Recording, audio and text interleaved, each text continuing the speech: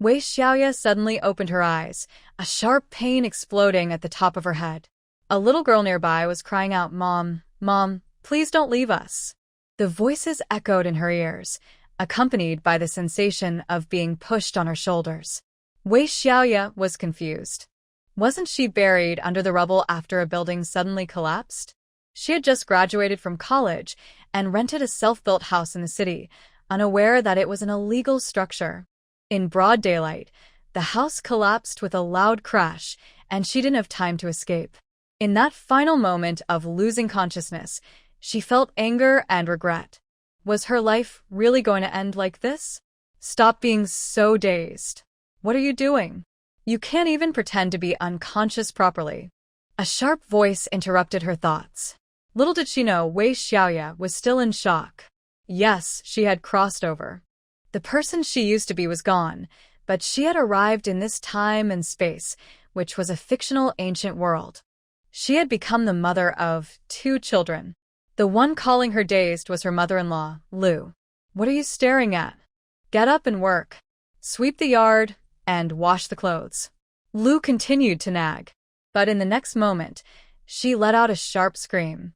No one expected that Wei Xiaoye, who had just been lying on the ground, would suddenly stand up and charge at Lu. With a strong push, she knocked the old woman down. Wei Xiaoye had absorbed the memories of the original owner. Why had she crossed over? It was because the original owner had been pushed by this woman, hitting her head on the table corner, and she had died. By a twist of fate, she had taken her place. Seeing how Lu treated her daughter-in-law so harshly, it was clear that the original owner was already gone.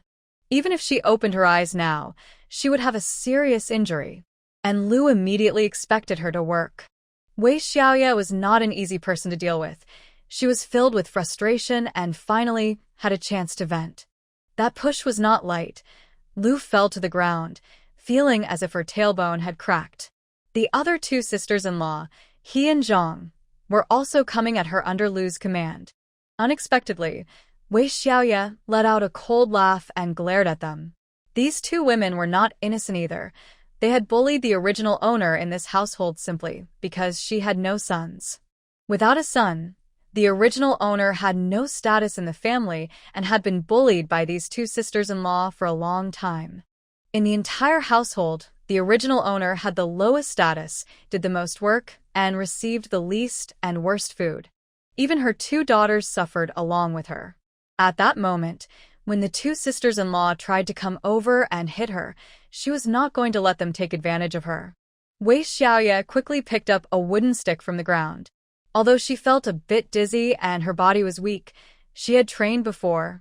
She was not a helpless lamb. She usually had no problem dealing with 2 or 3 strong men, let alone these 2 women. It was easy for her. Besides, when women fight, they mostly pull hair and grab arms, which Wei Xiaoye didn't care about. If she was going to play, she would play big. When He and Zhang saw her grab a stick, they didn't take her seriously. Usually, Wei Xiaoye acted like a pitiful little chick, too scared to speak loudly. Holding a stick was just for show. They lunged at her from both sides, but suddenly, Wei Xiaoye sprang up, and the stick seemed to have a mind of its own, flying up and down in her hands. Each strike landed precisely on the 2 women, creating a loud commotion. He and Zhang cried out in pain, while Lu was left stunned. After they each took a dozen hits and felt pain all over, Wei Xiaoye finally stopped to catch her breath. She couldn't help it, her body was a bit weak. The 2 women were so scared that they backed away, afraid Wei Xiaoye would catch her breath and continue hitting them. Lu was furious. "You crazy girl. I'll make my son divorce you." They all thought Wei Xiaoye would panic and beg for mercy, but to their surprise, she smiled strangely and said, "Come on, call that useless boy here." Lu shouted, "You really are crazy. You must be possessed by a ghost." Wei Xiaoye found her noise annoying and raised the stick in front of Lu, scaring her into silence as she stepped back several paces. Wei Xiaoye looked at the 2 little girls, the original owner's daughters, one about 6 years old and the other 4. "Come here, follow me." The 2 skinny little girls hurried to her side, still shivering. Wei Xiaoye couldn't help but feel sorry for them. Seeing Wei Xiaoye with the two girls, Lu started yelling again, ordering the other two daughters-in-law to go and hit them. But he and Zhang, having just taken a beating, didn't dare approach again. Wei Xiaoye rummaged through the kitchen and finally found some rough rice. When she looked up, she saw that the top two shelves of the cabinet were locked. Naturally, she reached out to Lu and said, "Give me the key." Lu was furious. "Are you trying to rob me? You think you can just take what's locked up? In short, I've already greeted you. If you don't give it to me, I'll have to take it by force." Wei Xiaoye looked around and spotted a hammer. In this time and place, a hammer was quite valuable. She picked it up and started smashing the cabinet with loud bangs. Lu sure wanted to teach her a lesson but was too scared to approach. She directed her two daughters-in-law to step forward, but they hesitated, afraid of the hammer Wei Xiaoye was swinging. After a moment of uncertainty, there was a loud clang, and the lock was smashed off. Wei Xiaoye happily opened the two cabinet doors. Inside were rice, flour, oil, and eggs. Seeing Wei Xiaoye's eyes light up and her mouth curve into a smile, Lu Shi realized she was about to take her precious food and couldn't hold back any longer. She charged at Wei Xiaoye, shouting, "I'm done for." Wei Xiaoye was prepared. As the two girls screamed in fear, she swiftly sidestepped. Lu Shi unexpectedly bumped her head against the corner of the cabinet with a thud and fell down. Wei Xiaoye was startled, thinking the old woman might have seriously hurt herself. But Lu Shi quickly got up, groaning, and pointed at Wei Xiaoye, cursing her. Wei Xiaoye laughed. "Did you not run into it yourself? If you want to blame me, I can do that too." Saying this, she pushed Lu Shi aside and locked the door. The two girls still looked at Wei Xiaoye in fear, unsure of what had happened to their mother today. Wei Xiaoye patted their little heads. "Are you very hungry? Let's eat quickly." This body was indeed very hungry. From the original owner's memories, it seemed she had never eaten her fill. At most, she had some coarse rice porridge or a black steamed bun, sometimes even just half of one. She worked hard at home, which made her look pale and thin, with deep-set eyes. While washing rice, Wei Xiaoye caught a glimpse of herself in the water. The original owner actually had quite nice features, an oval face, willow-like eyebrows, eyes like autumn water, and a small, delicate nose. But she looked tired and hopeless, her face lacking any spark. However, now that Wei Xiaoye had taken over, her gaze began to change. Ignoring the commotion outside with the three women, she took the two girls and cooked white rice and steamed eggs. She washed the green onions, chopped them into pieces, cracked the eggs into a mixing bowl, added a little water, and mixed in some salt. Heat the oil in the pan, and she doesn't hold back, pouring in enough oil until it sizzles. Then she skillfully adds the egg mixture. The thoughtful girl follows Wei Xiaoye's instructions, turning the heat up high and then down low, getting it just right. The little girl watches the golden eggs cooking, nearly drooling. Wei Xiaoye adds some chopped green onions to the eggs, and the delicious smell drives the people outside wild. The cooking goes quickly, and soon the food is on the table. The two little girls hesitate to eat, while Lu outside is shouting, "You wasteful one! Using so much oil to fry eggs. Are you trying to eat a last meal before heading to the afterlife?" Wei Xiaoye pays no attention to Lu's craziness and serves 3 bowls of rice, sitting down to eat with her daughters.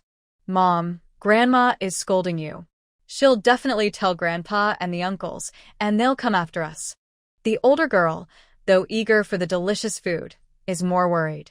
Wei Xiaoye sighs and pats her head. "Don't be afraid. I'm here. Just enjoy your meal. Even if there's a fight, we need to eat first." The older girl realizes this situation can't be ignored. Seeing her usually compliant mother so different today, she gathers her courage. "Okay, Mom, let's eat well first." She thinks that if there really is a fight later, she will help her mother, even if it means getting hurt. The 3 of them temporarily set aside their worries and enjoy the tasty food. "Mom, it's really delicious." The older girl praises sincerely. When do they ever get to eat white rice? Let alone these oily fried eggs. At home, Only Grandpa gets to eat eggs, and her cousin occasionally has a few. The rest are saved to be sold for money. And Mom just used 6 eggs. She used all the eggs Grandma had hidden. She suspects that if there were 10 eggs, Mom would fry them all at once. Wei Xiaoye enjoys her meal too, finally feeling some food in her stomach. This body was so hungry it felt like it was in knots. The 3 of them finish half a pot of rice and all 6 fried eggs. Wei Xiaoye finally feels full and reminds them, if there's a fight later, you don't need to help. Just stay far away to avoid getting hurt. Just then, it's lunchtime, and the Wang family, working outside, is hurriedly called back by he. When they return home, they find the kitchen door tightly shut, with Lu outside jumping and shouting, while no sound comes from inside. Old Wang shouted, "Third families, are you really crazy? Hiding in there and eating all by yourself?" "It's not just eating alone," the wife replied. "This scoundrel cooked all the rice and fried all the eggs." Old Wang, along with Wang Da and Wang Er, were shocked, thinking that Wei was truly losing her mind. "You crazy woman, open the door. I'll have Third come back this afternoon and send you away," Wang Da yelled, banging on the door. In the midst of the chaos, a voice called out, "Elder brother, what's going on at home?" Dia quietly said from inside, "Mother, Father is back." But there was no joy in her eyes. What does it matter if Father is back? He usually ignores us, and all the money he earns goes to Grandma. "San Leng, what's your sister making a fuss about?" Wei Xiaoye heard another woman's voice. Everyone fell silent for a moment. Wei Xiaoye quickly opened the door and saw a man rush in, angrily saying, "What are you doing?" She looked him over and recognized him as her husband, Wang Sansong. He had a dark complexion, stood about 5'7", and looked quite ordinary. His face was filled with anger, and he seemed ready to fight. Behind him was a woman in a light pink cotton dress, looking around 20. She stepped forward amidst the family silence, slightly bowed and smiled. "So this is my sister. I'm Fan Nian.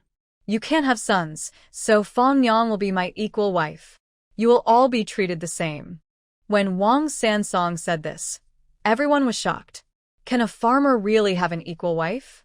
Before they could recover from the surprise, Wang Sansong continued coldly, "If Fong Yang has a son, then you will be a concubine. Since you have given birth to 2 daughters, I won't abandon you. I'll still provide for you. Don't be ungrateful and cause trouble at home. I assume you've heard some rumors, which is why you're making a scene. There's nothing to fuss about. If you can't have a son, someone else will take your place. I can't die without anyone to take care of things." While Wang Sansong spoke, Fong Yang stood beside him, smiling calmly. Wei Xiaoye replied, "So what you mean is that I should stay in the Wang family, working like a servant, while you give us just a couple of plain buns to eat every day. Don't be ungrateful." Before Wang Sansong could finish, Wei Xiaoye suddenly turned and dashed into the kitchen like the wind. Lu's heart skipped a beat, feeling something was wrong. Before she could scream, there was a loud crash. Everyone rushed to the kitchen and saw Wei Xiaoye wielding a hammer, showing her strength. Everything in the kitchen was in ruins. The coarse porcelain bowls in the cupboard were smashed to pieces, and even 2 pots were destroyed. Almost nothing was spared. Even the tables and benches were dented from the hammer. Fong Yang gasped in shock. Lu was screaming, and the men from the Wang family looked on in disbelief. They quickly reacted, shouting and trying to stop her madness. But Wei Xiaoye swung the hammer fiercely, scaring them into retreating, afraid they might get hit. Wei Xiaoye disdainfully glared at them. "A bunch of cowards." Fong Yang covered her face in shock and said, "Sister, don't go too far." Wei Xiaoye walked outside with a hammer, causing the Wang family to back away in fear. Everyone was worried she might take her anger out on them with a swing. That could really hurt. Wei Xiaoye mimicked Fong Yang's voice and said, "Sister, I'm going to keep going down this path. You cheer me on." Realizing they didn't understand the phrase cheer on, she laughed and added, "I believe in you. Fight hard. Welcome to the Wang family to work like a horse." Fong Yang was surprised that Wang Sansong's original partner was like this and didn't know how to respond. She wanted to say that Wang's Sansong didn't bring her in to work like a horse. But it was clear Wei Xiaoye didn't care. She was on a rampage. She marched into the house of old Wang and Lu Posey, causing more chaos with her hammer. Lu Posey shouted, "You all, hurry and stop her. This crazy woman has already destroyed the house." He sure tugged at Zhang Shi's sleeve and whispered, "Sister-in-law has really lost it. She seems to want to end it all with us." Zhang Shi felt the same way. They looked at the charming Feng Yang and couldn't help but empathize with Wei Xiaoye. If their husbands brought another woman home, would they have the courage to cause a scene? Wang Sansong trembled with anger. "Wei Xiaoye, I want a divorce." Wei Xiaoye ignored him, feeling upset and venting her frustration and anger. Ding dong, host Wei Xiaoye has successfully triggered the system and can now receive a beginner's gift package. Wei Xiaoye felt a bit better and complained, "Why didn't you give it to me as soon as I arrived?" "Because this system needs to observe the host's performance." The system's voice was soft and cute. Wei Xiaoye didn't want to think about anything else for now. She focused on the beginner's gift package. 10 pounds of rice and a healing ointment. "This is so stingy," Wei Xiaoye muttered. "This system will grow with the host. As the host becomes stronger, the system will improve too," the system explained carefully. In fact, Wei Xiaoye was quite happy. With food, she didn't have to worry about survival. The healing ointment was also very thoughtful. She quickly thought, "Take out the healing ointment," and it appeared in her hand. She applied the ointment to her head wound, and the pain immediately lessened. This ointment was indeed good. After putting the ointment back, she started to smash things again. The commotion at the Wang family's house had already shocked the villagers, and many onlookers gathered in the yard. Some well-meaning people advised Wei Xiaoye to stay calm. "Xiaoye, although Sansong handled this poorly, at least Feng Yang can't outdo you. Yeah, smashing the house to pieces will still cost money to fix. Just focus on living well. After Feng Yang has a chubby boy, he will be your son too." Wei Xiaoye rolled her eyes at these strange comments. She looked around, wondering where Lu Posey had hidden the money she received. Unfortunately, the old woman must have hidden it well. After all the smashing, she couldn't find any money. She lifted the pillow and turned over the bedding, finally finding a few dozen copper coins. That works, no matter how little. Wei Xiaoye collected all the coins and stored them away. Instantly, she saw the smart panel, which showed 33 copper coins in total. She wanted to search more, but the Wang brothers had found some long sticks and rushed into the house. They intended to let the villagers see how Wei Xiaoye was acting crazy, making it less surprising if Wang Sansong brought another woman home. Moreover, if Wei Xiaoye continued to cause trouble and the Wang family really hit her, public opinion would likely side with them. They thought Wei Xiaoye would just act crazy and back off, not daring to cause more trouble. Little did they know, Wei Xiaoye didn't care at all, and quickly wrecked the room even more. At this point, they could no longer hold back. The first to act was Wang Sansong. He angrily grabbed a long stick and charged at Wei Xiaoye. However, contrary to his expectations, the stick did not make her cry for mercy. Wei Xiaoye skillfully grabbed the stick and pulled it hard, causing Wang Sansong to stumble forward several steps. She then pushed the stick back with force, making Wang Sansong, who was still off balance, stumble backward. Just as he was about to regain his footing, Wei Xiaoye let go of the stick. Wang Sansong stumbled back a few steps and fell to the ground, making everyone burst into laughter. Wang Sansong's face turned bright red. He couldn't understand how a strong man like him could be pushed around by a weaker girl and end up on the ground. Wei Xiaoye casually walked out of the room, mocking him. "A big man like you is so useless. Trash like you should be thrown to Feng Yang, the trash can." "What are you talking about? Feng Yang is both beautiful and gentle." "Beautiful and gentle? How could she possibly like a clumsy man like you? What's your story?" Wei Xiaoye's question made Feng Yang blush. Others were also puzzled. Wang Sansong only worked as a helper in a tavern, so how did he end up with such a lovely and gentle woman? Feng Yang covered her face with her sleeve, her voice trembling.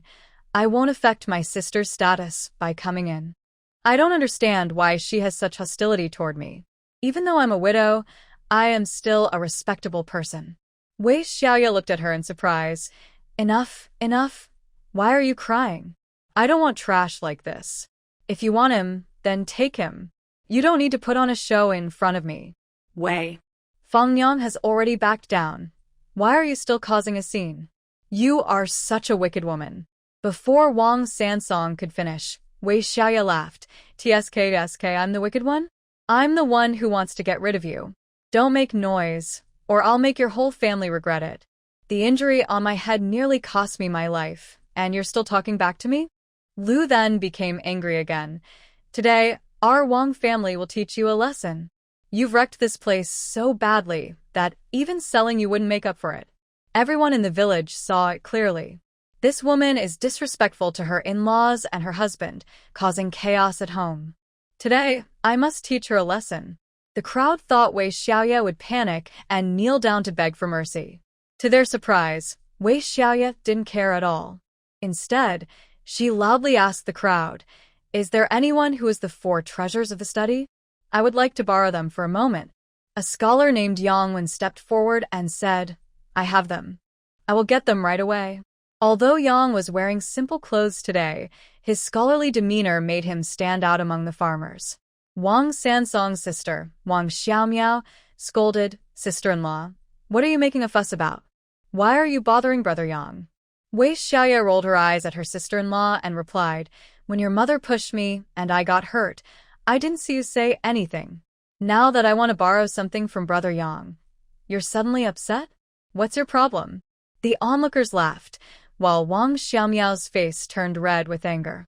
Yang was quite popular in the village, not only because he was a scholar but also because he was handsome. Many girls were interested in him, but few dared to openly express their feelings like Wang Xiaomiao did. Wei Xiaoye, however, wouldn't let her off easily, making her feel embarrassed in front of everyone. When Yang arrived, he was accompanied by the village head. It turned out this situation had escalated enough to involve him. "What's going on here?" Wu, the village head, who was in his 30s, spoke with authority. Old man Wang sighed. "I apologize for troubling you, village head. It's a shame for our family to have such a troublesome woman, making a fool of us in front of the whole village." Lu quickly chimed in, "Village head, you must help us. My sister-in-law has gone mad, destroying our home and hitting her husband. She even cooked all the rice and eggs I had locked away." Lu was about to continue, but others were growing impatient. In a situation like this, were the rice and eggs really that important? "Village head, you came at the right time. I also need your help.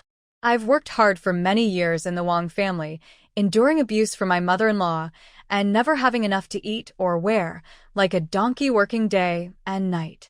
I've been hurt and my life feels half gone. Now, I don't want to stay in the Wang family any longer. This Wang San is quite something, bringing home a beautiful widow and saying he will marry her as a second wife. I'm ready to make space for them. I want a divorce." Wei Xiaoye's words were brief and her tone calm. However, what she said was shocking. Wang Sansong's face turned red, and he pointed at her, trembling. "Are you crazy? How dare you divorce me? What are you to me? I wouldn't dare to divorce you." Wei Xiaoye replied dismissively. Lu, seeing her son embarrassed, refused to back down. "You wicked woman. You must have been seeing someone else and are now trying to leave my son." Wei Xiaoye sneered. Spreading rumors was a specialty of these malicious women. If the original owner were here, she might have been too ashamed to face such slander. "You say my son is unfaithful, but you don't mention that? And you, an old woman, keep talking about infidelity. It seems you're quite familiar with it." Her words made the crowd burst into laughter, echoing loudly. Everyone looked at Wei Xiaoye in surprise. Yes, it was that timid young wife. But now, she was completely different. Wei Xiaoye held her head high, her expression disdainful. Even when confronting Lu, she didn't act like the other village women who would shout and point fingers. Instead, she calmly spoke words that made the Wang family furious. Wang Sansong fell silent for a moment, then stepped forward and raised his hand to slap her. Gasps filled the crowd as it seemed his hand was about to hit her face. However, Wei Xiaoye was quick. She firmly grabbed Wang Sansong's hand and twisted it effortlessly. The crowd heard a loud, and Wang Sansong's face changed in pain as he mumbled curses. The more he cursed, the more Wei Xiaoye twisted his wrist, until he was in agony and had to beg for mercy. Wei Xiaoye released his hand, watching as he stumbled back several steps before stopping. "Divorce her. You must divorce her." Lu shouted in frustration. "You won't find another woman who beats her husband like this." Unexpectedly, Wei Xiaoye took out some writing tools and quickly wrote a divorce letter. She signed her name and gestured to Wang Sansong. "Come sign this." Everyone was astonished. Wei Xiaoye could read and write. Even Yangwen and the village head were surprised, and when they saw her writing was quite good, they were even more amazed. Wang Sansong recognized a few characters, including his name and the words divorce letter. He is really going to be divorced? Wang Sansong angrily said, "If anyone is going to divorce, it should be me. I will write the divorce letter." Wei Xiaoye mockingly replied, "Can you even write a divorce letter?" Wang Sansong was furious but couldn't argue back, so he looked to Yangwen for help. "Please, Yang family brothers, help me." Yangwen felt a bit awkward. He had only glanced at the divorce letter, which clearly stated, the in-laws were unkind, the husband had poor morals, and the whole family bullied Wei. Unable to endure it any longer, she decided to leave her husband. It also stated that their 2 daughters would stay with her and have nothing to do with the Wang family in the future. Now that Wang Sansong was asking for help, if he really assisted in writing the divorce letter, it would clearly offend Wei. Wei Xiaoye sneered, "You useless coward. I am definitely divorcing you. Do you still dare to ask others for help?" As she spoke, she raised a hammer and, amid the crowd's gasps, ruthlessly struck Wang Sansong on the shoulder. "Will you sign?" she asked, hitting him again. After 3 or 4 hits, Wang Sansong shouted, "I'll sign, I'll sign." Wei Xiaoye was considerate. She struck his left shoulder, so he could still write with his right hand. "If you don't sign, I'll break your hands, and you can just leave a fingerprint," Wei Xiaoye said coldly. Lu shouted, "Village chief, in broad daylight, this wicked woman is attacking. We must report her and send her to the authorities." "Go ahead, report me. But you have to sign this document first." Seemingly provoked by Lu, Wei Xiaoye became even more ruthless, and in front of everyone, she directly slapped Wang Sansong twice. The slaps left clear handprints on his face. Everyone was stunned. In the village, domestic violence was not uncommon, but it was usually men hitting women. Wei Xiaoye had also been beaten in the Wang family. She had been hit by Wang Sansong, by Lu, and bullied by her 2 sisters-in-law. What no one expected was that the wheel of fortune would turn, and one day Wei Xiaoye would beat Wang Sansong. Compared to the pain on his face and body, Wang Sansong felt that these 2 slaps were the greatest humiliation. He wanted to retaliate against Wei Xiaoye, but he had no strength at all. His whole body ached terribly. Wei Xiaoye continued to sneer, "What, do you still want to hit me? Don't you remember when your family used to hit me? Village chief, uncles, today I am really making a scene. I will divorce him, and I will cut off all ties. I have been bullied before, and I want some payback." She grabbed Wang Sansong's collar and lifted him up. "If you don't want me to break your hands, sign this right away. After you sign, we go our separate ways. Otherwise, your family will have no peace." Wei Xiaoye's tone was cold, and her gaze was sharp. The Wang family felt a jolt of fear. They had seen Wei Xiaoye's strength. She could fight and cause damage. They didn't want her as a daughter-in-law anymore, but they were also reluctant to let her go so easily. Wang Sansong was still recovering when he saw Wei Xiaoye lose her patience. She picked up a hammer and headed toward another room. That was his sister, Wang Xiaomiao's room. Wang Xiaomiao opened her arms wide. "What are you going to do?" But Wei Xiaoye pushed her hard, causing her to stumble. The Wang family couldn't stop her, and soon they heard the sound of smashing and crashing. Wei Xiaoye was enjoying herself. Wang Sansong would definitely sign the divorce papers, but for now, she wanted to cause a bit more chaos in the Wang family. Wang Xiaoye screamed as she rushed into the room, and it was indeed a mess.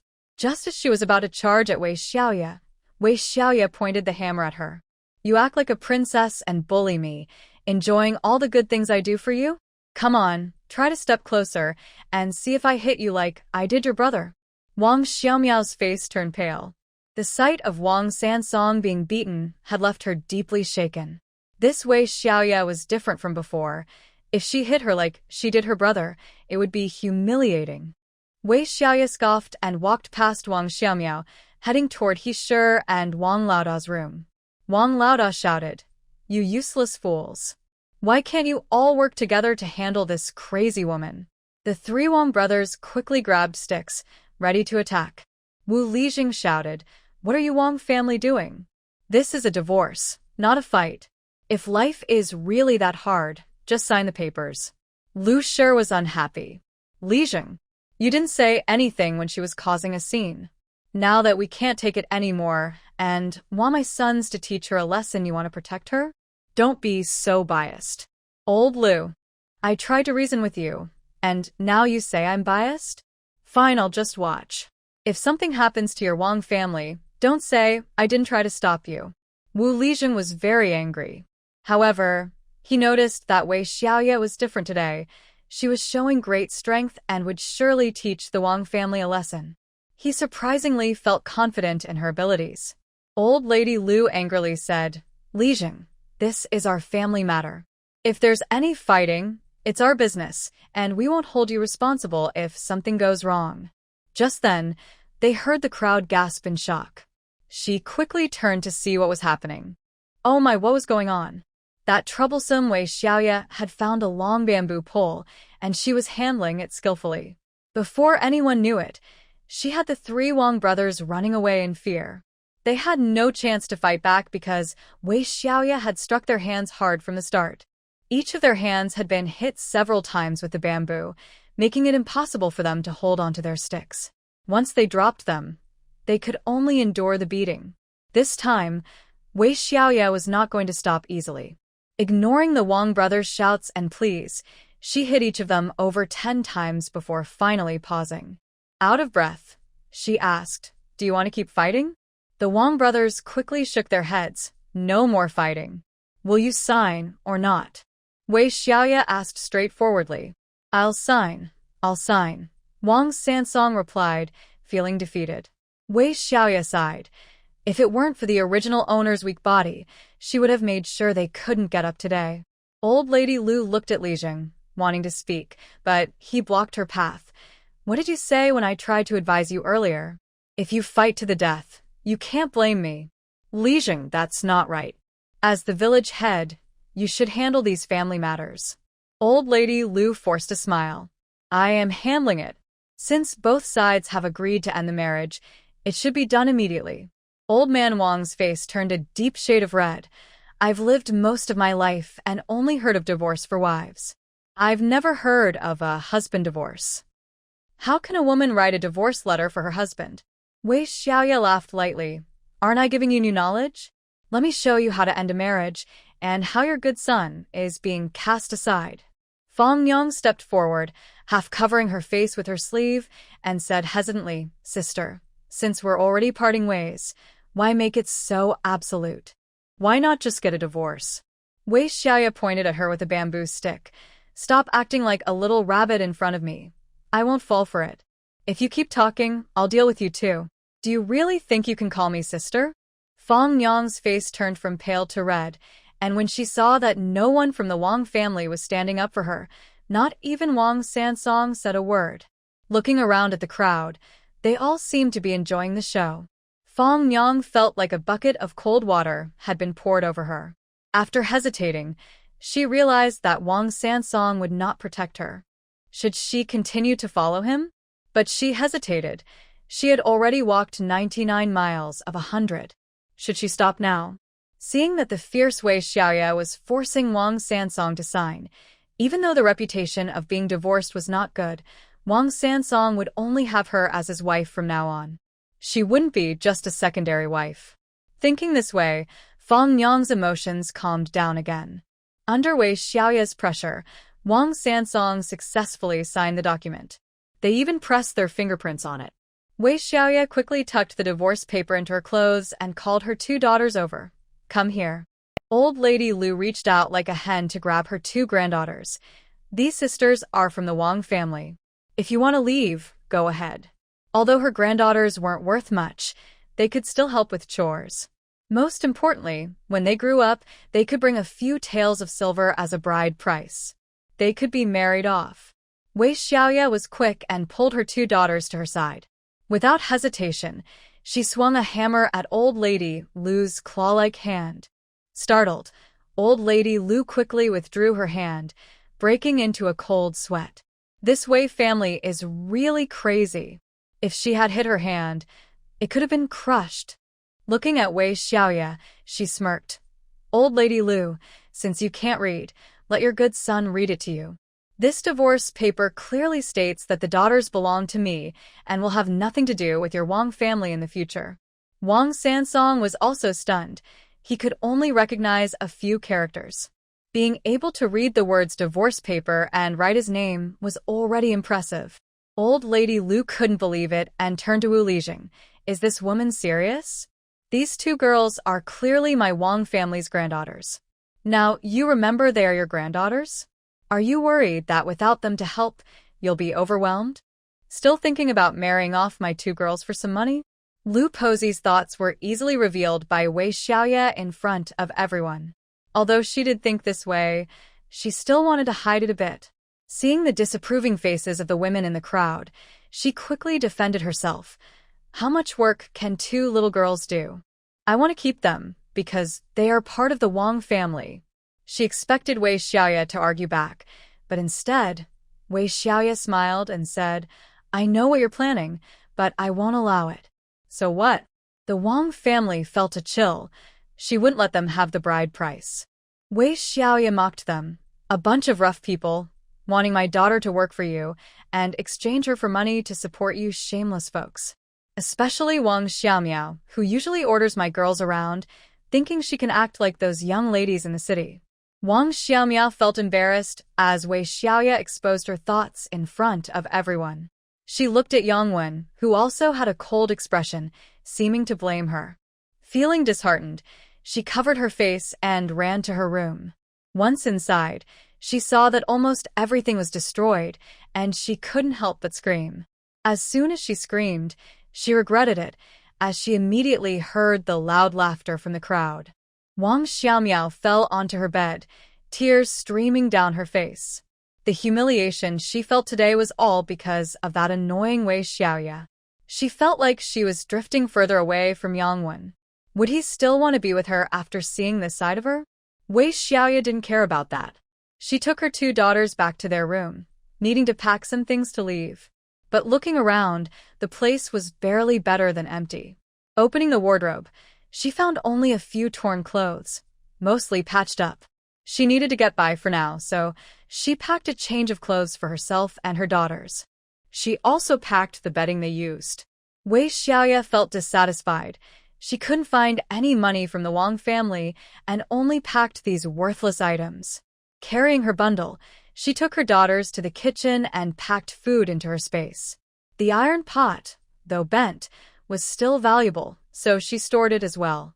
Wei Xiaoye raised her eyebrows slightly, realizing she had made a mistake by causing such a mess. She stored her belongings in a space using her mind, so others couldn't see it. It only looked like she was just moving around. When they noticed the items were gone, who would know where they went? Wei Xiaoye also put the water tank and firewood into the space, feeling satisfied this time. Though the space looked shabby, it was about 120 square meters, allowing for a lot of storage. Why is there no magical soil or spring? It said that you can grow crops in the space and speed up their growth, letting the host relax as a landowner. Host, once you earn a lot of money, you can unlock new features. Alright, that sounds good. At least there is hope for a better life. Everyone saw Wei Xiaoye with 2 girls, packing a small bundle and preparing to leave the Wang family. An elderly woman advised, Xiaoye, where can you go with 2 girls? A woman with 2 kids can't survive. Your family isn't easy to deal with. What will you do? The original owner was honest and kind, well-liked in the village, and now many were worried about her future after the commotion. Old Lady Lu felt pleased, saying, "Why do you care where she goes? Isn't she capable? Leaving my Wang family, she might just fly away." However, Wei Xiaoye only smiled sarcastically at her and walked out with the 2 girls, still holding that iron hammer. As the 3 of them left the yard, their figure didn't seem pitiful, but rather carefree. After such a scene, the villagers had enough gossip and suddenly realized they hadn't eaten yet. Everyone hurried home to cook. As people dispersed, Old Lady Lu called her daughter-in-law to prepare a meal. He and Zhang checked the kitchen and exclaimed, "Dad, Mom, there's no food left. The pot is gone. The firewood is missing too." The Wang family was stunned. How could these things just disappear? Wang Dazhong angrily said, "It was that Wei who stole them."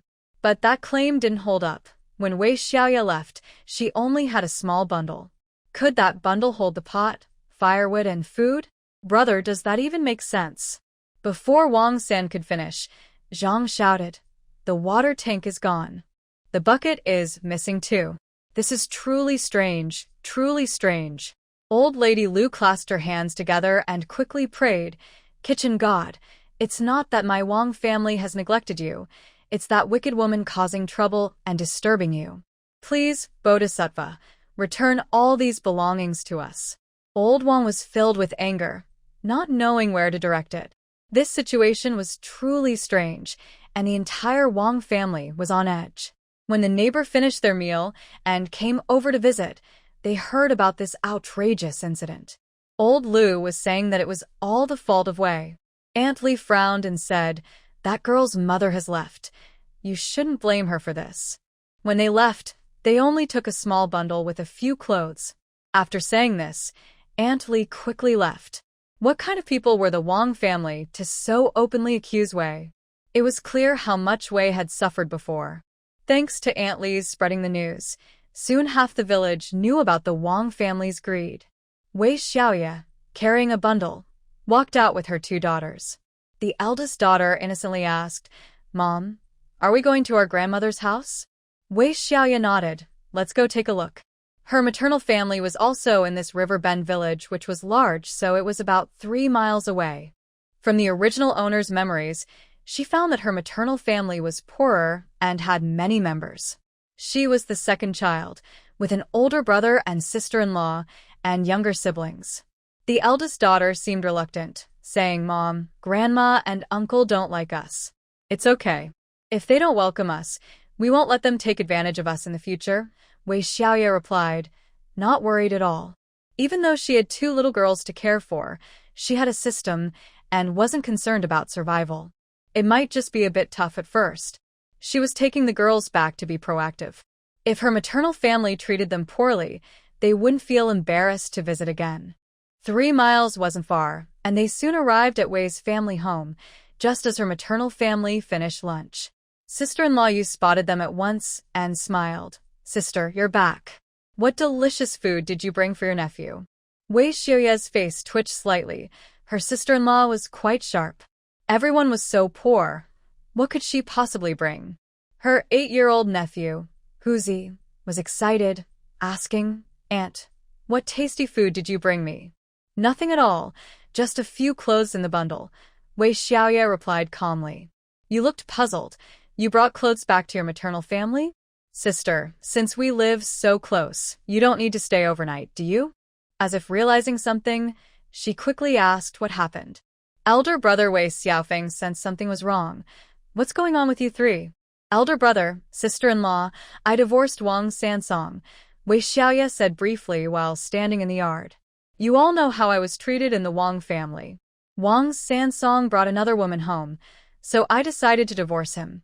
The divorce papers are signed, and I have my fingerprint on them." As soon as she finished speaking, Yu couldn't hold back and shouted, "What? You divorced Wang Sansong? Are you planning to stay at your mother's house with 2 girls?" Old Wei was also shocked and said in a deep voice, "What exactly happened?" Mother Chung and sister Wei Xiaoye hurried out, and Chung looked very worried. Eldest daughter, what's going on?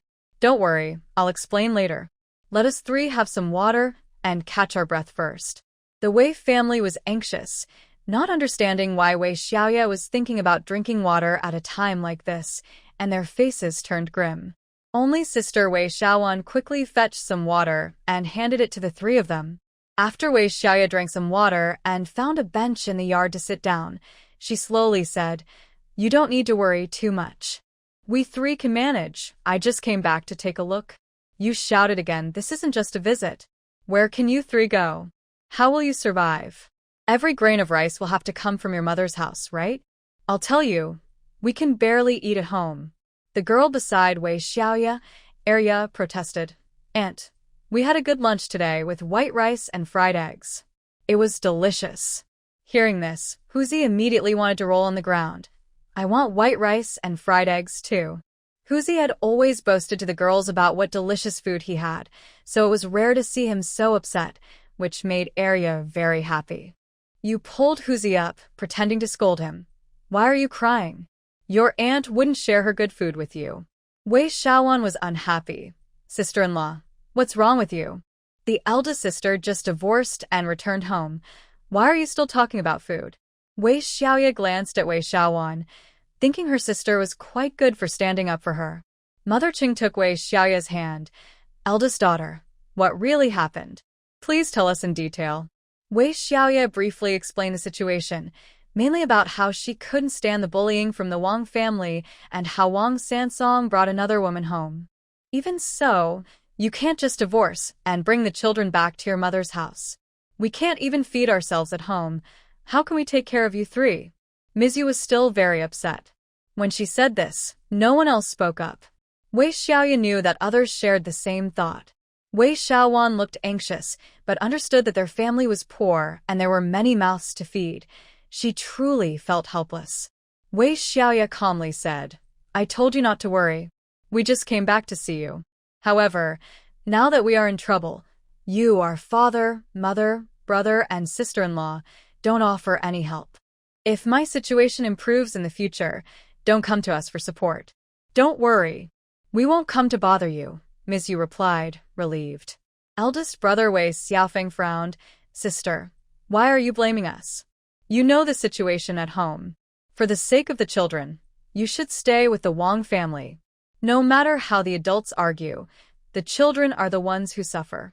Wei Xiaofeng spoke beautifully, appearing to care deeply for the children. Wei Xiaoye couldn't help but laugh. "Brother, don't just talk a good game. You act like a good person, but when your sister is being mistreated, you don't even say you'll stand up for me. You know my children are in need, yet you don't offer any food to fill their stomachs. Anyone can pretend to be a good person, but your show of kindness is less sincere than your sister-in-law's straightforwardness, which is much more refreshing." Wei Xiaoye's words made Wei Xiaofeng blush. He pointed at her. "You've changed so much. No wonder the Wang family can't accept you, and no wonder Wang Sansong wants to bring another woman home. It's all because you're too disobedient. Enough. Since my family doesn't want me, I won't return to this home. Just remember what you said. From now on, I am neither part of the Wang family nor yours." As Wei Xiaoye spoke, she stood up and took her children, Dia and Arya, outside. She felt cold for the original owner. No wonder the original owner lived such a constrained and patient life. It was because she had no confidence and no support. Chengshi was still sobbing.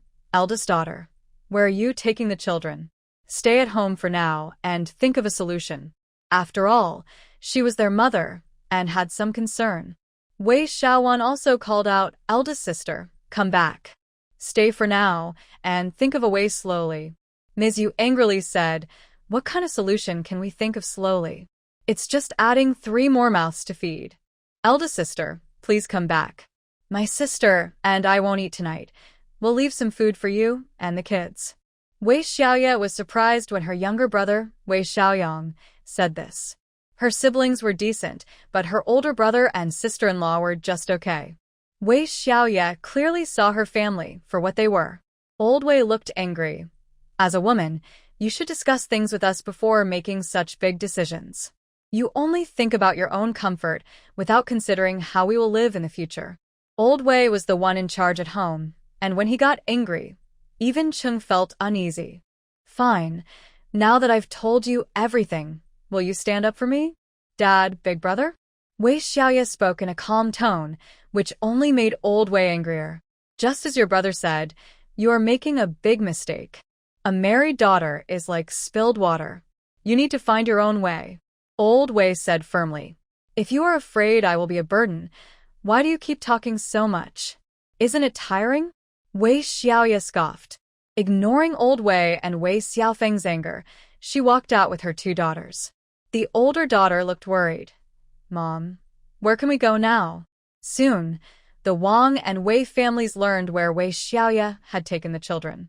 She found the village head and rented an old house from Aunt Gao. The old house had just 1 kitchen and 1 bedroom. The other rooms had collapsed. The rent was cheap, only 20 coins a month. Aunt Gao looked sympathetic. Xiaoye, I know you're having a hard time. You can pay me later, when you have some money. Wei Xiaoye gratefully accepted. Thank you, Aunt. Aunt Gao sighed. The old house was sitting empty, and it might not be livable for long. This arrangement helped Wei Xiaoye a bit. The village had approved the deal. Although 20 coins wasn't much, it was still a loan, and no one could complain. Especially not about Wei Xiaoye taking advantage of someone. Wei Xiaoye and her 2 daughters arrived at the old house, and were quite satisfied. Though it was run down, it seemed stable for the time being. There wasn't much furniture, but they could manage. It was late summer, and the heat was still strong, which meant fewer worries about staying warm. Wei Xiaoye and her daughters gathered some dry straw and spread it on the floor. Then they took out their bedding and set it up. The older daughter, now understanding more, asked curiously, Mom, where will we put the blankets? Will our things fit? Wei Xiaoye paused for a moment. With the 3 of them living together, how could they hide these unusual things? She had to tell a little lie. Dia, Arya, you need to listen carefully to what I say. Your grandma pushed me, and I got hurt. At that time, a kind old lady said that I am a good person and shouldn't be bullied. So, she taught me some secret skills. This is a big secret, and you must not tell anyone if they ask. Arya was still a bit confused, but Dia became excited. No wonder Mom has become so strong. It's because of the old lady's secret skills. Wei Xiaoye smiled and nodded. So, you don't have to worry about surviving. Our lives will only get better. Little Dia was originally very worried. She understood a lot for her age. Their mother had taken her and her sister away from the Wang family, and they were not taken in by the Wei family. They had no money, no land, and no food. How could they live? Now she understood. Mom, no wonder you are so strong for bringing me and Arya away from the Wang family. Arya didn't fully understand, but the conversation between her sister and mother calmed her worries. Although there was no bed, the thick dry straw was laid out and covered with a mattress, making the ground quite soft. Arya lay down and felt very satisfied. Wei Xiaoye gently said, Are you hungry? Let's cook something. Today had been a tiring day, and she really felt exhausted. Fortunately, the first aid kit from the system had healing medicine that worked well, so she wasn't too hindered by her injury. In Dia's eager gaze, Wei Xiaoye used her mind to take out items from her space, a water jar, a rice pot, firewood, and even some bowls that hadn't been broken. Dia obediently sat in front of the stove and started the fire. Wei Xiaoye had collected all the food from the Wang family, so besides the 10 pounds of white rice from her starter kit, there were also 10 pounds of white rice, 10 pounds of flour, and about 30 pounds of mixed grains from the Wang family. They even had oil. It was a big bowl of oil rendered from fatty meat by Lu Posey. This was all set before her. Host, the shopping system has successfully opened, and you can shop freely. If you need ancient packaging, there will be an additional 1% service fee. Wei Xiaoye smirked. Well, a 1% service fee wasn't too much, and would save a lot of trouble. She glanced at the system store, which had a wide variety of goods, even including Lao Gan Ma chili sauce. The price was 8 coins. It's actually quite fair, but at this moment, she only has 33 coins, and every coin must be spent wisely. Wei Xiaoye saw the salt on the shelf and was incredibly excited. She really felt like she was about to get rich. Host, please be careful. According to this system, ancient regulations on salt and iron tools were very strict. For your safety, do not act recklessly. Of course, this system also prohibits the resale of regulated items like salt and iron tools. Wei Xiaoye silently pouted. Well, the system isn't all-powerful. However, this restriction makes sense. If she sold salt recklessly, she would be in big trouble. Wei Xiaoye browsed the store system and bought 2 coins worth of salt and a pack of pickled vegetables. Fortunately, these items were not packaged like modern products, but appeared directly in her bowl. Though simple and rough, it eliminated potential risks. Deya excitedly tended the fire, not expecting that after her mother brought her and her sister out, they could still have rice porridge. This was white rice, not those coarse grains that scratch the throat. The white rice bubbled in the pot, releasing a delightful aroma. It was still early, and Wei Xiaoye and her 2 daughters had already eaten dinner. Some families in the village actually skipped dinner. Even if they ate, it was just a bit of grain porridge. It was cooked thinly, just enough to fill their stomachs. But Wei Xiaoye's rice porridge was thick, not much different from a meal. With a little salt and pickled vegetables added, Deya and Arya enjoyed it greatly. Eat slowly. No one is here to disturb us, and there's plenty left in the pot, Wei Xiaoye gently reassured them. Strangely, she had only recently graduated from university in the modern world, and now, by chance, she had become the mother of 2 little girls. She initially thought she would feel awkward and lost. But facing the deep reliance and trust of the 2 girls, she found herself filled with maternal love. Wei Xiaoye sighed quietly. Although she occupied their mother's body and couldn't love them exactly like the original, she wanted to care for them well and protect them. This was essential. She silently observed the 2 little girls and quickly accepted the fact that she was now their mother. The 2 girls were quite pretty. After all, the original mother was beautiful, so it was only natural they inherited her looks. Both had big double eyelids, and their eyes were like shiny black grapes. Just those eyes added a lot of charm. Deya looked at Wei Xiaoye with a hint of confusion. Mom, why are you looking at me like that? Wei Xiaoye smiled. It's just that my 2 little girls are growing up beautifully. In the future, I will work hard to earn money to buy new clothes for you. Mom, we don't need new clothes. If we can have this rice porridge every day, I will be very happy, Arya quickly replied. Deya, clearly more sensible, said, Arya, this rice porridge is not something we can have every day. It's quite expensive. Mom, let's save on food in the future. Wei Xiaoye felt a pang in her heart. Don't worry, I will make sure we all live well. As she said this, she communicated with the system in her mind. System, seeing how hard life is for us 3, can't you send us some more gifts? The system was silent for a while before responding. Host, this shopping system can recycle items for silver. Wei Xiaoye felt happy again. It turned out she could not only buy things from the system, but also sell things to it. How much can this old iron pot be worth? The system quickly displayed an estimate. 50 coins. Wei Xiaoye was speechless. Isn't iron supposed to be valuable? The system replied, sounding quite aggrieved. In our system, it's not worth much. Well, who could argue with those who set the rules? Since she couldn't change her situation, she had to adapt. Wei Xiaoye carefully checked the shop again, but there was nothing unusual, mostly food items. Host, as your silver increases and your abilities grow, this system will also become richer. That really comforted her. Anything is possible. After dinner, Wei Xiaoye cleaned the pots and bowls and stored them away. She bought a basin and toothbrushes from the system, and the 3 of them washed their hands and faces and brushed their teeth. Soon, the original 33 coins were down to just 13. This made Wei Xiaoye feel a bit anxious. It seemed she needed to find a way to earn money tomorrow and not just spend it all. Deya and Arya were incredibly excited. Mom, there's a toothbrush like this? It's so soft, brushing my teeth doesn't hurt at all.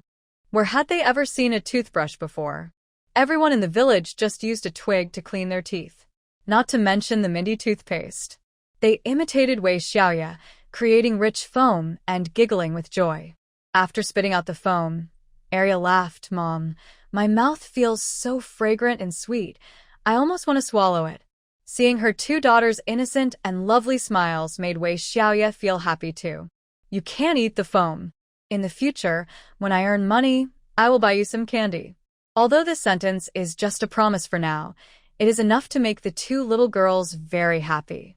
As it got darker and there were no entertainment activities, and with no lights at home, Wei Xiaoye naturally took her two daughters to bed. The house was old, and the courtyard gate looked more like a decoration. Wei Xiaoye locked the door and placed a wooden stick nearby, just in case something unexpected happened. She wouldn't hold back. If necessary, she would also take out the hammer stored in her space. The three of them squeezed onto a mat and slept soundly. Wei Xiaoye couldn't help but think that she would rather follow a mother who begged for food than a father who was an official. No matter the living conditions, having her daughters with her brought her peace of mind. Eating plain porridge and sleeping on the floor was also a kind of happiness. She thought about how she might be gone in that other world, but coming to this one was also a continuation of life. Perhaps heaven chose her to be the mother of these two girls as a kind of trade. But for her, this trade was definitely a gain. Lost in thought, she fell into a deep sleep. The next morning, Wei Xiaoye opened her eyes and felt that the wound on her head had healed and no longer hurt. But she still applied some ointment. She didn't care about scars, but she hoped to recover completely soon. Having a space was really convenient. Everything she took from the Wang family was stored there. She could take things out when needed. For example, the water in this large jar could last the three of them for several days. Of course, if she could quickly buy other bathing items for washing and cleaning, the water wouldn't last as long. Looking at the bear house, Wei Xiaoye thought about how much she needed to buy. Mom, are we having breakfast? The older girl asked casually. Even if there was no breakfast, she wouldn't be too disappointed. Wei Xiaoye sighed quietly. The little girl was so mature at such a young age and had already gotten used to hardship. Of course we will eat. From now on, we will have 3 full meals every day. The younger girl looked happy and smiled widely, showing 2 dimples.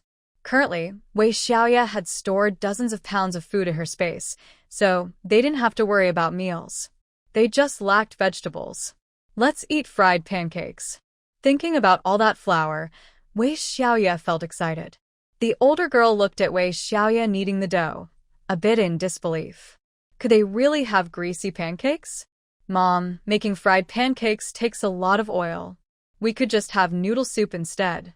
Noodle soup is also very tasty. Wei Xiaoye didn't mind. It's fine, we have a big bowl of oil. We all need some oil in our stomachs, and the oil cakes will taste delicious. Of course, I can't use too much oil, or it might upset our stomachs. She added an egg and a little salt to the batter. After heating the pan, she simply cooked the cakes. Once one side was cooked and firm, she carefully flipped the cake and pressed it slightly with a spatula to make it thinner. When both sides were golden, she took it out. The 3 of them immediately smelled the hot, fragrant aroma, which was truly delightful and made their mouths water. Wei Xiaoye secretly smiled, thinking her cooking skills were quite good. Although it wasn't as crispy and fragrant as the oil cake she bought in modern times, it was more than enough to satisfy the 3 of them. Following the same method, Wei Xiaoye cooked 3 cakes, 1 for each person. The cakes were large, bigger than their faces. 1 cake was enough to fill them up. Mom, this is so delicious. It really smells good, much better than the cakes Grandma makes. Grandma and Auntie only use a few drops of oil, and they turn out burnt. Wei Xiaoye was surprised to find that her 4-year-old daughter was very articulate and could express herself clearly. The older sister laughed too. Mom, this is the best cake I've ever had. Little sister, Grandma's cakes are all burnt, and she doesn't use oil. We've never had Grandma's nice white flour cakes. Only our cousins get to eat the white flour cakes. But even their cakes don't have as much oil. Little sister's words made Wei Xiaoye feel a bit sad. These two little girls were so young and already helping with chores, yet they had never tasted a good cake. "We're living well with Mom," the older sister concluded, and the two girls smiled at each other. Wei Xiaoye took a bite of the cake herself and found it quite good, very satisfying. The older sister ate half of her cake and then ran to the backyard to bring back a large leaf. "Mom, I'm full after half a cake. I'll save this half for lunch." Seeing her sister do this, little sister wanted to do the same. "Then I'll save half a cake too." Wei Xiaoye knew they were trying to save some food. "Listen to Mom. Finish your breakfast well, and we'll make something else for lunch. We have enough food to last us a long time." Wei Xiaoye's reassurance was effective, and the older and younger sisters visibly relaxed. "Mom, how long can our food last? If we eat like this for every meal, it can last us for several months, so don't worry." Actually, Wei Xiaoye didn't know how long they could eat like this. A few months seemed impossible, but at least 2 months should be enough. The two little girls felt relieved. If they could eat like this for a few months, that would be great. Back at the old house, with so many people living together and working hard every day, they could hardly fill their stomachs. But after coming out with their mother, they unexpectedly started living a good life. After finishing breakfast and cleaning up, Wei Xiaoye planned to go out with the girls. It was late summer, and the villagers were working in the fields. They were surprised to see Wei Xiaoye. She looked energetic, unlike before when she always kept her head down. The two little girls were also full of joy and excitement. Some villagers greeted them and asked a few questions. Wei Xiaoye replied casually, "I'm taking the girls for a walk in the mountains. It rained a few days ago, so there might be some mushrooms." The villagers showed sympathy, saying, "You're out with the kids and don't have much money. Life must be tough. Go ahead, if you find mushrooms, you can trade them for some food." Wei Xiaoye smiled and walked toward the mountains with her daughters. The villagers continued their work and discussed, "There probably aren't many mushrooms on that little hill. We've picked them all on our way. If Wei wants to find mushrooms, she might need to go deeper into the mountains." Wei Xiaoye knew this too. She had the original owner's memories and was familiar with the terrain. Relying on the mountains for food, she decided to try her luck. As they entered the small hill, the three of them opened their eyes wide and looked around. Ding! There are chicken mushrooms ahead on the left. Wei Xiaoye almost laughed out loud when she saw the flashing marker on the system map. The navigation was very accurate. She quickly walked a few steps and indeed found several chicken mushrooms under a bush. The two girls cheered, "Mom, we found mushrooms so quickly." As soon as Wei Xiaoye picked the mushrooms, she checked their value. Ding! The recovery price for chicken mushrooms is 5 coins. "Do you want to sell?" Sell. The mushrooms disappeared instantly, and the system panel showed 18 coins. 5 coins in hand. "Mom, what happened to the mushrooms we just picked?" the older girl asked, wide-eyed. "They were bought by a kind old lady, and she gave me 5 coins. We can use this money to buy food." Saying this, Wei Xiaoye took out 5 coins from her sleeve pocket. The system reminded her that the money displayed on the panel could be withdrawn. This is like she has a mobile ATM with her. Wei Xiaoye is very satisfied with this feature. She can buy, sell, and withdraw cash. Dia and Ariel already believed in the fairy grandma, and now seeing the coins made them even more excited. Wei Xiaoye said seriously, "Anyway, if anyone asks you about this, you must not say anything, understand? If others find out about the fairy grandma's secret, will she leave?" Dia automatically filled in the blanks and gave Wei Xiaoye a reason. Wei Xiaoye quickly nodded, "That's right. If the secret about the fairy grandma is known, she won't stay by her mother's side anymore." Dia and Arya both covered their mouths and stopped talking. Wei Xiaoye secretly smiled. Although she had tricked these two little ones, the matter was serious, and she had to be careful. Along the way, with the system's helpful hints, Wei Xiaoye not only picked a lot of mushrooms, but also gathered many wild vegetables. As she collected and sold them to the system, she unknowingly earned nearly 100 coins. This was thanks to the system's good recycling prices. Although this little hill wasn't high, villagers had come and gone. seemingly picking everything that could be collected, but under those plants, there were still many good things. If it weren't for the system's precise hints, even if Wei Xiaoye recognized wild vegetables and mushrooms, she wouldn't have been able to find them. System, I'm so grateful. I need to thank you. Without you, I couldn't survive in this time. Host, this system will always stand by you. I must say, the system is quite human-like. After earning about 100 coins, Wei Xiaoye bought a machete from the system. She skillfully cut some vines and quickly wove 2 decent-looking baskets. Although they weren't as beautiful and sturdy as the ones sold, they were perfect for carrying mushrooms and wild vegetables. After crossing 2 small hills and seeing that both baskets were full, Wei Xiaoye still felt unsatisfied. Looking up at the bright sun, it was already noon, so Wei Xiaoye decided to call it a day. Although she could buy food directly from the system and continue treasure hunting, she thought it was the first day and that it was better to take it step by step. You must be tired, right? The 2 little ones had followed her so far, helping carry baskets and picking mushrooms, so she thought they must be tired. Dia shook her head repeatedly, Mom. We are not tired at all. Arya also shook her head. That's right, Mom.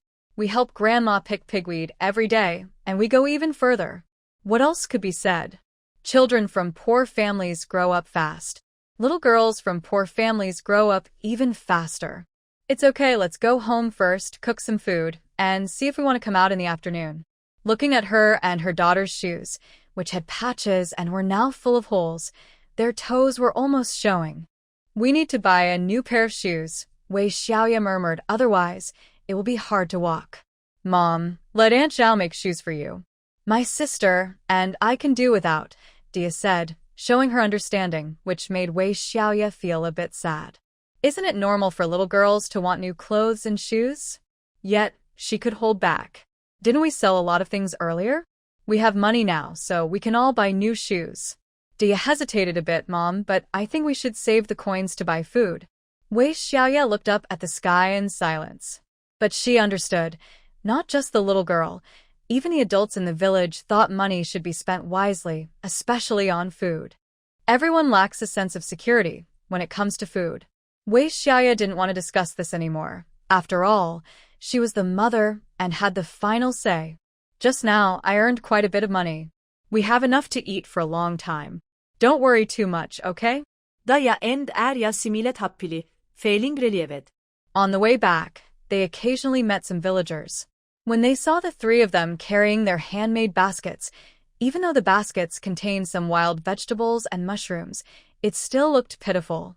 But sympathy aside, no one offered them food. After all, it was hard for every family to fill their stomachs. Moreover, Wei's family was proud. Because Wang Sansong brought a woman home, she insisted on leaving her husband and taking the 2 kids with her. So, whatever hardships the 3 of them faced were self-inflicted. Everyone thought similarly, and Wei Xiaoye knew it well. That was fine. She didn't want to waste time talking.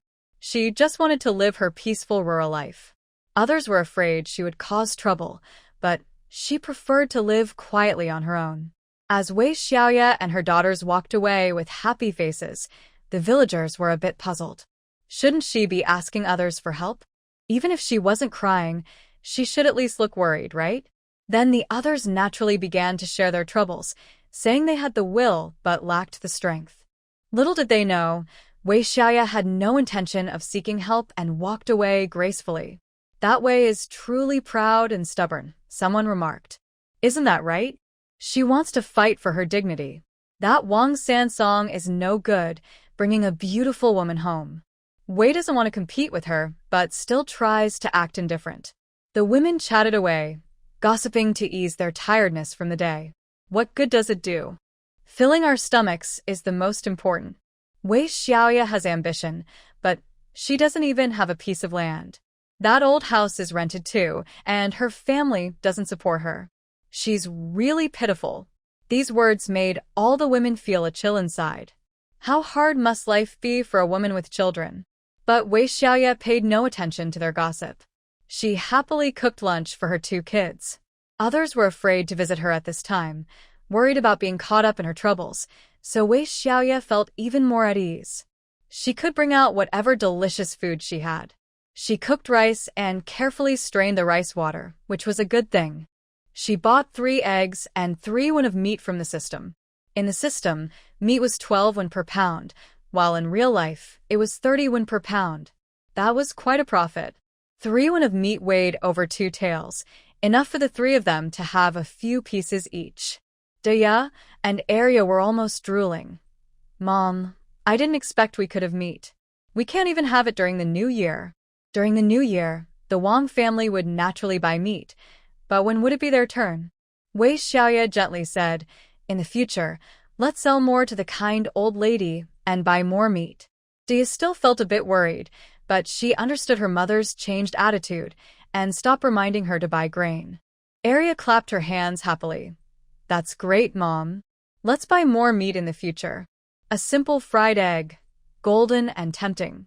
Wei Xiaoye looked at the wild vegetables in the basket, reluctant to eat them since the system offered a high price for them. She sold 2 baskets of wild vegetables to the system for 30 won and generously bought a loofah. The loofah was only 3 won. Stir-fried loofah with meat was one of her favorite dishes. It had both vegetables and meat and was delicious. Without a table, they placed the food on the stove and sat on their broken stools to eat. But this did not dampen their joyful spirits. Mom, this is really delicious. Mom's cooking is the best in the world. With the compliments from the 2 little girls, Wei Xiaoye felt a bit lost in herself. Her cooking skills were just average, good enough to eat. Plus, without many spices, the flavor was a bit lacking. But she thought the food was tasty and suited her taste, showing that the original owner wasn't picky at all. Feeling satisfied and relaxed, the 3 of them couldn't hide their smiles. When Wei Xiaoye was about to wash the dishes, the older girl quickly came over. Mom, let me do it. I can clean them well. After thinking for a moment, Wei Xiaoye let her do it while she tidied up the room again. The garden behind the kitchen was quite large, about 3 acres. Wei Xiaoye thought it was time to plant some vegetables. She glanced at the system and found that vegetable seeds were for sale. This was great. To plant vegetables, she needed to till the soil, so Wei Xiaoye spent 15 coins to buy a. Although she couldn't sell these tools, buying things from the system was really cheap. With a hatchet and a, even though the house was shabby, it seemed like she had some belongings. Wei Xiaoye had a good attitude and, after letting the 2 kids take a nap, she started working. Even though she had never done it before, digging wasn't too difficult. However, after holding them for a while, she developed blisters on her fingers. Looking at her hands, they weren't exactly delicate. In fact, they had quite a few calluses. The calluses came from hard work, and the new blisters were likely due to her lack of experience and incorrect posture. Life in the countryside was beautiful, but every grain of rice is hard-earned. This was no empty saying. With 3 acres, she could plant a lot of vegetables, so Wei Xiaoye scattered various seeds. There were cabbage, radishes, mustard greens, potatoes, lettuce, celery, and bok choy. Of course, green onions, garlic, and chives were also essential. Unfortunately, I've never planted vegetables before, so I don't know if these will grow. Don't worry, host. These vegetables are suitable for planting now and will mature before the frost. Wei Xiaoye felt relieved. The system was really thoughtful. After scattering the vegetable seeds, she naturally needed to water them. She reminded her 2 sisters to stay at home and wait while she bought a water bucket from the system to fetch water. Even though she bought these things casually, she wasn't worried. At that moment, no one came to visit, so no one questioned her belongings. Even if someone did question her, she wouldn't bother explaining too much. On her way, she encountered some people going to fetch water. They were surprised to see that Wei Xiaoye's face was calm instead of gloomy. Wei Xiaoye smiled brightly. Hey, everyone, don't worry about me not being able to eat or live. Just watch. Without the Wang family, my mother and I will manage just fine. She carried water away, while the villagers still felt sorry for her, wondering how she would survive. Would she rely on picking mushrooms in the mountains? The whole afternoon, Wei Xiaoye focused on tending to her 3 acres of land. After watering it, she felt hopeful. The Wang family was holding their breath. Their home had been nearly destroyed by Wei Xiaoye. They spent a long time cleaning up and discovered their losses were huge. They had no rice left, no firewood, and even the water barrel was gone. When the Wang family met outsiders, they talked about these strange and frustrating events, but the villagers looked at them as if they were foolish. "Are you saying that Wei's family stole your water barrel?" Old Lu was left speechless. What else could she say? The water barrel was so big. Regardless of whether Wei Xiaoye had the strength to steal it, how could she possibly do it in front of everyone without being noticed? "Wei's family has already divorced your third son. You've gained a lot, so don't bully them anymore." "Exactly. Remember that there are higher powers watching. Be careful, or you might face consequences." Old Lu hesitated. How had they gained anything? They had lost 3 free laborers. The new daughter-in-law that the third son brought home hadn't asked for any bride price from the Wang family. She just came over without any conditions. But she didn't want to work. The third son received last month's wages, which were 500 coins, and gave her 400, making it clear. "Mother, Fangyang hasn't done any work. She can only embroider handkerchiefs. Please don't let her roughen her hands. If they get rough, she won't be able to do delicate embroidery anymore." Not only was old Lu surprised, but the rest of the Wang family was also astonished. The third son was actually someone who spoke well of his wife. Speaking of which, Fangyang was indeed not the type to do heavy work. Just as Wei Xiaoye had questioned her background, the Wang family was also puzzled. That night, the third son quietly explained everything to old Wang and old Lu. It turned out that Fangyang had previously married into a well-off family. However, she was a secondary wife. Her first husband was quite old, even older than her father. She became a widow at a young age, and her husband's children did not accept her, sending her away. If she returned to her family, it would only mean being remarried, helping her father and brothers gain some bride price. Remarrying, she knew very well that she wouldn't be able to find a man with good conditions again. So, she rented a room in the town, hoping to use the little money she had left to find a decent and reliable man. Wang Sansong was working in the town. He seemed clever and could talk well, and over time, they developed a mutual attraction. When she learned that he already had a wife and daughter, Fangyang naturally felt reluctant. Wang Sansong promised that he would divorce Wei Xiaoye, claiming he had no sons, and would keep her only as a servant. He mentioned that there were 2 young maids at home to serve them, and she could still be the lady of the house without having to do any work. He used a phrase he must have learned somewhere. Slowly but surely. Fangyang thought that if she remarried, it was likely she would end up with an old widower or become a stepmother, only to be sent away once the children grew up. Wang Sansong was of a suitable age for her, and although he had a wife and daughter, it wouldn't stop her from having a son. Especially when he said that Wei Xiaoye and her daughters would serve her, it touched her heart. "Don't worry, Wei can't have sons. I promise I won't touch her again. I only want the son you give me. In the future, our family will be under your control," he said. Hearing this, Fangyang's vanity was greatly satisfied, and she agreed. She didn't think about having a wedding, and she felt embarrassed to do so. They only planned to suppress Wei Xiaoye by using the excuse of her not being able to have sons. However, Wei Xiaoye went mad. She not only caused chaos at home, but also divorced her husband. Fangyang felt strange. Although she became the main wife right after arriving, she couldn't shake the feeling that this man was discarded by Wei Xiaoye and handed to her. She felt quite unhappy about it. These feelings were minor compared to the chaos at home. The Wang family spent the whole day cleaning up and realized they needed to replace many things. They thought about punishing Wei Xiaoye, but after just being beaten, they were too scared to do so. When they heard that the Wei family would not accept her either, and that Wei Xiaoye had to rent an old, nearly abandoned house, they felt a little better.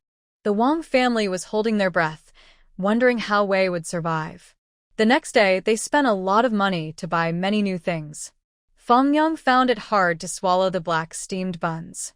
She didn't expect the Wang family's living conditions to be so poor. She was used to eating white rice and flour before. He's sure, noticing her expression, remarked, "This black bun was all Wei could eat half of before." Fong Yang was speechless. So this black steamed bun had become a rare item, and she was expected to be grateful? Isn't Sansong earning 500 coins a month? He gives all of it to the family. Even if he buys food, he should be able to buy quite a bit. Fong Yang's tone made Wang Laotu and Lu Posey unhappy. There are so many mouths to feed at home. A few hundred coins can't buy enough food. And you think you can buy white rice and flour? Lu Posey exaggerated her tone, as if Fong Yang had said something outrageous. Fong Yang gently nudged Wang Sansong with her elbow, but he was busy chewing on the black steamed bun and didn't respond. She had to express her frustration herself. "I've never eaten this black steamed bun. I've always had white rice." "I hardly ever eat corn." Lu Posey sarcastically replied, "Then why are you eating this now?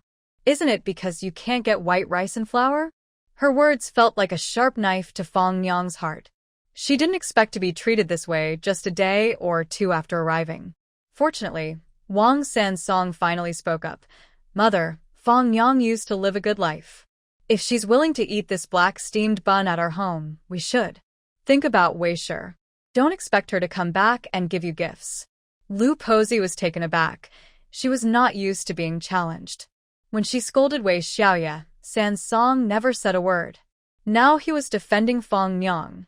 Wang Laotu snorted, "Eat. Can't you all just keep quiet while eating?" Lu Posey felt a bit displeased but knew that if this daughter-in-law who didn't cost anything left, Sansong would be alone. If he wanted to marry again, it would cost a lot of money. After the meal, Fong Yang went straight out of the kitchen.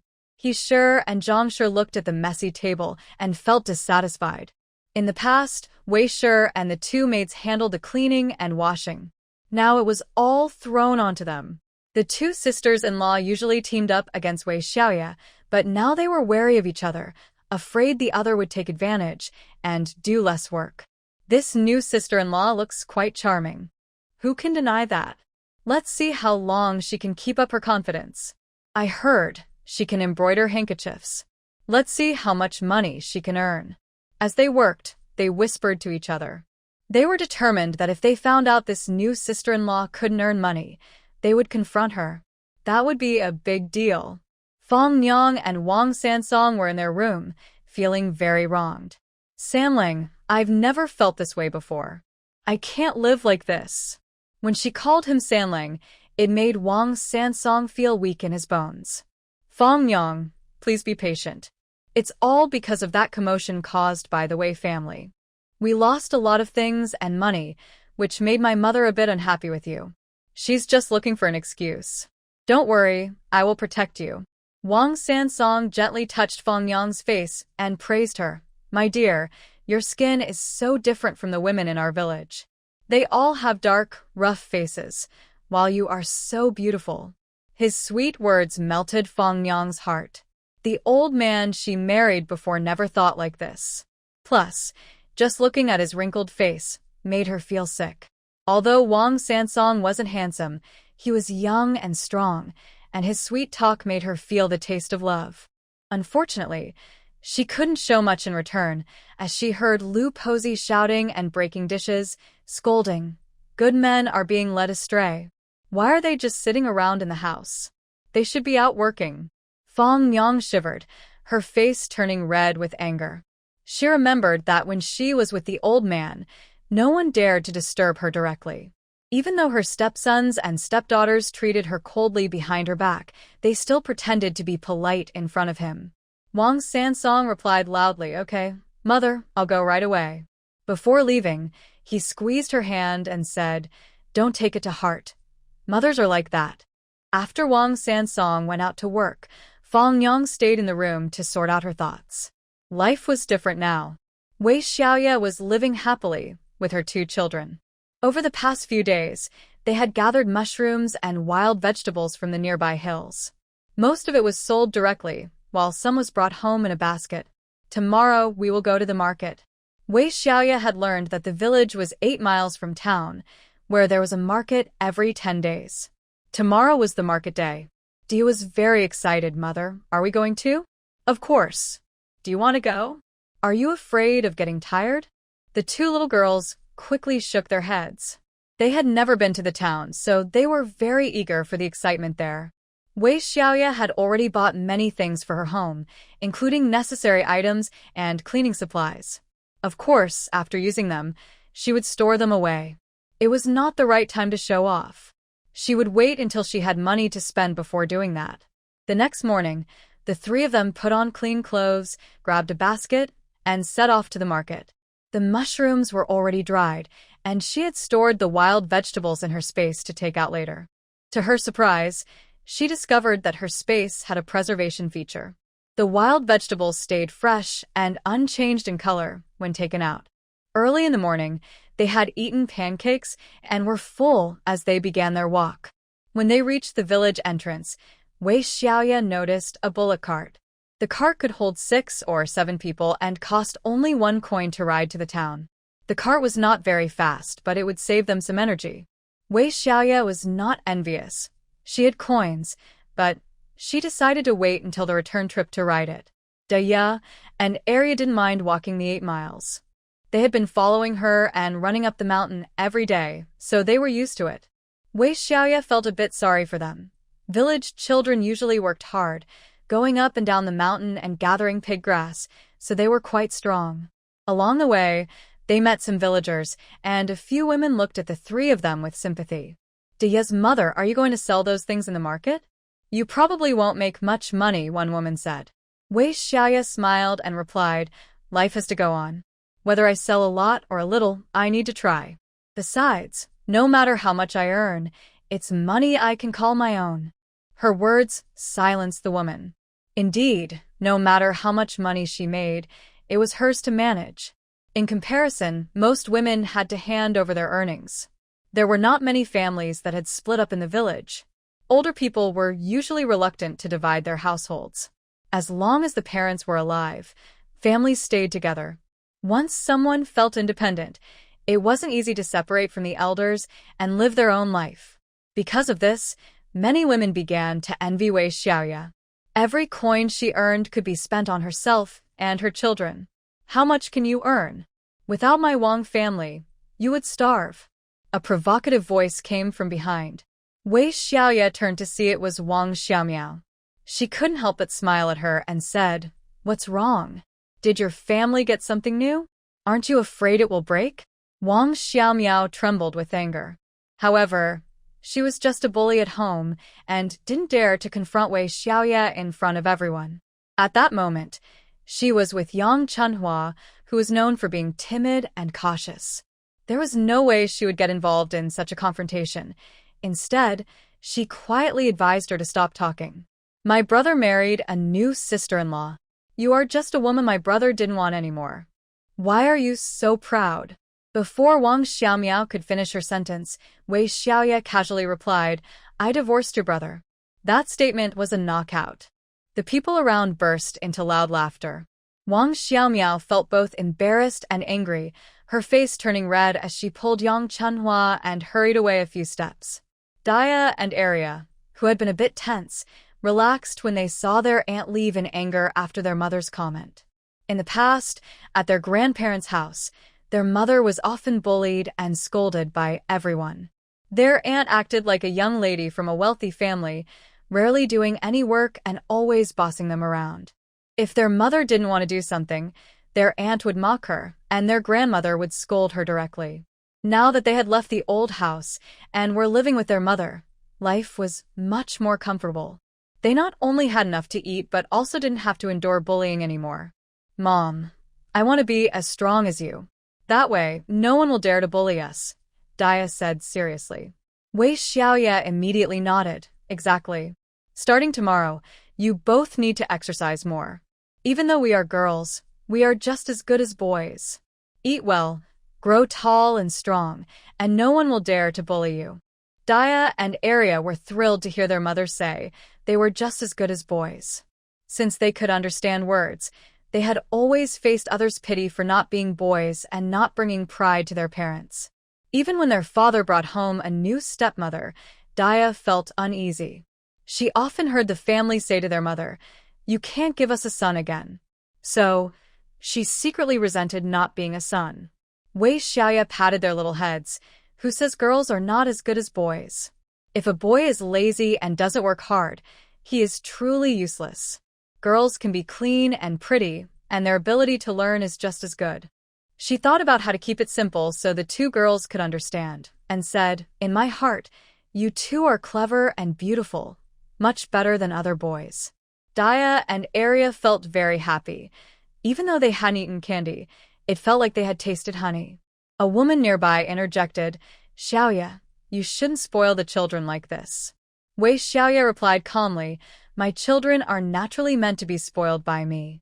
Big sister, little sister, once we get to the market and sell these things, I'll buy you some candy." The women nearby clicked their tongues, secretly thinking that after Wei's family left the Wang family, she must have been quite affected. Now, the more she acted showy, the more she wanted to prove that she could live well after leaving the Wang family. The women exchanged glances and sighed. In the end, Wei leaving with her two daughters really benefited Wang Sansong and that other woman. Wei Xiaoye knew what they were thinking, but she didn't care. As long as she and her daughters were happy, she didn't mind what others thought. When they arrived in town, Wei Xiaoye looked around and was surprised. The town was quite large and lively. There were 2 stone-paved streets and 2 markets. There were many shops and stalls, including restaurants, tea houses, bookstores, iron shops, pottery shops, grain and oil shops, grocery stores, and fabric shops, among others. There were even more food vendors. The 2 sisters were very excited, feeling like they couldn't take in everything with their eyes. Wei Xiaoye, imitating others, set 2 baskets in front of her, and the 3 of them squatted beside them. Before long, someone came to look. "How much are the mushrooms?" Wei Xiaoye glanced at the system's estimated price. Dried mushrooms were priced at 18 coins per pound, so she quoted that. That's so expensive?" The person mumbled and turned to leave. Wei Xiaoye felt a bit down. It seemed selling to the system would earn her more. Wild vegetables were even less valuable since every household had fresh vegetables to eat, and wild vegetables were just for fun, tasting about the same. After a while, the 2 little girls' faces fell. Wei Xiaoye softly reassured them. "Did you forget? Mom's things always sell." Big sister and little sister's eyes brightened again. Wei Xiaoye thought to herself that she had only come out to show face, and since the prices weren't satisfactory, she would just sell directly to the system. The 3 of them carried their baskets into a quiet alley. When no one was around, Wei Xiaoye sold everything to the system. For the 2 large baskets, she received a total of 180 coins. After selling things for several days, she had added quite a bit to her household, but still had over 100 coins left. Now she had a total of 306 coins. Although it wasn't a lot, Wei Xiaoye was still quite satisfied. At this time, copper coins had good purchasing power. She had several dozen pounds of grain, and the money earned was just for improving their lives, plus money could be earned slowly. "Let's go. Mom has money now, and I'll take you to buy something to eat." The 3 daughters carried 2 empty baskets and happily walked towards the street. Since they had only eaten pancakes in the morning, none of them were hungry. Wei Xiaoye just wanted to buy some snacks for the 2 little girls. The sugar paintings at the stall were especially popular, but they were also quite expensive. A small sugar painting cost 8 or 10 coins. Wei Xiaoye wanted to buy one but was firmly stopped by the older girl. "Mom, that's too expensive. My sister and I can just have some candy. Candy is really tasty, but we've never had it before. Aunt and cousin have had it." Wei Xiaoye looked over at the candy stall, which was doing a good business. They sold candy by the piece for 1 coin each. Candy in ancient times was really expensive. Wei Xiaoye checked the system and found that it also sold candy. It was packaged in an ancient style. The price was much cheaper than at the stall, 22 coins for a pound. But the system only had half a pound of candy. "System, your supply ability is not very good. Why is there only half a pound of candy? Please forgive me, host. This is all the candy the system could manage to get. Half a pound was enough." Wei Xiaoye spent 11 coins to buy it all, which was over 50 pieces. She pretended to take some candy from the basket and gave each of the two sisters 2 pieces. The candy was individually wrapped in old-fashioned paper. Wei Xiaoye was very pleased with the ancient packaging. The 2 little girls smiled with their eyes squinted, eagerly unwrapping the candy and popping it into their mouths. "So sweet, Mom. It's really delicious." "So, this is what candy tastes like," the younger girl said innocently. The older girl, however, knew that this candy wasn't bought from the stall and smiled sweetly. "Mom, this must taste even better than the candy from the stall." Wei Xiaoye also popped a piece of candy into her mouth.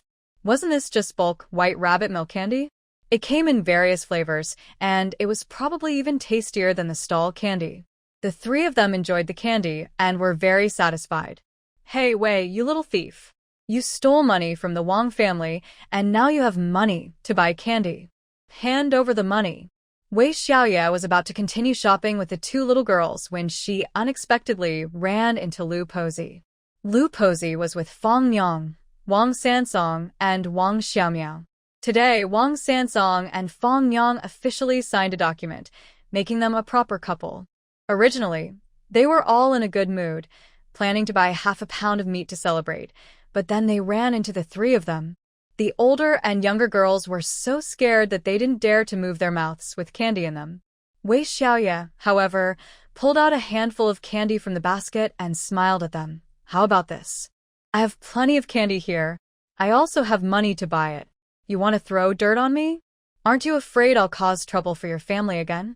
Wang Xiaomiao, seeing so much candy, exclaimed, "Where did you get the money to buy all this candy? It costs 1 coin for a piece, and you have dozens here. And it even comes wrapped in special paper, so it must cost more than 1 coin. This is expensive stuff." "That's right, it is expensive. At least you have some sense. But so what? You can't afford it. Now we need to go buy clothes and shoes. If you block my way again, be careful, or I might just hit you in front of everyone." Wei Xiaoye raised her fist and casually walked away with her daughter. Wang. "How can you talk to my mother and sister like that? Where's your respect? I must have been blind to marry someone like you." Wang Sansong shouted angrily. He couldn't understand why Wei Xiaoye insisted on taking their daughter and leaving him. Why couldn't she just stay at the Wang family, do some chores, and keep everyone happy? Looking at her, maybe she took some of the money her mother hid, but now that she had a little money, she was spending it wildly on so much candy. It was outrageous. Their argument had drawn a crowd. Most of the villagers thought Wei Xiaoye was being unreasonable. How could she speak to her mother-in-law like that? Seeing the disapproving faces in the crowd, Wei Xiaoye raised her voice.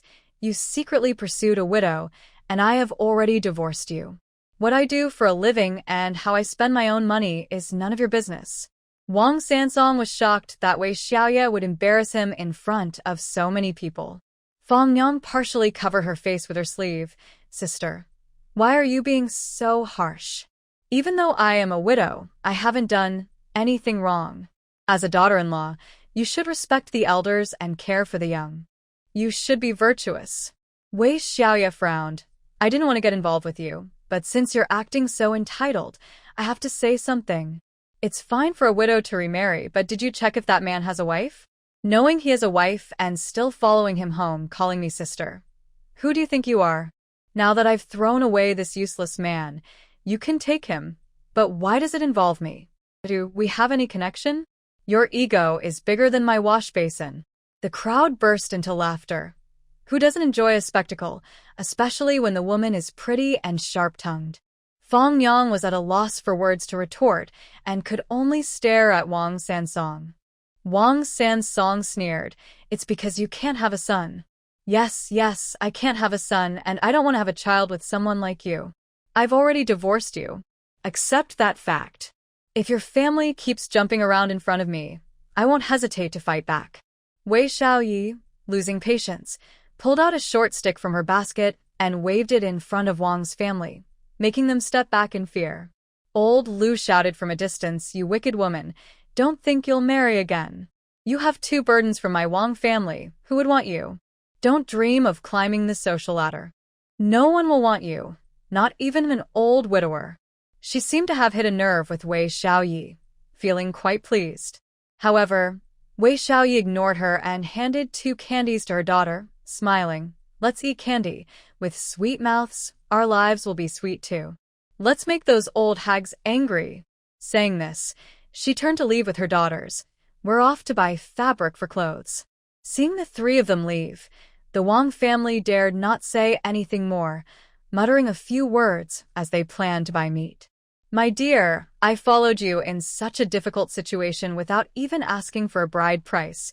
You can't treat me poorly. Fang Yang felt truly wronged. She didn't expect Wei Xiaoye to be such a fierce ex-wife. She thought winning the man meant victory, but instead, she had been rebuffed by Wei Xiaoye multiple times. Wang Sansong comforted her briefly and called out to old Lu, Mother, get some fabric for Fang Yang too. It's unfair for her to follow me like this without a bride price. And buy at least 2 pounds of meat. Half a pound isn't enough. Wang Sansong didn't notice his mother's displeasure. Old Lu scoffed, You've forgotten your mother now that you have a wife. How much money do you have to waste like this? If you buy fabric for your wife, your sisters will have something to say about it. Upon hearing this, Fang Yang kept quiet but secretly pinched Wang Sansong's arm. Wang Sansong endured the pain and understood. Mother, Fang Yang used to live a good life and followed me without a bride price, so we can't treat her poorly. For a first marriage, we should give at least 3 or 4 taels of silver. For a second marriage, at least 1 or 2 taels. How about we take out 1 tael to buy fabric for Fang Yang's new clothes? Fang Yang was satisfied. 1 tael of silver was quite a lot. She secretly gave Wang Sansong a sweet smile. What? 1 tael of silver for fabric to make clothes? We are just farmers. We can wear, and coarse cloth. You can make a full outfit for just a few hundred coins. What kind of clothes do you want for 1 tael of silver? Are you trying to dress like a princess? Lu Posey was very angry and looked Fang Yang up and down. Today, Fang Yang wore a cherry-colored cotton dress, which looked quite nice in this rural area. She bit her lip, feeling a bit sad. Mother, I used to wear fine cotton clothes. This kind of fabric costs 4 or 5 coins for a full outfit. 1 tael of silver can only make 2 outfits. Are you crazy? 1 tael of silver for 2 outfits? Our family saves 3 taels of silver in a whole year. You think we can just make a few outfits? If that's the case, we might as well stop living and just make more clothes without eating. Lu Posey was genuinely upset. She had never seen such extravagance. Wang Xiaomiao quickly chimed in, Sister-in-law, if you are making new clothes, I want some too. You're already married to my brother. Why do you need to dress up so much? I'm about to get engaged, and I should have some nice fabric as well. Fang Yang didn't expect her sister-in-law to interrupt at that moment. Just as she was about to speak, Wang Xiaomiao continued without hesitation. When Wei Xiaoye was with us, even though she couldn't have a son, she worked hard and didn't care much about food or clothing. Even though we are farmers, you are from the village too, and marrying my brother is a second marriage, so don't act more precious than a young girl. It must be said that these words from her own daughter struck a chord with Lu Posey, who repeatedly agreed, Our Wang family is not a wealthy family in town. We are just villagers. Why do we need to dress so well? Besides, don't you have enough clothes? Fang Yang felt a deep sadness. Would she no longer be able to wear such nice clothes in the future? Having been pushed out by her stepchildren, she packed a small bundle with some savings, but she only had a few outfits. Once those few outfits became worn out, would she only be left with plain and coarse cloth? Wang Sansong quickly tried to mediate. All right, Fang Yang, you can buy clothes later. Wang Xiaomiao, your sister-in-law has already married me with some hardships. I earned this silver to help her. And you? How can you think about wearing nice clothes? What gives you the right? Wang Xiaomiao was furious, but had no outlet for her anger, so she secretly resented her new sister-in-law. The new sister-in-law doesn't know how to please her little sister-in-law. She even wants to compete with me for new clothes. Luckily, she couldn't buy any. If you won't buy me clothes, can you at least get me some snacks? The Wei family can afford that kind of candy. I want some too. Not just Wang Xiaomiao, but even Bian Fengni wanted some. She quietly pinched Wang Sansong's arm. All right, mother, let's go buy some. Lu Posey said impatiently, you're both in your 30s and still thinking about candy? You want to buy that expensive stuff? Just get a few pieces of hard candy from this stall. Saying this, she grinned and bought 6 pieces of candy for 6 coins. She gave 1 each to Wang Xiaomiao and Fengni, carefully wrapping the rest. The rest is for my 2 grandsons, so don't even think about it. Fengni ate the plain candy, feeling a chill in her heart. Husband, you're going to work here tomorrow and leave me at home? I don't want that. Fengni thought about how Wang Sansong usually worked in town. If she stayed alone in the countryside, life would be very difficult. Don't worry, I already talked to mother. I told her your hands can't do rough work. If you do, you won't be able to embroider handkerchiefs. Wang Sansong thought he was being very considerate. What countrywoman doesn't work? It was only because he helped in town and earned some money that he had some respect in front of Wang Laotu and Lu Posey. How about we go to that shop and buy some handkerchiefs and embroidery thread? You can do some embroidery at home. Wang Sansong suggested. He didn't mind Fengni pulling at his arm and quickly called Lu Posey, and they all went to buy plain handkerchiefs and embroidery thread. As soon as they entered the shop, Lu Posey greeted the shopkeeper familiarly. Shopkeeper, this is my daughter-in-law. She has worked with your shop before. The female shopkeeper looked doubtful. What kind of cooperation? Fengni blushed deeply, mother. When did I ever need handkerchiefs to sell? Selling handkerchiefs is just selling handkerchiefs. This old woman talking about cooperation is really embarrassing. Seeing the shopkeeper's somewhat mocking expression, Fengni felt both shy and awkward. We do accept handkerchiefs here, but we require good embroidery skills and fresh, lively designs. Does this lady have any samples? Fengni thought for a moment and handed over a handkerchief she had on her. It was embroidered with koi fish, looking very vivid. The shopkeeper became interested. If you really have the skill, I'll buy this handkerchief for 15 coins. Lu Posey was finally happy. 15 won for each piece. That's great.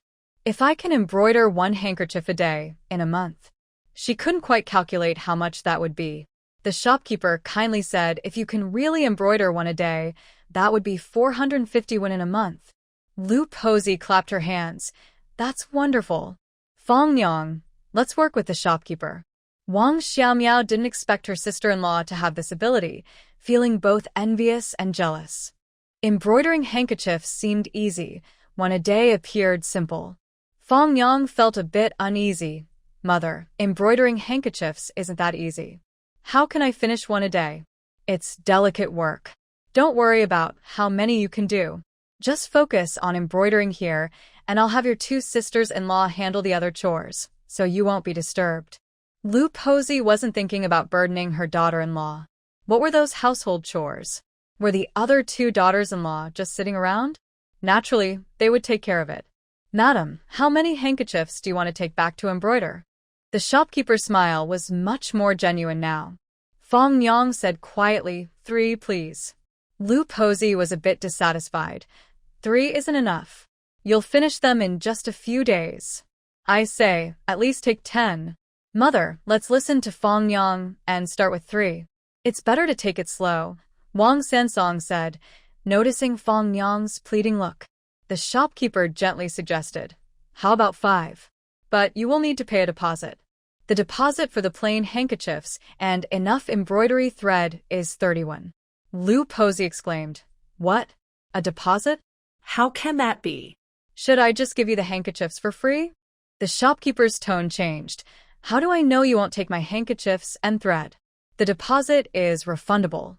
Lu Posey was just a simple countrywoman and had never dealt with a big shopkeeper before. When the shopkeeper's tone changed, she became nervous and quickly flattered. You're right, it's just me, a countrywoman, who doesn't understand. After Lu Posey happily paid the deposit, the shopkeeper instructed the staff to note the amount and handed them 5 plain handkerchiefs and embroidery thread. When you come back next time, if your work is at the same level as these handkerchiefs, I will buy each one back for 15 won. The deposit will also be refunded. The shopkeeper didn't mention anything about future cooperation. She was experienced and knew it wasn't necessary to say too much before seeing the goods. Of course, if the handkerchief you bring is not as good as these samples, then we can discuss the price separately. I need to see the actual item first. Lu Posey wanted to shout a few more words but ultimately didn't dare. She just muttered softly, "How could it not be as good as these? This is clearly embroidered by my daughter-in-law." Fong Yang responded quietly, appearing somewhat submissive. Wang Xiaomiao noticed this and secretly laughed, thinking that despite marrying well and living a good life, this sister-in-law was so meek over a small embroidery shop. It seemed she wasn't as impressive as she pretended to be at her in-laws' house. Lu Posey managed the family's money and ended up not buying anything else at the market.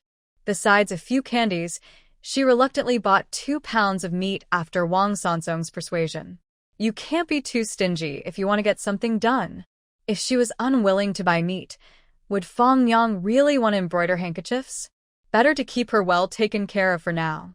As they passed by a stall selling fabric and clothes, Wang Xiaomiao suddenly spotted Wei Xiaoye and her daughters. Wei Xiaoye was indeed buying materials with her 2 girls. From the original owner's memories, she realized that she rarely had the chance to get new fabrics for her sewing. After so many years of marriage, she had only managed to get a couple of pieces of coarse cloth at the beginning, and the clothes she made were just wearable, not particularly beautiful. However, that dull coarse cloth, no matter how skilled she was, wouldn't look good. Now, she was choosing nicer fabrics, even if they were still coarse, at least they had brighter and fresher colors. She had about 300 coins, and a piece of coarse cloth cost 100 coins. Though it's called a piece, it wouldn't make several outfits, as she had thought. It would only be enough for one adult outfit. The sizes must be different. If it could make several outfits, it wouldn't be possible to buy it for just 100 coins. Mom, it's so expensive. Why don't we wait to buy it until you earn more money? The eldest daughter noticed Wei Xiaoye's dilemma. Besides, she felt completely insecure. Wei Xiaoye felt a bit helpless. Wang Xiaomiao shouted, "With just a few coins, you think you can buy fabric and clothes? What a poor person trying to act rich." Wei Xiaoye wouldn't be swayed by Wang Xiaomiao's poor provocation to spend all her savings on 2 outfits. She lightly replied, "A poor person is criticizing others? Here at the market, you can't even afford a piece of candy. My mom bought candy." Wang Xiaomiao was furious. She had already finished the candy in her mouth, and now she wanted to show it off to Wei Xiaoye, so she asked Lu Posey to take out the carefully wrapped candy to display it. Seeing her daughter looked down upon by the Wei family, Lu Posey couldn't take it anymore. She quickly pulled out her handkerchief, carefully opened it, and exclaimed, "What do you mean we didn't buy candy? Can our Wang family not afford these treats?" Wei Xiaoye found it amusing. "Wow, impressive. You have 4 pieces of candy. Why not share them with your grandsons? You can just watch." Wang Xiaomiao was so angry, she could hardly contain herself. "My mother just gave 1 piece to me and my sister-in-law." Okay, I get it. You each got a piece of candy. Are you happy now? I'm so jealous," Wei Xiaoye said, feigning envy, which only made the Wang family turn pale with anger. "What do you know, woman? My mother bought 2 pounds of meat to welcome Fong Yang." Wang Sansong was determined to outdo his ex-wife and joined in the childish competition. Okay, I understand. You married a new wife and used 2 pounds of meat." Wei Xiaoye remained calm and composed, infuriating them even more. It was true, but why did it sound so off? Lu Posey pointed at Wei Xiaoye, wanting to say something, but Wei Xiaoye pulled out a short stick. "I'm not your Wang family's daughter-in-law. Hitting you would be pointless. Do you dare hit me in public?" Wang Sansong shouted angrily. "It's because of you that I had to remarry. Come on. Don't flatter yourself. I divorced you. I left you." Wei Xiaoye's voice was loud, and laughter erupted from the crowd. The Wang family finally realized that Wei Xiaoye was not the same as before. "Wang Sansong, you were divorced by your wife?" A voice suddenly called out, and Wei Xiaoye looked over. It was a young man, about 20, dressed in silk clothing, looking quite wealthy. Wang Sansong's face turned a deep shade of red. Young master, I didn't expect to see you here. I'm embarrassed. The young man smirked. I didn't see this coming. You managed to get divorced and remarry. Wang Sansong's heart sank. It seemed this young master had an opinion about him. Because my ex-wife couldn't bear me a son. So. Wang Sansong struggled to explain. The young man looked at Wei Xiaoye. Do you feel wronged? Although I'm not talented, if this man has done something wrong, I can easily have him dismissed. Lu Posey immediately became nervous. Young master, where is my son's fault? It's this woman who can't have a son and still causes trouble in our Wang family. She doesn't respect her elders or care for her younger relatives. Wang Xiaomiao looked at the young man, feeling shy. He was the most handsome young master she had ever seen. Although Yangwen was nice, he was poor. This young master was different.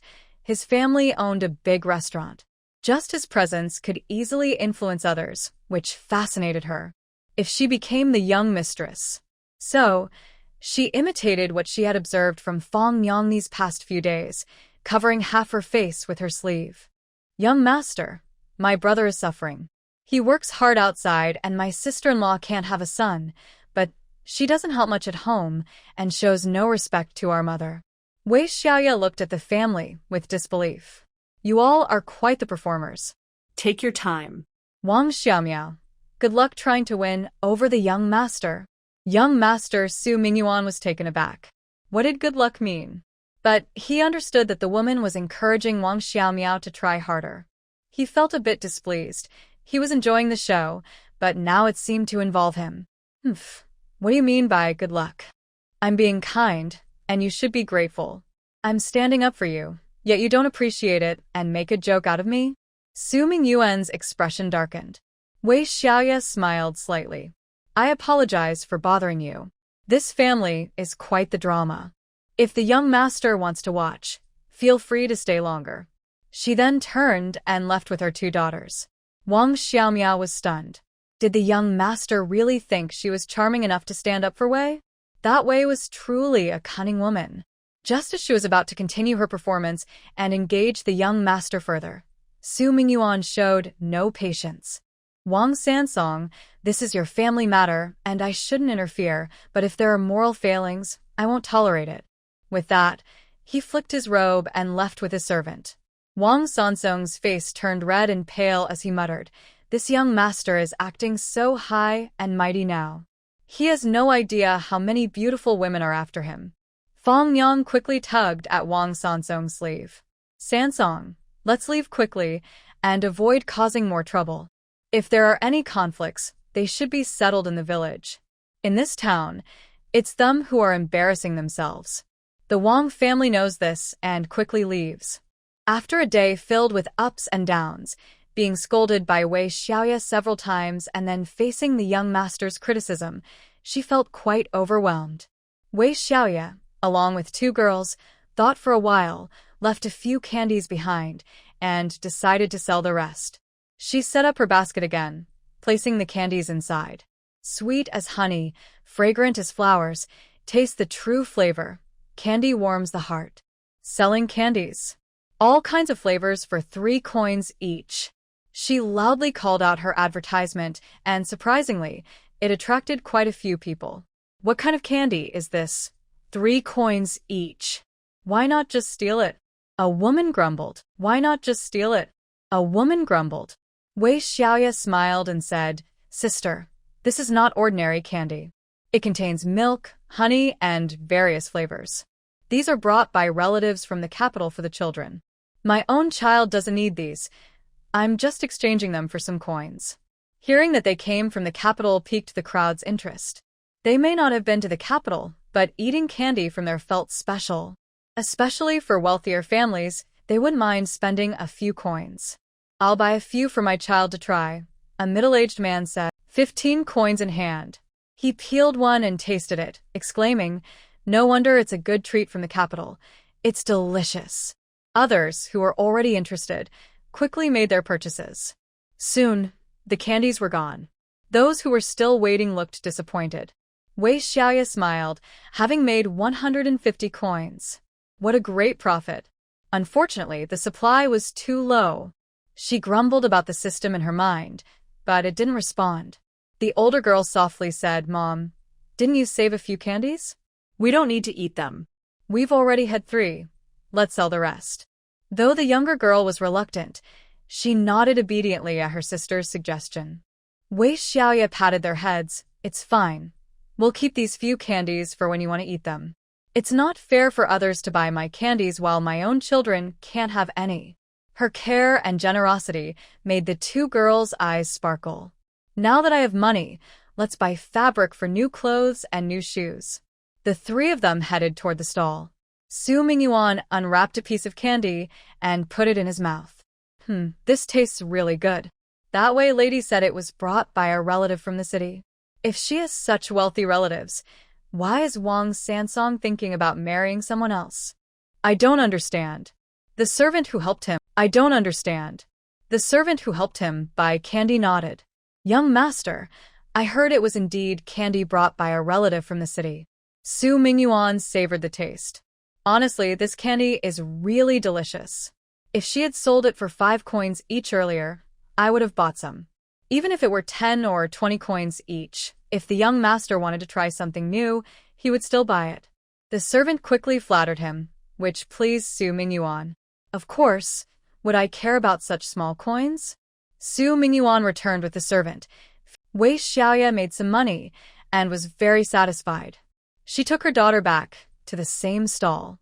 Without hesitation, she ordered 2 pieces of fabric, one in lavender and one in light green. She planned to wear the light green while her daughter wore the lavender, which would look nice. The 2 pieces of fabric cost her 200 coins, and she paid generously. Next, she went to the shoe stall and quickly got 3 pairs of new cloth shoes. At 10 coins a pair, the 3 pairs cost 30 coins. With over 200 coins left, Wei Xiaoye felt secure. She had enough food and could keep earning money. The 3 of them rode home in an ox cart. The other women were quite surprised. "Xiaoye, you spent so much in one trip to the market and bought so many things." "It's fine. I said I would spend the coins I earn on myself and my daughter," Wei Xiaoye replied casually. "But you shouldn't spend it all like that. It's too wasteful. You should save money and buy more food. You don't have land, so you have to buy food to eat." Though they meant well, the women kept nagging. Wei Xiaoye grew a bit impatient. "I know what I'm doing. I have it all planned out. My daughter and I won't go hungry." Seeing her firm tone, the others dared not nag her further. Strangely, ever since the incident with the Wang family, Wei Xiaoye had completely changed. Now, she seemed to have a bit of a temper. Once the women quieted down, Wei Xiaoye felt more at ease. These people really lacked boundaries. It was quite bothersome. If only they could ignore her. But in the countryside, that was impossible. Any little thing would have everyone gossiping. They were especially concerned about other people's affairs. The women noticed that Wei Xiaoye was not very interested in talking to them, so they teased Daya, saying, "Good girl, what have you been eating these days?" Arya quickly answered, "We've had rice porridge, steamed rice, and pancakes. My sister, and I even had eggs. My sister, and I even had eggs." The women were just trying to make light conversation, but they ended up uncovering something significant. Daya felt anxious. She had reminded her sister not to share such things, yet Arya happily revealed it. Wow, Arya really wants rice and pancakes. She can't stop thinking about it. One woman laughed. Arya was a bit upset. "Auntie, we really ate those. My mom made them and my sister cooked." Daya carefully watched Wei Xiaoye's expression, worried that their mother might get angry. But Wei Xiaoye smiled and said, "That's right. All the money I earn will be spent on good food, drinks, and clothes." "Did you really eat rice and pancakes?" one woman asked, not wanting to believe it. What a situation. Most families only eat dark bread and grain porridge. How could Wei Xiaoye, taking 2 girls away from the Wang family, be eating white rice? Wei Xiaoye sighed. "We only had that one meal, but my 2 girls remember it well." That made sense. The women stopped comparing themselves. It was just the little girls being greedy. After eating that one meal, They couldn't forget it. They began to sympathize. We should make sure they have a good life. They should both eat white rice and fine flour. Wei Xiaoye responded a few more times to smooth things over. Once they got home, Dia started scolding Arya. Sister, we eat white rice and pancakes at home. That's a secret. How can you tell others? Arya felt a bit guilty. I saw how they looked down on us, and I wanted them to know we are living well. Dia was anxious, but Wei Xiaoye comforted her. It's okay, Dia. Anyway, Mom will show off later. Just not right now. Hiding away and living in secret is uncomfortable. If you have money, you should spend it generously. Let's cook first, and later we'll give Aunt Gao the 20 coins for rent. Wei Xiaoye thought that once the news about her buying fabric and shoes got out, if she didn't pay the rent to Aunt Gao immediately, it would seem like she was taking advantage. She naturally enjoyed eating rice, so she cooked rice again for this meal. The vegetables were also bought from the system. She stir-fried some meat with zucchini and made a dish of bok choy. Wei Xiaoye is generous with oil, making the dishes very flavorful, and the three of them enjoy their meal. After finishing and cleaning up, they went to Aunt Gao's house. Aunt Gao had just heard from the village women that the Wei family had gone to. She felt a bit uneasy, but was surprised to see Wei Xiaoye arrive. Aunt, I brought the rent today, Wei Xiaoye said as she handed over 20 coins. Aunt Gao felt a bit embarrassed. I told you to pay when you have extra money. There's no rush. We've gathered a lot of mushrooms in the mountains these days and earned some money. We can't fall behind on rent. Aunt Gao accepted the coins. Wei Xiaoye then offered the fabric. Aunt, I heard you're good at sewing. If you have some free time, could you help us make some clothes? My skills aren't great, and I don't want to waste this fabric. How much do you charge for your work? Aunt Gao was surprised. She hadn't expected that after just collecting rent, Wei Xiaoye would bring business to her. Her sewing skills were good, but the village women rarely had extra money to pay for clothes. Even if their skills weren't great, they usually made their own clothes as long as they were wearable. Don't worry about the cost. If I have time, I'll make you all some clothes, Aunt Gao said. Wei Xiaoye replied seriously. That's not acceptable. Aunt, we should be clear about money. It helps our relationship in the long run. Aunt Gao smiled happily. You're too polite. I can work quickly, so don't worry about being too detailed. I'll charge you 15 coins for your outfit and 10 for each of the two girls. How does that sound? Wei Xiaoye nodded. The price was quite reasonable. Aunt Gao immediately began measuring them, praising, Xiaoye, your figure is really nice, though you could stand to gain a bit more weight. If you gained about 10 pounds, it would be even better. The original owner had a good figure, though slim. She was proportionate. Wei Xiaoye was satisfied with her body. Gaining a little weight would fit the beauty standards of this time. Wei Xiaoye didn't mind. This way, she could enjoy her meals without worry and have room to gain weight. As they chatted and laughed, they agreed to return in 3 days for the clothes. After the three left, Aunt Gao's daughter-in-law, Lu, whispered, Mom, I didn't expect Wei Xiaoye to be so capable. In just over 10 days, she has money to buy fabric. She's had some luck. After leaving the Wang family, she might have a chance for a better life. Look at how the two girls treat her. They're not the pitiful little things they used to be. Now both girls are lively. Isn't that true? Both of them have gained a bit of weight on their faces. The mother-in-law and daughter-in-law worked together while discussing this. They both found it strange and admired how strong-willed Wei was. When Lu and her group returned to the village, carrying a piece of meat, they received many envious looks. During lunch, Fangyang thought she could eat politely, but everyone was grabbing food. Seeing everyone quickly reaching for the meat, there were hardly any pieces left in the bowl after a round. Fangyang got anxious and hurried to grab some meat too. What kind of people are these? They said they bought this meat to celebrate her and welcome her. But the Wang family was so rude. Fortunately, Wang Sansong knew his family's nature and managed to grab her 2 pieces of meat. Aunt, the meat is really delicious. Uncle, if you marry again, we can have more meat. Wang Er Song's little son, Dogdan, said with a smile. Although she knew this was just a child's innocent remark, Fangyang couldn't help but stop chewing and stared at him. The 4-year-old Dogdan got scared and cried, "Mom, Aunt is scary." Zhang hugged her son, sister-in-law. "What are you doing? Is it right to scare a child? Dogdan is only 4. He doesn't understand anything." Wang Ersong was also a bit displeased and scolded Wang Sansong. "Control your wife. Fangyang is just playing with the child. Brother and sister-in-law, you are overreacting. This is my new wife, not someone for you to bully." Wang Sansong, feeling like he was in a honey jar, was determined to stand up for his new wife. But this stance only made the elders unhappy. Lu frowned. "All right, eating meat shouldn't make you complain. Old San's family, why are you arguing with a child? How old are you and how old is he?" Fangyang felt very wronged. What kind of day was this? She wanted to throw down her bowl and leave, but she didn't dare. Besides, they were eating meat. It was her first time having meat since marrying in just 10 days. She could only swallow her grievances and bury her head in her bowl. After finishing the meal, Fangyang put down her bowl and ran off, as usual, leaving the 2 sisters-in-law to clean up. "Don't worry about such small matters.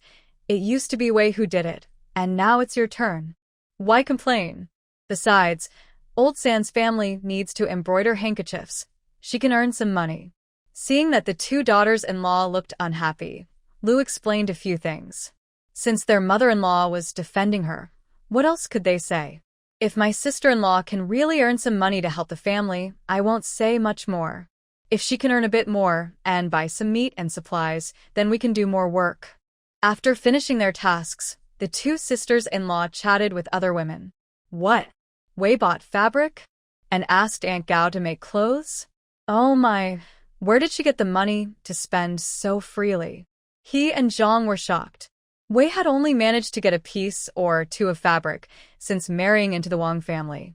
She had never worn new clothes before.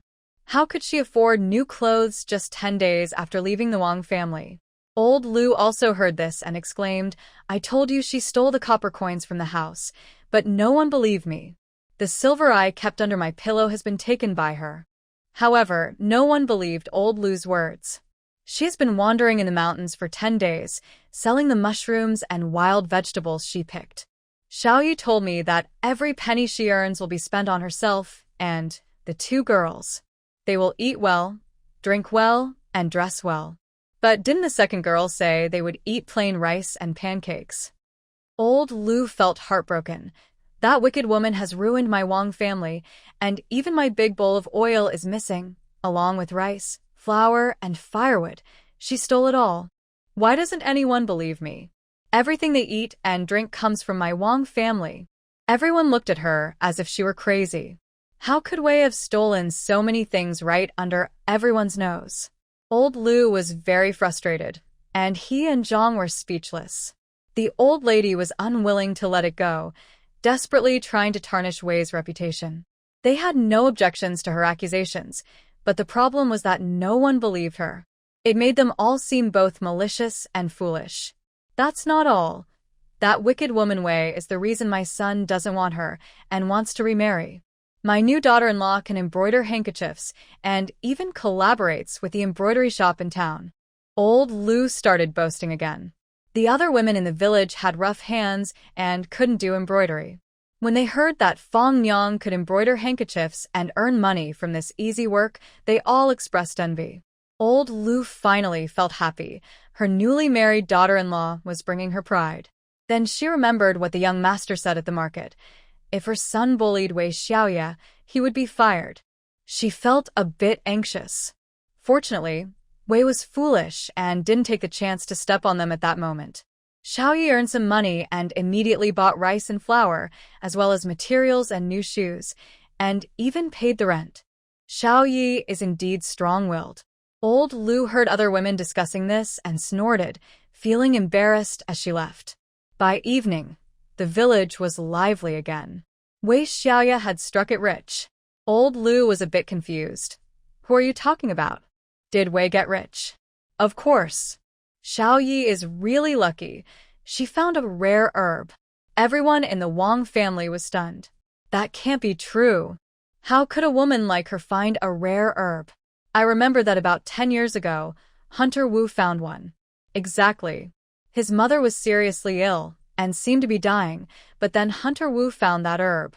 If I remember correctly, he sold it for 8 taels of silver. That's right, 8 taels. He hired a skilled doctor from town and saved his mother. The villagers discussed this openly, completely ignoring the expressions of the Wang family. What luck is this? Just 10 days after leaving the Wang family, she found a rare herb. In all these years, only Hunter Wu had found one in the village. Old Lu clutched her chest, feeling a sharp pain. A rare herb, worth 8 or 10 taels of silver. Fong Yang was also stunned. Seeing everyone looking at her, she panicked. Why are you all staring at me? Wang Sansong couldn't help but sigh. Fong Yang, if I had brought you back in half a month. If Wei Xiaoye found that herb, and he brought Fong Yang back afterward, wouldn't he have both the money and the girl? Fong Yang understood his meaning, felt a chill, and sneered. You think too highly of yourself. If I hadn't entered the family, would Wei Xiaoye have gone to the mountains? Would she have found that herb? A bold ant shouted, exactly. If you hadn't entered the family, Xiaoye wouldn't have left the Wang family and wouldn't have found the herb. It seems her good luck came because she left the Wang family. Laughter erupted from the crowd, creating a noisy scene. Although they couldn't get the herb, they felt both envy and jealousy towards Wei Xiaoye's fortune. But who felt worse? It was the Wang family.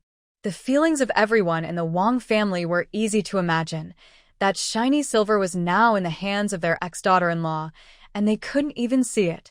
Even though they couldn't benefit, the villagers felt a bit better compared to the Wang family's disappointment and frustration. Unbeknownst to them, at that moment, Wei Xiaoye was complaining to the system. System, this is a rare mushroom. You guided me to it, and I worked hard to collect it. Now you tell me it's not worth much? Calm down, host. In our system, this mushroom really isn't worth much.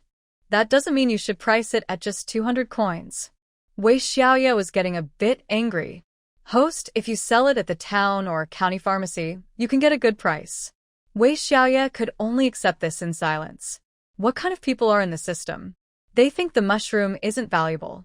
But this is a real rare mushroom, found in the mountains. It's not some cheap, artificially grown one.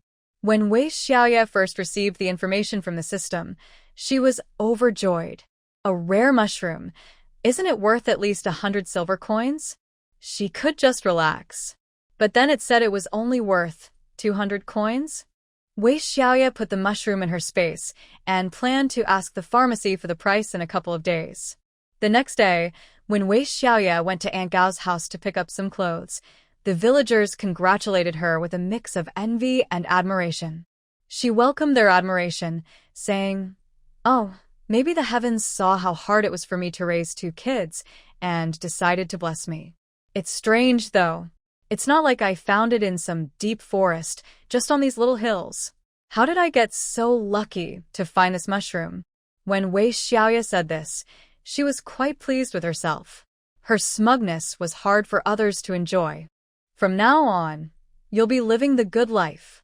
How did you get so lucky? That little hill behind the house, we pass by it every day. We never noticed there was a rare mushroom there. Hearing this, Wei Xiaoye smiled and said, "My luck only came after leaving the Wang family. I should thank Wang Sansong, otherwise I wouldn't have known I had this fortune. It shows that a blessed girl shouldn't stay in an unblessed home. Once I left that unblessed home, the bad luck went away, and good luck followed." This statement quickly spread, and all the villagers agreed. Isn't that right? Otherwise, why was Wei Xiaoye so timid and lacking spirit when she was with the Wang family? Once she left, her life immediately improved. When Wei Xiaoye returned with the clothes, all 3 of them changed into their new outfits, and the villagers were amazed. Aunt Gao's craftsmanship was truly impressive. Once Wei Xiaoye put on the clothes, she seemed like a different person. The villagers then realized that Wei Shi was actually quite good-looking. The 2 little girls looked like fairies, lovely and charming. Wei Xiaoye understood that the reason for the big difference in perception was that she now radiated energy and confidence, with a bright smile on her face.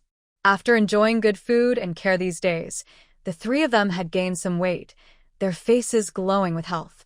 Wei Xiaoye was about to take the two girls out when she unexpectedly opened the door and ran into Wang Sansong. He had a big smile on his face. "Dia, Aria, have you missed your dad? I came to see you." The two girls held hands, feeling a bit confused by their father's sudden enthusiasm. "You two girls really are ungrateful. You can't even call out to your dad when you see him?" Wang Sansong's expression turned serious. The girls remained silent, looking to Wei Xiaoye for help. Wei Xiaoye sneered. "You raised them? With what? Now you want to act like a caring father? It's too late. Good dogs don't block the way, so get lost."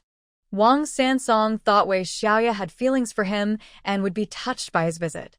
Instead, this fierce woman told him to leave. "You wicked woman. You left me, but the daughters are innocent. No matter what, they carry the blood of the Wang family. They are my children. Don't flatter yourself. We are not just separated. I divorced you. You are the trash I discarded, understand? The papers are clear. The two girls belong to me and have nothing to do with your Wang family. If you keep talking, do you want me to hit you again?" Wang Sansong softened his tone. "Xiaoye, the reason we separated is your temper. No matter what, Feng Yang can't replace you. You are still my rightful wife. By acting this way, you're only causing a rift between me and the girls, making them grow up without a father." Before he could finish, he heard a whoosh and quickly jumped aside. That was close. He almost got hit by the stick in Wei Xiaoye's hand. Wei Xiaoye sneered.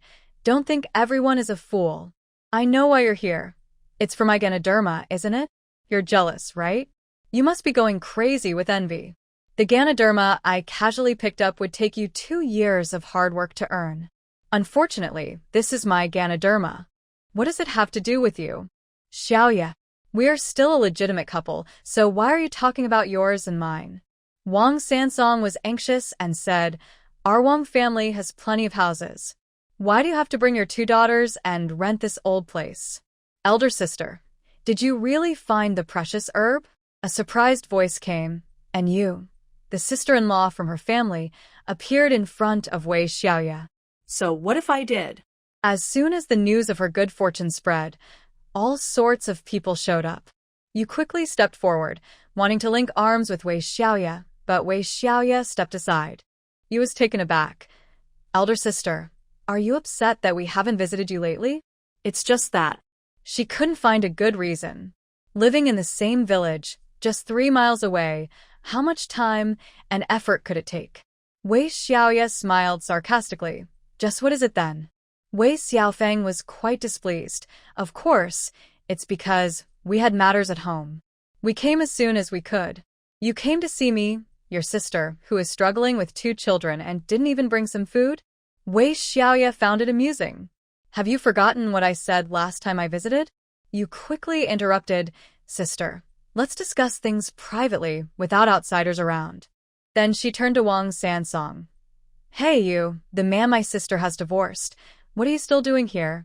Don't think that just because your family bullies my sister, the Wei family won't stand up for her." Wang Sansong was also surprised. He didn't expect the fire to reach him. He nearly jumped up. "You, sister-in-law, are being unreasonable. Where were you when we needed help half a month ago?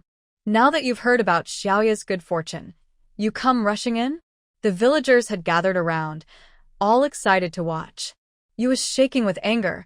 She didn't expect Wang Sansong to voice their thoughts. Seeing Wei Xiaoye's expression, which was half smiling, she felt even worse. "Sister, you've divorced Wang Sansong. He is no longer part of the Wang family. You won't side with him, will you? You and your daughters should pack up and come home with your brother. Our parents are waiting." But Wei Xiaoye remained unmoved. "What do you want us to go back to the Wei family for? What are you waiting for? For my precious herb? You all are thinking too much. This herb belongs to me, Wei Xiaoye, and has nothing to do with either the Wang or Wei families." "Wei Xiaoye, what kind of attitude is this? I came here early with your sister-in-law just to support you and keep those who want to take advantage of you away. Instead of being grateful, you're acting all sarcastic? Wei Xiaoye, taking on the role of an older brother, shouted at Wei Xiaoye. Wei Xiaoye locked the door, picked up her basket, and didn't look at them anymore. She just called out to Daya and Arya. Girls, let's go. Remember what I taught you. Always protect your own things, so that outsiders don't come to take advantage of you. Daya and Arya were initially a bit flustered. Seeing their mother calm helped them find their courage. Wei Xiaoye reached out. Wei Xiaoye, what's going on with you? What's going on with me? You should ask yourself. Do you think the spirit mushrooms I found belong to you? Didn't your wife say that the Wei family can't support the three of us? We weren't even allowed to have a meal. Now you want us to come back? Planning to use my mushrooms to feed your whole family? Wei Xiaoye and Yu Shi's pretentious behavior made it hard for Wei Xiaoye to hold back. So, what if they were the original brother and sister-in-law? They couldn't support the original owner and her children, yet they wanted to take advantage of them. Such people deserve to be scolded. Wang Sansong suddenly shouted, so that's it. Yue family really aren't great. This is your own sister, and she can't even bring her kids home for a meal? Now you're pretending to care about family? Wei Xiaoye couldn't hold back anymore. He rushed forward and threw 2 punches at Wang Sansong. Wang Sansong yelled, and the two started to fight. The villagers watching quickly pulled them apart, but they continued to shout at each other. You sure scolded, sister. You say your brother doesn't stand up for you? Look at this. He even fought Wang Sansong for you. And look at your brother's face, it's all bruised. I have no money. Even if I did, I wouldn't care about this. If you want to fight, go ahead. It has nothing to do with me. Don't say you're standing up for me anymore. I don't need family like this. Wei Xiaoye said as she pulled her 2 daughters and walked out. This made Yu Shi very angry. Wei Xiaoye shouted, Wei Xiaoye, are you really crazy? I'm standing up for you, and you say such heartless things. If the Wang family bullies you again, I won't help. The crowd watching split into groups to discuss. Some say Wei Xiaoye should take this opportunity to return to the Wang family with her children. Others say her family is stepping in, and Wei Xiaoye is being ungrateful. There are also those who say Wei Xiaoye is now doing well and looks down on both the Wang and Wei families, preferring to live her own good life instead. Wang Sansong is still mocking. Wei Xiaoye is being cunning. When she returned to your Wei family with the kids, she never intended to stay there. She just wanted to make it clear that you can't take advantage of her. And sure enough. In fact, Wang Sansong never really thought about this. He was just trying to hurt Wei Xiaoye and his wife. But by chance, he hit the nail on the head. Wei Xiaoye, and you realized it might actually be true. Back then, Wei Xiaoye had said that if they didn't take her and her children in, they wouldn't be allowed to visit her home in the future. But at that time, they never imagined that this woman, who left with 2 kids, would actually become successful. The couple walked back, feeling quite down. They never expected that Wei Xiaoye would be so hard to deal with. Husband, I don't think my sister wants to return to the Wang family. She's upset right now. After all, we are her family. If we keep in touch with her, she will soften. That Ganoderma is worth at least 8 to 10 taels of silver. If we can get that, we could build a new house. Thinking of that 8 to 10 taels of silver made Yu's heart race. The mud house of the Wei family, while livable, was getting old. If Wei Xiaoye could give them that money, building a new courtyard would be no problem. Wei Xiaoye was also very excited. He dreamed of having a new courtyard. Wei Xiaoye is so proud now. If she looks down on us, she must also look down on our mother. The couple exchanged glances, both smiling.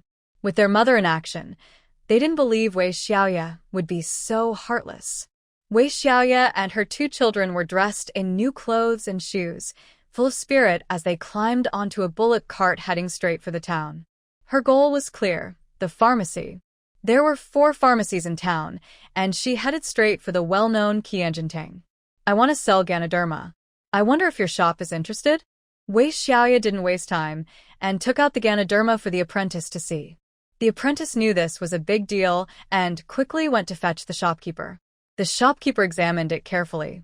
Madam, this Ganoderma is indeed several years old. I can offer you this amount. He showed her a figure with his fingers. Wei Xiaoye smiled slightly and took back the Ganoderma. Are you not satisfied, madam? My old shop is honest and fair. You can ask around, ma'am, the shopkeeper said, a bit dissatisfied. I know, but I want to take another look.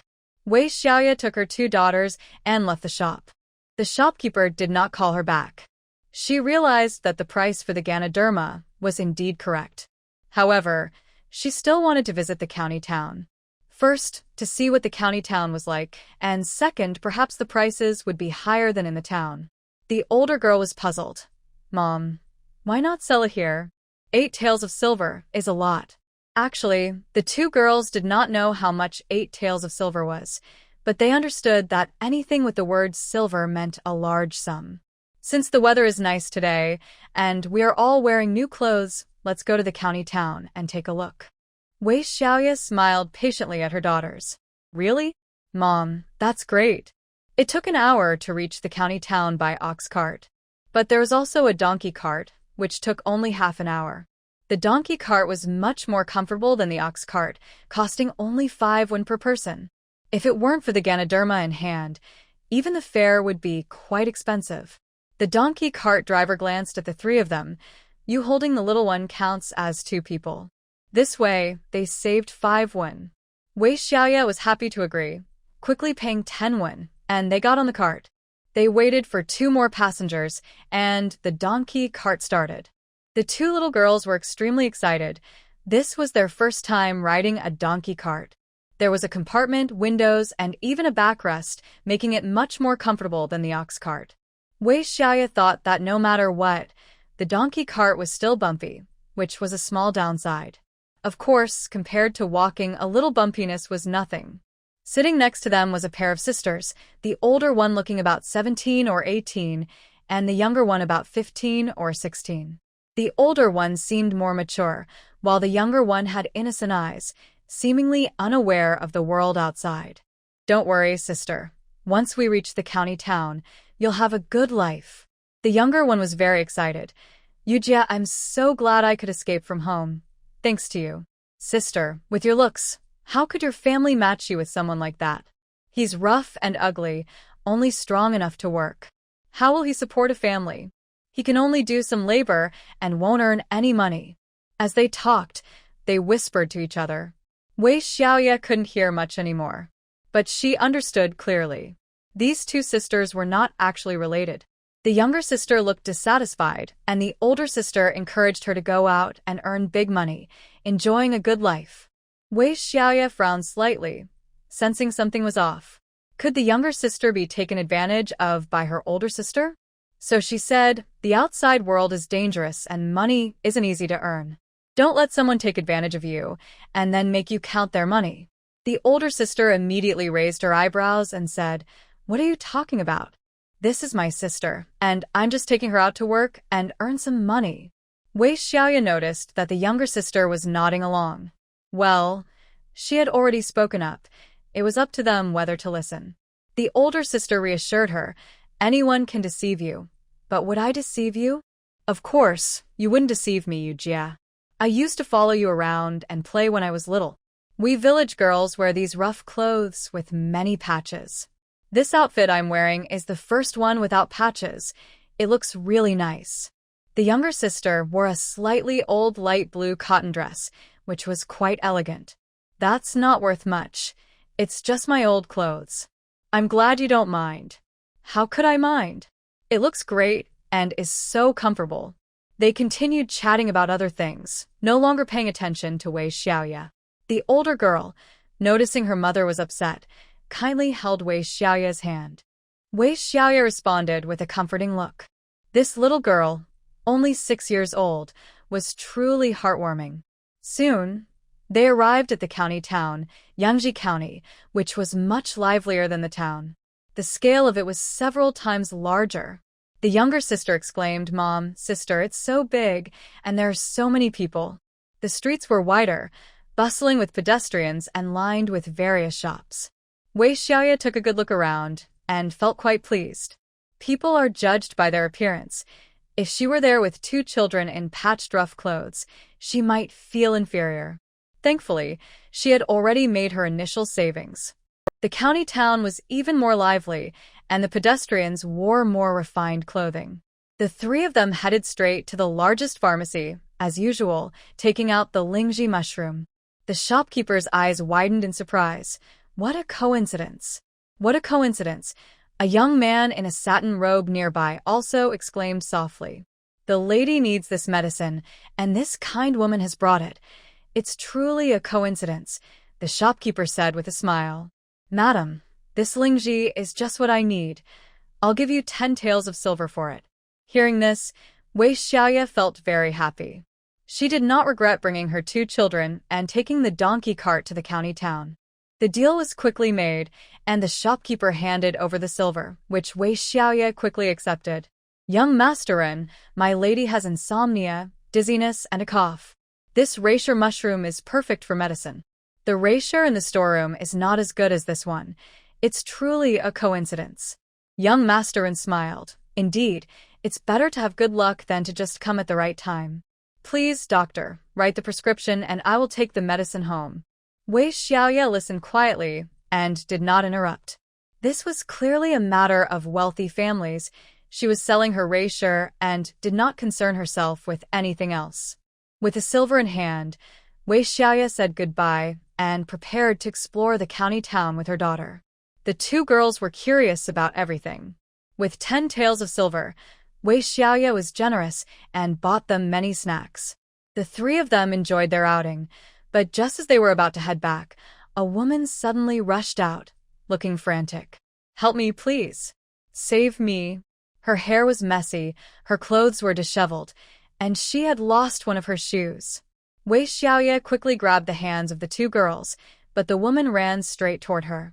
Looking back, she saw 2 strong men chasing after the woman. Wei Xiaoye felt anxious and reached into her basket, pulling out a hammer from her space. As the woman approached, Wei Xiaoye shielded the girls behind her and shouted, "Who are you? Why are you chasing this weak woman? How dare you act violently in broad daylight?" The man gasped for breath. What a noisy woman. Step aside, or I'll hit you too. That woman is one we bought from our building. At that moment, Wei Xiaoye recognized the girl hiding behind her. She was the same girl who had come with her on the donkey cart. The girl recognized Wei Xiaoye and cried out in excitement, "Ma'am, please help me. I was sold by a sister from my village. She tricked me into running away with her, saying I could earn a lot of money. But instead, she sold me. Ma'am." We rode the donkey cart together and spoke. "You can't pretend you don't know me." Her face was filled with fear, tears streaming down her face, and seeing Wei Xiaoye was like finding a lifeline. Wei Xiaoye glared at the 2 men. "You are forcibly taking a woman. What right do you have to buy her? Who sold her? Let's go to the authorities and discuss this." The 2 men hesitated for a moment, then rushed forward to grab the girl. Little did they know, the young lady in front of them was not to be underestimated. She was swinging a hammer and was actually hitting them. Even more surprising, she was not just swinging wildly. After they each received a few hits, they realized that this young lady was skilled. A hammer is not an ordinary weapon. Being hit by it really hurts. The 2 men felt pain all over their bodies and couldn't help but shout, "What's going on here?" Just as the fight was intense, they heard a male voice. Wei Xiaoye stopped and saw the young man she had met at the pharmacy. Mr. Ren. To her surprise, he was accompanied by 2 constables. The 2 men panicked, not knowing how to respond, while Wei Xiaoye quickly explained the situation. The girl behind her was already trembling in fear, kneeling on the ground and echoing Wei Xiaoye's words. "Sir, I am a girl from a respectable family. My friends from the same village tricked me into coming out. Please help me." Mr. Ren waved his hand, and the 2 constables moved forward to capture the 2 men, ignoring their loud protests. Seeing that the situation was resolved, Wei Xiaoye sighed in relief. "You'll need to go to the courthouse, but I won't go with you. Since we met, let me give you some travel money. If you want to find me, I'm from Huan village, named Wei Xiaoye." Saying this, Wei Xiaoye handed over 20 coins. The girl was still shaking. Thank you, ma'am. My name is Shenyuner. I will never forget your kindness, and I will have my parents come to thank you. Wei Xiaoye waved her hand. After this case is settled, you should hurry home. The outside world is too dangerous. Rin Jingchen wanted to ask Wei Xiaoye to go to the courthouse with him, but seeing her with the two girls and realizing this matter didn't concern her, he stayed quiet. He was surprised to see that this seemingly frail woman dared to wield a hammer in the street. She had defeated two strong men. It was quite frightening to think about. Looking at her again, he noticed she was patiently comforting the two girls, and he remembered her earlier words. Wei Xiaoye from Huan Village. Wei Xiaoye left with the still shaken girls, bought a few meat buns, and got onto the donkey cart. Look, you must be careful outside and not trust others easily. That girl was sold by her friends from the same village. How scary is that? If she hadn't escaped desperately, the consequences would have been unimaginable. Wei Xiaoye timely educated her daughters about safety. After a bit of chatter about being cautious and not trusting everyone, the three of them finally started eating the meat buns. I must say, these meat buns were quite substantial and tasty. Arya quickly relaxed from her earlier fright and enjoyed the delicious buns, feeling happy again. However, Dia still seemed a bit anxious. You don't need to worry, Mom is very capable now. Wei Xiaoye reassured them. But Dia looked at her with concern. Mom, you've been forced to be so strong. Wei Xiaoye was taken aback. This child was just too understanding and mature for her age. As your mother, I must be strong. Since I am your mom, and we have no one else to rely on, I will protect you well. You both need to stay alert and not trust others easily. Thinking about the royal society they lived in, Wei Xiaoye felt a bit uneasy. In modern times, everyone is equal and there are cameras everywhere, making it much safer. But here, there are strict social hierarchies. It's not really everyone is equal. Living in the countryside might be tough, but it seemed much safer. With her own strength, she could protect her two daughters. For a moment, Wei Xiaoye's thoughts wandered far. When the donkey cart arrived in town, Wei Xiaoye bought some grains and had the cart head to the village. People at the village entrance curiously looked on, wondering who was returning in a donkey cart. It was quite a sight.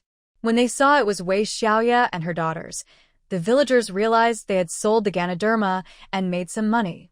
Wei Xiaoye quickly paid the 24 coins for the ride, picked up a bag of grains, and headed home. Xiaoye, you really are doing well, returning in a donkey cart. What did you buy? Wei Xiaoye smiled and said, I took the donkey cart from the county and didn't want to change it in town. I bought some white rice. Actually, she only bought a few pounds of rice because buying rice from the store was not as cheap as buying it through the system. The villagers looked on with envy. So, you bought white rice. You must have sold the Ganoderma for a good price? Not bad, haha. Wei Xiaoye laughed and didn't specify how much she sold it for. In any case, seeing the three of them looking so cheerful, the villagers knew the price must have been right. And when they saw Arya still holding an unfinished meat bun, it was clear they were doing well. Arya even added, Annie, my mom bought a lot of meat buns. I'm full, so I'm saving this one for dinner. The meat buns cost 3 coins each. Wei is really spoiling the kids, buying so many that they can't finish them all. One child started rolling on the ground, saying, Grandma, I want to eat meat buns. I want to eat meat buns. Give me the meat bun from Arya.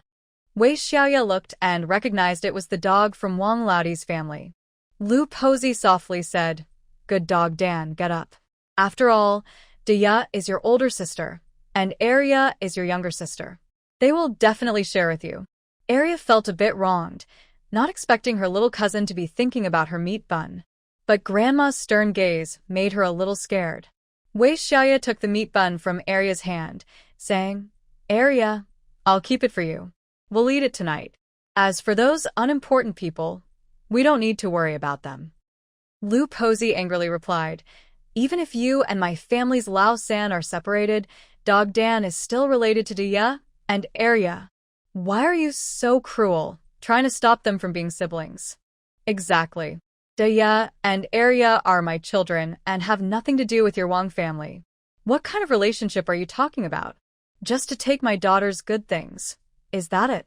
Wei Xiaoye sneered and turned to Dog Dan, saying, Dog Dan, you are old enough to know better than to throw a tantrum. Did you ever share your treats with Daya and Arya when you had good food? Dog Dan was stunned. But I'm a boy. The good things at home should be for us boys. Daya and Arya are girls. What right do they have to eat?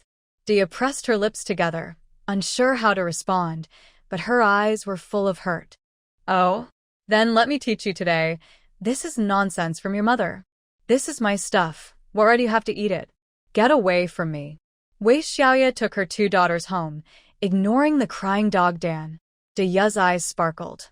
Mom, if Dog Dan comes to us again, I will treat him like that too. That's right. You are girls, but you are both my treasures.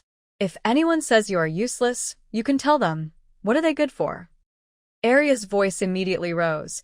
I want to say that Mom is a woman, but she can earn a lot of silver. Much better than them. Wei Xiaoye laughed heartily.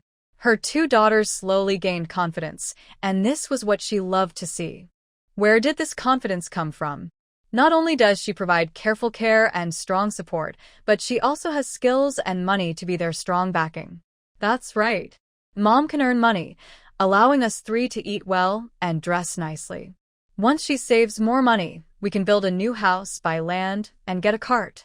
Thinking about this makes her feel happy, enjoying the rural life and the peaceful, beautiful new life.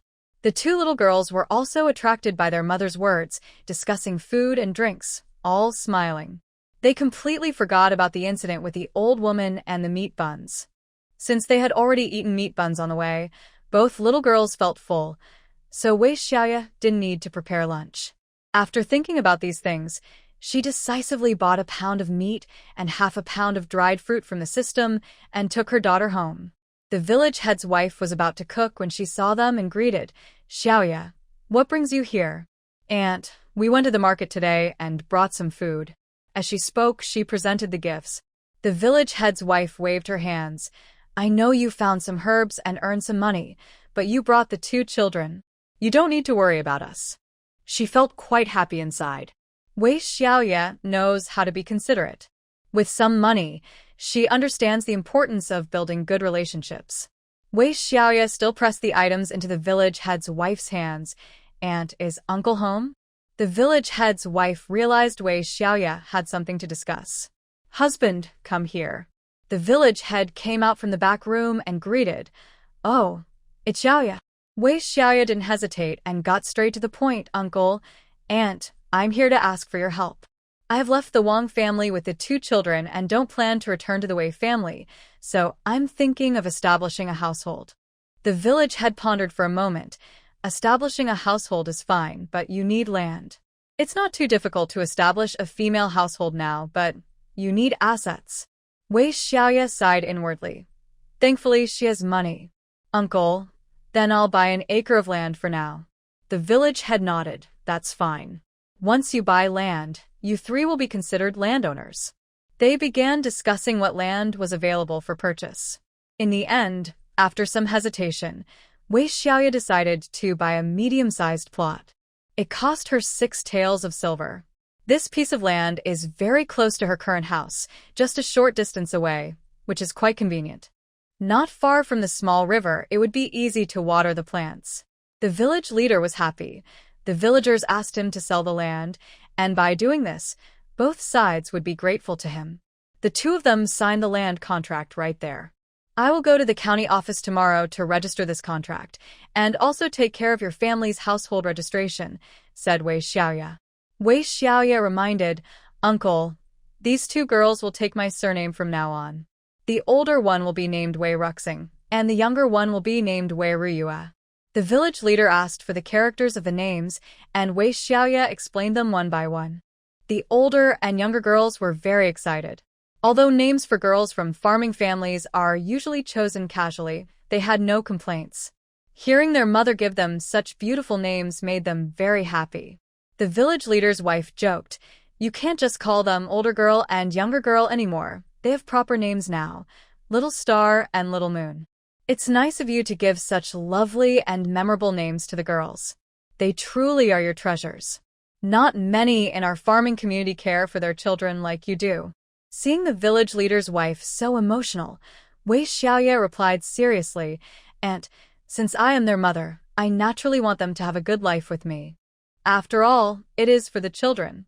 If it weren't for them, you wouldn't have left the Wang family." Wei Xiaoye quickly denied, "Aunt, that's not true. I didn't leave for the children. I did it for myself. I realized it's just about making a living. Can't I earn a living for myself? Let the Wang family live their life. I don't want to keep suffering." The village leader's wife was surprised by her denial. It was strange. Aren't women usually self-sacrificing for their children or firmly making other choices? Yet, Wei Xiaoye said it was for herself.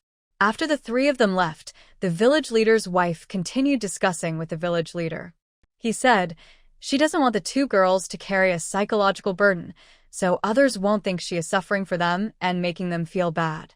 The village leader's wife realized this, but still found it hard to believe. The two little girls are so young. Is it really worth worrying about their feelings so much? In fact, little Star could already understand a lot. On the way home, she gathered her courage to ask, "Mom, weren't you saying it was for me and my sister?" Wei Xiaoye smiled and said, "Remember, I mainly do it for myself and secondarily for you both. Therefore, no matter what choice Mother makes, you should not think that she is sacrificing herself for you. In the past, she couldn't stand up for herself, but in the future, she will. You are my daughters and have nothing to do with the Wang family, so you don't need to be afraid of them anymore." Xiaoyu immediately huffed, "If my cousins try to take my food again, I will tell them they have nothing to do with me. If they dare to come and take it, I will fight them." This made Wei Xiaoye laugh heartily. "That's right. Starting tomorrow, we will wake up early to practice and strengthen our bodies, so we won't be bullied." Even though she spent 6 taels of silver, Wei Xiaoye still felt like a wealthy person. She checked the system panel and saw she had 4 taels of silver and 600 when left. Now, they had bought all the basic cleaning supplies for the house and even new bedding. The cotton quilts from the system weren't too expensive. There were 2 available, each for 200 won, and Wei Xiaoye quickly bought them when she saw them. As for the bedding she got from the Wang family, she sold it back to the system for 20 won. "We need to make a good bed. It looks like we also need a cabinet and a desk. We'll take it slow." Currently, the 3 of them were still sleeping on the floor. For such a noticeable item as a bed, Wei Xiaoye decided to ask the carpenter in the village to make one. In the afternoon, with nothing else to do, Wei Xiaoye went to find Li the carpenter. When he learned she wanted to make 2 beds, he became excited. "Wei lady, if you want a simple frame bed, it's not expensive. We use pine wood, which is both cheap and sturdy. Each bed will be 261. Wei Xiaoye had already thought it through. The bedroom was spacious enough for 2 beds and a cabinet. Since she had the means to make furniture, she wanted to enjoy having her own bed. Otherwise, she worried about accidentally disturbing the 2 girls while sleeping. "Okay. How many days will it take?" Li the carpenter was surprised by Wei Xiaoye's quick agreement without haggling. He felt a bit embarrassed and said, "Since we are from the same village, I'll charge you 500 won. But I will need a deposit. I have to go cut the materials first." Wei Xiaoye found Li the carpenter's honesty amusing. It was rare to find someone willing to lower the price like that. Seeing her smile, Li the carpenter's face turned a bit red. He realized that Wei Xiaoye was indeed quite beautiful. It was strange that he had never noticed it before.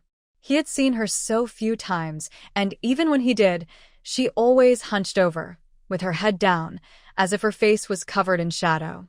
How could anyone pay attention to her? But now he could see clearly that Wei was fair-skinned and delicate, with beautiful features. Her face was small, but her eyes were big and round, and when she smiled, it resembled a crescent moon. Li the carpenter felt his face flush with heat and turned away, not daring to look at her again. He quietly said, "I'll work a bit more, and it should be ready in 8 days. "That's good. If I'm home then, you can just bring it over," Wei Xiaoye replied, handing over a deposit of 100 coins. Li's mother, who had been watching with a smile, was even happier now that the deposit was secured. Xiaoye, I don't have much to offer, but I picked some tea leaves from the mountain recently. You can take them to drink. Of course, there wasn't much good tea on the mountain, just a small handful. But in the countryside, it was a rare treat. Wei Xiaoye quickly shook her head. Aunt, you should keep it for your guests. Picking and drying tea is hard work. As she spoke, she took her daughter's hand and walked away. Seeing her son's still slightly flushed face, Li's mother gave him a firm pat. Don't have any inappropriate thoughts. Wei is a mother of 2 children. Li the carpenter's face turned even redder. Mother, where are you thinking? Don't say such things. With that, he turned and went to get his hatchet, heading up the mountain to cut down pine trees. Wei Xiaoye felt relieved after finishing a small task. When she reached the back garden, she noticed that the vegetable patch had sprouted many tender green leaves. This lifted her spirits even more. Besides the vegetables in the garden, she planned to plant more in her other acre of land. There would be plenty of vegetables, most of which could be sold to the system. Even if the prices weren't high, it was much easier than searching for wild vegetables in the mountains. It was a stable and reliable source of income. With nothing much to do in the afternoon, she thought it would be a good time to teach her 2 daughters some simple writing. Little Xing was amazed. Mom, you really know how to read? Knowing how to read was quite impressive. Wei Xiaoye smiled and said, I don't know many characters, but I can manage the basics. I'll let you in on a secret. When I was little, I would quietly listen outside the school and learn some characters that way. Little Yu immediately expressed her admiration. Mom, you're amazing. You learned just by listening outside. This was the excuse she had prepared. As for whether others believed it or not, that didn't matter. No one could truly verify it. Wei Xiaoye scooped some wood ash into a dustpan and began to write with a stick. 1, 2, 3, 4, 5, 6. She started with the simplest lessons. First, she taught them to count, then planned to teach addition and subtraction within 10. Taking it slow, they would learn at their own pace. In this time and place, there was no need to rush the children. The 2 little girls were very interested in the lessons and studied earnestly. After half an hour, both mother and daughters were quite satisfied. The next day, while Wei Xiaoye was making egg pancakes with her daughter, she heard a commotion outside. That's right, it's this family, the Wei family, Wei Xiaoye. Wei Xiaoye stepped out of the kitchen and saw a couple with a girl, carrying some gifts. Curious villagers gathered around to watch. The middle-aged woman hurried over to Wei Xiaoye and grabbed her hands.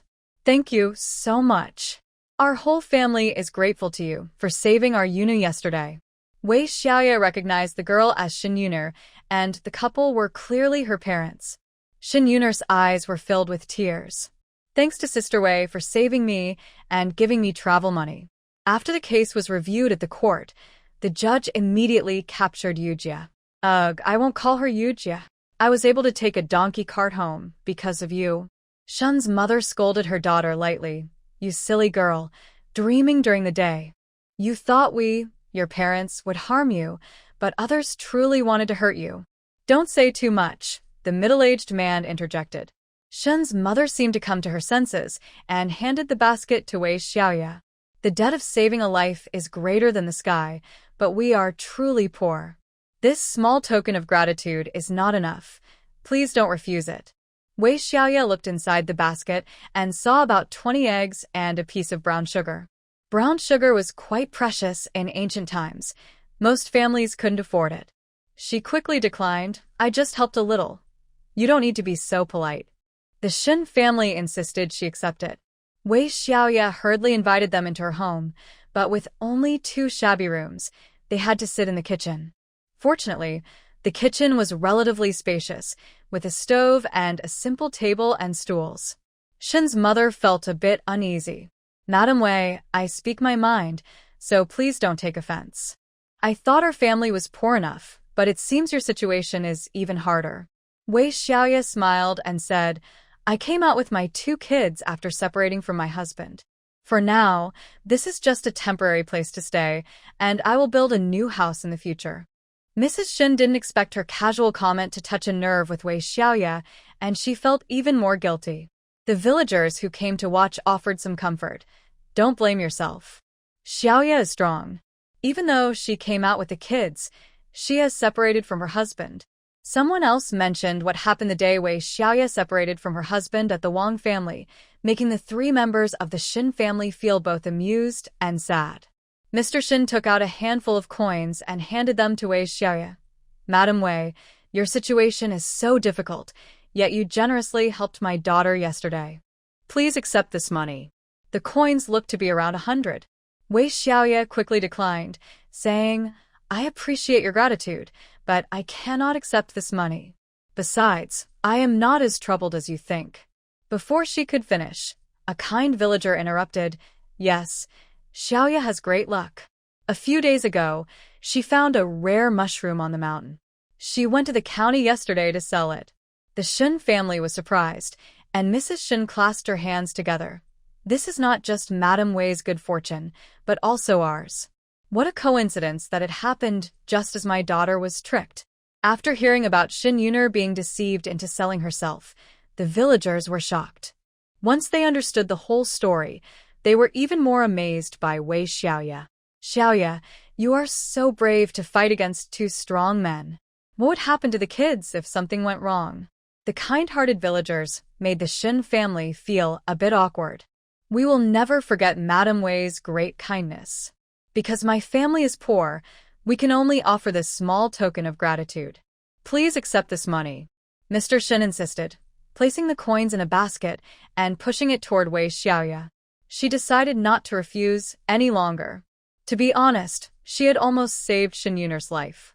If Shin Yuner had truly been sold to a place where she couldn't see the light of day, the future would be unimaginable. That would be a desperate situation. As everyone talked, Wei Xiaoye poured some cool water for everyone to drink.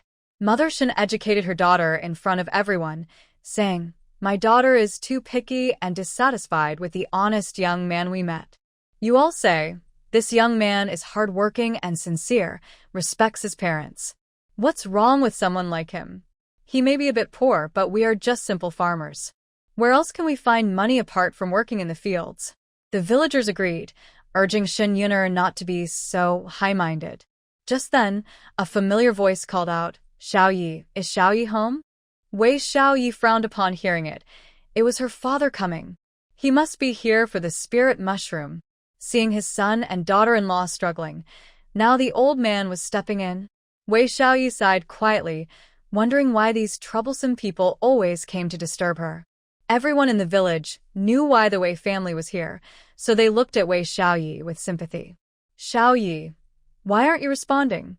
Your father is here, and you don't even come out to greet him, the old man Wei said loudly. The Shin family looked at Wei Xiaoye, puzzled as to why she didn't go to welcome her father. Old man Wei, along with several members of the Wei family, walked straight into the kitchen. Oh, there are so many people here, he said in surprise, just as Qingshi hurried over to Wei Xiaoye. Xiaoye, this is great. We all heard about the spirit mushroom you found.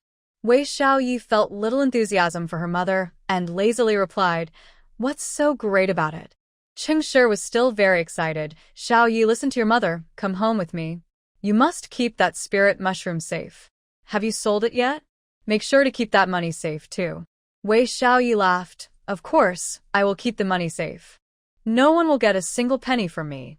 Qingshi felt a bit taken aback and lightly scolded Wei Xiaoye. How can you talk like that? You may not care about your brother and sister-in-law, but your father and I are here now. You 3 should come back with us.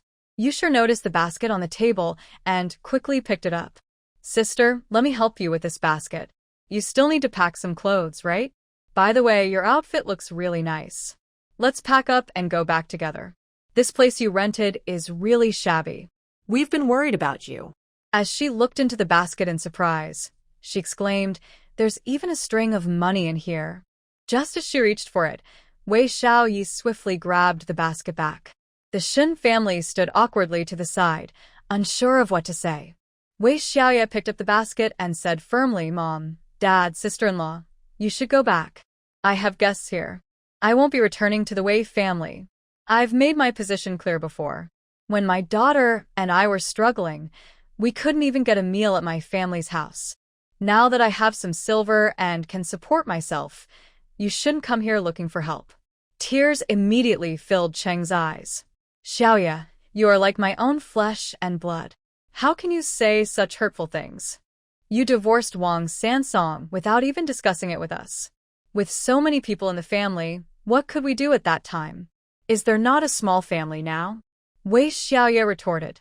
"Now that you have silver, and with the Lingji mushroom selling for quite a bit, we can buy more food and get by," Cheng replied. Wei Xiaoye looked at her mother with helplessness. She couldn't believe her mother was speaking to her like this. She thought her reasoning was perfectly valid. Wei Xiaoye sneered. "Dad, Mom, you should go back. I've made it very clear. The silver is mine, Wei Xiaoye's, not the Wang family's or the Wei family's. I will spend all of it on myself and my 2 daughters, not on you. You ungrateful daughter, how can you say such rebellious things? Since you've left the Wang family, you are now a Wei family daughter. You must obey your father. Can you really argue against that? Hand over the silver, pack your things, and come back with me. I won't mistreat you." Wei's father spoke with such confidence that it left Wei Xiaoye stunned. She looked around and noticed that neither the villagers nor the Shin family were contradicting him. So this is how it's going to be, huh? This ancient society is so rigid and unreasonable. Everyone present seemed to think this was how it should be. Although Wei Xiaoye wanted to confront her father, her rational side told her not to. She could only hold the basket in one hand and take her 2 daughters by the other, heading straight for the door. Everyone in the room was stunned, not knowing what was happening with Wei Xiaoye. "You shouted, elder sister. What are you going to do? If I can't fight back, can't I at least leave? If you want to stay in my house, feel free, but I'm taking my 2 kids and leaving. We're going to the town or the county to stay at an inn." Wei Xiaoye truly intended to do just that. If she couldn't fight back, could she not escape? Old Wei was furious. While cursing, he ordered Cheng and Yu to chase after her. Wei Xiaoye walked quickly and had already reached the courtyard gate. Just as she was about to step out, she saw Wu Lijing approaching. "Xiaoye, perfect timing. I've already taken care of this household registration for you. And here's the land deed." Wei Xiaoye grabbed the documents he handed her and couldn't help but smile. "Great. This matter is settled." Everyone rushed out, and Wu Lijing was surprised. "What happened?" "Nothing. Just my family wants to take my money," Wei Xiaoye replied casually. She looked at the group that had followed her and raised the documents in her hand. "You can stop your schemes. Whether it's a Wang family daughter-in-law or a Wei family girl, I am now independent.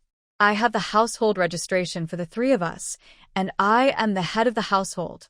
This family is mine, and my money is not for you to worry about." Old Wei felt dizzy. "You ungrateful girl. How could you be so rebellious?" Wei Xiaoye was full of pride. "My money, my land. You don't need to worry about them. If I only wanted a meal, I would have stayed in the Wang family and endured the humiliation. Since I brought my 2 kids out to live on my own, I will do it entirely for myself." Seeing the shocked expressions on everyone's faces made her even happier. Everyone believed that women had no rights to property. Any money or land belonged to their husbands or fathers. She was determined to make these greedy people get nothing. Visible but untouchable, it would drive them crazy. Under Old Wei's fierce gaze, Cheng wiped her tears and said, "You girl, if you return to your mother's house with the kids, we will support you and help you. You won't have to worry about food or shelter. What do you need so much money for as a girl? That's why when I was down and out, I took the kids back to my mother's house. But you didn't think of giving us a meal, fearing we would drag you down or take advantage of you. Now that I have money, I don't have to worry about food or shelter anymore. There's a saying you might not have heard, but I'll tell you. Yesterday you ignored me. Today you can't reach me." Although this was her biological mother, she had no opinions of her own and only helped Old Wei oppress his own daughter. There might be some family ties, but they were too weak to matter. Wei Xiaoye showed no mercy in confronting her.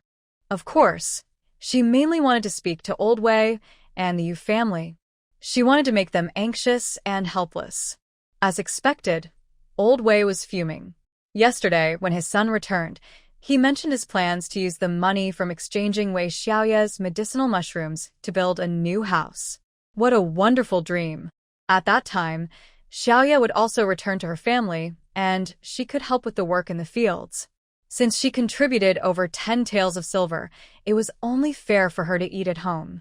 He felt pleased that his eldest son cared for this daughter, who had brought shame by leaving. After all, they were siblings. They didn't reject her. But who knew that Wei Xiaoye, this eldest daughter, truly didn't appreciate her situation?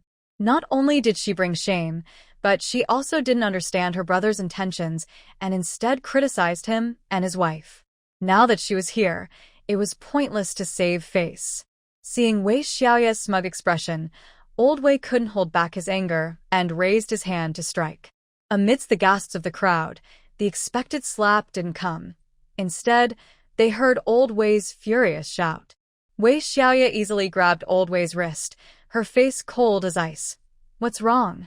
Can't get my money or my land. Are you in a hurry? You ungrateful daughter. The Wei family has no daughter like you, who lacks shame." "Exactly. Don't come back here again, and stop thinking about taking my money for your son. The Wei family has no daughter like me, and I have no father like you. Just go back and live your own life." Wei Xiaoye forcefully released old Wei's hand, clearly annoyed. Mrs. Chung was in tears. "Daughter, how have you changed so much? You used to be the most obedient and understanding." "I was the most obedient and understanding, but I also suffered the most and endured the most hardship." "Enough. You wouldn't understand, just go back. I'll live my own good life with my 2 kids, and don't disturb me." Mrs. Yu still wasn't willing to give up. "Sister, please come back with us. You're not remarrying, and with 2 daughters, you'll still need to rely on your maternal family in the future." Wei Xiaoye couldn't help but laugh in anger. Relying on heaven, earth, or ancestors is not as good as relying on myself. Why would I depend on you, an unreliable family? And as for marrying, I'll marry if I want to, and I won't if I don't. Her words left everyone stunned again. Wei Xiaoye found it amusing. Since she couldn't deal with them physically, attacking with words was also effective. "There's nothing more to discuss, so everyone can leave." Wei Xiaoye waved her hand dismissively, as if shooing away flies. Chung seemed unable to believe what was happening, muttering, "How did it come to this?" Wei Xiaoye frowned and said, "It is what it is. From now on, consider me as if I'm not your daughter. I don't expect anything from you, and you shouldn't expect anything from me either. Are you leaving or not? If not, then the 3 of us will go." Old Wei looked around and picked up a stick from the ground.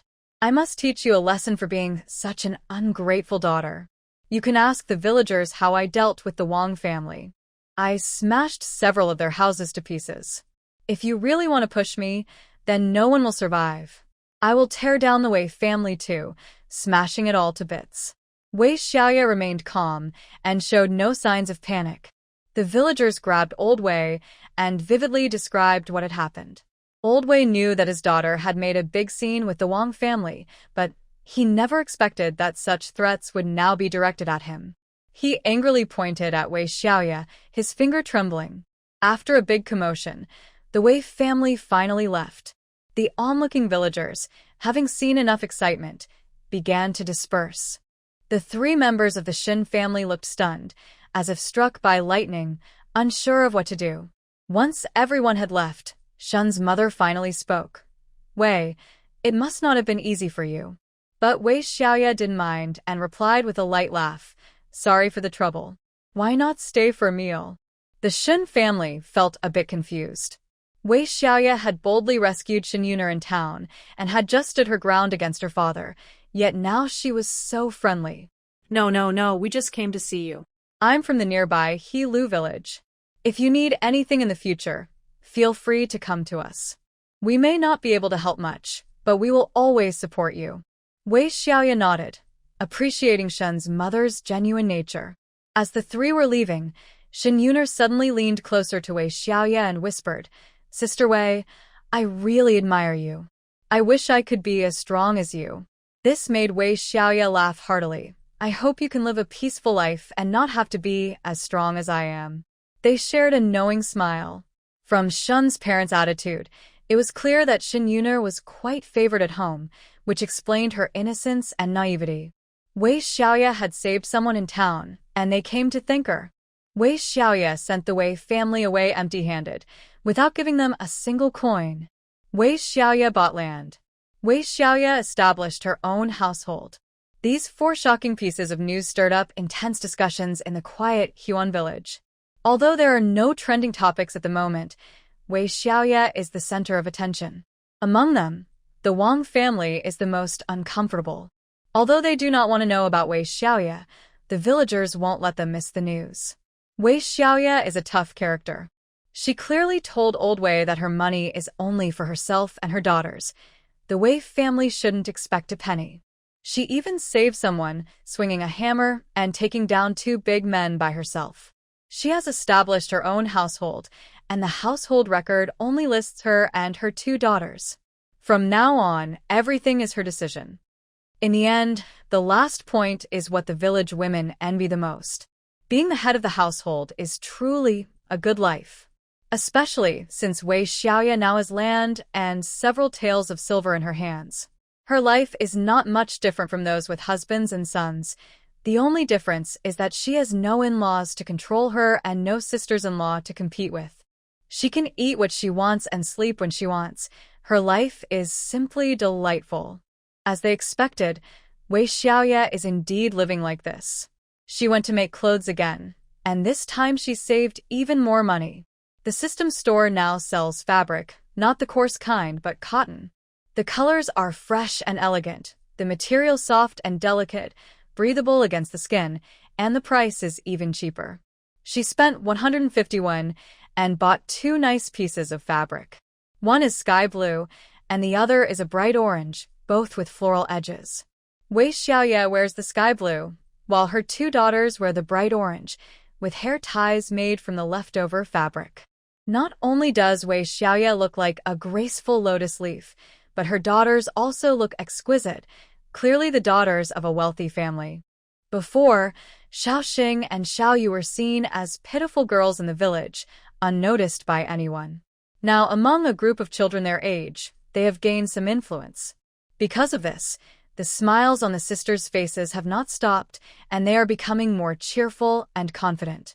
This is what Wei Xiaoye wanted to see the most. Aunt Gao has also earned quite a bit for making clothes, and she couldn't help but express to others, "At first, I just felt sorry for Xiaoye and her daughters and wanted to lend a hand. I never expected that today she would be the one supporting me." Who could have predicted such an outcome? When Carpenter Li and his father arrived at Wei Xiaoye's house carrying 2 wooden beds, everyone was amazed. They even made new beds. Some women, who had previously looked down on the old, shabby house, found it surprisingly tidy when they arrived. After setting up 2 beds and laying on new covers, the room looked quite elegant. A woman exclaimed, "Xiaoyi, is this a new cotton quilt? You must have spent quite a bit on these covers." Wei Xiaoye smiled and nodded. In fact, the covers were bought from a system and were much cheaper compared to the prices in the shop at that time. However, the quality was better, light and soft. The quilt cover was made of fine cotton, and when a woman gently touched it, she found it truly soft and comfortable. This is too fancy. The quilt cover, pillowcases, and sheets all have the same pattern. Even wealthy ladies don't pay this much attention to detail. Many people were amazed. Aunt Gao laughed, who says otherwise. When Xiaoyi asked me to sew this quilt cover, I was stunned. Xiaoyi is the most particular person in our village. Wei Xiaoye smiled at this and didn't argue. With such a set, the room looked much better. She needed a good mood and good sleep. Curious about how much the Ganoderma sold for, Wei Xiaoye kept the secret. In any case, it's enough for me and the child to live well for a while. After everyone left, they discussed privately that Wei Xiaoye couldn't have sold the Ganoderma for just 8 taels of silver.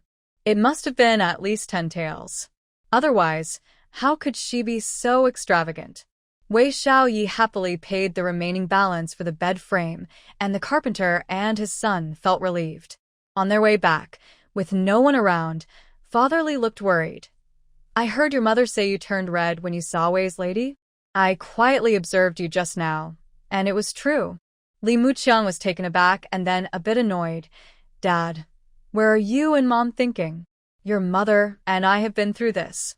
We know what's going on. You clearly wanted to look but didn't dare to, sneaking glances. Son, I know Wei is beautiful and now has some money, but look at her. She has 2 daughters and is quite particular about her life. Our family just doesn't match. Others may laugh, but can you really afford it? Father Li sighed. When Wei took out those covers, even the women were amazed, let alone a rough man like him. Li Muqiang hesitated. Dad, don't think too much. I'm not considering these things. Though he said that, in reality, among all the women in that room, he felt Wei Xiaoye was like a ray of light. Her face was glowing, and her eyes sparkled with joy, smiling like a crescent moon. Although he was busy setting up the bed with his father, his heart was pounding. He knew exactly why he felt this way, and his ears were even hot. For over 20 years, he had never looked at any girl this way, but now he was truly moved. In that brief moment, he thought that if Wei Xiaoye married him, he would treat her 2 daughters as his own. However, facing his father's worried gaze, his courage quickly faded. Our family isn't well off. How can we support 2 more daughters? Just listen to me, and in time, you can find a hard-working and honest girl. We'll live a simple life. Li's father continued to ramble on. Li Mu was absent-mindedly responding. Wei Xiaoye looked around her newly refreshed home and felt genuinely happy. From having nothing to gradually creating a lively atmosphere, she felt a stronger sense of belonging here. The happiest were of course Xiaoxing and Xiaoyu, who carefully washed their hands and faces before rolling on the bed. Mom, it's so soft. The quilt is both soft and fragrant. Yes, it smells lovely. Wei Xiaoye was also very satisfied.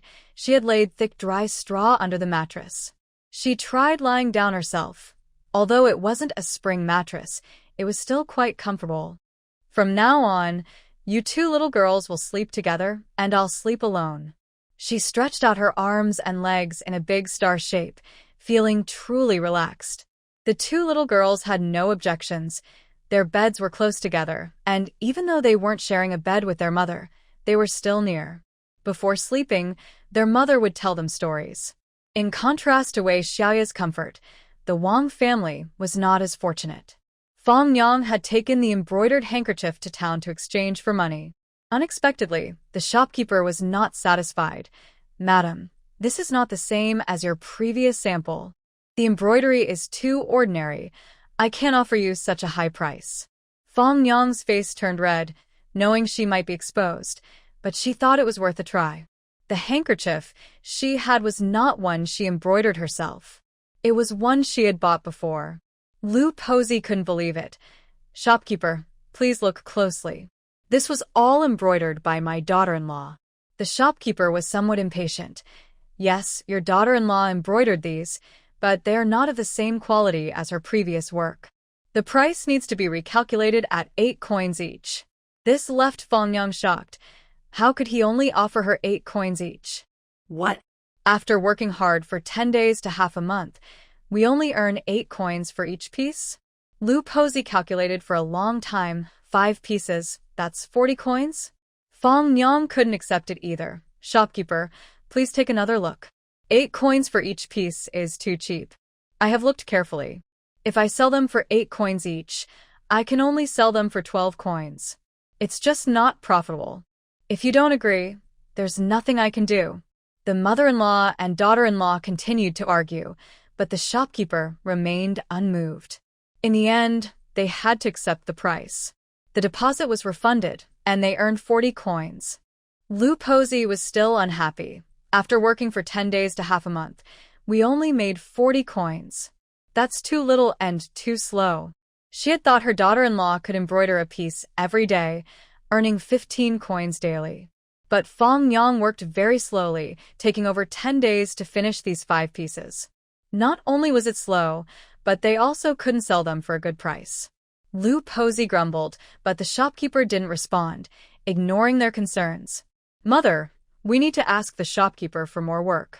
No matter how much, it's still income," Fong Yang said softly. Lu Posey glared at her. "You want to do this easy work, but you don't help with the household chores at all, and you don't even look at the work in the fields. After 10 days to earn 40 coins, how much will we make in a month? Maybe 100 or 180 coins. But that's still some income, right? If I have to cook and wash dishes with the other sisters-in-law, it will take time away from embroidering these pieces, and we won't earn anything." The thought of having to share household chores with her two sisters-in-law made Fong Yang feel anxious. She preferred to take her time embroidering. Lu Posey realized that since the other two daughters-in-law would finish those chores, they would have the extra hands available. Whether they earned more or less, it was still income. She pouted and glanced sideways. "Shopkeeper, please give us some more plain cloth and embroidery thread. This time, let's make more." But the shopkeeper showed little interest. "Forget it, there are plenty of young ladies waiting to embroider cloth for me." Both Lu Posey and Fong Yang felt anxious. They were still considering whether to continue embroidering, but now it seemed no one needed them. The shopkeeper was being difficult. The two women thought the same way. But what could they do? As long as their embroidery skills were good, other young ladies would also want to rely on this craft to make a living. Surely, there would be many who wanted to collaborate with her. Lu Posey was deeply affected and forced a smile, saying, "Shopkeeper, I was wrong just now. I thought my daughter-in-law's skills were top-notch." The shopkeeper scoffed. "Top-notch? You not only lack knowledge but are also quite confident." Fong Yang's face turned red to her neck, and she cautiously said, "Shopkeeper, please give me another chance. I will improve my embroidery skills, and maybe one day I can sell handkerchiefs for 15 coins each." Seeing that the mother-in-law and daughter-in-law seemed to realize their shortcomings, the shopkeeper felt a bit better. They went through the process again, paid the deposit, and received plain handkerchiefs and embroidery threads. The two women finally got the work and left feeling grateful instead of complaining. Once on the street, Lu Posey's face fell. "You, selling handkerchiefs for 15 coins each? Even for 5 handkerchiefs, it will take 10 days or more. You need to take good care of your hands for the work at our Wang family." "Mother, that's not right. We only have a few acres of land. There's no future in that. Besides the money I earn from Sansong's help, we have no other income. If you really think I shouldn't be embroidering these handkerchiefs, we might as well go back and return them. I can help with cooking and washing dishes instead." As she spoke, she pretended to step back. Lu Posey was furious. She knew her daughter-in-law was testing her limits. She also knew her daughter-in-law was counting on those few coins. But she had no choice. Even if they earned just over 100 coins in a month, it would be good. They could buy some rice and flour, and maybe even a bit of meat. Lu Posey frowned. "Don't think I don't know what you're trying to do. If you want to return them, go ahead." She walked ahead with a cold expression. Fong Yang had no choice but to follow her. "Mother, let's buy some meat buns to eat and take the ox cart back." "With your 40 coins, you want to eat meat buns? They cost 3 coins each now. How many can you buy? And you want to take the ox cart?" Walk. Fong Yang was furious. "The ox cart costs 1 coin each. Why can't I ride? It's such a long way. I'll be exhausted walking." Lu Posey didn't care. Originally, she thought selling handkerchiefs for 15 coins would at least bring in 70 or 80 coins, and spending 2 coins to take the cart to town wouldn't be a big deal. But they only earned 40 coins. She wouldn't think of spending 2 coins to go back. Seeing Lu Posey walking quickly, Fong Yang decided not to chase after her. Passing by the nearby bun shop, she quickly bought 2 meat buns and hid them at the bottom of her basket. She then took a bullock cart for a penny.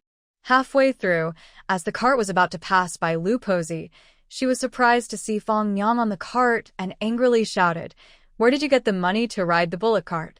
Fong Yang was equally upset and replied, "Do you think that after marrying Wang Sansong, I shouldn't have a few coins?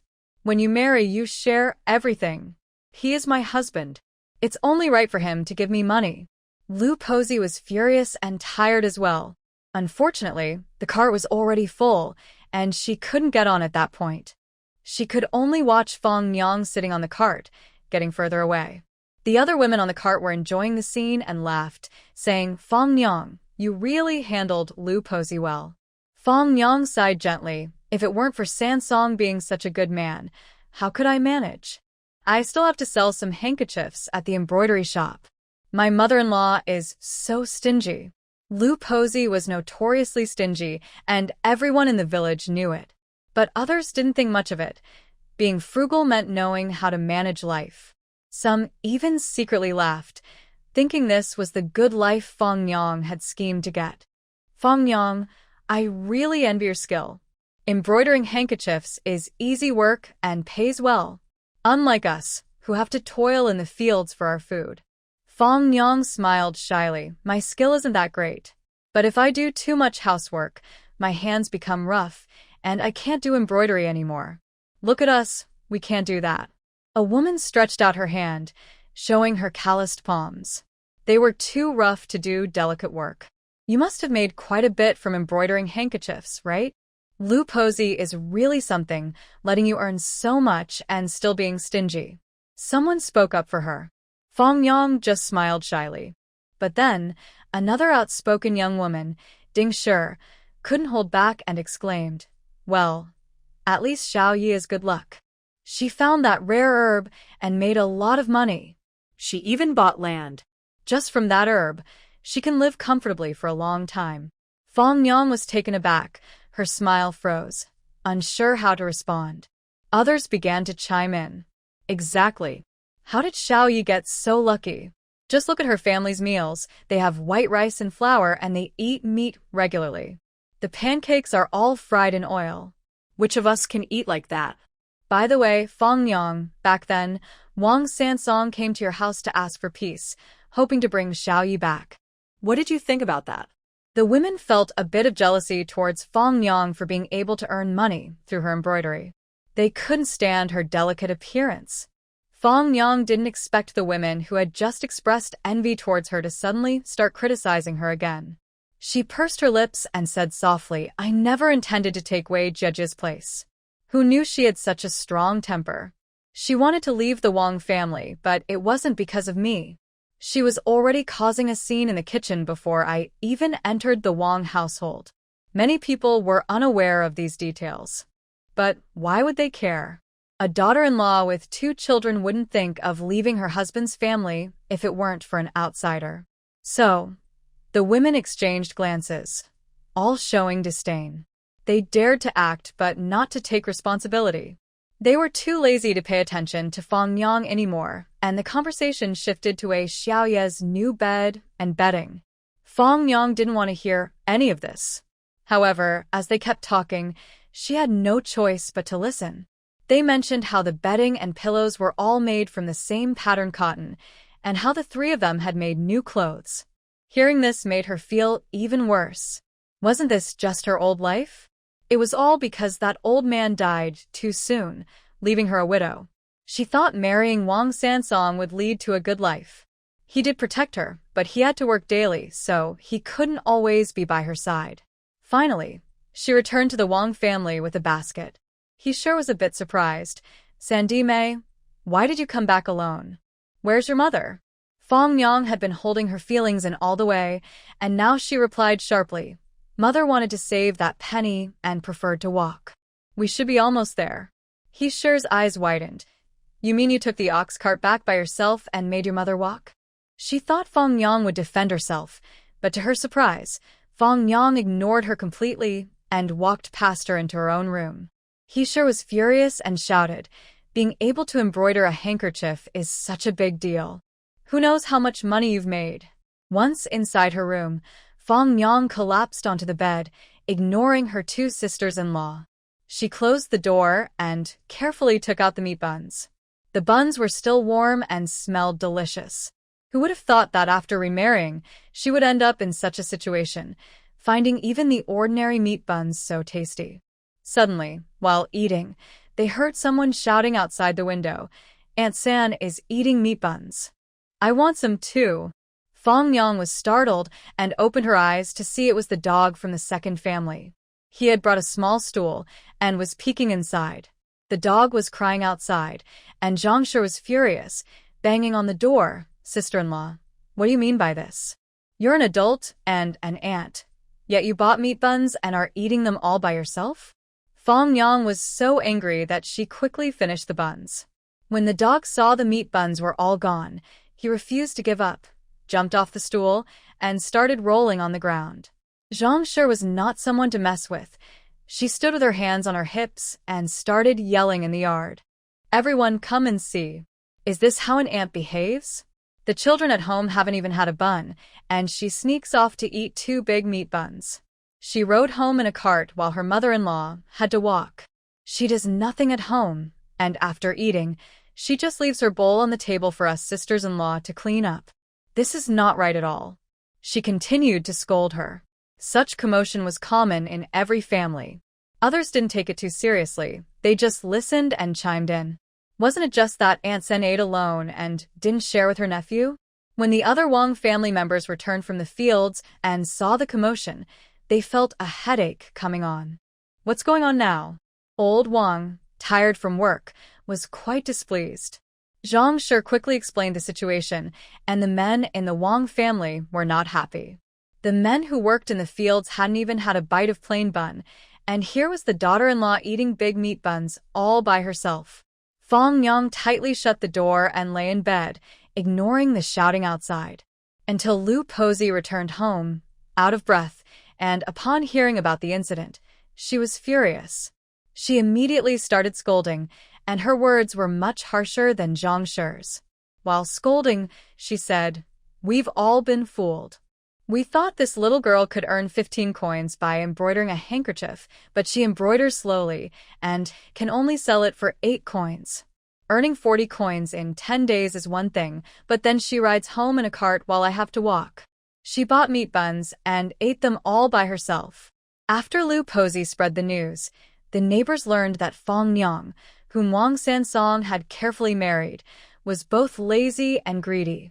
Lu Posey was still animatedly talking when suddenly, Fong Yang flung the door open and shouted, "Where does your whole family get their money? Isn't it just about the money coming from Wang Sansong and me? I didn't even ask for a bride price from you, and now you're getting too bold? I can earn my own money. Can't I buy a meat bun?" Fong Yang turned to Zhang. "If you can't accept me, I'll just go back to my family." The Wang family was still in shock when Fong Yang grabbed a small bundle and rushed out. Lu Posey reached out but couldn't catch her, watching helplessly as she ran out of the courtyard. Old Wang waved his hand. "What are you still doing? Go cook." Zhang shrank back, realizing things had gone wrong. What would they do now that Wang Sansong had driven his wife away? Lu Posey felt uneasy thinking about what Fong Yang said about not wanting a bride price.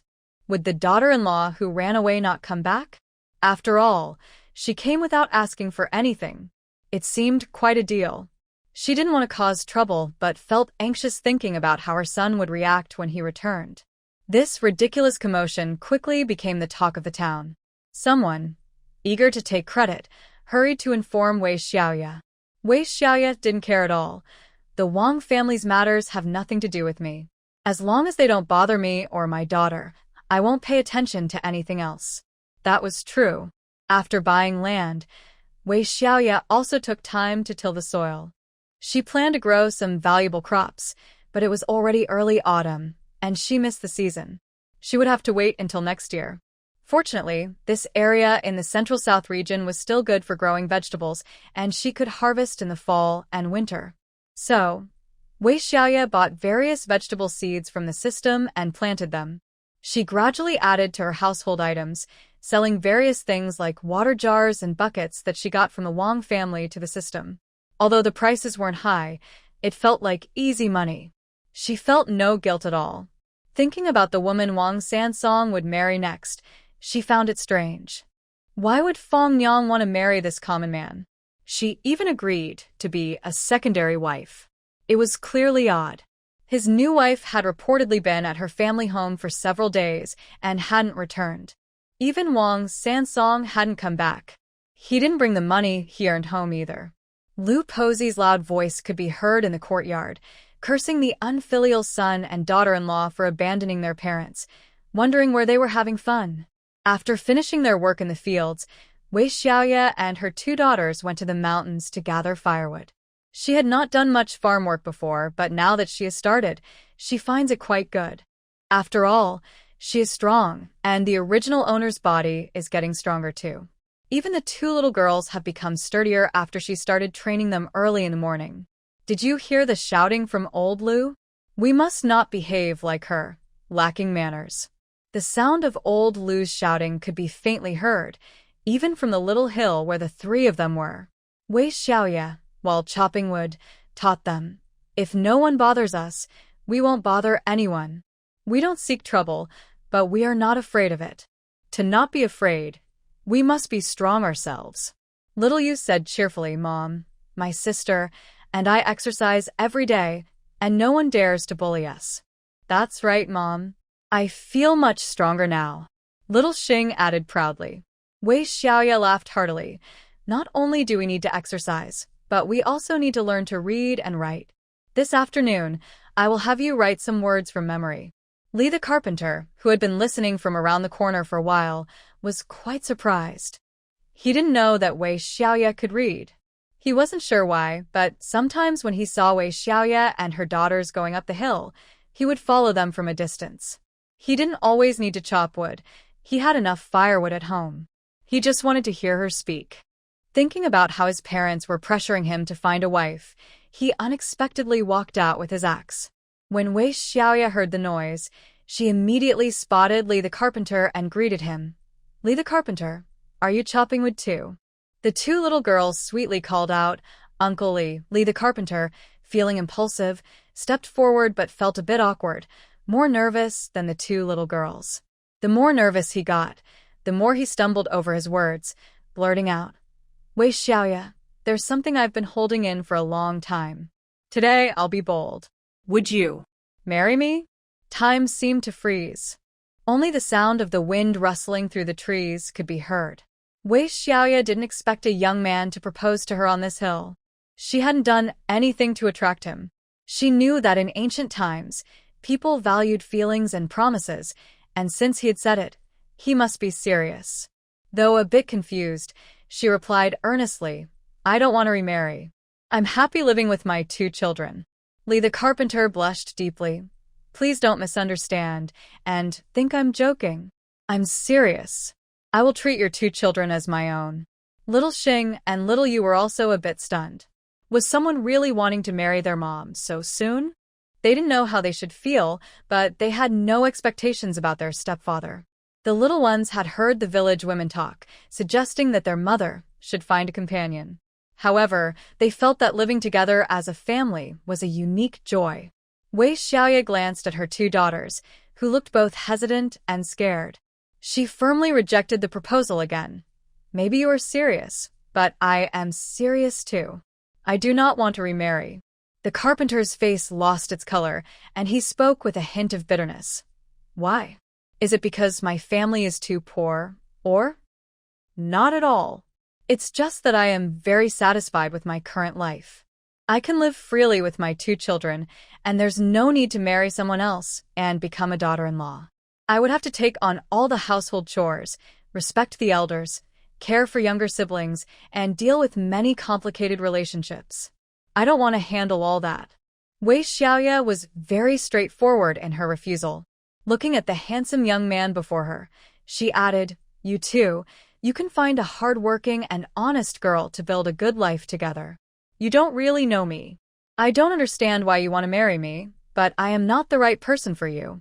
The carpenter calmed down, feeling as if he had been doused with cold water, his passion extinguished.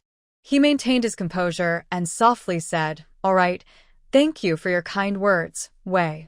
I was too forward today." With that, he hurriedly walked around the corner, picking up a load of firewood and heading down the mountain. "Wei, help me." Wei Xiaoye was taken aback, not expecting to hear someone call her like that. She listened closely and moved up, parting the bushes, only to find a young man lying inside. The young man looked to be about 18 or 19, with handsome features and fair skin. He seemed to be enduring pain, opening his eyes to look at her, his gaze dark like obsidian. Wei Xiaoye was a bit surprised, You're not from our village, are you? Your clothes don't look familiar. How do you know my last name is Wei? I just heard that person call you that, the young man admitted openly, acknowledging that he had eavesdropped. At this point, there was a hint of interest in his eyes. This woman with 2 children had actually turned down a bachelor's marriage proposal. Wei Xiaoye was also examining him. He wore a small crown inlaid with jade and leather boots, and although she didn't recognize the material of his clothes, she could tell they were expensive. He must be from a wealthy family. Why are you lying here? Are you hurt? The man did not hide the truth. Yes, I was being chased and escaped here. I couldn't hold on any longer, so I hid in this forest. If you save me, I will repay you. As he spoke, he searched his body and his expression darkened. His pouch was gone. Wei Xiaoye looked at him in disbelief. But your pouch is missing, and your money is gone? Seeing Wei Xiaoye's teasing expression, he became a bit angry. It really is gone. I must have lost it while escaping. But don't worry, I have other valuable items. I won't let you lose out. Noticing the man's pale face, it seemed he had lost too much blood. Wei Xiaoye stopped talking. All right, saving a life is more valuable than building a pagoda. But since you want to express your gratitude, I won't refuse. She instructed the 2 maidens. You 2 run down to the village head and say that my mother saved someone on the mountain. Ask him to arrange for people to carry him down. The 2 maidens, receiving the order, ran down the mountain. Wei Xiaoye looked at the man again. What is your name? Where are you hurt? My surname is Lu Jinyu. I am hurt in the abdomen. He seemed a bit embarrassed. Wei Xiaoye raised an eyebrow. Let me see. Lu Jinyu remained silent and did not move. Wei Xiaoye laughed. Don't worry. Even if I look, I won't be responsible for you. Lu Jinyu was speechless. What kind of talk was that? He moved his hand slightly, but clearly lacked strength. Since he was wearing dark clothes, Wei Xiaoye couldn't tell where the wound was at first. After learning it was in the abdomen, she noticed that the fabric around the wound was already soaked. Wei Xiaoye paused. Do we have medicine to treat wounds? Yes, host. But it's not cheap. As long as we have it, the price doesn't matter. Saving a life is more valuable than building a pagoda. She carefully lifted Lu Jinyu's clothing and was shocked.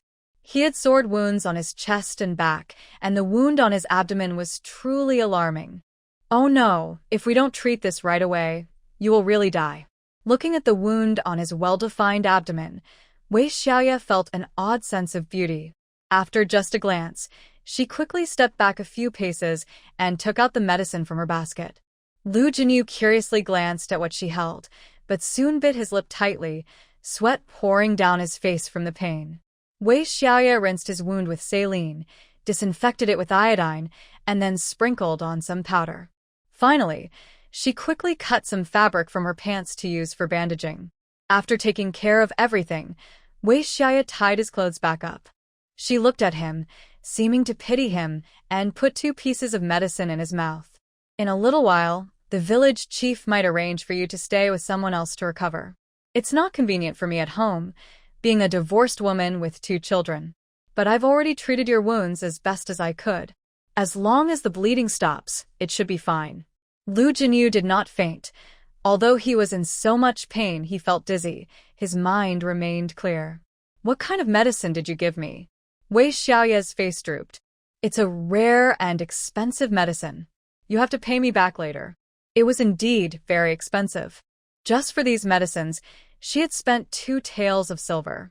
About 15 minutes later, Lu Jinyu felt a bit better and noticed that his wounds were healing. He wasn't sure if it was just his imagination, but the pain didn't feel as strong anymore. I gave you anti-inflammatory and pain relief medicine, very valuable. Wei Xiaoye couldn't help but mumble. There's actually pain relief medicine? No wonder it doesn't hurt as much. What is anti-inflammatory medicine? Seeing the curiosity in Lu Jinyu's eyes, Wei Xiaoye shrugged. It's just medicine that saves your life. Before long, 2 little girls returned, bringing several people with them. Village chief, this person is seriously injured, and I can't move him alone, so I sent the girls to ask for your help. Wu Liqing nodded and arranged for people to lift Lu Jinyu onto a simple stretcher. Village chief, this person has money, so please arrange for someone to take good care of him. He will repay you later. Wei Xiaoye added. She did not go down the mountain with them, but chopped some firewood before taking her 2 daughters home. Once she got home, she heard the gossip. Wu Liqing had someone carry the injured man to his house and said he had called for a doctor. At that moment, the doctor examined the wound and took his pulse, feeling quite impressed. Such a deep wound has stopped bleeding. It was treated very well. However, we need to watch for fever. I'll prescribe some more medicine. The doctor wrote a prescription, and the village chief immediately sent his wife to prepare it. After everyone left, Lu Jinyu sighed quietly, feeling grateful to have survived. This Wei woman had such good skills. Just some powders and tablets, and she managed to bandage his wounds and stop the bleeding. He was quite lucky. That night, Lu Jinyu did not develop a high fever, and even the doctor remarked on his strong constitution. Lu Jinyu understood very well that the magical little pill must have played a big role. The village head's daughter, Wu Meng, came over with a tray holding a bowl of dark herbal soup. "Brother Lu, please drink your medicine," she said softly, her gaze on him slightly shy. Her mother said that the clothes and accessories worn by this young man were quite valuable. He must come from a wealthy family. Looking at his handsome face, he was definitely much more attractive than the farmers in the village. How could she not feel shy? "Thank you, but I can do it myself," he replied. Wu Meng carefully blew on the soup. "It's very hot. Let me feed you." Lu Jinyu sat up with some effort. "I can do it myself." Although he didn't have much strength, his tone was firm. Wu Meng pouted slightly, but still held the bowl, scooping a spoonful of medicine and bringing it to his lips. She thought he would open his mouth, but he remained unmoved. The atmosphere became awkward, and Wu Meng's face turned red as she quickly handed him the bowl. Lu Jinyu drank it all in one go. Wu Meng offered him a piece of candied fruit, which she had received from Wei Xiaoye last time, and usually didn't allow herself to eat. Lu Jinyu waved his hand, indicating he didn't need it. "I need to find Wei Xiaoye. Could you call her for me?" Wu Meng looked a bit unhappy. "If you have something to say, just tell me. I can help you."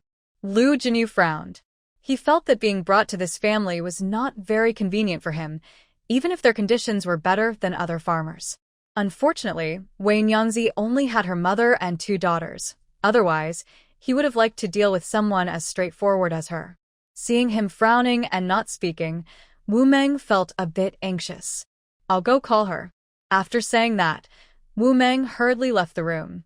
Once outside, she patted her chest. This injured person staying at her home had a somewhat imposing presence. Wei Xiaoye was happily looking at the vegetables she had planted in the backyard when she heard someone calling her. When she came out, she saw it was the village head's daughter. Wu Meng said with a hint of annoyance, "Wei Xiaoye, that injured young Master Lu wants to see you. He has something to say." Wei Xiaoye frowned slightly at being addressed so formally by someone younger. There was a hint of rivalry from another girl. "All right, I'll go right away." Wu Meng noticed that she was bringing her 2 daughters along and couldn't help but smile. What was she thinking? In front of her stood a divorced woman with 2 children, and she found herself feeling jealous. Realizing her strange feelings, Wu Meng's expression improved, and she smiled. "Sister Wei, how did you find young Master Lu?" Wei Xiaoye raised an eyebrow, confused about why the girl's attitude had suddenly changed. "I was chopping wood when he asked me to help him. It was that simple." Wei Xiaoye was not very warm in her response. Xiaoxing chimed in, "We found that uncle was injured, so our mother sent my sister and me to get help." The 2 girls were very happy that they had brought someone back to help. They had no idea about the complicated feelings between their mother and this young lady. When they arrived at the village head's house, Wu Meng wanted to follow Wei Xiaoye inside, but Lu Jinyu said politely, "I need to speak with Sister Wei privately, so please excuse us, Miss Wu." Seeing Wu Meng leave with a displeased expression, Wei Xiaoye looked her over and said, "You seem to be looking better, so I assume you're not too badly hurt. Thanks to your good medicine, it not only eased my pain, but also saved my life. I didn't even have a high fever last night, which the doctor found surprising. After an injury, it's common to develop a high fever, and Lu Jinyu understood this well. Wei Xiaoye mumbled, "You have a strong constitution, and besides, my medicine is quite expensive. I know your medicine must be costly. I lost my purse, so." As Lu Jinyu spoke, she took off the small crown from her head. "You can sell this or use it to get some silver as a way to repay your kindness, though this is not enough to fully repay you. I promise to reward you more in the future." Wei Xiaoye gladly accepted it, examining it closely and feeling satisfied. "This crown looks like it has good quality jade. It should fetch a good price. I won't charge you much, just the cost of the medicine and a little for the travel expenses. I'll return the rest to you. While you're here, you'll need money for food, lodging, and medicine." Wei Xiaoye rambled on, and Lu Jinyu listened patiently, agreeing with her. She brightened up again. "It's still early today. I'll go to the town later, or maybe to the county, where prices might be better." Lu Jinyu waved her hand. "Do as you wish. The county is a bit farther away." After thinking for a moment, he added, "If you have enough silver, could you sell me some of that medicine?" Wei Xiaoye nodded. "All right. I see you're in a tough spot, being chased and barely escaping with your life. My medicine may not save lives, but it can help heal faster and reduce some pain." She glanced around the room, noticing she still had some medicine left from before. "System, can't you stock up on more useful medicines?" "Host, each system has a limited supply of resources. You need to earn more money and keep working hard." Wei Xiaoye pouted. It seemed even in the system world, people were judged by their circumstances. Lu Jinyu noticed her expression and thought that the medicine must be expensive, which is why Wei was reluctant. Once the conversation was over, Wei Xiaoye took her daughter and left. When they got home, Wei Xiaoye tried to get the silver-inlaid jade crown appraised by the system. "Host, this crown is worth 100 taels of silver." Wei Xiaoye clicked her tongue in admiration. That wealthy young man wore 100 taels on his head. Even though the system gave an estimate, she decided to visit the town. The three of them locked the yard and took the ox cart to the pawnshop in town. The pawnbroker carefully examined the crown. "This jade is of good quality. It's worth 40 taels alive and 60 taels dead." When Wei Xiaoye heard the price, it was far less than the system's estimate, so she was unwilling to sell. The pawnbroker frowned. "Madam, this is a fair price. Even if you ask elsewhere, it will be the same." Wei Xiaoye smiled. "That may be true, but I want to look around." Seeing that Wei Xiaoye was not easily swayed like other village women, the pawnbroker gritted his teeth. "How about I add 5 more taels?" Wei Xiaoye knew this was the best offer. She remained unmoved, tucked the crown away, and left the shop with her daughter. Little Xing had begun to understand money and blinked her big eyes. "Mom, that's a lot of silver. That uncle is really rich." "Sister, how much is that? What can it buy?" Little Yu asked curiously. "It could build several big houses."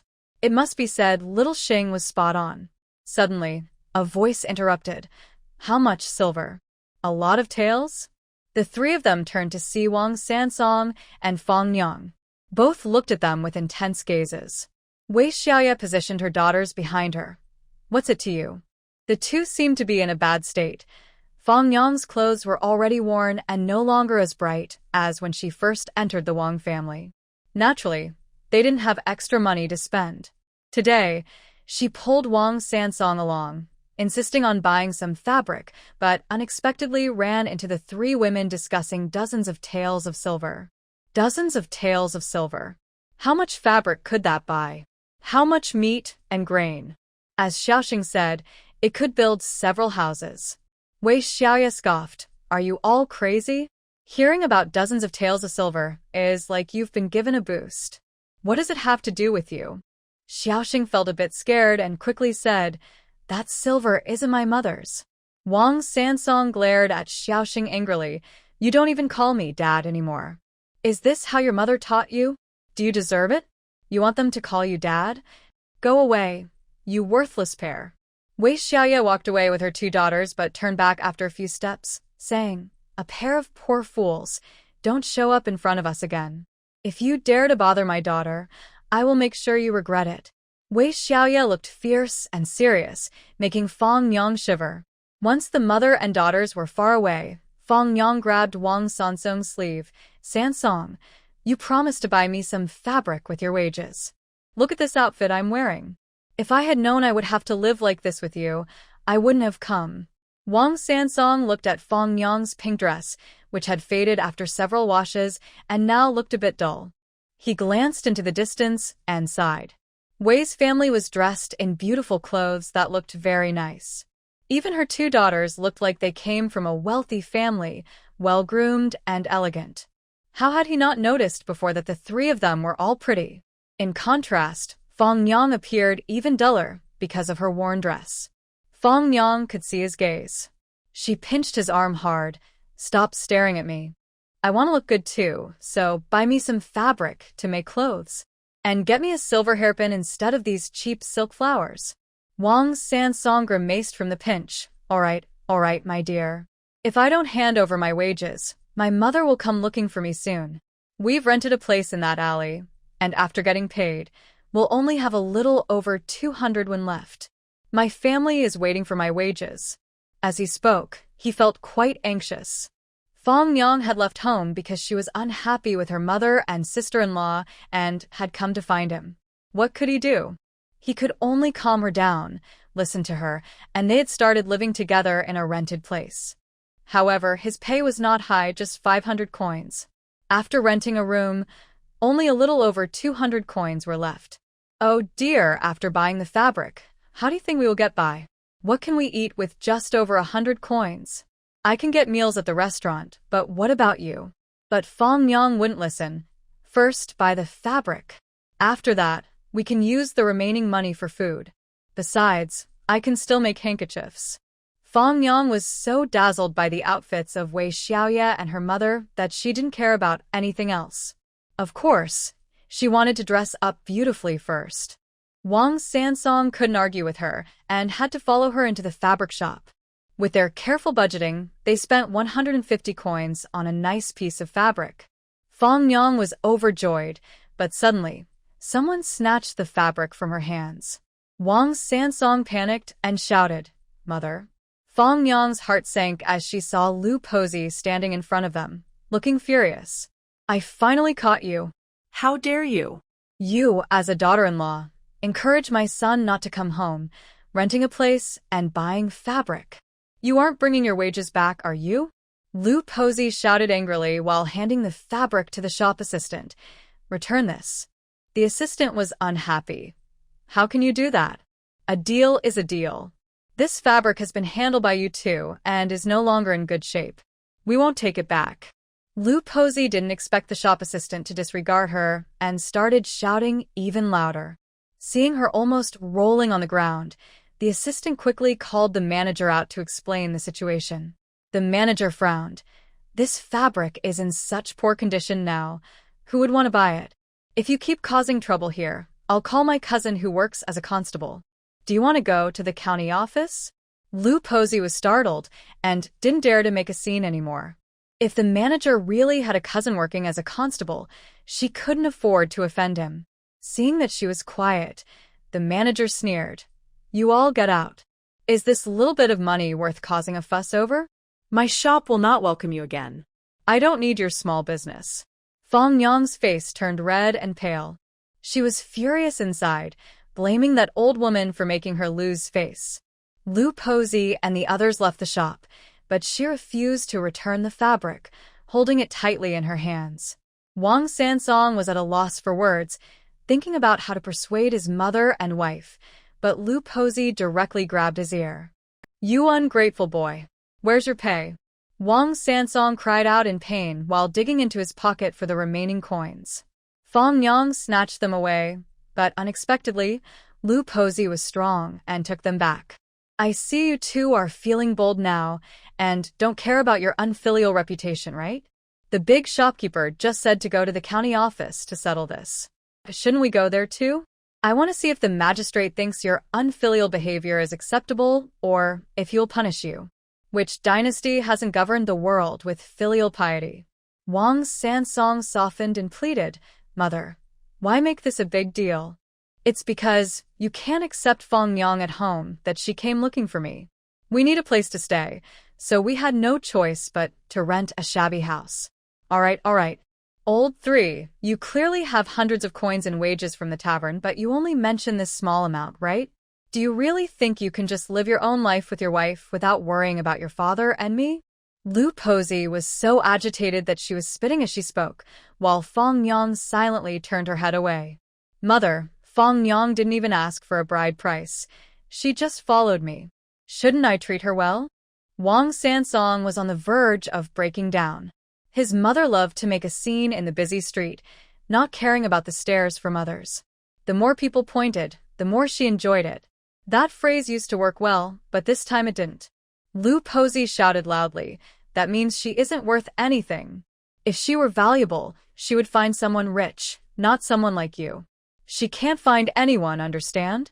You both need to return that house and get your money back. Otherwise, I will have you divorce her."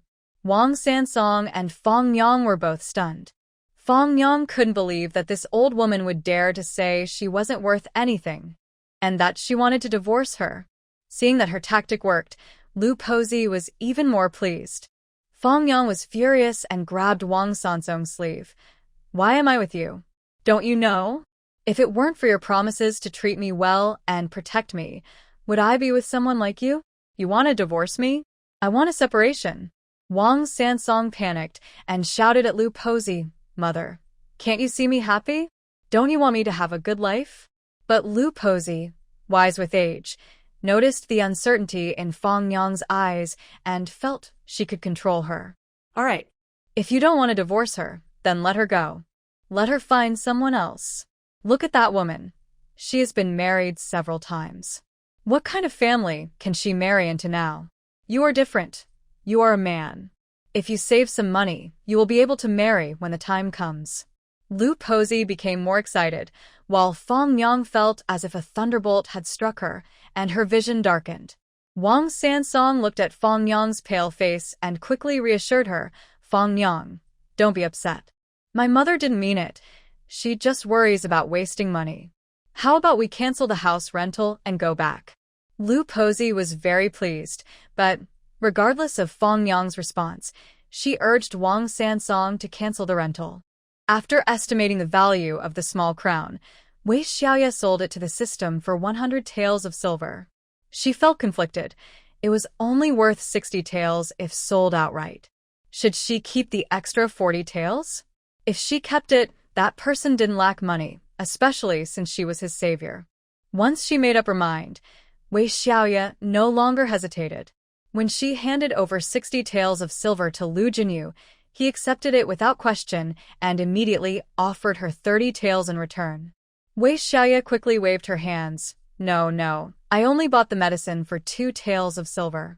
If you want to repay me for saving your life, just give me 10 taels. Lu Jinyu insisted on giving her the money. "You know this is a life-saving favor. If I didn't need to save some for my journey, I would give you more. However, I still need to recover and will be traveling again soon. When I come back to this village, I will definitely bring you a thank you gift." At that moment, he looked much better than when he had collapsed on the mountain.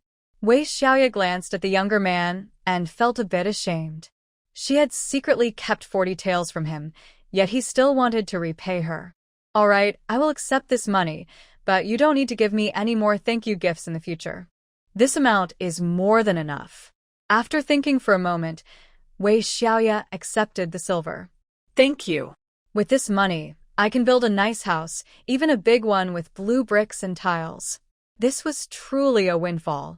Wei Xiaoye smiled brightly. Seeing her joyful expression, Lu Jinyu's mood also lifted. Sorry, I heard some things about you. So, I will definitely come back next time to give you the silver." Wei Xiaoye shook her head. "You think I am in a tough spot because I left a man and have 2 children, so you want to help me. But really, it's not necessary. I can build a house and have land, my daughter, and I can live well. You may have heard that recently I found a rare mushroom and sold it for 10 taels of silver. Look at my good luck. Even heaven seems to favor me." Lu Jinyu couldn't help but smile. Does heaven really favor her? This village woman has such low expectations. As long as she has a house to live in and land to farm, she thinks heaven is looking out for her. Wei Xiaoye was full of joy. I won't disturb your recovery. You seem to be hurt quite badly, so take care of yourself. If you need anything, just send someone to find me. After saying this, she left easily. Lu Jinyu felt a bit lost. Wei Xiaoye spoke so straightforwardly, and he was quite bored during his recovery. He wanted to talk to her more. Wei Xiaoye has become successful. She saved that young injured man and received 30 taels of silver as a reward. The village buzzed with excitement like oil boiling when a drop of water falls in. Is Wei Xiaoye really this lucky? Of course, she is lucky. She saved that young master and got a big sum of money. With this silver, she won't have to worry about food and drink. This news was spread by Wei Xiaoye herself. She was going to build a house in style, and where did the money come from? Naturally, it came from that young master. After hearing this news, Lu Jinyu felt a strange sense of satisfaction. Could the little silver he gave her help her make a name for herself in the village? But soon, Wu Meng started gossiping. You don't know, Wei's family came again, saying she has to hand over that silver. They want her to take her 2 children back to her family's home, use the money to build a big courtyard, and leave 2 rooms for them. I think that sounds pretty good, better than her struggling alone with 2 kids. Wu Meng didn't notice Lu Jinyu's expression and sighed, continuing, but Wei doesn't want to. She showed her household registration and said she and her 2 daughters are a family. The Wei family received a few taels of bride price when they married her off, and she claims that they have already repaid their obligation to her. She also said that when she had 2 kids, she couldn't even go back to her family for a meal.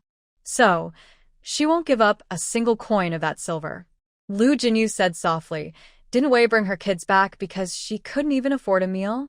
How did she manage before?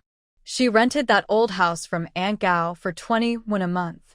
In any case, her luck is truly remarkable.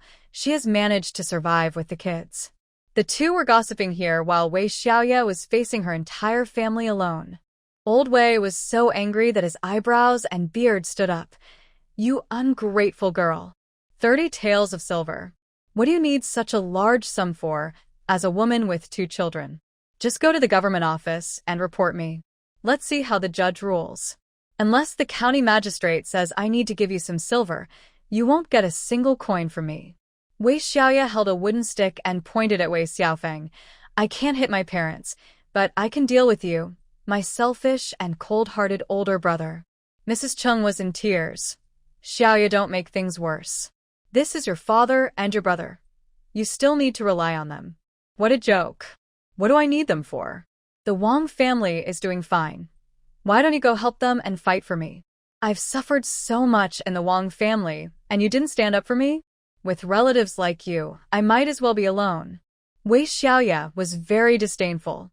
Wei Xiaofeng gritted his teeth. If we help you take revenge on the Wang family, will you give us the silver? Look at what you're saying, big brother.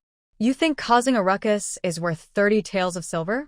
I might as well hire bodyguards to help me, and it wouldn't cost much. The Wei family was furious, and the crowd around them burst into laughter. Besides, look at my older brother here, thinking he can put a price on helping his sister. You have no sense of family, yet you expect me to give you silver to support you? Wei Xiaoye was not her usual gentle self. Instead, she was as cold as ice. This time, her younger brother Wei Xiaoyang and sister Wei Xiaowan also came. Facing the villagers' mockery, their faces turned as red as persimmons. Big sister, you've been wronged by the Wang family. We should stand up for you. I'm going now. Wei Xiaoyang picked up a stick from the ground and was about to rush out. Wei Xiaowan did the same, grabbing a longer bamboo pole and following Wei Xiaoyang outside. Old Wei was stunned. Are you out of your mind? You've already divorced Wang Sansong. Why cause trouble now? Didn't you already make a scene before you divorced him? I still feel uncomfortable. Why should I have to endure so much while working for the Wang family? Just one scene isn't enough. Wei Xiaoye sighed inwardly. In fact, she wanted the Wei family to make a fuss, not for herself, but to encourage them to show some effort for the original owner. The original owner has already passed away due to bullying, and the Wei family causing a scene only benefits the Wang family.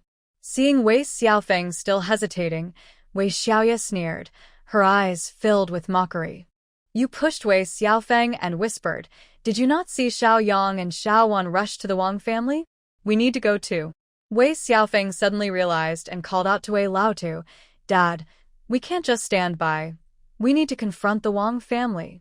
Cheng knew that this commotion might cause some harm to her children and husband, but she understood that at this critical moment, she couldn't back down.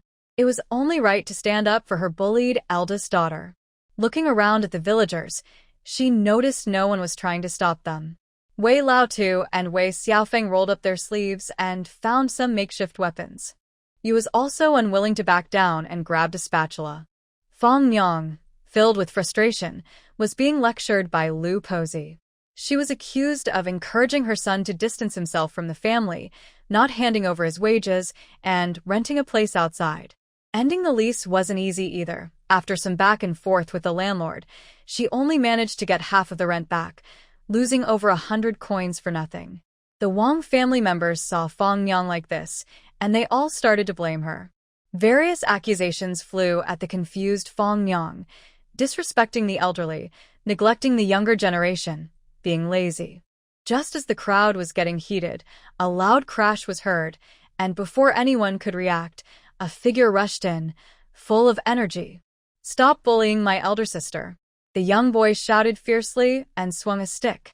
He hit Wang Sansong on the shoulder, causing him to cry out in pain. "Who is this? Is he out of his mind?" The Wang family reacted quickly, and Wang Da and Wang Er hurriedly grabbed wooden sticks. Then Wei Xiaojun charged in and swung a stick at Wang Xiaomiao. Wang Xiaomiao, who had been standing quietly, screamed and ran away, covering her head. Wang Laotu was furious. All right, it's the Wei family again. Even after the divorce, they still want to cause trouble? Lu Posey shouted loudly, "Eldest, second, go beat them. Teach the Wei family a lesson." Wang Da and Wang Er, holding their sticks, were about to hit Wei Xiaoyang, who had red eyes and shouted, "Come on. If you dare, hit me." As he shouted angrily, he charged forward. The villagers gasped in surprise. The rest of the Wei family had arrived, and when Wei Xiaoye saw her brother being outnumbered and taking several hits, she also charged in with a shout. "Do you really think the Wei family is weak? I'm sorry, but I can't assist with that." Wei Xiaoye smiled at him and said, "Uncle Li, this is a family dispute, and we can resolve it ourselves." The Wang family insisted on having Uncle Li make a decision, but Wei Xiaoye loudly declared, "If we're going to play, let's play big and go straight to the court. I have plenty of money, and I want to see what the outcome will be." Wei Xiaoye's words were very bold, but they were effective. The villagers didn't dare to go to the court. Besides, Wei Xiaoye was right. She had enough money to handle things, and the Wang family was no match for her. She even mockingly smiled at the Wang family, saying, "Don't misunderstand. I have plenty of money, which means I can keep this going with your family. It's well known that going to court costs money. I'll hire a good lawyer, and you can hire one too. I'm just afraid that in the end, it will be you who ends up in jail." The Wang family glared at her in anger. If looks could kill, Wei Xiaoye would be badly hurt. However, the more vicious their glares, the happier she became. She was enjoying the feeling of using money to intimidate others. Even if she was just pretending to be powerful, it was more than enough against the Wang family. Wang Sansong shouted angrily, "Wei Xiaoye, you've really lost your mind. We're already divorced and you keep targeting me. Do you still have feelings for me?" Just you? "Do I have feelings for you? I have plenty of money. Why would I be interested in your old tree bark?" The crowd erupted in laughter. Even Lu Jinyu couldn't help but smile. After hearing the gossip, he had come to see the commotion. He felt a bit annoyed that he was interested in such trivial matters. But thinking of his benefactor, Wei Nyangzi, he worried she might suffer. If she were to be harmed, he would risk reopening his wounds to stand up for her. Although he was injured, dealing with these unskilled farmers would be easy for him. To his surprise, Wei Xiaoye managed to overpower her ex-husband's family. Her own family members were also battered and bruised, but she showed no signs of pity. She genuinely believed it was only right for her family to support her. The Wang family was on the verge of collapse. During the fight, it had been evenly matched with the Wei family. But then Wei Xiaoye, wielding a heavy hammer, struck them hard. They felt as if their bones were about to break. The Wei family took the opportunity to smash their pots and pans to pieces. Old Lady Lu wanted to roll on the ground, but the Wei family simply dusted themselves off and walked away. You said proudly, elder sister, "Are you satisfied with our big fuss just now?" Wei Xiaoye looked at her sister-in-law's scratched face and flattery, barely managing to hold back a smile. You all saw that the Wang family is not easy to deal with. Although you helped, the outcome is still a draw. Wei Xiaojun quickly added, I just realized today that the Wang family is really not to be trifled with. Elder sister, you have truly suffered in the past. My sister-in-law, and I couldn't even handle the He and Zhang families. Wei Xiaoye replied with a remembering how much trouble the original owner had faced. Luckily, elder sister has the hammer. Wei Xiaoyang said somewhat awkwardly. He thought Wei Xiaoye's hammer was the key to their victory. The Wei family returned to Wei Xiaoye's house, and old Wei naturally said, Xiaoye, you said we should help you get back at them, and now that we have, shouldn't you give me the money? Wei Xiaoye looked surprised. You helped for money, right? Unfortunately, I can't give it to you. Old Wei was about to get angry, but Wei Xiaoye smiled and said, You can certainly go to the authorities and accuse me of being unfilial. Let's see if the county magistrate will imprison me. I am a married woman, and after divorcing, I have established my own household. My connection to the Wei family is only during festivals, like any ordinary married woman. If you want my money, that's impossible. I'm building my own big house and living well. Isn't that good? She looked at Old Wei and Wei Xiaofeng, who both had gloomy faces. If you are unwilling, then the treatment I give you as a married woman will also end. I will demand to sever ties. You can't just write off the Wei name. How can you sever ties? The county magistrate won't allow such nonsense. Otherwise, if all daughters acted like you, why would parents bother to have children? Wei Xiaofeng's words had some weight to them. Wei Xiaoye knew that in ancient times, filial piety ruled, and it would be hard to break away from them. Severing ties was difficult. Of course, if she used force to pressure them into signing a severance agreement, it might work. But if the Wei family truly took her to court, the magistrate would likely find her guilty and use her as an example. Otherwise, if all children acted like her, how would the emperor maintain his position? Wei Xiaoye would not admit defeat. Instead, she smiled and said, If you really want my money, I can either use it to curry favor with the local officials or to help the elderly, sick, and disabled. I would rather not keep the money in my hands than let it fall into yours. Old Wei was stunned. Why? Why is that? Aren't you still a Wei family girl? How can you treat your own father like this? Why? Just because this money is mine, not yours. So, have you thought it through? Are you still trying to force me? Wei Xiaoye smiled. You can come and take it. You can turn my house upside down. If you have no shame, feel free to do so. Wei Xiaoye shattered Old Wei's thoughts, making his face turn red. You are still a Wei family girl, so what you earn should be given to me, your father. You are mistaken. We are from two different families. What is yours is not mine, and what is mine is not yours. As I said, you can turn my house upside down. If you come to disturb me, I will go to your Wei family and cause trouble too. In short, no one will have a peaceful life. From now on, forget about marriage, children, and family gatherings. None of that will happen. Wei Xiaoye spoke very seriously. She realized she couldn't just beat Old Wei. Since she was being held back, she decided to create chaos so that no one could live peacefully. She had plenty of time and patience to wait it out. Everyone in the Wei family stared at her in shock. Cheng was in disbelief. Xiaoye, you are not my Xiaoye. My Xiaoye is not like this. Your Xiaoye has already been worn down in the Wang family and died again when I returned home with the child, feeling heartbroken. From now on, I will honor my duties as a married woman and everyone should live in peace. Otherwise, no one will have a good life. After speaking, Wei Xiaoye felt it was a bit of a waste of breath. She drank some water and called Cheng and Yu to cook. You knew that with old Wei present, she had no chance to speak. Besides, her sister-in-law had not been kind to her, so she learned to keep her distance and avoid trouble. Since Wei Xiaoye asked them to cook, you didn't hold back. After all, it was just rice and flour, and the fragrant rice was cooking while the white buns were steaming. The kitchen was filled with the smell of food. Cheng saw that the cupboard had pork, eggs, and various side dishes and couldn't help but sigh. Xiaoye's life is much better now. This meal was quite lavish. Several bowls were brought to the table. Her nephew, Huzi, had a bright smile on his face. "Aunt, the meat smells so good. I haven't had meat in a long time." Wei Xiaoye didn't mind the children and just let them eat more. Huzi saw Xiaoxing and Xiaoye with rice and meat, and he was curious. Why can the girls from my aunt's house sit at the table and eat meat? Xiaoxing frowned. My mom said that my sister and I are her treasures.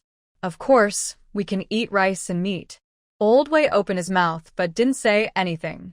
He wanted to ask why the girls were eating so well, but he knew that if he spoke, his eldest daughter would quickly argue with him. It was better to keep quiet and let them enjoy their meal. Once the delicious meal was finished, Wei Xiaojun quickly cleaned the dishes and wiped the counter. Wei Xiaoye secretly admired her sister for being so sensible. "Xiaoye, look, our family has stood up for you today. You don't have to spend all 30 taels of silver on building a house. The standards for a married daughter's gifts are different. Since you have silver, you should give a little more." Old Wei spoke carefully while eating, unlike before when he was so confident. "Even though I have 30 taels of silver, building a house costs a lot, and raising my 2 daughters will also require quite a bit of money. I said I would give according to the standards for a married daughter, and I will keep my word."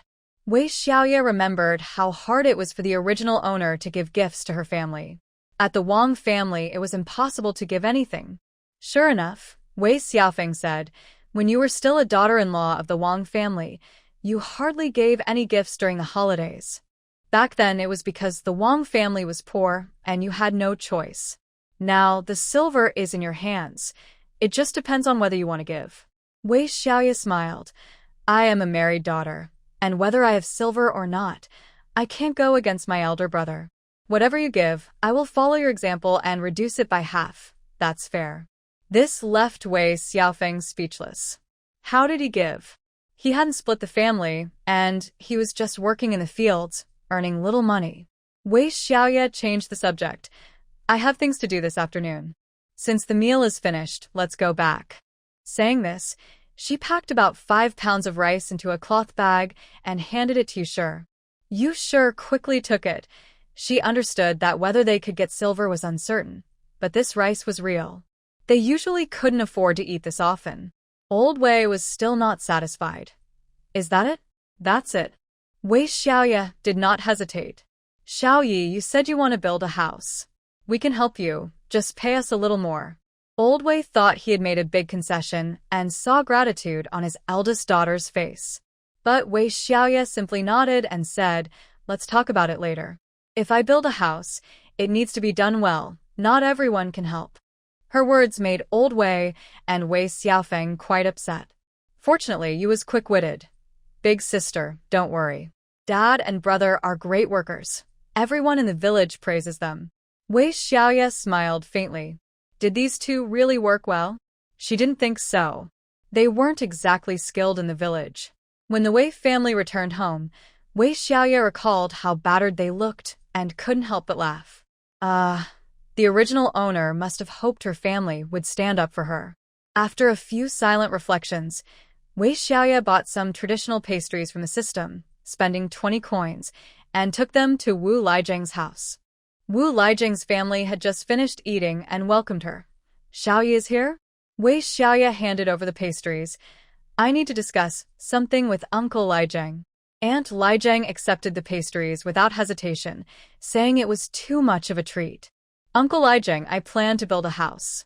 The room I'm in with the 2 kids is too small." Aunt Lijiang responded, "That's right. We know that young Master Lu gave you quite a bit of silver to thank you for saving him. You should build that house.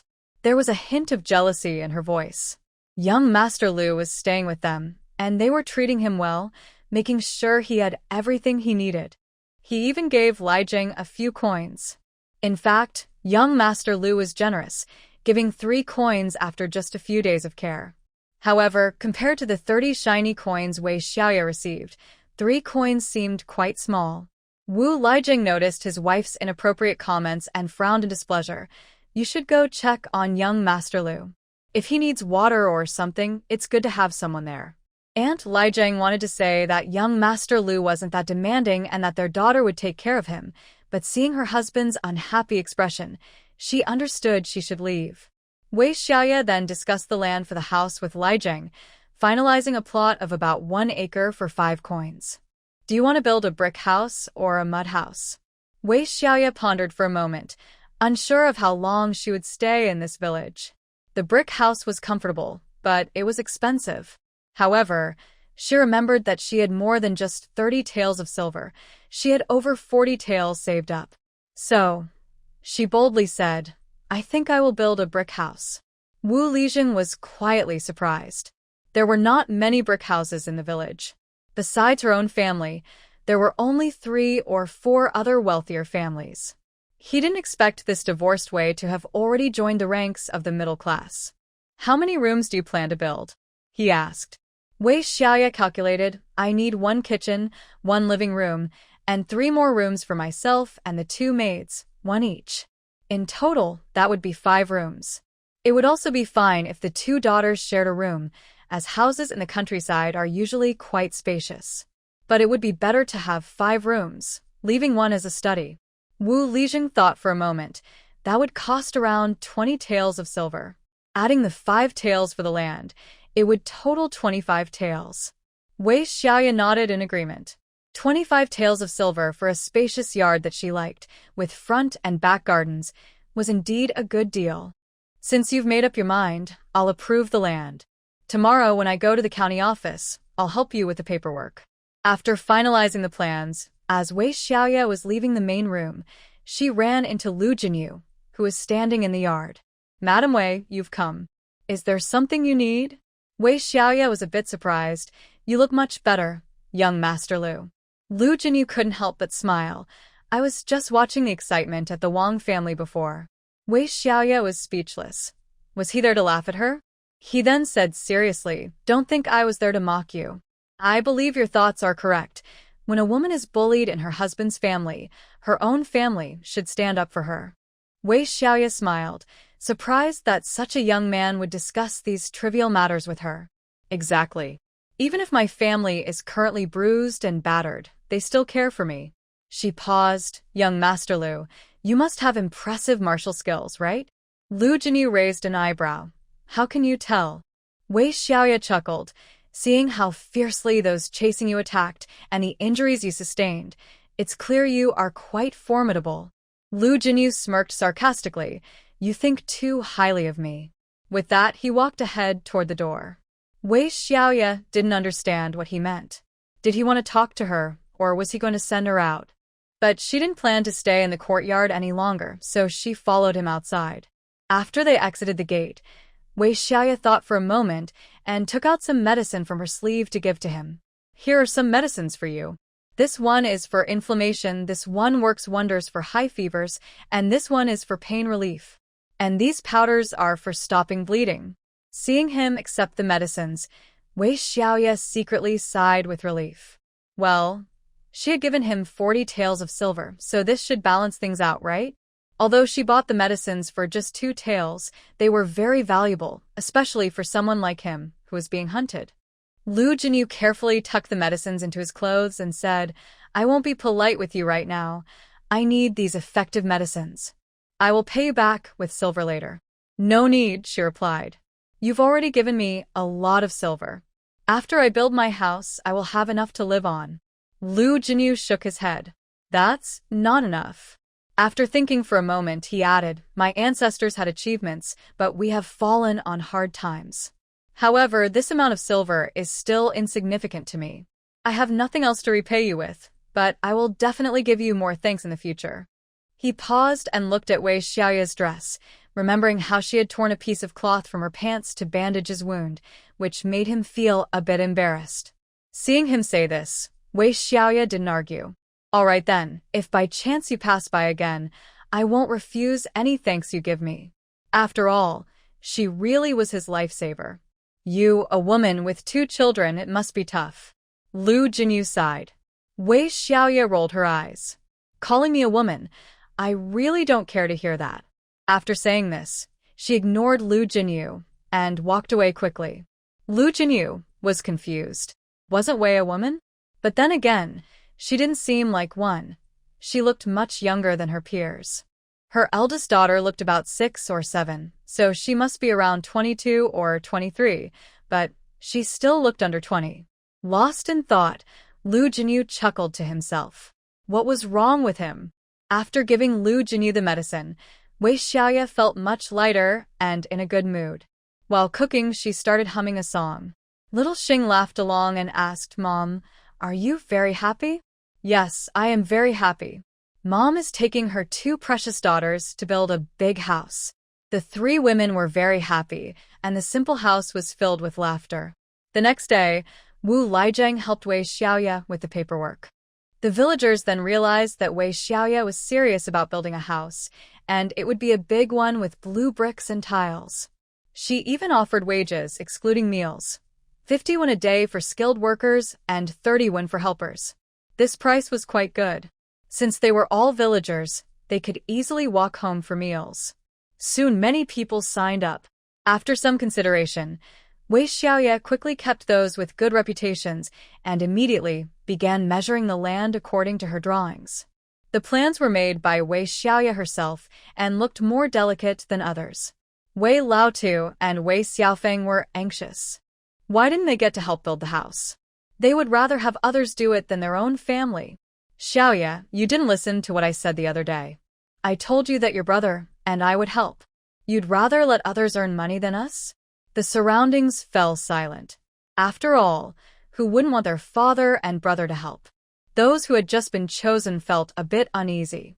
If Wei Xiaoye invited them, it might mean 2 others would be let go.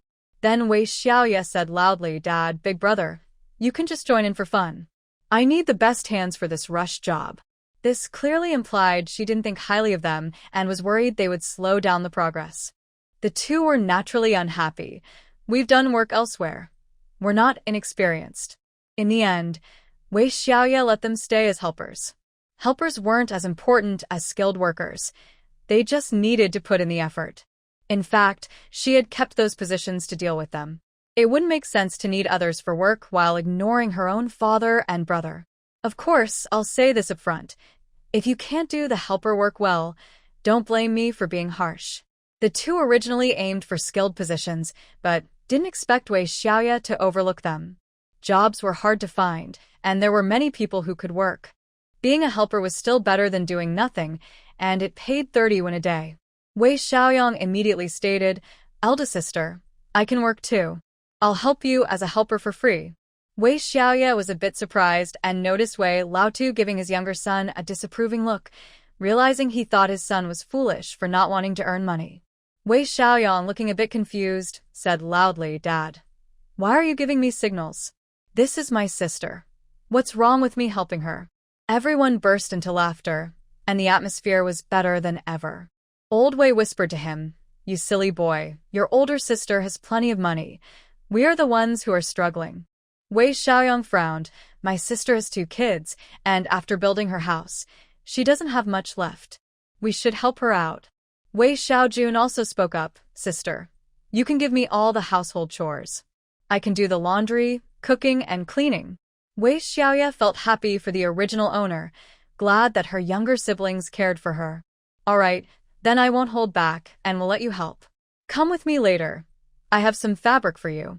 Wei Xiaojun quickly waved her hand. Sister, I don't need it. This outfit is just fine. I mostly work at home, so I don't need fancy fabric. Yu sure regretted her earlier thoughts. She seemed to understand her sister-in-law's current nature.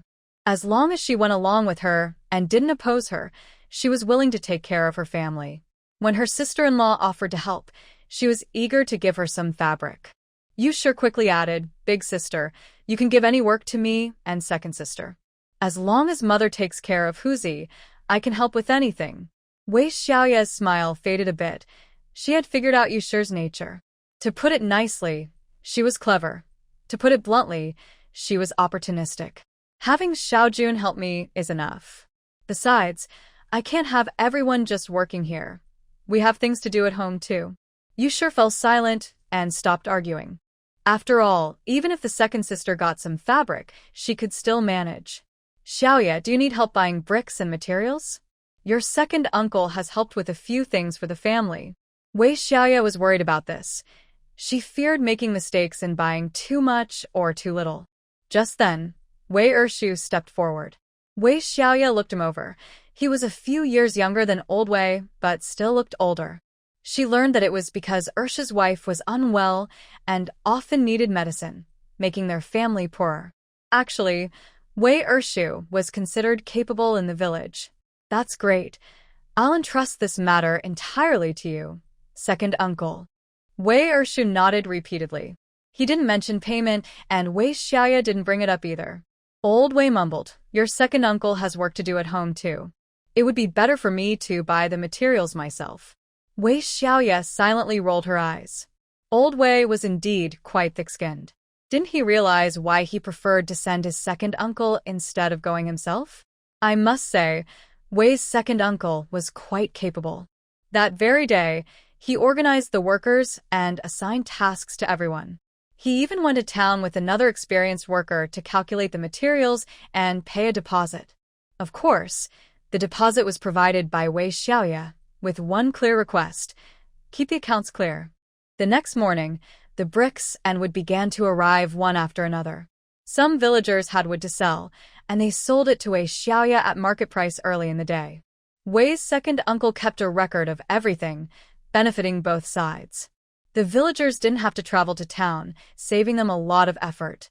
Wei's second uncle also didn't need to go to town for everything, which helped the villagers. The weather was nice, and it was the harvest season. Wei Xiaoye's house was being built quickly and efficiently. Everything was in order. Wei Xiaowan was pretty and very hardworking, so she kept busy, allowing Wei Xiaoye to relax a bit.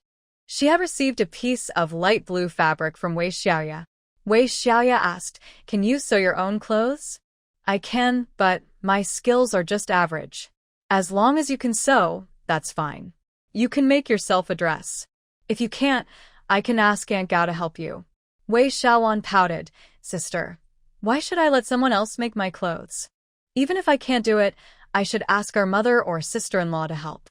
But honestly, I work at home every day, so I don't really need new clothes. I can just give it to sister-in-law." "No way. This is for you, and you should make yourself a dress. You're a grown girl, yet you have several patches on your clothes. Sister-in-law's clothes may be faded, but they don't have patches.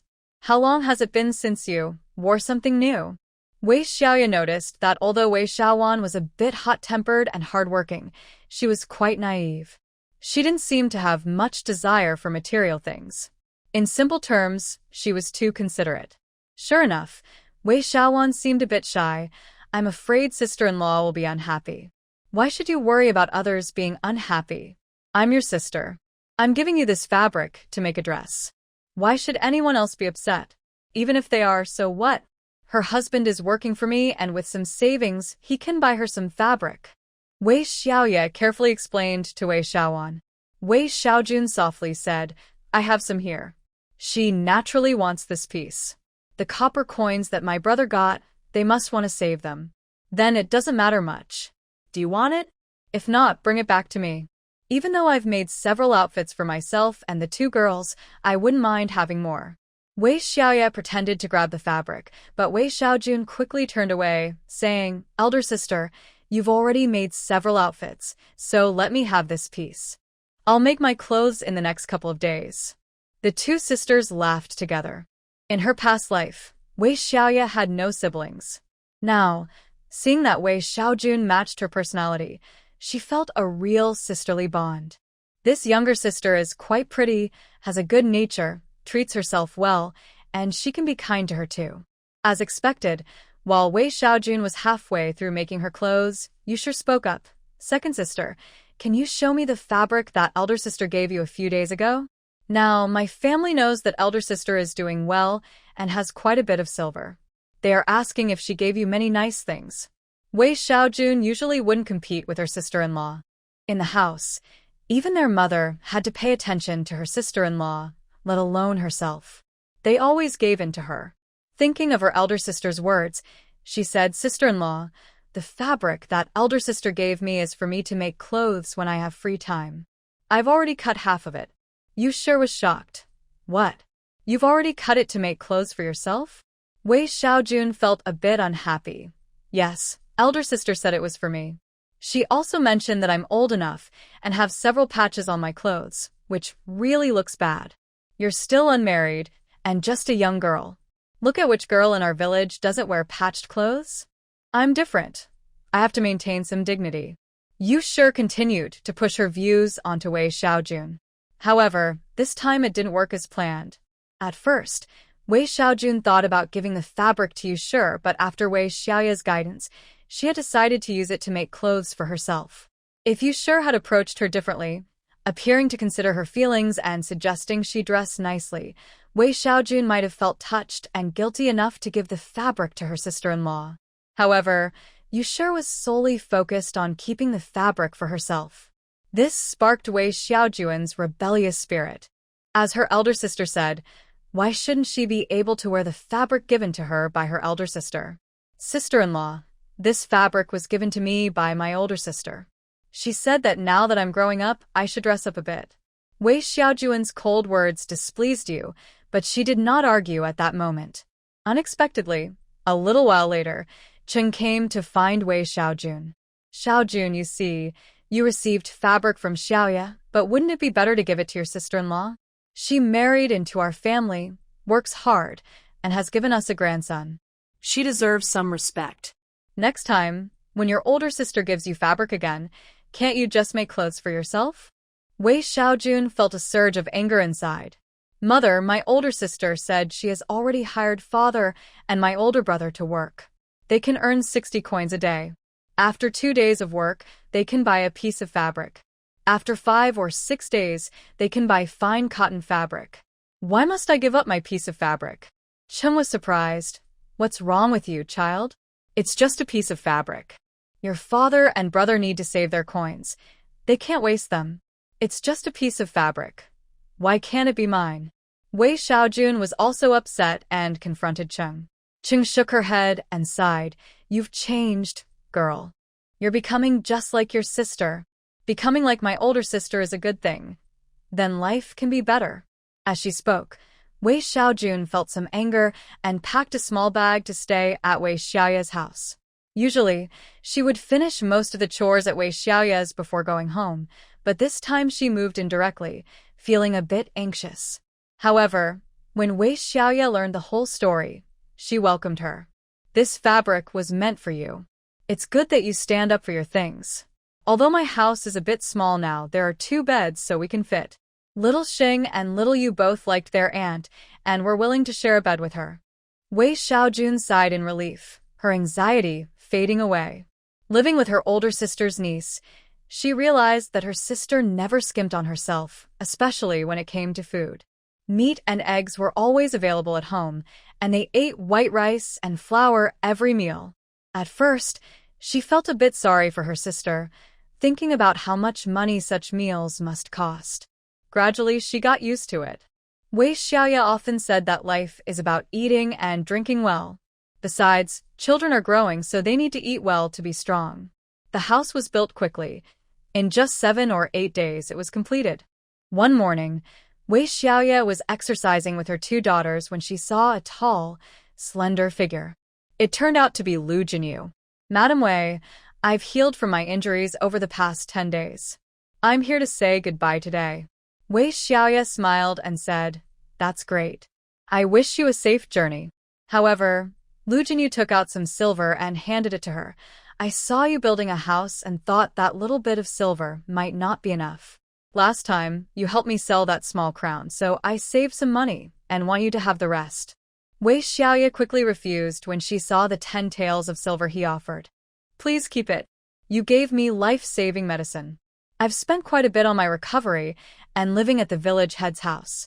Plus, this outfit is new, so I don't have much left. Lu Jinyu paused, feeling a bit foolish. Why was he talking about such trivial matters? But he found that discussing these things with her made him feel good. So he continued, the place I'm going is quite far. I might need to rent a carriage and stay at an inn. That's why I can only spare these 10 taels.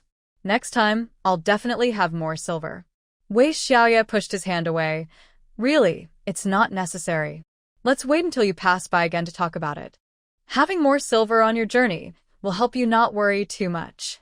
After some back and forth, Lu Jinyu finally put the silver away. Just wait a moment. Since you're traveling far, I don't have much to offer, but I do have some food for you to take on the road. Lu Jinyu thought about refusing, but he felt as if he couldn't move his feet, so he agreed. He followed Wei Xiaoye to her kitchen and saw the clean and tidy space, along with her sister, who looked a bit scared.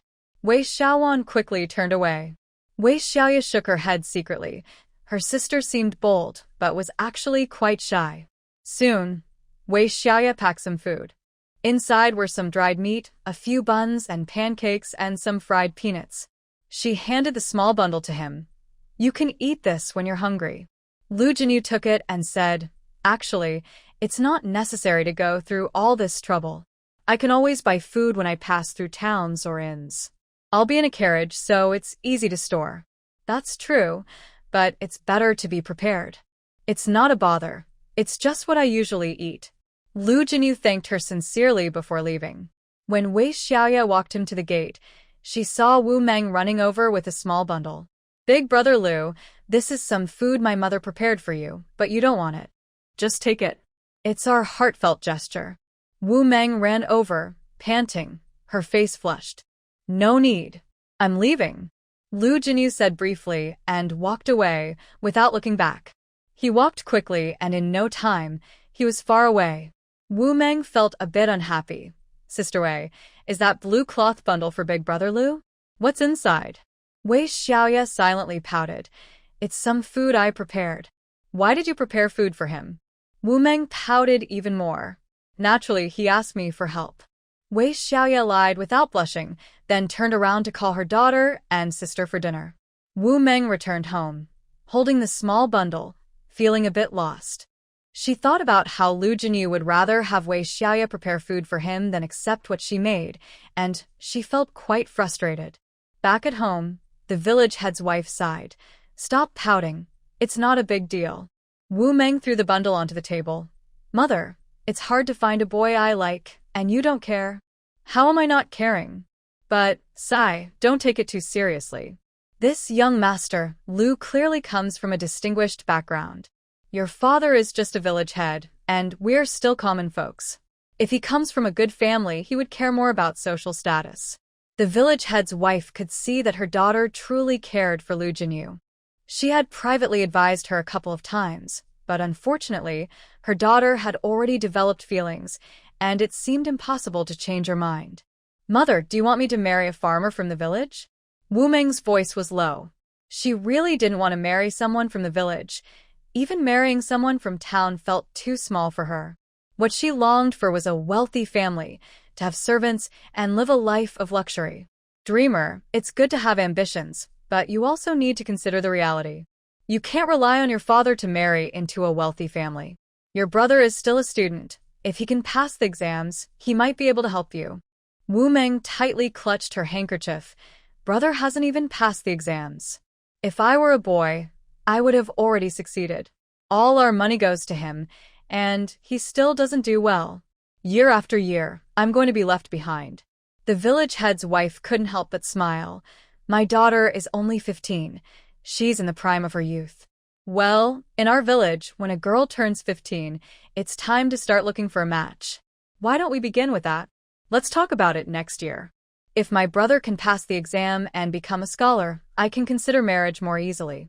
Wu Meng used her usual excuses to successfully silence the village head's wife. Her mother naturally hoped she would marry well, so she wouldn't want her to marry someone from the village. Wei Xiaoye's house was built beautifully, more elegant and refined than the other brick houses in the village. It also had great lighting. The villagers watched the house being built day by day, and everyone praised it. Soon, the day of the roof-raising ceremony arrived. Wei Xiaoye valued this event, but she didn't plan to hold a feast. After completing a series of rituals, she had a few baskets of steamed buns brought in and asked some of the helping women to distribute traditional pastries. The villagers watching got some too, sharing in the joy, and everyone was satisfied. After the roof was raised, they began to put on the tiles and the furniture gradually came into the house. This batch of furniture had been custom-made by Li the carpenter. The whole house looked brand new. Wei Xiaoye's own room was exquisite, and the two little girls' rooms had not only beds but also wardrobes and desks. 2 girls even have desks. Are they supposed to become scholars? One woman said with a hint of jealousy. Xiaoxing replied cheerfully, Annie, my sister, and I are learning to read. My mom said girls should know how to read too. Otherwise, you'd be blind to the world. Xiaoye added. Anyang laughed. My son said that if possible, all the village kids should learn to read. It would help them when working outside. Yang Ting, Yang Wen's sister, sighed. Even though I learned to read with my brother, I don't have the chance to work outside. Mom, would you let me go? Aunt Yang was at a loss for words and poked her forehead with her finger. What would you do working outside? Stay home and learn some skills for the future. Exactly. Girls should learn cooking and household skills. Don't think about working outside. The world out there is dangerous. Just stay put and focus on getting married later. The other women echoed similar sentiments. Xiaoxing and Xiaoye felt helpless. Could their mother really be wrong? Yang Ting sighed, unable to argue against so many women, and stayed silent. However, after visiting Wei Xiaoye's new house, Wei Xiaoye called out to Yang Ting. Ting sister, since you've learned to read with your brother, why not teach my 2 girls? Just an hour a day will do. 1 month, 150 coins. What do you think? Yang Ting was taken aback, then excitedly replied, Really? Sister Wei, I'm willing. Aunt Yang also felt happy upon hearing this. Xiaoye, you're being too polite. Since you want her sister Ting to teach the girl Xingyue to read, there's no need for money among neighbors. That won't do. My 2 girls are not officially taking on a master, so this isn't a formal payment. It's just a small token of appreciation. After some polite exchanges, the matter was settled. The women in the village envied Yang Ting for being able to earn some money, while they thought Wei Xiaoye was spending too freely. With her spending and building a house, she must have nearly used up those 30 taels. Even Wei Xiaoye felt a bit worried for her older sister. However, Wei Xiaoye remained calm and unhurried. Why are you so anxious, little girl? Seeing Wei Xiaoye truly worried, Wei Xiaoye gently said, Don't worry, that young Master Lu didn't just give me 30 taels. I have some extra money. Only then did Wei Xiaoye feel relieved. That's good. We must not let our parents or brothers and sisters know. I won't say a word. Wei Xiaoye laughed. This sister was completely on her side. The house was already built, and the furniture was in place. Wei Xiaoye looked at her home and felt very pleased. In fact, while Wei Xiaoye worried about her living situation, Wei Xiaoye was not concerned at all. The vegetables in the garden were growing well, and Wei Xiaoye occasionally picked some, not only for herself, but also selling many to the system. Even if she only earned a few coins each time, it added up, and supporting herself was no problem. Moreover, the seeds from the system seemed to be much better than the ones available at that time. The garden was always lush and green, which intrigued many villagers who asked her what her secret was. In contrast to Wei Xiaoye's comfortable life, the Wang family seemed miserable. After Wei's family caused a scene at the Wangs, Wang Sansong lost his job. The young master of the restaurant was displeased when he saw Wang Sansong's bruised face, saying it affected the restaurant's image and he shouldn't work there anymore. Despite Wang Sansong's repeated pleas to stay in the kitchen and not meet customers, the young master was not interested in discussing it further. It seems your family has a lot of issues. They say you were divorced by your first wife and married the second without proper arrangements, and you keep causing trouble. My place is too small. I can't afford such a big problem. With just a few words, Wang Sansong's hopes of returning to work were completely dashed. It makes sense. For a restaurant, finding a replacement for a helper is not difficult. But for Wang Sansong and the entire Wang family, his job is very important. Wang Sansong got this job because he sought help and was introduced to it, earning 500 coins a month. While it may not seem like much, it is stable. Having a steady income is better than what many people in the village have. Who knew that he could be kicked out so easily? It's all that cursed Wei family's fault, that cursed Wei Xiaoye. I really want her to suffer. Wang Sansong shouted in anger. Fang Yang felt uncomfortable thinking about Wei Xiaoye, who was becoming richer and seemingly more beautiful. She worried that Wang Sansong would regret this even more. But seeing his hatred now, she felt a bit relieved. It's all your fault for being useless. You had a good job and now it's gone. Can't you just ask the boss nicely? The boss doesn't care about family matters. Wang Sansong's face darkened as his parents only blamed him. His older brothers were also harsh, sending him to work in the fields early in the morning. Without the helper's job, he couldn't expect to be lazy at home. Even if he could only earn a little over 100 coins in a month, Fang Yang's embroidery work became more important. After all, it was still an income. The Wang family's life became increasingly difficult. Their porridge was getting thinner, and they couldn't even think about eating white rice or flour. Meat? That was out of the question. Their only sources of income were the eggs from a few chickens and some vegetables they sold from their garden. Vegetable prices were very low, hardly worth selling. But most people in the village lived like this, tightening their belts without land to earn money. One day, after Fang Yang and Lu Posey returned from town, the village became lively again within a couple of hours. Someone was knocking on their door. Fang Yang, you're really bringing shame to our family. How can you have the face to be with this guy? If you say you married him, we don't recognize it. A group of about 10 people arrived. They were Fang Yang's family. Old Wang, seeing his daughter-in-law's family, could only smile awkwardly. Oh, it's our in-laws. Why didn't you let us know you were coming? Old lady's son spat angrily. Bah. Who are you calling in-laws? I'm going to the court to report you for kidnapping. Let your Wang family go to jail. The Wang family knew that while Fang Yang had come to live with Wang Sansong, the fact that they were not officially married was true. Dear in-laws, please don't be upset. We also wanted to visit you, but we just haven't had the time. Now that you are here, we can visit each other more often. Lu Posey smiled widely, trying to say a few kind words to calm the Sun family and let the matter pass. Suddenly, Sun's mother jumped out and grabbed Fang Yang's ear, shocking everyone. Fang Yang cried out in pain, tears streaming down her face, but she couldn't break free. Mom, Dad, I have already earned 30 taels of bride price for the family. Please don't make it hard for me again. Gasps of surprise arose from the crowd at what Fang Yang said. In rural families, the bride price is usually only 4 to 6 taels, but Fang Yang had 30. You say you earned 30 taels for our family, but we did it for you too. If we hadn't found that old landlord for you to marry, would you be living such a good life with gold and silver every day? The crowd gasped again. What was this old man saying? He married Fang Yang to an old landlord? Fang Yang's ear hurt, but she couldn't let her parents embarrass her in front of everyone. She only said she was a widow, but she never mentioned being a second wife to an old landlord. Even the Wang family didn't know. Even Wang Sansong didn't know. Fang Yang, holding back her shame, cried, I've given the family so much money. Isn't that enough? Why do you keep hurting me? We are thinking of you. We found a good match for you, but you ran away. It would have been great. You wouldn't have to serve a husband and could just stay with your mother-in-law and sister-in-law. They would have given you 20 taels of bride price, and you still weren't happy. Sun's old man spoke loudly, spitting as he talked. Everyone was shocked again.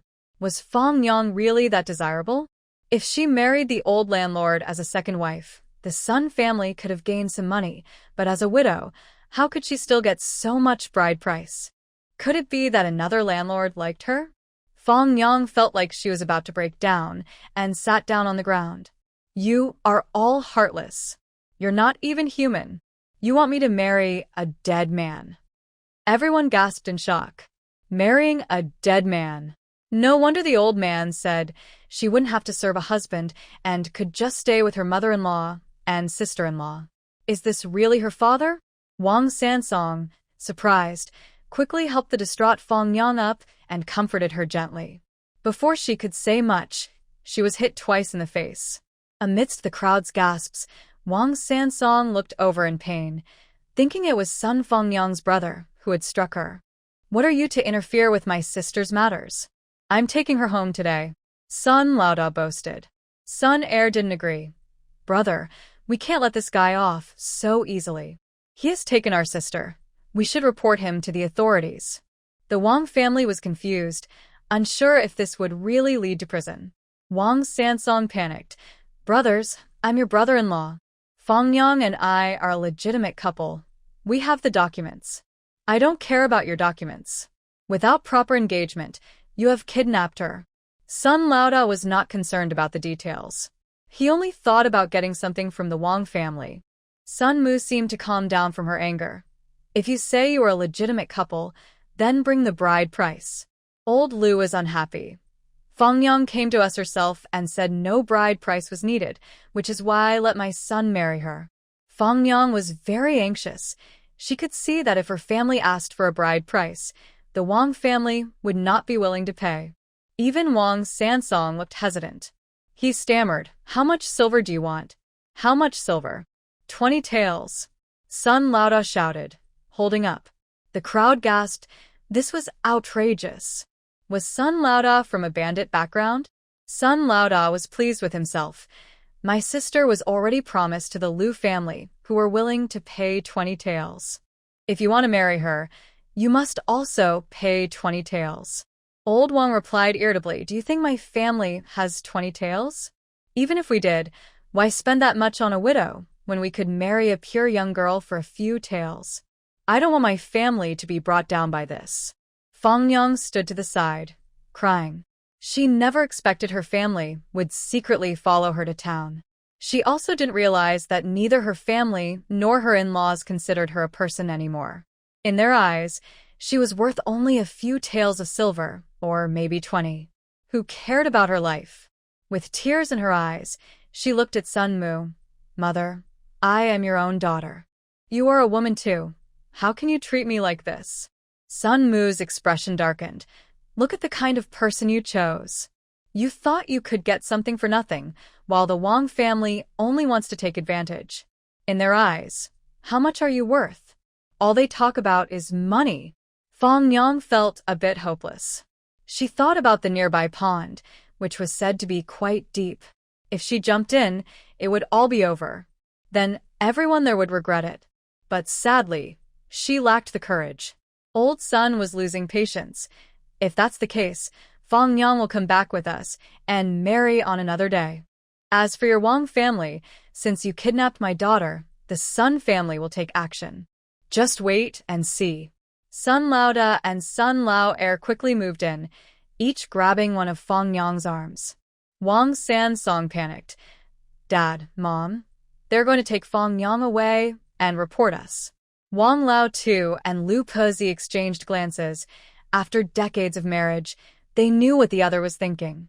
If they had to pay a lot of money to marry Fong Yang, they would never agree. But if the Sun family really reported them, the Wang family would be in trouble. Fong Yang was still crying out, but she couldn't resist two strong men. The Sun family's women stood with their hands on their hips, looking fierce. You Wang family kidnapped our sister. We will smash your house to pieces. The crowd gasped again. How many times would the Wang family be attacked? The Sun family was indeed fired up. They had searched for Fong Yang for days and finally found her, only to discover she was trying to get close to the Wang family without any formal engagement. They had held their breath for a long time, and now they couldn't hold back any longer. Lu Pezi spread her arms and shouted, Are you from the Sun family going against the heavens? Let's talk this out. Your daughter came to us willingly. We didn't kidnap her. Old Sun shot a harsh look at Fangyang. See? This old woman speaks the truth.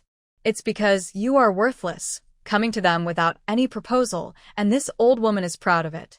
Fangyang was crying uncontrollably. Mom, Dad, please stop. Let's talk this out. We can negotiate. She thought, if her family destroyed the Wang family, how would they get along in the future? She still wanted to live with Wang Sansong. The Sun family didn't care about that. They grabbed sticks and rushed into the Wang family's house, smashing everything in sight. The Wang family shouted loudly, but couldn't stop them. The two families immediately got into a fight. There were many people from the Wang family, but the Sun family had about 10 people, so the Wang family was the one getting beaten. When Wang Sansong saw his parents getting hurt, he couldn't hold back any longer. He rolled up his sleeves and charged at Old Man Sun with a punch to the face. Soon, Old Man Sun's sons joined in to confront Wang Sansong. It turned into an intense fight. Then the village head shouted, "What's going on here?" You're the village head? Perfect timing. The Wang family has taken my daughter. I want to file a complaint. Old Man Sun didn't expect the Wang family boy to hit him. He was already bruised and shaking with anger. If you want to file a complaint, go ahead, but don't cause trouble in my village, the village head said impatiently. The Wang family often caused disturbances, making it hard for the village to be peaceful. Old Man Sun was surprised by the village head's firmness, while the Wang family felt a bit more at ease. It seemed they wouldn't end up in jail, or the village head wouldn't have said that. Old Lady Lu got angry. Your daughter came to us, saying she wanted to marry my son. She claimed she was an orphan, and we believed her. We treated her like our own. She didn't do any chores. Her two sisters-in-law did everything. Go ahead and file your complaint. I want to see if the county magistrate will rule that we kidnapped her. After all the commotion, Old Lady Lu's mind became sharper. She looked at Sun Fangyang, and her meaning was clear. Compared to marrying into the Wang family and facing their mockery later, what was the harm in this? Sun Fangyang then shouted, I tricked Sansong. I said I was an orphan. Will the county magistrate rule that he kidnapped me? Old Man Sun was furious. You ungrateful girl, turning against your own family. Do you even see me as family? You treat me like a beast, like a piece of property. All you think about is selling me for money. I've already repaid you for the 30 taels of bride price. You still want to sell me again. Why not sell your son to a brothel instead? Fangyang was so angry she started rambling. But no one in the crowd laughed at her. Being born into the Sun family was indeed unfortunate. Oldest son rushed over to slap her, but Wang Sansong hit him with a stick, knocking it against his arm. Fangyang felt a bit reassured. No matter what, her husband was on her side. Given the situation, she could only choose one family, so she declared loudly, from now on, I belong to the Wang family in life and in death. If you want to cause trouble, go ahead. Do you really think I'm just a beast or a piece of property? The Wang family felt proud, and Old Man Wang mocked Old Man Sun, saying, We used to call you our in-law politely, but now it seems we don't need to. If you want to cause trouble, we will too. You come to attack the Wang family, and we will definitely retaliate against the Sun family. Don't think the Wang family is weak. With this shout, several members of the Wang family stepped forward. Don't think the Wang family is weak. They all shouted in unison. The Sun family was taken aback. They thought that by confronting them, they could easily settle the matter and scare them into submission by threatening to go to the authorities. But the Wang family stood firm. This was all because of Sun Fangyang's terrible attitude. Fangyang, you foolish girl, have you lost your mind? You, an unmarried woman, are actually helping the Wang family. How do you know how they will treat you in the future? You are going against your own family. Sun's mother was on the verge of crying. Fangyang covered her face with a handkerchief and cried, What kind of family are you to me? Can I rely on you? You only want to sell me for money. I might as well depend on my husband's family. Hearing this, the Wang family felt even prouder. Sun family, listen to yourselves. You treat your daughter like livestock, like something to be sold. My son's wife is pitiful, but she is also not. You treat her poorly, and we in the Wang family, We'll treat her well. Old woman Lu, under the gaze of the crowd, seemed to gain confidence. It appeared that she and Fang Yang were truly a good mother-in-law and daughter-in-law pair. Fang Yang looked at her with gratitude and dependence. Some villagers chimed in. The Sun family doesn't treat their own well. It's no wonder Fang Yang ran away. Even if a daughter can't be a son, she is still your own flesh and blood. How can you treat your daughter like this? Just marry that old woman off. At least it will bring in some money. Sun's mother didn't expect that most of the insults would be directed at her, and she felt both wronged and angry. Enough, let's go home. Old man Sun was unwilling. Go home for what? You are my daughter, and I don't want to marry you off to the Wang family. I want to ask, how can you marry without a proper match? I will decide now. You will get a divorce. After the divorce, you will come back with me. Unexpectedly, they ended up back where they started. Sun Fangyang sat down in despair. Her father could indeed break her engagement with Wang Sansong and bring her back home. Wang Sansong's neck was tense with anger. You keep saying there's no proper match, but if my Wang family offers a bride price, isn't that enough? Fang Yang's eyes brightened. Lu Posey was too late to stop her and was extremely anxious. Old Sun looked satisfied. The betrothal gift is 20 taels of silver. Now, not only the Wang family but also the villagers began to criticize. What kind of business is this? The Sun family is heartless. They can't even survive. This is outright robbery. The Wang family should report them to the authorities.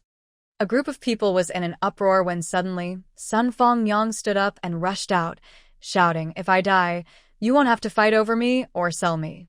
It took a few moments for people to react, and they quickly followed her. Wei Xiaoye was in the front yard practicing with her daughters when she saw a blue-gray figure rush past the gate, looking frantic. Xiaoxing looked incredulous. "Mom, that's the one from the Wang family." Being a little girl, she didn't know how to refer to Fang Yang and spoke vaguely. Wei Xiaoye understood. Is there trouble again? Wei Xiaowan pouted. The Wang family is losing their minds, causing a scene every few days. Wei Xiaoye chuckled quietly. The Wang family was always causing trouble, and she played a part in it too. Wei Xiaowan loved excitement, and quickly took Xiaoxing out to see what was happening. Sun Fangyang rushed past with a clear goal, ignoring the villagers who followed her, and headed straight for the pond. Without hesitation, she jumped into the water. The splash alarmed the villagers. Fortunately, someone nearby who could swim jumped in after her and quickly rescued her. Sun Fangyang's face was pale as she coughed up water, her eyes vacant as she murmured, "I can't go on living. I only have this worthless life. Dying would be better." The Sun family was furious. They were out of breath, having followed her, but at least they saw Fang Yang was saved. The villagers immediately turned their anger towards them, shouting insults at the whole family. Wang Sansong's eyes were red as he held Fang Yang close. "Why are you so foolish? No matter what, you shouldn't seek death." The Sun family was too overwhelmed by the insults to respond, and Sun Dazhao finally managed to mutter, "Those who truly want to end their lives do so quietly. They wouldn't jump into a pond in front of everyone. This woman is ruthless. She's driving people to despair and still boasting here." The villagers were furious, all pointing fingers at them. Wang Sansong, enraged, suddenly let go of Fang Yang and pushed Sun Dazhao hard.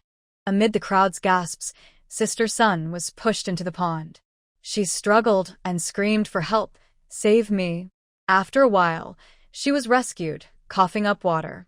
Unlike Fang Yang, her situation made the villagers laugh. Sister Sun cried, hitting her thigh, "I don't want to live anymore." He said coldly, "If you don't want to live, jump in again. This time, no one will save you." Sister Sun was stunned and dared not say, "I don't want to live again." Fang Yang's eyes lit up as she coldly said to Old Sun and Mother Sun, "It seems you want money more than my life. I only have this life. If you want to force me to death, I'll just give you my life back." The old couple was left speechless. Seeing the situation, they no longer dared to pressure her. Old Sun angrily said, "Fine. If you insist on marrying that guy, it must be according to village rules." Gentlemen, if you disagree with this, your daughters will end up like Fong Yang, demanding a bride price and jumping into the pond to seek death. I'm sure you wouldn't want that. His words resonated with the villagers. The bride price should be given, but it can't be excessive. A few taels of silver is reasonable. Let's settle on a few taels. It will make things proper. Old Lady Lu knew she couldn't avoid a few taels of silver and stayed silent. Under Old Sun's signal, Mother Sun spoke up, 6 taels of silver. We haven't bullied your family, right? 6 taels is the standard for our village. Why 6 taels? Fong Yang isn't a young girl. She's a widow. 3 taels, Old Lady Lu immediately countered. This was the part the women loved to watch. Wei Xiaoye glanced over and quickly returned with Xiaoxing, telling Wei Xiaoye what happened. Wei Xiaoye showed no visible emotion. She felt pity for the women in this time, unable to control their own fate. Elder sister, you can't possibly feel sorry for that Fong Yang, can you? If it weren't for her, you wouldn't be raising 2 kids alone. Wei Xiaoye was still upset. Wei Xiaoye shot her a look. That Fong Yang is a bit scheming, but the main blame lies with Wang Sansong and his family. However, she didn't feel much sympathy for Fong Yang. In any case, today's events were what she had sought. Don't overthink it. I'm doing well with my 2 kids. If the Wang family bothers me, I'll handle them. If they leave me alone, I don't want to have anything to do with them. Wei Xiaoye changed the subject. The weather is getting colder. We need to make some warm clothes. During this time, Wei Xiaoye stayed here to take care of her older sister and niece. Wei Xiaoye gave her a piece of fabric to make her own clothes. Wei Xiaoye felt pressured. Sister, let's put this fabric away. I need to work, and this new outfit will just get in the way. It's fine. I bought this fabric cheaply. If we go up the mountain or work in the fields, old clothes will do. Sometimes, after it rained, Wei Xiaoye would go up the mountain to look for mushrooms. Wei Xiaoye went with her a couple of times and was amazed at how her sister could always find hidden mushrooms. People in the village grow vegetables, but not like her sister, who uses a whole acre for them. The vegetables in her sister's acre are really lush. Not only does she eat them, but she also has to work hard to sell them. Wei Xiaoye occasionally goes to town to sell vegetables and often sells directly to the system. Wei Xiaoye never noticed this mix of selling. She only realized her sister was quite well off, which changed her initial anxiety into acceptance. Every morning, Yangwen came to teach Xiaoxing and Xiaoyu to recognize characters. Wei Xiaoye was reluctant to learn, but Wei Xiaoye pushed her to join. Sister, what's the use of learning these characters? You need to learn. Otherwise, you'll be blind to the world. It would be better for our second brother to learn. He's a boy and should work outside in the future. Isn't that much better than me learning? Wei Xiaojuan's words made Wei Xiaoye think. Her younger brother, Wei Xiaoyang, was fully supportive of her. It felt strange to see him not learning anything. How much does it cost to study with the teacher in the village?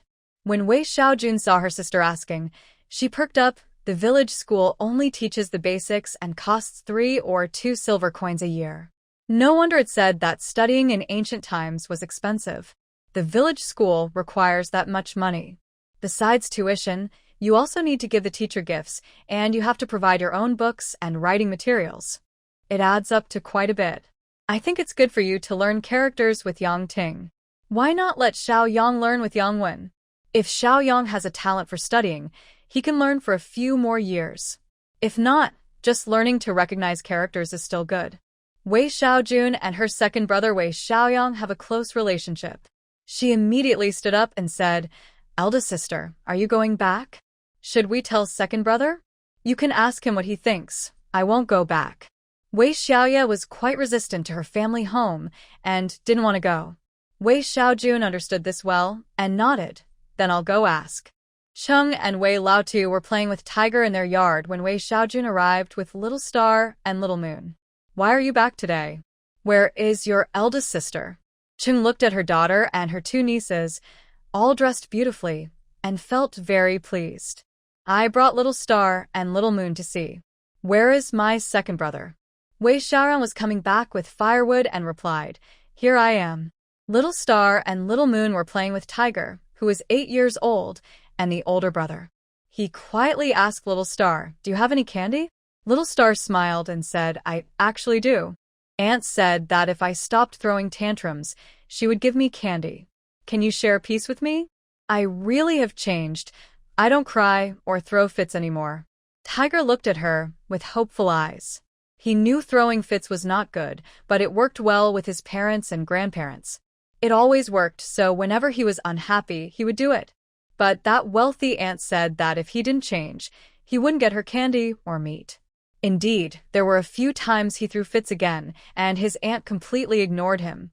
She even gave candy and pastries to Little Star and Little Moon right in front of him. Even his loving grandparents couldn't do anything about it. That's when Tiger decided to change. Little Star took out 2 candies from her pocket and handed them to Tiger, saying, "My mom said we can only have this much each day. Too much will ruin our teeth." Tiger was very satisfied. They taste so good and sweet. Wei Xiaoye and Cheng watched the children getting along happily, smiling broadly. Wei Xiaoye teased Little Star, "Little Star, what is your name?" "Grandpa, my mom just gave us new names. I'm Wei Ruxing, and my sister is Wei Ruyue." Wei Xiaoye felt a wave of satisfaction. Good, good, good. Ruxing and Ruyue, they're from the Wei family. Little Star and Little Moon didn't understand what from the Wei family meant and began to run and play with Tiger in the yard. Cheng laughed. "These 2 girls have the surname Wei, so they are granddaughters." That's true, but Xiaoye is really quite rebellious right now." Old Wei snorted coldly, feeling somewhat dissatisfied. Even he, as her father, and her older brother could only do small tasks for her. When it came time to settle the payment, he thought she might give a little extra, but Wei Xiaoye was very strict and didn't give a single extra coin. Cheng didn't say anything more. She felt stuck in the middle and found it difficult. She hadn't expected her eldest daughter to hold a grudge. After all, when she brought the 2 kids back to her family, she had let them stay at home. She had prepared herself to tighten their budget a bit to support the 3 of them for a while. However, Xiaoye had a strong sense of pride and immediately argued with her sister-in-law before turning to leave. Later, they learned that the 3 of them were living in Aunt Gao's old house and picking mushrooms to sell, managing to get by, which relieved them a bit. But who knew Xiaoye would hold such a grudge? Cheng sighed quietly. Xiaoye was the eldest daughter and always thought about the family. After marrying into the Wang family, she never complained to her own family, fearing it would make things harder at home. But who would have thought she would so easily leave her husband? Cheng always wanted her daughter to have a good life, but now it seemed that the thorn in her eldest daughter's heart was hard to remove. Fortunately, the younger daughter had a good relationship with the eldest, and if they continued to get along, one day Xiaoye would accept her family again. After all, they were blood relatives. As soon as Wei Xiaoye entered the house, you noticed her and couldn't help but exclaim, "Oh, Xiaoye, you're wearing new clothes again. How did you get those?" Wei Xiaoye knew her sister-in-law was teasing her, but she thought, as her elder sister said, she didn't owe her anything. So, Wei Xiaoye smiled and replied, "Yes, this is new clothing. My elder sister insisted I wear it. I said I wanted to work, and she said clothes are meant to be worn anyway." Seeing Wei Xiaoye smile sweetly made you feel even worse, and she remarked, "Xiaoye is indeed good to you, but she has nothing nice to say about me as her sister-in-law." You didn't finish her sentence, but Wei Xiaoye didn't indulge her. She was too lazy to respond, and went straight to find Wei Xiaoye. Wei Xiaoye put the firewood in the shed, wiped the sweat from his face, and looked at Wei Xiaoye, saying, "Wow, my little sister has really grown up. In those new clothes, you look just like a flower." This made Wei Xiaoye laugh heartily. "Second brother, do you want to learn to read? Xiao Xing, Xiao Yu, and I are learning to read with Yang Ting now." At that time, I didn't stay at my elder sister's house. I only had 2 little girls learning. My elder sister gave them 150 coins for tuition a month. Now, with me added, it will be 200 coins. Wei Xiaoyang's eyes lit up. "That's really great. Yang Wen's sister is teaching you, so you must study hard. I don't need to learn, right? You know there's a lot of work at home, and tuition is expensive. How can we afford it? Besides, am I supposed to take the exams? He laughed a bit, almost mocking himself. However, Wei Xiaoye was serious. Elder sister said you should first learn to recognize characters and see if you have a talent for studying. If you do, there's hope for you to take the exams. If not, you should still learn to recognize characters so you're not completely clueless. Wei Xiaoye was about to refuse when Wei Xiaoye added, if you learn to recognize characters, you can work in town or the county, and you'll earn more money. Wei Xiaoyan's heart was touched, but he hesitated. But I've never held a pen. Can I really learn? Second brother, I can learn it. I've already learned over 100 characters. Xiaoxing and Xiaoye know even more characters than I do. How can you not learn? Wei Xiaoyan was surprised. Little sister, you've learned over 100 characters? Yes. If we can't learn the characters, elder sister won't give us meat to eat, only vegetable leaves. To eat meat, I and the two little girls are working hard. The siblings laughed together. Learning to recognize characters for the sake of meat was indeed a clever idea from their elder sister. What are you two laughing about? Mrs. Yu asked curiously. Wei Xiaoye glanced at her sister-in-law and fell silent. Mrs. Yu became unhappy. Are you two hiding something from me? Wei Xiaoye felt a bit awkward and explained the situation. However, as soon as Mrs. Yu heard it, she exclaimed, Oh dear, how old are you now, second brother? Can you really learn? If you want to learn to read, it should be Tiger, who learns. He's clever since childhood and will surely pass the exams and bring honor to our family. Wei Xiaoyang's face turned red and pale. Wei Xiaoye hesitated for a moment before arguing. Tiger's tuition should be paid by you and elder brother. How can it be on elder sister? Mrs. Yu widened her eyes and pointed at Wei Xiaoye. Second sister. Why should Yang's tuition be paid by your elder sister? That's true. If I want to learn, it should be our parents who pay for it. Let's not talk about this anymore. Xiaoye, go tell elder sister that I won't study.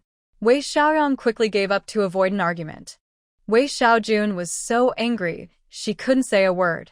Old Wei and others heard the commotion and came over. Upon hearing this, Old Man Wei fell into deep thought. Wei Xiaofeng became anxious. Dad, Mom, don't be confused. If we are going to support someone to study, it should definitely be Huzi. He is your own grandson, the eldest grandson of the Wei family. Wei Xiaoye suddenly seemed ignited. Elder brother, why is it that letting the second brother study means Mom and Dad are confused? Why can only Huzi go to school and not the second brother? Wei Xiaofeng looked indifferent, just staring intently at Old Man Wei. Mrs. Chung was quite conflicted. They said the eldest grandson and the youngest son were both the old lady's treasures. It was hard for her to make a decision between the two. Finally, she sighed. Oh, is it possible for both of them to study? She knew this request was indeed excessive, so she only murmured it softly. No one else could hear her clearly, so she closed her mouth. Old Man Wei made a firm decision. You go tell your elder sister to let your second brother study first and see how he does. The unspoken part was that if he didn't do well, then Huzi could go. Mrs. Yu shouted loudly, Dad, it's not that I'm biased, but the second brother has grown up, and there are many chores at home. How can Huzi, being so young, be as clever? Huzi will definitely learn well and might even become a scholar in the future. Elder sister, do you think becoming a scholar is that easy? In our village, only 2 scholars have emerged over the years. There are several students, but they have all tried more than once. Indeed, becoming a scholar is difficult. It's not like pulling out a cabbage from the field. Seeing Xiaoye continuously advocating for him, Wei Xiaoyang naturally kept quiet. At this point, if he pushed back again, it would not be fair to his elder sister and younger sister. What kind of arrangement is it? Old Man Wei ignored Mrs. Yu and asked Wei Xiaoye. Since Xiaoxing and Xiaoye are also learning to read, elder sister said she would ask Yangwen if he has time to teach. If he doesn't, we will consider the village school. Old Man Wei pondered for a moment. I know Yangwen. He studies in the county. It depends on whether he has the time and energy. The tuition should be cheaper, right? Of course, it should be cheaper. Mrs. Yu heard that it wasn't directly going to the school, so her enthusiasm waned. This sister-in-law isn't really generous. After discussing and deciding with the Wei family, Wei Xiaojun took her two nieces back home. Wei Xiaoye had just arrived home. I spoke to Yang Wen's mother and she is willing, but it depends on Yang Wen's thoughts. Yang Wen will be back tomorrow, and we will talk then. Yang's mother was very happy because Yang Ting could earn 200 coins a month, which eased her burden.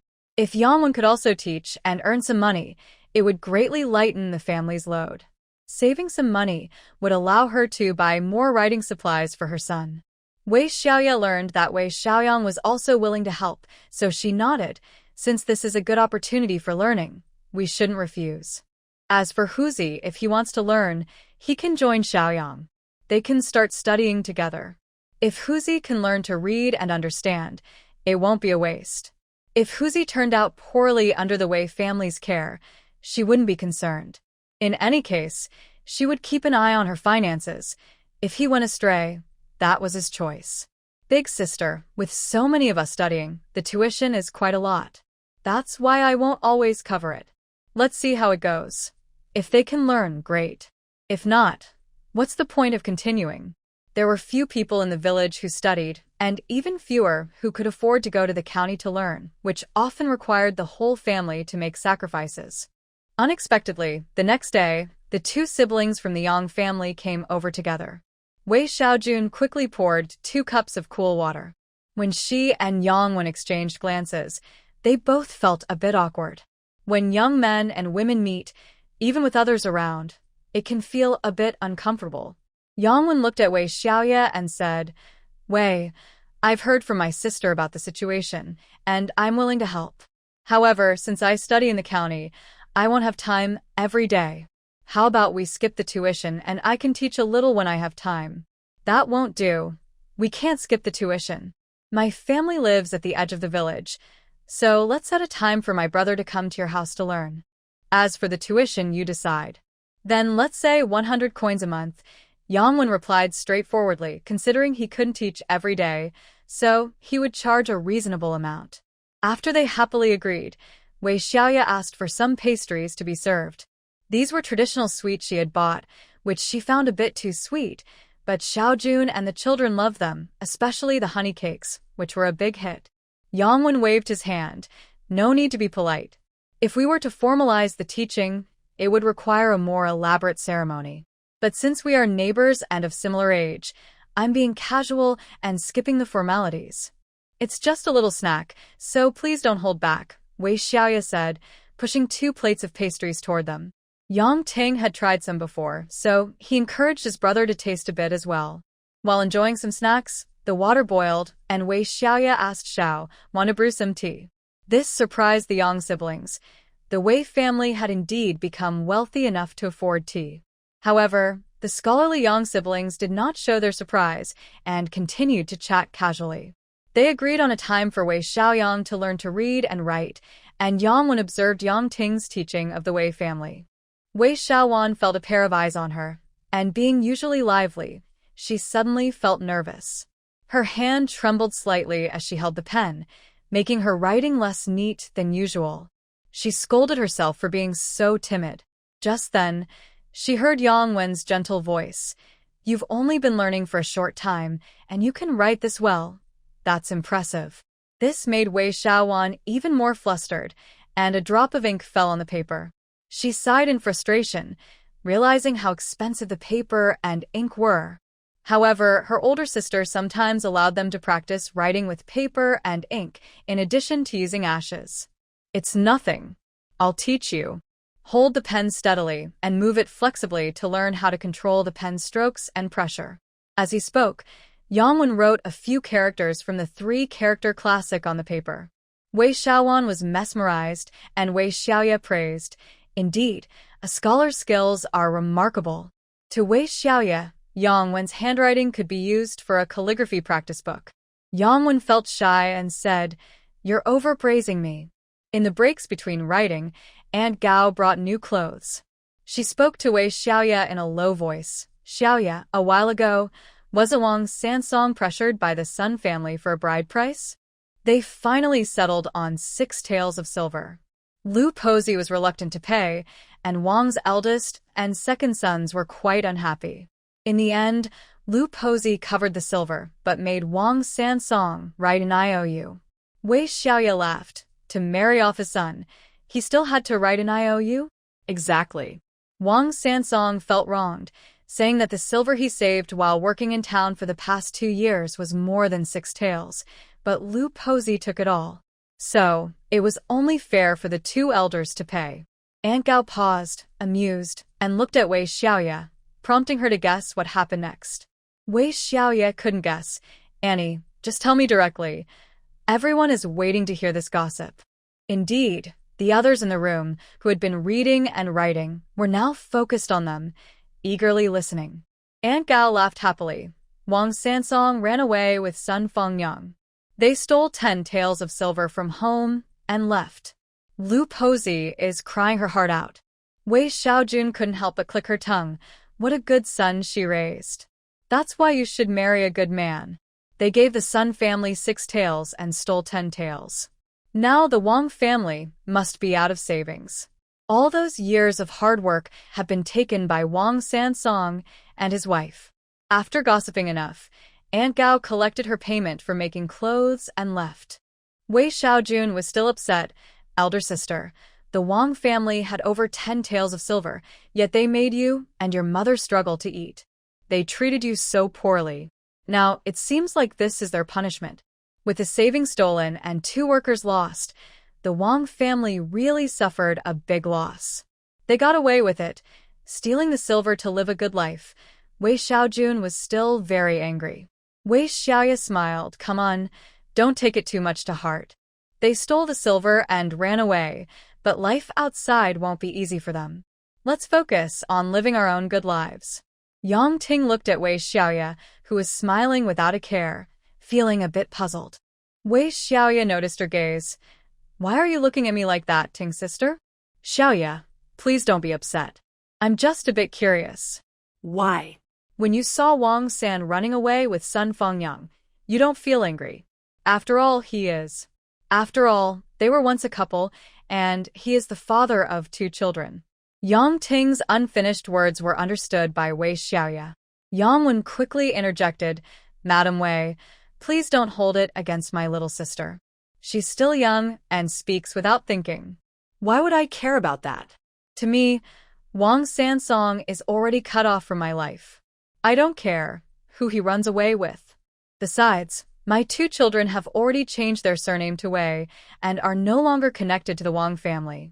I made it clear in the divorce letter that they have nothing to do with him. So, they're strangers to me. In my eyes, they are like flies, very disgusting. If they come to bother me, I won't hold back. Hitting him a few more times would be too light. Wei Xiaoye spoke freely in front of Xiaoxing and Xiaoyu. When Xiaoxing and Xiaoyu heard their mother say she wanted to hit their father, they showed no worry and instead looked very supportive. It was clear what kind of life the 3 of them had lived before. Yang Ting was silent for a moment. To be honest, Xiaoye, I still envy you. Many women in the village have not married well. They face hardships, work hard, and struggle to get enough to eat. But they have no way to escape. Wei Xiaoye fell silent. This topic felt too heavy. In the countryside, during this time, women's status is very low, and they exist only as accessories to men. Wei Xiaoye, who has come from the modern world, knows it is difficult to change this situation. She can only improve her own circumstances and take care of the 2 children left to her by the original owner. Yang Wen smiled again. Wei, my sister is saying silly things again. We can't control others. We can only take care of ourselves. Oh. What do you think, brother Yang Wen? Yang Wen's face turned slightly red. If I marry, I will respect and protect her, ensuring she does not suffer or feel wronged. It is not easy for her to leave her family and join mine. If I do not respect and protect her, I am not worthy of being a man. After saying this, his face turned even redder, and he coughed lightly to ease his embarrassment. He didn't know why he had shared his feelings in front of the Wei sisters. Fortunately, no one laughed at him. Wei Xiaoye admired him. If all men thought like you, the suffering of women would decrease a lot, and there would be many more happy families. The four of them chatted comfortably, while Xiaoxing and Xiaoyu enjoyed snacks and played in the yard. After a while, the Yang siblings said their goodbyes. Wei Xiaoye noticed they had walked far away, and Xiaowan still looked a bit dazed, which made her laugh as she poked her gently. What are you still thinking about now that they are gone? Xiaowan's face turned bright red. Elder sister, I was thinking about what Yangwen said. In our countryside, who would say such things? If he truly means what he says and acts on it, then he is a gentleman. And Xiaowan, don't let a man's sweet words deceive you. What matters is his actions, not just his words. Wei Xiaoye was worried that Xiaowan might get too carried away, so she quickly gave her a warning. Xiaowan was already blushing like a ripe tomato. Elder sister, I'm still young. I don't need to hear this. Besides, my parents' wishes and the matchmaker's words are what matter. I have no say in this. Seeing her expression change, Wei Xiaoye quickly encouraged her. Don't worry. If someone tries to casually promise you to someone else, I will definitely stop it. Wei Xiaojun felt happy. Her elder sister now had a big house and money, giving her a special status and a strong voice at home. Even if their parents wanted to do something, they had to consider her sister's feelings. Wei Xiaojun affectionately put her arm around Wei Xiaoye's shoulder and said, Sister, this is great. What do you mean by great? You have money, that's great. Wei Xiaoye couldn't help but laugh. She understood her sister well and knew that she meant it was lucky that she had money, so they wouldn't be controlled by their parents. Wang Sansong and Sun Fengyang had run away. This became a joke in the village, with everyone laughing at old Wang and old Lu, who had spent their lives raising eagles, only to be pecked in the eye by one. Old Lu was rolling on the ground, crying loudly. He and his wife were upset. That terrible third son had stolen their money. What were they supposed to do now? They had no money and no one to blame. Old Wang looked defeated. That money was meant for his coffin. That awful third son, encouraged by his irresponsible wife, had stolen the money and fled. He felt hopeless about life. How could he ever save up for more than 10 taels of silver? He feared that when his time came, he wouldn't even be able to afford a coffin. His head was spinning with chaotic thoughts. If he really couldn't buy a coffin, he would have to sell the land before he died. He didn't care about his children. Having a good coffin was what mattered most to him. Seeing his wife still crying, he felt annoyed and slapped her twice. The slaps stunned old Lu and shocked their son and daughter-in-law. They dared not complain, fearing they would be the next target of his anger. After a moment of shock, old Lu began to cry even louder. I can't go on living. My life is so hard. Some villagers tried to comfort them, suggesting they shouldn't worry too much, as the couple might return eventually. But everyone knew the truth. They probably wouldn't come back until they had spent all the money. Old Wang said in a deep voice, Dad, Mom, it's winter now. How about my second brother and I go look for them? They can't have gone far. We can search in the county. Old Lu stopped crying, and old Wang frowned deeply, considering the idea. Old Lu continued to wail, Yes, we should look for them, but what about the travel expenses? How much money will we need while we're out there? We only have a few coins left at home. Old Wang waved his hand and said, You can go. I will borrow some money from your uncles to help you. When the relatives heard that old Wang wanted to borrow money, they all tightened their purse strings and started complaining. Second brother, look at my roof. It's leaking badly, and I don't have money to fix it. Second uncle, my mother is sick again. The doctor said she needs her medicine without interruption, and our whole family is worried about the medical expenses. One by one, they shared their troubles, making it clear that borrowing money was out of the question. Old Wang sighed. You can't just stand by and watch us suffer. That boy stole the money, and soon we have to pay the land tax. I won't be able to pay it. Are you just going to let us perish? Everyone said that if there was a problem, they should speak up and the family should help each other. But everyone looked embarrassed. Old Wang helplessly said, If I borrow some money, it's just to send the two boys to find them. When they return, I can pay it back. If you are really worried, I'll pay back an extra 20 coins. At this point, it was hard to refuse. In the end, they managed to borrow 500 coins, gathered from several families. The risk would be shared, and no one could back out. Old Wang and the others took the 500 coins and immediately got on the ox cart to head to the county to find them. What's going on? Life was going well. Why did the third one run away with his wife? Mrs. He and Mrs. Zhang were busy in the kitchen, and the atmosphere at home was gloomy. They were also quite upset. Why do you think? It's because sister-in-law Sin couldn't stand life in our village anymore and kept dreaming of a better life with that old man. Now she's left us country folks behind, taking the money and going off to enjoy herself. Wang Xiaoye was furious. She usually wanted to buy some fabric, but old Lu wouldn't let her. Now all the money they had saved was stolen by those two shameful ones. She was even ready to get married. She didn't even have a nice cotton dress. She had been thinking about buying some lipstick. What girl doesn't want to look pretty? Now it was all gone. Wang Xiaoye occasionally saw the Wei sisters from a distance, and her heart ached even more. Those two sisters seemed to be under a spell. While working in the fields, they wore old clothes, but usually they were dressed beautifully. They wore all kinds of colorful patterns, and they looked so good. Especially Wei Xiaoye, who wore a smoky color. When she walked, her skirt flowed like mist. Who knows how much that cost? After seeing that, Wang Xiaoye couldn't sleep all night. If Wei Xiaoye is still my sister-in-law, shouldn't such a good catch belong to me? Sun Fengyang is something else, deceiving everyone in her family. She married an old man before, and after he died, she became a widow and was kicked out. But then she got involved with Sangge, claiming she didn't want a bride price. How could she not want a bride price? Didn't that just cost the Sun family 6 taels of silver? That day, I was so upset that I couldn't help but scold Sun Fengyang and even had my sisters-in-law join in to hold her down and slap her twice. Over such a small matter, that woman actually ran off with Sangge. It wouldn't be a big deal if she hadn't taken the silver with her. How are we supposed to live now?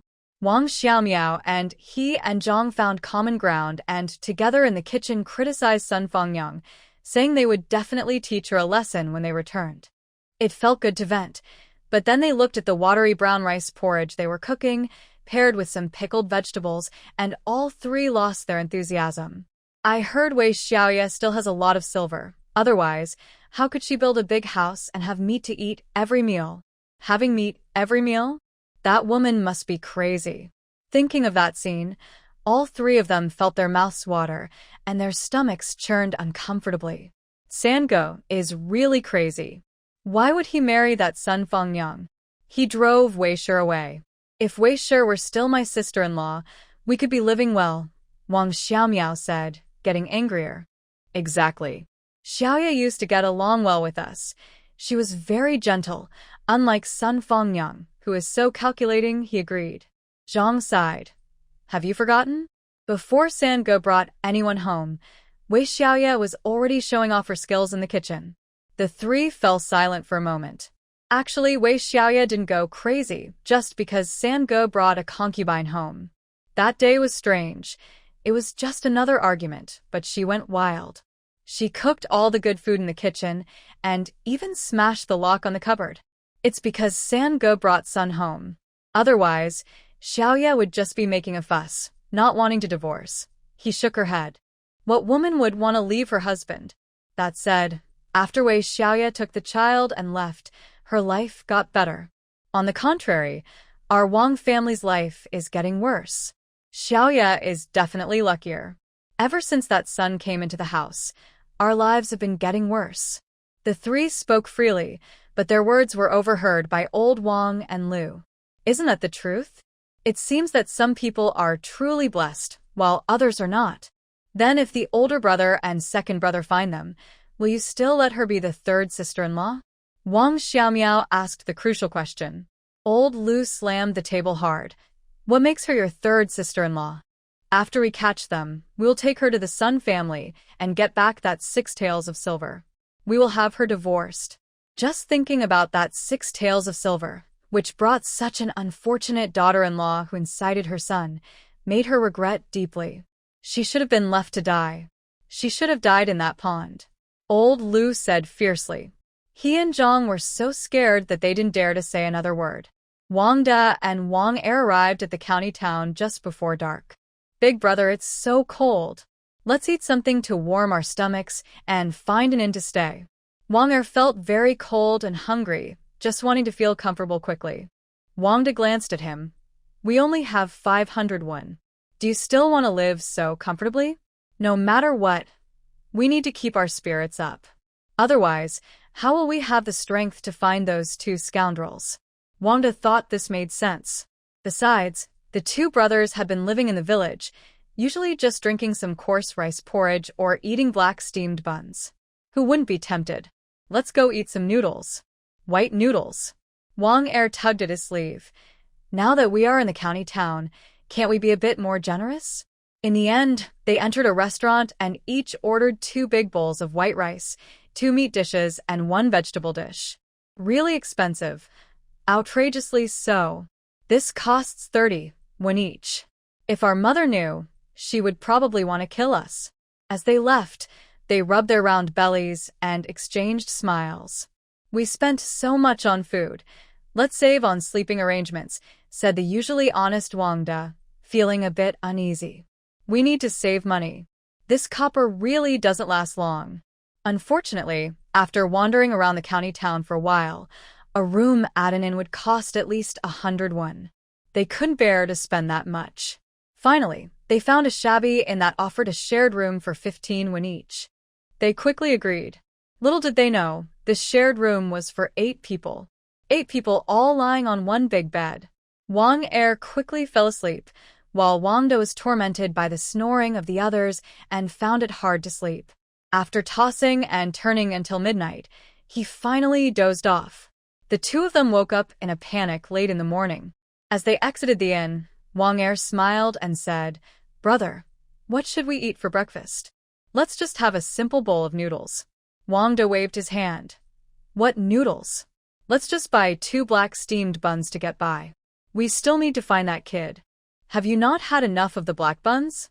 I don't want any more. Just a bowl of plain noodles will not cost much." Wang De also thought this made sense, but when they arrived at the noodle shop, who would want plain noodles? A few slices of meat in the bowl really changed the flavor. The two of them happily finished their noodles and wandered around the street, wondering where Wang Sansong had gone. After a few days, they had spent almost all their 500 coins, and Wang De began to worry. We've run out of money. If we go back like this, our parents will be furious. Wang Er angrily said, I don't know where that pair of troublemakers have hidden. They didn't go to the village head for help, so they can't leave the county. They must be hiding somewhere. Why can't we find them after searching everywhere?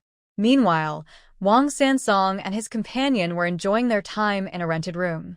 Sam Lang, we've been living so freely for several days now. Isn't it time for you to find a job? Looking at the nice things they had bought for the room, Sun Fong and I was quite satisfied. But unfortunately, Wang Sansong was unwilling to give her all the 10 taels of silver he had stolen. He only gave her 1 tael to spend. Even though we have some silver, we need to be careful with it. Buying these things and renting this room has already cost us 2 taels. Renting a room was not cheap, especially in the county town. A room would cost over 300 coins a month, plus a deposit and 3 months' rent in advance. They also needed to buy household items like pots, bowls, and bedding, which all cost money. So, even though the rented room looked simple, it actually cost a lot. Maybe my father and brother are looking for us on the streets right now. If we hide a few more days, I'll find a job, Wang Sansong said cautiously. He knew well what would happen if he got caught and brought back. Wouldn't his parents and siblings tear them apart? Besides, he had made a huge decision to run away with Fong and I to seek a better life. He wasn't willing to return to the village. Fong and I was right. The silver at home was earned by him. Even when he gave a bride price, his mother forced him to write an IOU. Where was the family bond? It was clearly his hard-earned money, so why should he support a whole family while making his wife suffer? The two quietly discussed for half the night. The next day, while everyone was working in the fields, Wang Sansong pretended to twist his ankle. After returning home, he immediately took the stolen silver. Fortunately, When Lu Pozi hid the silver before, he secretly saw it from the window. Fong Yang had also prepared early, packing 2 bundles. The 2 of them hurriedly took the silver and rushed off in an ox cart. When they reached the town, they switched to a donkey cart and arrived at the county city. It went so smoothly. Looking at the rented house, the 2 lay on the bed, feeling incredibly satisfied. This is what life is about. When Wang Da and Wang Er spent all 500 coins and returned home empty-handed, Lu Pozi lay on the ground, holding her chest. After crying for a while, she picked up a stick from the ground and randomly hit them a few times. He and Zhang quickly protected themselves while shouting for her to stop, creating quite a commotion. They didn't find the person, and now owed 500 coins, making Wang Laoda's face dark with worry. None of his 3 sons were useful. Just then, Godan came over asking for candy. He saw that the sisters Xiao Xing and Xiao Yu had some, so he went up to ask them, but the 2 sisters completely ignored him. He rushed home, crying for candy. Wang Laotu unusually slapped this beloved little grandson on the face. The Wang family was in chaos and didn't even eat dinner. On the agreed day, Wei Xiaoye took his nephew Huzi to Yang Wen's house. Yang Wen's family was small, and the house was spacious enough, so they set aside a room as a study. Within a short time, Huzi felt tired and bored, but Wei Xiaoye was learning with great interest. After an hour, Yang Wen was quite pleased. "Brother Xiaoyang, I see you have great talent." Wei Xiaoyang felt shy. "Teacher, please don't call me brother, just call me Xiaoyang." Yang Wen was momentarily speechless, but realizing they had a teacher-student relationship, he agreed. Seeing Huzi yawning and already impatient, Yang Wen decided not to say more. As Wei Xiaoyang walked back with Huzi, he reminded him, "Huzi, this opportunity to study is rare. We must learn diligently." Huzi made a funny face. "Uncle, studying is too tiring. I'm almost falling asleep." Wei Xiaoyang sighed. He had heard from his older sister that in well-off families, children start learning at 3 years old. Now Huzi was already 8 but still couldn't sit still. This was their first day of studying, and once they got home, they were questioned by others. When Yu Shi saw her son was tired, she muttered, "It's 3 miles for a round trip. Huzi is small, so it is indeed tiring. If Xiao Yi had the heart, it would be great to have the teacher come to our house to teach." Wei Xiaoyang couldn't hold back. "Sister-in-law, Huzi is already 8. We can't spoil him too much. I heard that children from wealthy families start learning at the age of 3 and can sit and study for half a day. We have only studied for 1 hour. You little rascal, how old are you? How old is Tiger? You, as an uncle, are comparing yourself to your nephew. That's just ridiculous." Wei Xiaofeng was unhappy and immediately retorted at his brother. Old Wei sighed. As the head of the Wei family, he naturally hoped for his children and grandchildren to succeed. Especially now, with the support of his eldest daughter, both his son and grandson could go to school. Although it wasn't a formal school, they were still learning to read. Isn't studying hard work? His eldest son and daughter-in-law were overly indulgent, unwilling to let their son face any difficulties. He said seriously, "Tiger, listen to your grandfather. You have a chance to study now, so you must take it seriously. If you don't work hard, I will use a broom to discipline you." Tiger cried out, "Grandpa, studying is really boring. I forgot the few characters the teacher taught me earlier." The whole family was stunned. He just learned it and forgot it as soon as he got home? Wei Xiaoyang comforted him. "Don't cry. We can use this dustpan to collect the ashes. I remember them, and I will teach you." But Tiger refused. "I'm too tired. I just want to eat and sleep, not learn." All right. You don't have to study now. Are you hungry? Your mother saved some buns for you. Come and eat one." Tiger was naturally taken away by his mother. Wei Xiaoyang stayed behind and sighed. Seeing that both the old man and the young boy looked worried, Cheng, although an elderly woman, understood the seriousness of the situation and advised, "Tiger is still young and has never studied before. How can he sit still? Just teach him slowly." After all, he was the eldest grandson. Old Wei took a few deep breaths, wondering what else he could do. Wei Xiaoye shook his head and went into the kitchen, where he saw Tiger happily eating a bun. As soon as Tiger saw him, he stuffed half of the bun into his mouth. Wei Xiaoye walked past them without looking, found a dustpan, scooped up some ashes, and spread them out to practice the characters he learned today. You didn't say much. Once Tiger finished eating, she quickly took him outside. Wei Xiaoye thought about how he envied Yang Wen for having an old, worn copy of the three-character classic. He wished he could have a book like that someday. But books were expensive. A new one cost 1 or 2 taels of silver, and even an old one cost 6 or 7 coins. Even a copy or handwritten version would cost 3 or 4 coins. Paper and ink were also quite costly. Thinking of all this, Wei Xiaoye sighed. Why think so much? Learning to read and write is already a great achievement. After a short while without practice, Wei Xiaoye shouted outside, Xiaoyang, go fetch some water. Old Wei's voice quickly followed. Why are you always calling your brother? Can't you fetch it yourself? Wei Xiaoye didn't dare to argue with Old Wei and mumbled as he went to get the water. He picked up an empty bucket and saw Wei Xiaoyang still focused on writing. He teased Xiaoyang, do you really want to pass the exam and become a scholar? Xiaoyang rarely got upset. If I don't aim to be a scholar, can I not write here? Wei Xiaoye was taken aback, dropped the bucket on the ground, and shouted, What? Are you getting angry just because you're studying? I only go out for a day every 3 days, and it takes just over an hour round trip. The house isn't busy right now, so why do you have such a big problem with fetching water? Don't you realize I do more work than you most days? Wei Xiaoyang was indeed provoked. He wasn't a gentle person. He just usually kept to himself and didn't interfere much. He quietly did his work when he saw it needed to be done, unlike Wei Xiaoye and Yu Shi, who often tried to avoid work. But at that moment, Wei Xiaoye felt that his brother, now studying, looked down on him. Fetching water, can't the younger brother do it? Do you feel wronged doing a little work? Isn't this house yours too? Is it just mine? Wei Xiaoye asked 3 questions in a row, making it seem like he was the one being wronged. Wei Xiaoyang replied, So now Dad asks you to fetch water, and you feel wronged? Why are you shouting? Xiaoyang, that's where you're wrong. Studying and practicing writing, even for us farmers, we still need to find time to learn.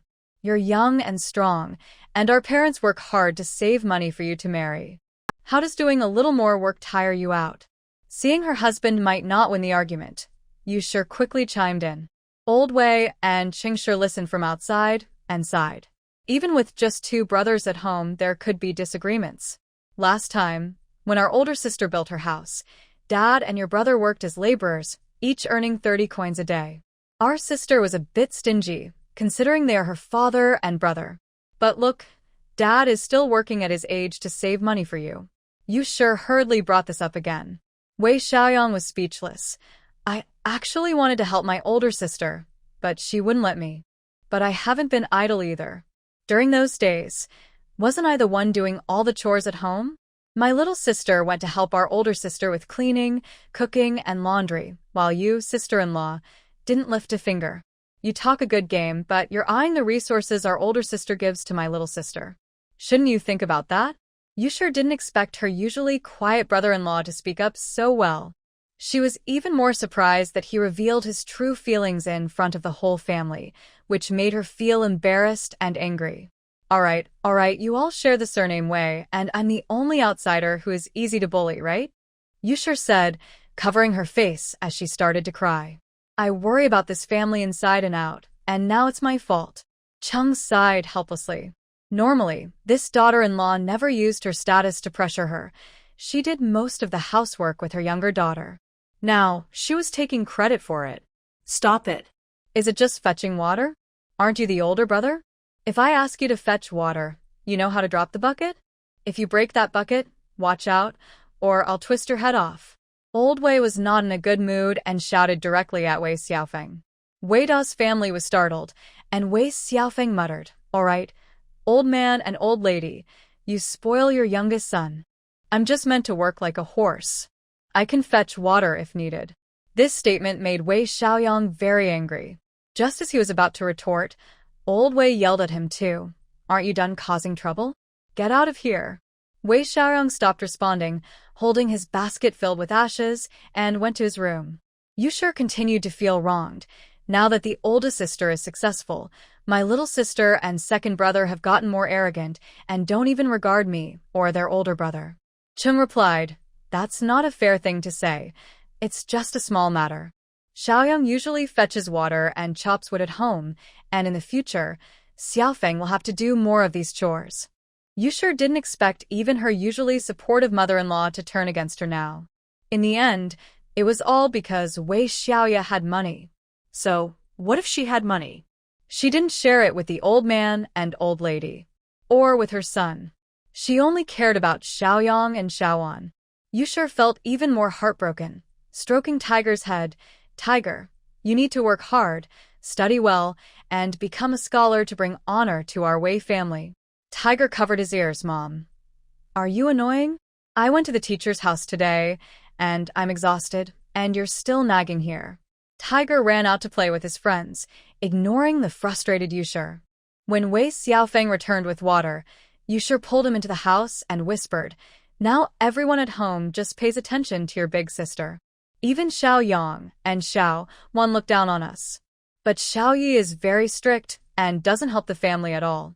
Wei Xiaofeng sighed. What can we do? She's gone a bit crazy. Not only does she make me and Dad do small jobs, but she also keeps the accounts very clear. If we show any other thoughts, she just kicks us out. I can't afford to lose face. Are we just going to accept this? In this house, do we have to keep our heads down? Yusher was still unwilling to give up. What else can we do? Letting Huzi go to school with Xiaoyang is already a big favor. She even wants to see how Huzi performs. Just listen to what she says. I told you to keep an eye on Huzi and make sure he studies well. If he has talent, we could be the parents of a scholar. Are we going to stay in this village forever struggling to make ends meet? As they talked about that bright future, their spirits lifted, and the frustration they had felt seemed to fade away. Xiaofeng, seeing Xiaoye all alone makes me feel sorry for her. You know my cousin from my mother's side, right? What do you think about trying to match them together? Yusher suddenly remembered her late husband's cousin and quickly brought it up. Wei Xiaofeng glanced at her. Your aunt's cousin? He looks like a big, rough man. How could he be suitable for Xiaoye? Besides, I don't even know if he would treat her well. Just because he looks rough and speaks loudly doesn't mean he's not gentle. Don't judge by appearances. We might not think he's suitable, but who knows if your big sister might like him. Maybe they would hit it off. Yusher thought for a moment and nudged him again. If this match works out, we could benefit financially. Plus, it would bring our families closer together. Wei Xiaofeng felt tempted, but your aunt's family is a bit poor. Xiaoye has a big house now, with real brick and tile. It would seem like she's losing out. In marriage, it's not about losing or gaining. It's about how well you live together. Xiaoye is often alone, and with all the hard work at home, she has no man to help her. Even if she has some money, it still looks lonely. My cousin is strong. You shouldn't underestimate him. Yusher became more excited. Tomorrow, I will visit my family and talk to my aunt's cousin about this. Wei Xiaofeng laughed. Look how much you care. Let me be clear, if your cousin really has a problem with his hands, the men in the Wei family are not pushovers. Xiaoye has suffered in the Wang family before. She's not one to complain. If she had come back home to tell us, we would have stood up for her long ago. You thought to herself, you wouldn't have stood up for her. Back then, Wei Xiaoye rarely came home, and when she did, she came back empty-handed and looking very upset. Sometimes her eyes were even red and swollen. Besides Chung asking a few questions, no one else did anything. Well, which couple doesn't argue? They all want to make up afterward. If the family interferes too much, it can affect the couple's relationship. But you was clever and quickly agreed. I know you care about your big sister. Don't worry, my cousin just prefers to work and doesn't talk much. He wouldn't lay a hand on anyone. The next day, you said she would take Tiger back to her family for a visit. She packed 2 pounds of rice in a cloth bag. Mom, I won't take any eggs or anything. I'm just bringing 2 pounds of rice. This rice is from when Big Sister gave it to us. We haven't finished it yet. What could Cheng say? She could only let her take it. Seeing that Cheng didn't even pretend to care and didn't suggest taking some eggs back, you pouted. Yu's family lived in the neighboring village, just about 3 or 4 miles away. Her aunt, Zhao, lived nearby, and when she saw you arrive, she smiled. Mei Fong, you're back. Zhao and Yu went into the house, both wearing strange expressions of excitement. Sister, I have to congratulate you. Zhao was puzzled. What a rare thing. I'm a widow, struggling with my son and grandson, and you're congratulating me? Yu excitedly shared the news about Wei Xiaoye. When Zhao heard that her sister had built 5 large brick houses, bought land, and had some silver, her eyes widened in surprise. Isn't that a sign of good fortune? Ever since my sister left the Wang family, they've been declining. She found a rare herb on the mountain and sold it for over 10 taels of silver. Plus, she helped a wealthy young man who generously gave her 30 taels. The mention of the rare herb and 30 taels made both women gasp in amazement. What herb? What 30 taels? A deep, booming voice interrupted. Son, come here. Your aunt and cousin are here. A strong man, resembling a towering figure, entered the room, holding a dirty child by the hand. Go play in the mud again, and I'll be very upset with you. Little Zhao quickly stopped him, saying, the child is still so young and just wants to play. Why scare him? The child made a funny face and ran back to play in the yard. You sighed. How old is that little boy? He's just a couple of years younger than my Huzi. Of course, he loves to play. It's sad to see him without a mother to care for him. Little Zhao wiped her eyes and said, I dream of having a daughter-in-law, but who would marry into a family as poor as mine? Aunt, it's okay that our family is poor. The sister-in-law I mentioned earlier is truly kind. She has a big house, money, and good fortune. She also has 2 daughters, and the older one is about the same age as that little boy. Little Zhao shook her head quickly. With such good conditions, we can't even hope for that. Even if she were to marry again, she wouldn't want to come to our family. Zhou Tianyan became interested. Sister, didn't you say your sister-in-law married someone from the same village? Yes, she married into the Wang family in our village. But she divorced Wang Sansong. What? Everyone exclaimed in surprise. Yu was pleased with their reaction and excitedly recounted the story in detail. My sister-in-law is quite capable. She used to be very timid, but now it seems like she's become stronger for the sake of her 2 children. Yu admired Wei Xiaoye for that. She only wished she could benefit from her strength. That said, my sister-in-law isn't very close to my brother's wife. She only treats her siblings well. Sigh. But if I could marry her, it would be like living in comfort. Moving into her big house would mean enjoying life. You spoke at length, and everyone in the room listened intently. Zhou Tianyan pondered for a moment. Speaking of which, your sister-in-law doesn't have a son, so she probably wants to have a boy. She will definitely marry again. You clapped her hands. You're right. If she doesn't have a son, won't her property go to my Huzi? She wouldn't want that. So, she will definitely look for another husband. You glanced at her cousin, who was as strong as a tower. I heard that your wife suffered a lot because of you, and that's why she became unhappy and her health worsened. After her serious illness, you couldn't keep up with her medicine. Little Zhao became anxious. What are you saying? How can you talk about your brother like that? It's clear that my daughter-in-law had no luck. Her health was poor, and she passed away. I used to see my sister-in-law, and there were times when her face was bruised, you said, pausing. Now that I'm talking about this marriage, you all need to be clear. My sister-in-law is not someone to be taken lightly. If you think you can take her money and control her, then consider this conversation as if I never said it and you never heard it. Zhou Tianyan laughed. I know your sister is very caring and always thinks of us. Don't worry, as long as this marriage works out, I will treat her well. If she treats my child like her own, I will make sure she has a son to rely on in her old age. Xiao Zhao also laughed happily. Dreaming of the future made her smile in her sleep. You nudged Zhao's arm, and Zhao continued, if my Mei Fong puts in so much effort to make this happen, being both your sister-in-law and your own sister, then. Zhou Tianyan laughed again. Sister, do you still worry about me? If this works out, there will definitely be a reward. He held up 3 fingers, at least 3 taels of silver.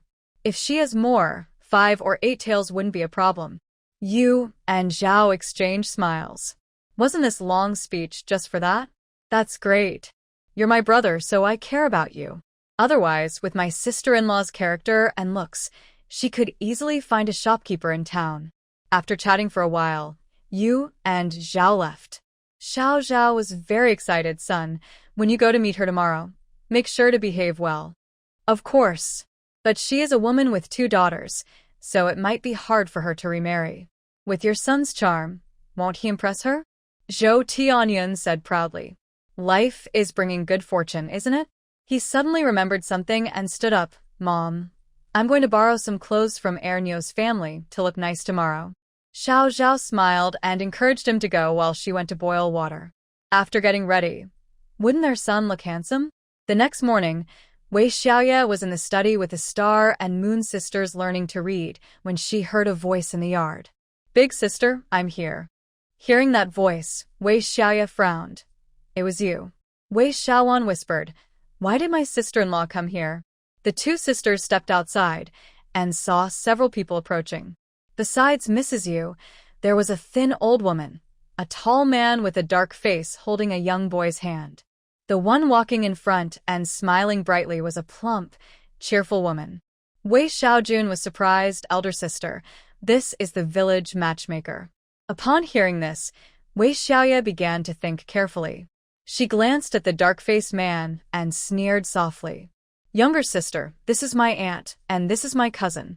The little boy is my nephew, who is 6 years old, about the same age as Xinger. Mrs. Yu pushed the little boy gently. Call your aunt. The boy, already instructed, obediently said, Hello, aunt. Wei Xiaoye smiled at him. Hello, child. The 3 of them exchanged smiles. At that moment, Zhou Tianyun was staring at Wei Xiaoye intently. He had thought that no matter how pretty a village woman was, she was still just a village woman. Little did he know she would be so attractive. Wei was wearing a light blue cotton jacket and a long skirt, and even though it was winter wear, her slim figure was still noticeable.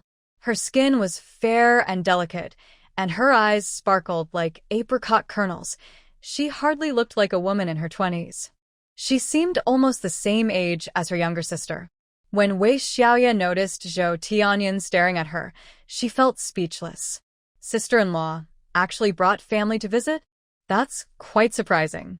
Mrs. Yu blushed and gently nudged the matchmaker. The matchmaker quickly laughed heartily. Mrs. Wei, we are not here to visit with your sister-in-law. I came to propose a match. Wei Xiaoye smiled. No need for a proposal, but please come in for a cup of tea. How should they respond to that? Everyone was momentarily stunned, but didn't back down, and followed her into the main room. Her main room was naturally more spacious and bright than others, with several high-backed chairs and small tables in between. Wei Xiaojun poured tea and placed a cup in front of everyone. The matchmaker blew on the tea leaves and sighed. In our humble village, we rarely get to drink such fine tea. We only get to enjoy it once or twice when we visit wealthy families. Little Zhao was also carefully sipping her tea, silently thinking that the Wei family was indeed quite extravagant. Such luxury wasn't sustainable, and they would run out of money. The little boy stared at the Xingyue sisters and suddenly exclaimed, Dad, Grandma, I want candy. They are eating candy. Little Zhao quickly smiled and said, Little boy, we are here as guests. It's not polite to ask for things. Please be a bit more well-behaved. Wei Xiaoye was impatient with her words and gestured to Xiaoxing, who stepped forward to give the clay monkey a piece of candy. Once the monkey received the candy, it stopped causing trouble and followed Xingyue outside to play.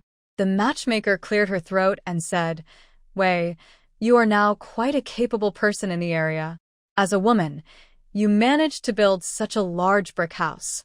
There are not many like it in our village, but it does seem a bit lonely. How can it be lonely? I have 2 kids and my sister here with me. It's just enough space.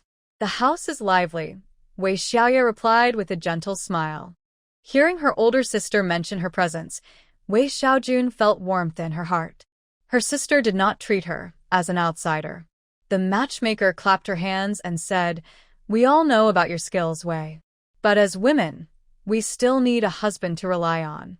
Even though your family is big, there are still tough tasks like chopping wood, farming, and socializing. Without a man, it can be quite difficult. Wei, let me speak frankly with you. You are still young. You shouldn't give up on the idea of remarrying.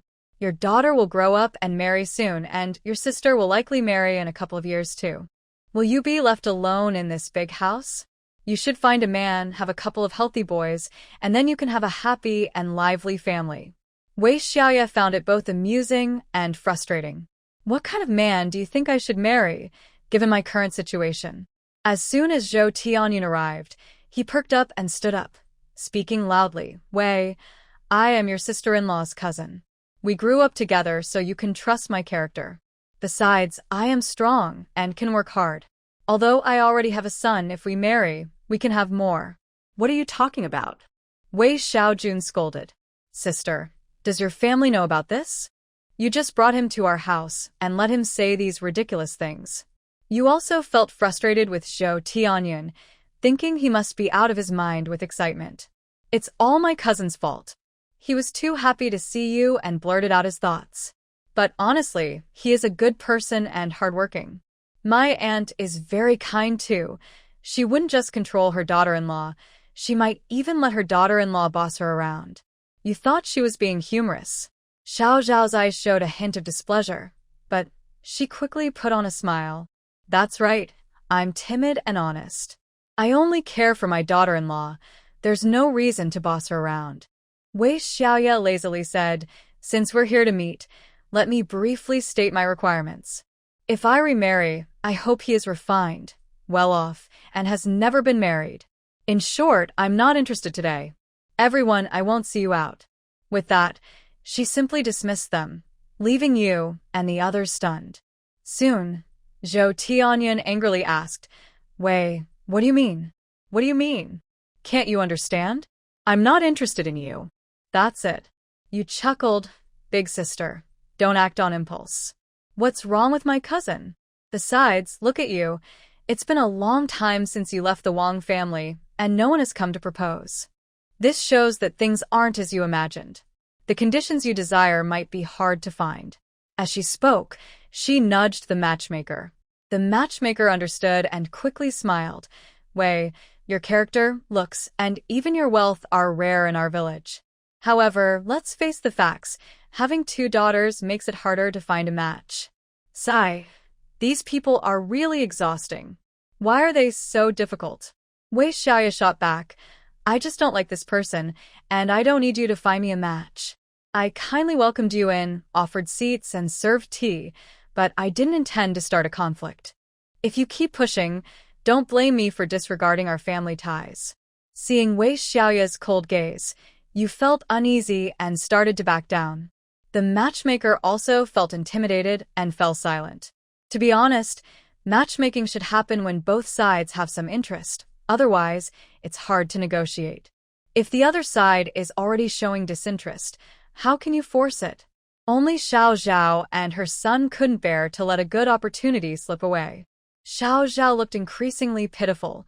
Wei, are you worried I would live with you? Don't worry, if you marry my son, I'll stay in the old house with my grandson and won't bother you. Zhou Tianyan couldn't stand seeing his mother act so submissively. He raised his voice. Wei, do you really think that? Worried my mother would be a burden? My mom is always kind and just keeps the house in order. Besides, who would dislike their elders? This is unfilial. Are you all mentally challenged, or do you have trouble hearing? Can't you see me? Are you envious of my house? Are you itching to get your hands on my money? But this is all mine. It has nothing to do with you. Wei Xiaoye completely lost her patience and spoke even more harshly. Are you leaving or planning to stay here? She frowned at the group. The matchmaker had already stood up. She often dealt with people outside and just wanted to make good connections. She wouldn't force her way in. Wei lady, I apologize for bothering you today. If you ever find a man you like, don't hesitate to come to me. The matchmaker smiled as she walked out. At least she had some sense. But Zhou Tianyan was not so polite. He shouted, You, a woman with a past, acting all high and mighty. I'm only being nice today. Otherwise, with my temper, I would have slapped you already. Before he could finish, there was a loud smack as he was suddenly hit. He couldn't believe it. Someone dared to slap him? But the shocked gasps from the others reminded him that this was real. How dare you talk back? Get out of here. Wei Xiaoye shouted at them without holding back. Zhou Tianyan turned and lifted a chair, intending to throw it at Wei Xiaoye. Unbeknownst to him, Wei Xiaoye had already grabbed a stick and suddenly jabbed it into his chest, making him cry out in shock. But that was just the beginning. The stick struck him repeatedly, like a storm, leaving him no chance to escape. Zhao, and you both screamed. Zhou Tianyan then realized that Wei Xiaoye had a firm grip on the chair, which was why he couldn't throw it. He tossed the chair aside and decided to teach Wei Xiaoye a lesson with his bare hands. Little did he know, Wei Xiaoye's stick seemed to have a mind of its own, not giving him a chance as she forced him to retreat. In the midst of the chaos, a voice shouted, "Wei lady?" Wei Xiaoye was in the heat of the moment when she glanced over to see a young man she didn't recognize. Who is he? I don't know him. But as soon as their eyes met, the man realized he had found the right person and shouted, "Wei lady, is this person bothering you? I'm here. What's going on?" Before Wei Xiaoye could figure it out, the man rushed in and landed 2 punches on Zhou Tianyun's chest, making him cry out in pain. Bang, bang, bang. He hit several times, making Zhou Tianyun crouch down and cover his head, and only then did he stop. Xiao Zhao screamed, "You've killed him. This man and woman have beaten my son to death." Her screams worked, quickly attracting some villagers who came to watch. "I just brought my son to take a look. Since Wei didn't like my son, that's fine, but to beat him up like this? What has happened? I need to call a doctor and demand medical expenses." Xiao Zhao pounded her thighs, sitting on the ground and crying loudly. The onlooking villagers looked on in confusion. Man and woman? Wei? Zhou Tianyan immediately acted innocent, saying, "Exactly. Wei didn't like me, but she actually hit me? I'm a grown man, and out of nowhere, I get slapped by a woman?" Wei Xiaoye looked at you with amusement. "Is this the matchmaker you kindly introduced to me? You didn't expect things to escalate like this." Seeing Wei Xiaoye's expression made her heart race. What if Aunt and her son ran away, and this sister-in-law took all her anger out on her? She hurriedly pulled Xiao Zhao. "Aunt, what are you doing?" "Big sister clearly said she doesn't like my brother and asked us to leave. You keep saying hurtful things, forcing them." Oh. "Big sister, please tell me more about what hurtful things this mother and son said." "Hurtful seems too mild. Wei Xiaoye wouldn't let you off easily. This you had lost her mind, bringing her family to try to take advantage of this mother and son." You paused, forcing a smile. "Big sister, today is all my fault. Both sides didn't communicate well, and I brought my aunt and cousin without permission. It's normal that you don't like them. You hope to smooth things over, but Wei Xiaoye wasn't buying it and pressed on. "I just need you to tell our villagers what this mother and son said that made me hit him." Zhou Tianyun, unable to hold back, jumped up and shouted, "I said it. So what? I said you're a loose woman, a second marriage, and you still think you can be picky? You don't even have a son." Before he could finish, Wei Xiaoye stepped forward and quickly slapped him in front of everyone. She dusted off her hands. "That's right. You said that, and this is how I responded." You felt resentful towards the Zhao mother and son for causing trouble here. She wanted to downplay the situation, but this foolish person just had to provoke her. It was bad enough to provoke, but a grown man couldn't even handle a woman. She quickly advised Wei Xiaoye, "Xiaoye, it was my sister-in-law's fault today. For my sake, let's just drop it. Let's not mention it again, okay?" Zhao suddenly stood up, pointing at you, "You little brat. Whose side are you on? We are your family, and you're siding with outsiders?" You felt dizzy and tried to explain. "And are you confused? This is my sister-in-law. She's my family." Okay. She's your family, right? So we are the outsiders. You are teaming up with us outsiders to scheme against your own family? You felt overwhelmed and rushed to cover Zhao's mouth. But Zhao wouldn't let her. While struggling, she shouted, "You keep saying you want to introduce a good match, claiming she has a big house and a lot of money. And that once it's done, We should give you 5 or 8 taels as a thank you. The crowd gasped. 5 or 8 taels as a thank you. You was furious. I never said I wanted 5 or 8 taels. I only wanted to help create a good match. I didn't know you would be so shameless. My younger sister said she wasn't interested in you, yet you keep insulting her. Anyone would get angry. Unfortunately, the onlookers didn't believe her. They thought you was truly colluding with Zhao to treat Wei Xiaoye like a business deal. Wei Xiaoye saw Yu's anxious expression and thought that the 5 or 8 taels might be exaggerated. But she was determined to get some money from this situation. Seeing Wei Xiaoye and the villagers' reactions, Yu regretted her earlier decisions. She kept pushing Zhao, just leave, stop causing trouble here, and don't harm my younger sister. Zhao trembled with anger. Fine. Now I see who you really are. I wasted my care on you. You old woman, you look weak and frail, so I'll let you off today. But if you keep talking nonsense, your son will pay for it. As soon as Wei Xiaoye finished speaking, she struck Zhou Tianyun with 2 blows. No one expected her to act so decisively without hesitation. Zhou Tianyun let out a painful cry, but he had no strength to fight back. At that moment, a woman's voice came from the crowd. This Zhou used to hit his wife. He would often beat her badly. Who knows, maybe she died early because of him. Wei Xiaoye sneered at you, making her feel a chill. Then a young man spoke up. Wei, today I helped you get some revenge. You are my master's lifesaver, and I came to give you some silver. Wei Xiaoye was a bit surprised. Your master is Lu Jinyu? Exactly. The crowd buzzed with discussion, surprised that young Master Lu sent silver again. Wei Xiaoye looked at the man handing her 50 taels of silver and said hesitantly, Isn't this too much? Please take it, Wei. My master said this is what he saved up over the past 2 months. Wei Xiaoye sensed a pause in his tone but figured it was not her place to ask further. But was Lu Jinyu really that wealthy? 50 taels in just 2 months? She voiced her thoughts, and the man was taken aback, then smiled. My master had saved some silver before. He doesn't like to spend much. By the way, I'm Chun Liang. Wei Xiaoye smiled back. All right, I'll call you Xiao Chun. As they talked, Wei Xiaoye received the 50 taels. The villagers were envious. Zhou Tianyun felt regretful. Why was he so impulsive? If he had just held back and won her heart, that silver would have been his. But now, that chance was gone. Yu no longer cared about Zhao and her child. She was dazzled by the silver note. She just wanted to make up for her mistake and drive Zhao and her child away. Maybe her older sister would remember her kindness and share some silver with her family in the future. Wei Xiaoye said, It seems I should deposit this silver right away or buy some land, so no one with bad intentions tries to take my money. Chun Liang felt a bit regretful. He realized he might have made a mistake giving the silver in front of everyone. Wasn't this just showing off the silver and inviting others to think about it? He had only wanted to give Wei face and show that he was not a bad person. He really was simple-minded. Fortunately, Mrs. Wei didn't seem to mind. It makes sense. Her skills looked quite good, and she handled the big man, Zhou Tianyun, with ease.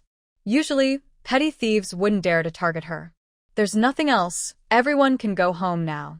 Xiao Chun, stay for a meal, said Wei Xiaoye, feeling quite happy with the large sum of money she received. Once everyone left, including the Zhao mother and son, Yu was hesitant to enter the kitchen to help. Wei Xiaoye impatiently said, Sister-in-law, you should go back and think about how to explain this to our parents. Yu felt a bit wronged but realized her eagerness had caused trouble, so she needed to return and fix things. Plus, her younger sister had received 50 taels of silver. Her heart raced, and she agreed, leaving in a hurry. Xiao Chun felt a bit uncomfortable. Mrs. Wei, I shouldn't stay too long. I finished my task and need to report back to my master. Is your journey back far? She asked. About 5 days on horseback. Seeing that Wei Xiaoye didn't ask where he was going back to, Xiao Chun quietly sighed in relief. If she had asked, he would have answered, but he wasn't sure if his master would want to tell her. Wei Xiaoye exclaimed, Oh no, you traveled so far for 50 taels of silver. That must be tiring. If I had known, I wouldn't have let you deliver it. Besides, your master already gave me silver before, so accepting this feels a bit embarrassing. Chun Liang quickly waved his hand. It's not tiring at all. I had a task, and delivering the silver was on the way. Mrs. Wei, please don't worry about it. My master said that saving his life is worth more than 30 taels of silver. This silver is what he has saved recently. If he saves more in the future, he might send me again. Wei Xiaoye was startled and quickly refused. You must seriously tell your master not to send me any more silver. The silver I have is enough for me and my daughter to live on. Living in the countryside doesn't cost much. I see that both you and your master seem to be in a dangerous line of work, so please take care of yourselves. Last time, I gave your master some medicine. I'll pack some more for you to take back. Chun Liang had initially planned to return quickly, but upon hearing Wei Xiaoye's words, he knew the medicine was precious, so he agreed to stay for a meal. Wei Xiaoye saw that his eyes were bloodshot from exhaustion, but she couldn't let him sleep in her bed. So, she instructed Xiaowan to bring a couch into the main room and lay thick, new bedding on it. She also moved several fire basins in, making the room warm and cozy. Chun Liang felt grateful as he lay on the couch and quickly fell into a deep sleep. Wei Xiaoye and her sister went to cook and discuss what to prepare for Chun Liang to eat on his journey. Suddenly, another female voice came from outside. Sister Wei. Wei Xiaoye listened closely and recognized the voice of Wu Meng, the village chief's daughter. She hurried into the kitchen. Sister Wei, I heard that. Young Master Lu sent someone here? That's right. His servant came to deliver money to thank me for my kindness. Wu Meng looked around. Has he already left? Wei Xiaoye sighed softly. He hasn't left yet, but he arrived here after a long ride, and his eyes are quite red. I let him rest in the main room. It's better not to wake him. Wu Meng hesitated but walked over anyway. I just want to say 2 things. Seeing her head towards the main room, Xiaowan was surprised. Sister, is it okay for her to go in like that? Whatever. How can I stop her? The sisters continued their work, not worrying about it anymore. If she wanted to talk, she could do so without making anyone else uncomfortable. Xiaowan teased, Sister, what do you think she wants to say? That's none of our business, so don't be so nosy. The word nosy was something Xiaowan had grown used to hearing. Wu Meng quietly entered the main room, and as she lifted the curtain, the person on the couch suddenly jumped up, startling her. Seeing the young man in a defensive posture, she quickly said, I'm Wu Meng, the village chief's daughter. Young Master Lu stayed at my house to recover. Chun Liang relaxed and felt a bit embarrassed. I thought you were someone else. What do you need? Wu Meng pulled a letter from her sleeve. Please deliver this to young Master Lu for me. She handed it over and quickly turned to leave. Chun Liang, feeling helpless, tucked the letter into his pocket and lay back down on the couch. After a good sleep, he woke up just as Wei Xiaoye called him for dinner. He saw several bowls of delicious dishes on the table, including braised pig trotters, and couldn't help but swallow. I thought you might be tired from your journey, so you need to eat well. Don't be polite, just dig in. Chun Liang no longer held back and ate heartily, praising, Wei Nyangzi's cooking is truly excellent. Wei Xiaoye felt very happy to receive the compliment. Her cooking was only average, but in this time and place, there weren't many spices available. After adding various seasonings she bought from the system, the taste was quite good. Uncle, we fed the horse earlier, said Xiao Xing, who was very excited to see the horse. Earlier, she, along with Xiao Yu and the clay monkey, had a great time feeding the tall horse. Chun Liang respected the children and replied, Thank you very much. I was in a hurry this time, but next time I'll buy you some candy. The 2 little girls laughed. We have candy now, but our mother doesn't let us eat too much. After the meal, Wei Xiaoye packed a bundle for him. Inside were some dry food, meat, and a new water pouch filled with water. Chun Liang clasped his hands together and said, Thank you for your hospitality today. With that, he rode off. The people of Hewan village saw him riding away, and many women came to Wei Xiaoye's house to gossip. Xiao Yi, 50 taels of silver. Although I haven't seen it myself, my daughter-in-law told me, one said. 50 taels? How many people in the village have that much? Another replied, Xiaoye won't have to work anymore. She can just enjoy life with her child. Wei Xiaoye smiled, as she indeed had quite a bit of silver now, almost 90 taels. Plus, she owned property, a yard, and an acre of land. You all have several acres of land. After buying land with this silver, I won't have much left, Wei Xiaoye said, sounding quite truthful. The villagers seemed to feel a bit more balanced. Every household had a few acres of land, which was their own wealth. Of course, Wei Xiaoye not only bought several acres of good farmland, but also had a big house. Most people in the village couldn't compare to her. Who would have thought that the timid Wei Xiaoye, after gaining the courage to divorce her husband, would have such good fortune?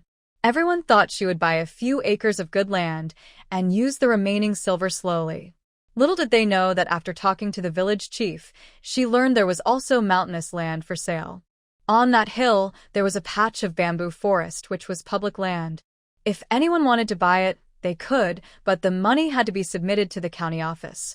The hill wasn't expensive, only 8 taels of silver, as it was mostly barren except for the bamboo.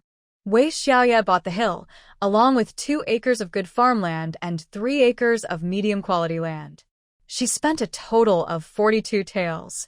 That was quite a bold move. Wu Meng felt a bit sour and said, Sister Wei, did Mr. Lu give you all this silver? Wei Xiaoye generously admitted, yes, if he weren't so polite and didn't send someone to deliver this thank you silver, how could I afford it? Wei Xiaoye happily walked back with the land deed, but there were still some procedures that needed Wu Lijing to handle at the county office the next day. After she walked out the door, Lijing's wife heavily patted Wu Meng's back twice and said, You girl, you really have gone crazy. Tell me, did you secretly send a message to Mr. Lu's servant behind your father and me? Wu Lijing sternly stared at his daughter. Don't have unrealistic dreams. We are just country bumpkins. Why would we think we could climb higher? Even the Wei family, after getting the silver, is rushing to buy land, not dreaming of marrying into wealth. Wu Meng covered her face and ran away crying. Wu Lijing then got angry with his wife. It's all your fault for spoiling her. Do you not know what kind of status they have? How dare you let her daydream? Lijing's wife felt wronged. I have tried to advise Meng, but she is really lost in her thoughts. When the villagers learned that Wei Xiaoye bought several acres of land, they expressed their envy. However, when they found out she even bought a hill, they were confused. Why buy that hill? It would be better to buy more good farmland. They didn't know that Wei Xiaoye was very satisfied with the small hill. Was she going to plant fruit trees or medicinal herbs there? She really needed to think carefully. Besides, there was that bamboo forest which was very valuable. In the past, when bamboo shoots grew in that forest, villagers rushed to dig them up.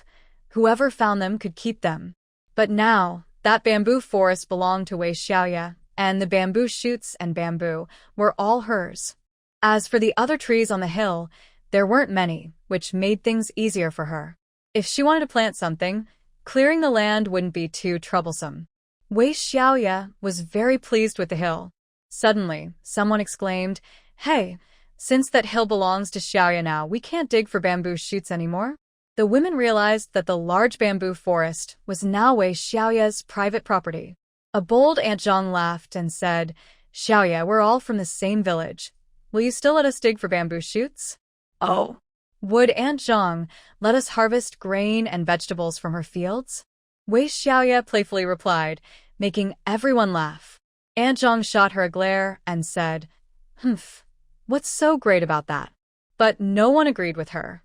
It really is impressive. What's even more frustrating is that Wei Xiaoye completely ignored her. The people present were upset, but the Wang family was the most hurt. Old Lu fell to the ground again, crying loudly. How can this be fair? Why did that 50 taels of silver go to that awful person? Others felt complicated emotions too. Of course, Wang Sansong ran away with Sun Fengyang, and now the family could barely afford to eat. They only had 2 meals a day, and they still felt hungry. Wangda felt very frustrated. Dad, Mom, we can't even fill our stomachs. How can we work? What work do you need to do in this cold winter? Just stay put. What use are you? You couldn't even find that rascal. Old Wang's meals were not cut, so he was the only one in the family who could eat 3 meals a day. The others were cold and hungry, looking years older. Even the children, like Go Dan, couldn't fill their stomachs. Go Dan was starting to understand things and shouted, "I want to go find Aunt San. She has everything: meat, rice, and sugar." Old Lu stopped crying. Maybe this is a good idea. Wei had always been gentle and kind to the children. She might have issues with the adults, but sending a child might have a different effect. So, she quickly got up and said, "Go find her Aunt San and ask her for 2 steamed buns." The rest of the Wang family thought that Wei Xiaoye would surely soften. She had so much silver now. What was the harm in giving the child a couple of buns? It would be even better to get a piece of meat. Go Dan didn't expect support from his family and excitedly wiped his nose as he ran to Wei Xiaoye's courtyard. He ran fast and went straight into the new big yard, shouting, "Aunt San, I'm so hungry. Give me 2 buns." Wei Xiaoye looked at the dirty child in front of her and coldly said, "I'm not your Aunt San. If you want buns, don't come to me." Xiao Xing and Xiao Yu spread their arms to block Go Dan. "You can't come to our house, and you can't ask my mom for buns." Go Dan suddenly lay on the ground, crying and shouting, "I'm so hungry. I want to eat buns. Grandpa and Grandma don't even let us eat enough. We only have 2 meals a day, just a bowl of thin porridge. I'm going to starve. Aunt San, I'm begging you." Before Wei Xiaoye could respond, a kind woman couldn't stand it anymore and began to advise her. "Xiao Yi, this child looks pitiful. If there's something wrong, it should be directed at the adults, so let's leave the child alone." Wei Xiaoye sneered again. "I'm not that kind-hearted. Is a child innocent? He used to bully my little Xing and little Yu without mercy. While he was well-fed, my little Xing and little Yu were starving." She turned to Go Dan. "Hurry up and go outside. If you don't, I'll drag you out. Look, this kind aunt is offering you some buns." Go Dan was afraid that Wei Xiaoye would really hit him, so he quickly got up and called out to the woman, "Aunt Fin, I'm really hungry. Can I have 2 buns?" The woman's face turned a deep red, frustrated with Go Dan for not reading the room. She quickly waved her hand. "I don't have any buns right now. You should go back." However, as she walked out, Go Dan quickly followed her. Later, people said that Go Dan ended up at her house and got a black bun. Wei Xiaowan laughed heartily. "Humph, a little brat actually came here asking for buns. The Wang family really has no shame." Little Xing felt satisfied, and, before, Go Dan could still get candy and eggs, which made me and my sister even hungrier. Now that he can't get enough to eat, that's good. I used to envy Go Dan, but now that I see him hungry, I'm even happier, little Yu added, not wanting to be outdone. Wei Xiaowan patted their heads. "Yes, let him be hungry. What are we having for dinner tonight?" In this cold winter, during bad weather, Wei Xiaoye wouldn't think of going up the mountain. Luckily, being in the central southern region, there were still green vegetables available in winter, especially the radishes and cabbages, which were very fresh. Plus, she had stored many dried goods like dried bamboo shoots, mushrooms, and noodles, so there were plenty of vegetables to eat even in winter. Wei Xiaoye occasionally bought meat, sometimes in the village, but most of the time she bought it directly from the system. Wei Xiaowan didn't get involved in the shopping, so she never noticed anything unusual. The Wei family soon enjoyed delicious meals, while the Wang family waited for a long time before seeing Go Dan return empty-handed. Old Lu glared. "Your third aunt didn't give you any buns?"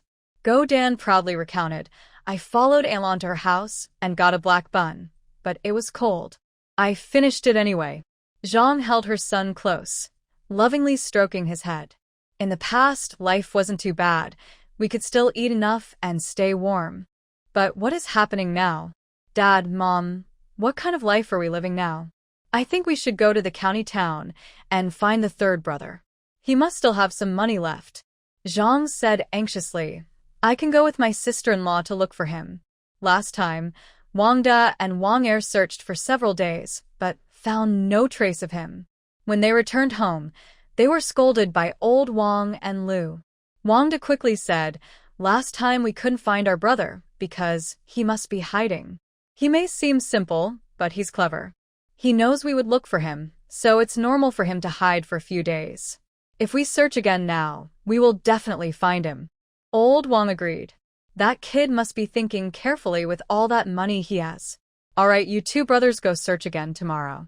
If you don't find him, don't come back, he said. Wang Er smiled and said, Mom, what about the travel money?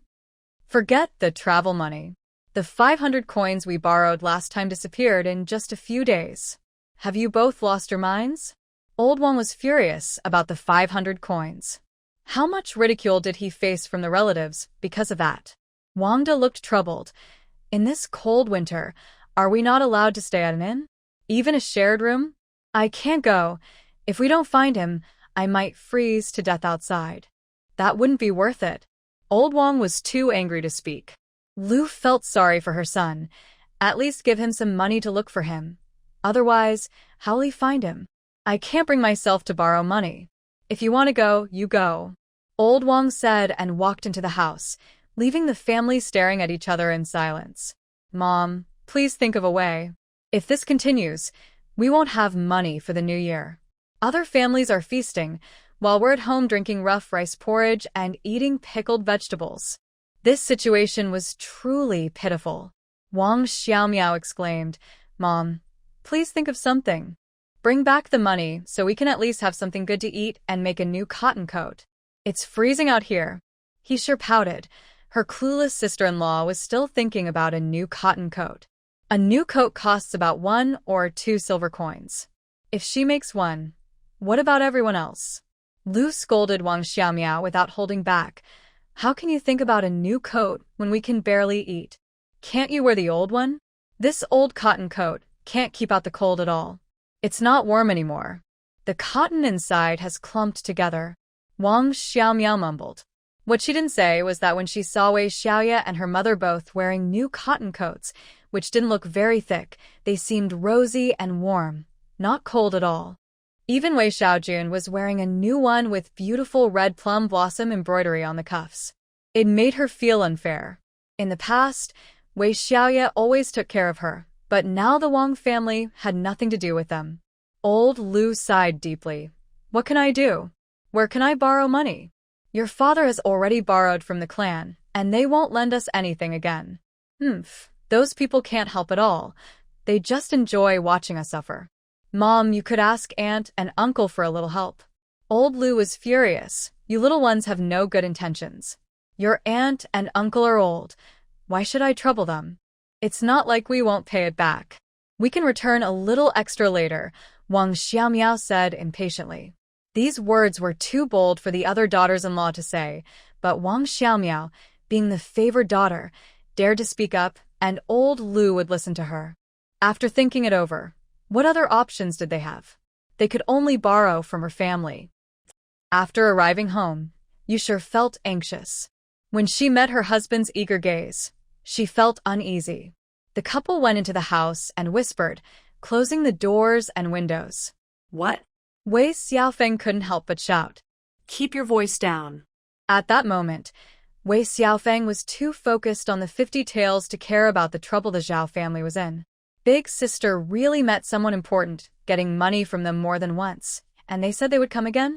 Wei Xiaofeng felt both envy and jealousy, his face twisting in frustration. Why didn't he have such good luck? That important person, could they have taken a liking to Big Sister? As soon as he said it, he felt foolish. Big Sister was pretty, but she was just a country woman. Over 20 years old, and with 2 children to care for. What young master would be interested in her? Stop joking around and thinking nonsense, Yu Sure interrupted his thoughts bluntly. Yu Sure was very worried. What we did, I can't explain to Aunt. And if Big Sister tells our parents. Wei Xiaofeng comforted her. It's just a small matter. Besides, you did it for her good, trying to help her find support. Your cousin even got hit by her. This matter is over now. After thinking for a moment, he complained a bit. Didn't I ask you if your cousin was mistreating his wife? You said he wasn't. Now others are saying he hit her. And you introduce someone like that to Xiaoye. With her temper, there will surely be trouble. Yu's heart, which had just calmed down, suddenly became anxious again. What should we do? I guess I will have to apologize and make it right. As she spoke, her mind was in chaos. If only she had just visited instead of introducing that foolish cousin. He couldn't even understand what was being said and kept daydreaming. Now look what happened. She got dragged into this. Mei Feng. Hearing her mother-in-law calling her from outside, she steadied herself and quickly went out. Seeing her mother-in-law hesitating to speak, it was clear she wanted to ask about Xiaoye's situation. She only mentioned visiting Wei Xiaoye, but didn't say she brought along the Zhao family and the matchmaker. You knew she couldn't avoid it and said, "Mother, I meant well but ended up causing trouble." Cheng was startled. What happened? Is it about Xiaoye? You explained the situation, leaving out her thoughts about receiving money, and emphasized that when Xiaoye said she didn't like Zhou Tianyan, she helped to send them away. Little did she know, the Zhao family was greedy and said hurtful things, causing the older sister to hit Zhou Tianyan. Wei Laotu and Wei Xiaoye, who had just entered, were stunned. Did you really do this? Why didn't you discuss it with us? Wei Laotu was angry. You shrank back a bit. Father, it's just. I'm the eldest sister-in-law, and I thought I could handle this. Chun looked at her speechlessly. What did being the eldest sister-in-law have to do with it? Their mother was still here, but she was always cautious, so she wouldn't criticize her daughter-in-law at this moment. You quickly shifted their attention anyway. I admit I didn't handle this well, but when the older sister said she didn't like my cousin, I helped her send them away. This matter can be put behind us. The important thing is, the older sister really is a lucky star. She got 50 taels of silver. 50 taels. Wei Laotu exclaimed, startling everyone. You felt satisfied. This was the reaction she expected. In front of 50 taels of silver, what did her matchmaking for Zhou Tianyan matter? Father, it's a full 50 taels. The older sister doesn't want to marry, and it seems she doesn't want to have a son either. If that's the case, we need to plan quickly. She is our Tiger's aunt, and from now on, she will be Tiger's responsibility. When Tiger gets married, besides honoring us, he will also need to take care of his aunt.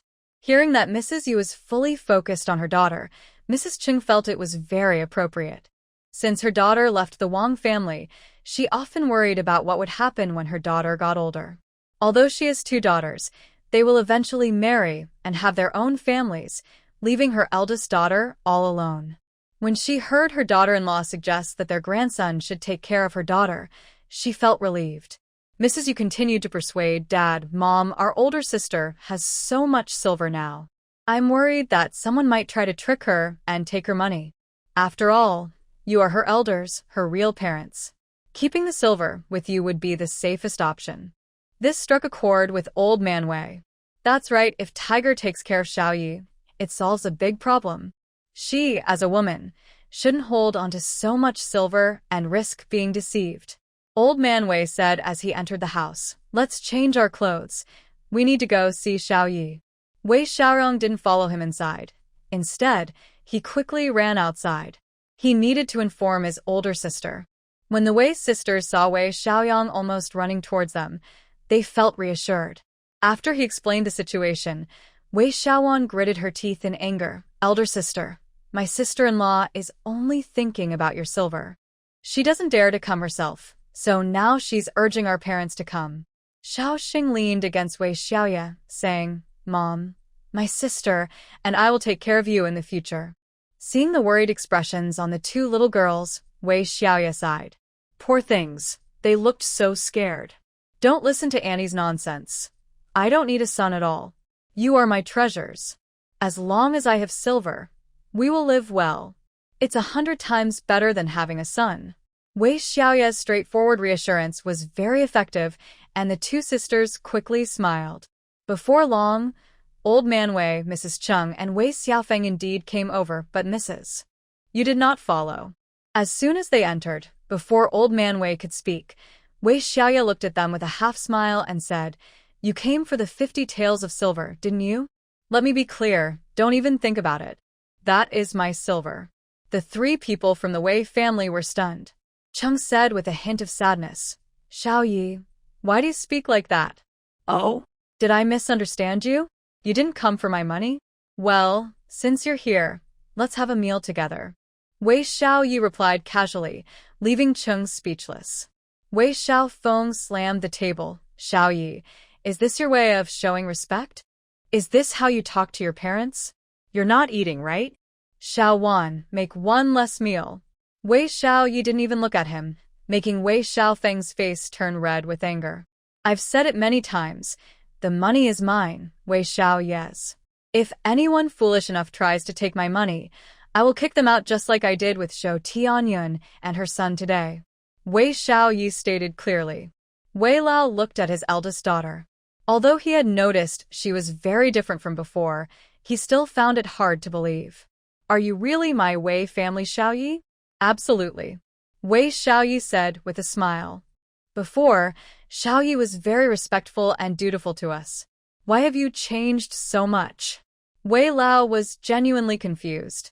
Because I have awakened, Wei Xiaoye said with a smile, completely ignoring their darkening expressions. Cheng broke the tense atmosphere. Xiaoye, we're not trying to take your money. We're thinking of you. You don't want to marry or have children, so what will you do when you're old? Luckily, your sister-in-law is sensible and wants Huzi to take care of you.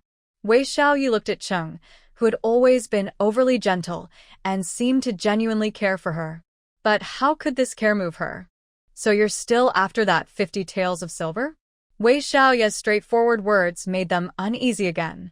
Why are you so stubborn? Wei Xiaofeng shouted. Is it your place to speak here? You two really are a perfect couple. One wants to marry me off to her family to grab my money and house, and the other is directly eyeing my silver. What do you think I don't know? I have plenty of silver. I don't need your son to take care of me. I'm not interested. I eat well every day and can't finish it all. After saying that, Wei Xiaoye pointed to the door. I don't want to see you. Please leave. Wei Xiaofeng suddenly stood up. We are siblings. Aren't you going too far? Your sister-in-law mentioned that marriage to you, but if you don't want it, that's fine. Do you think she cares about explaining this to her family? We aren't forcing you to marry. Do you even have the right to say that? Leave. Without hesitation, Wei Xiaoye pulled out a stick and pointed it at Wei Xiaofeng. Are you leaving on your own, or do I need to push you out? Have some self-respect. When I went back to my family with the child, you said you wouldn't give me any food, and I just turned around and left. Don't you have any pride?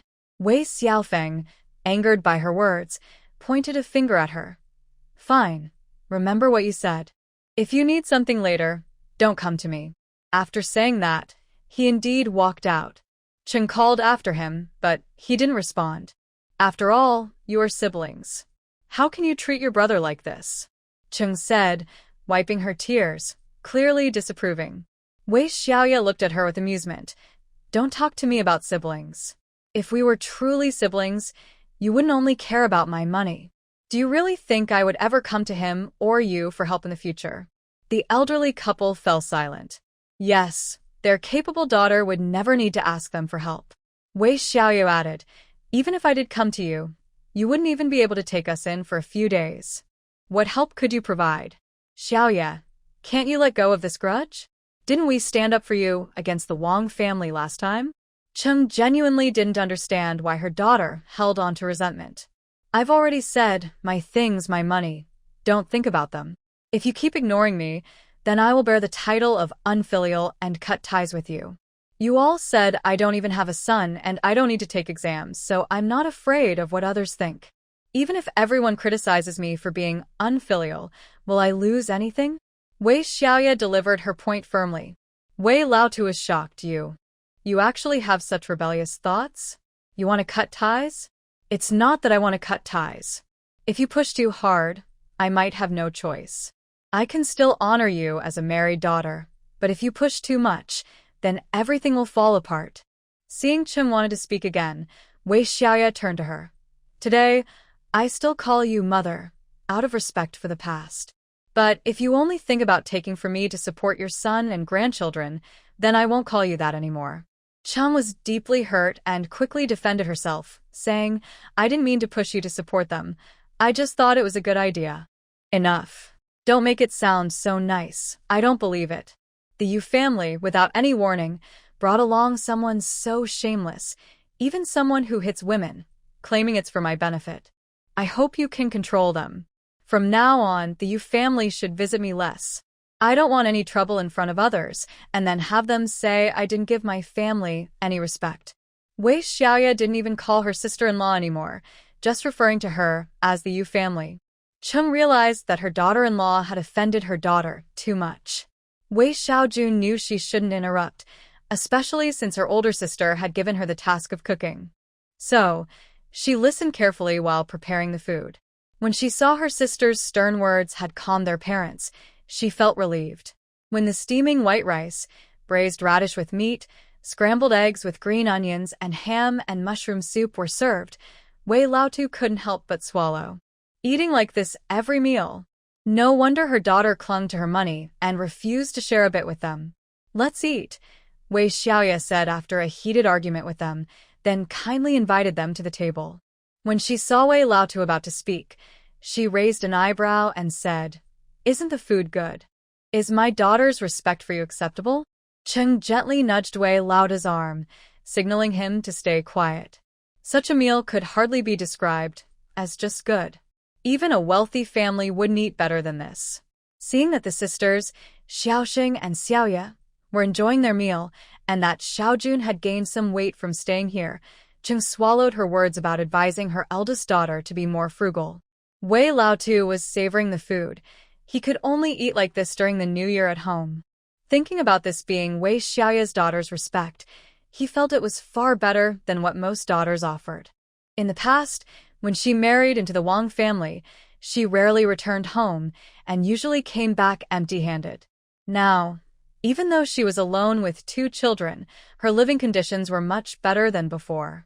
Even when her family visited, they could enjoy good food and drink. Wei Xiaoye felt satisfied that they were no longer complaining. She wasn't afraid of being labeled unfilial. She just wondered if Wei Laotu would really go to the authorities to accuse her of being unfilial and whether the county official would care. After all, this was ancient times, and if the magistrate was too bored and decided to judge her harshly, the consequences could be more than just losing some money. After Wei Laotu had eaten and drunk enough, he stopped talking. Wei Xiaoye asked Xiao, one to bring out a bundle containing 4 pounds of cotton. "Mother, you can take this cotton home. You can use it to make a cotton coat or a quilt," she said, looking at Wei Laotu. "This is my way of showing respect as a married daughter." Wei Laotu was speechless. Did she really need to emphasize it so much? Qingshi did not take the cotton right away. Instead, she asked, "Do you have enough cotton here?" "Plenty. We have already prepared new cotton coats and quilts," Wei Xiaoye replied, not caring much about the few pounds of cotton. Buying it from the system only cost 80 coins in total, which was much cheaper than buying it from the shop. Unfortunately, there wasn't much stock in the system, only about 20 pounds. Looking at the cotton they received, Wei Laotu and Qingshi were at a loss for words. As they walked out, Wei Laotu turned back to remind her, "Your brother and sister-in-law are not treating you right, but you are still siblings, so try not to take it to heart." Wei Xiaoye snorted, "They're just greedy people. Mother, you keep the cotton for yourselves. Don't let them benefit from it. I don't want them coming here." Wei Xiaoye understood that Wei Laotu was trying to shift the blame onto his eldest son and daughter-in-law. However, she found Wei Xiaofeng and his wife even more annoying. Qingshi vaguely agreed and returned home with Wei Laotu and Wei Xiaoyang. On the way, Qingshi was thinking about how to divide the cotton. It would be best to use it for coats. If each coat needed over a pound, they could only make 3, 2 for adults and 1 for a child. Wei Xiaoyang suggested, "Father, Mother, you each make 1, and make 1 for Huzi. How long have you had your coats? They're not warm anymore. If you make 1 for Huzi, no one can complain." Qingshi was a bit tempted, but she was used to being considerate and instinctively refused. "Let your brother or sister-in-law make 1 instead. You're busy studying. Maybe you should have 1 made for yourself.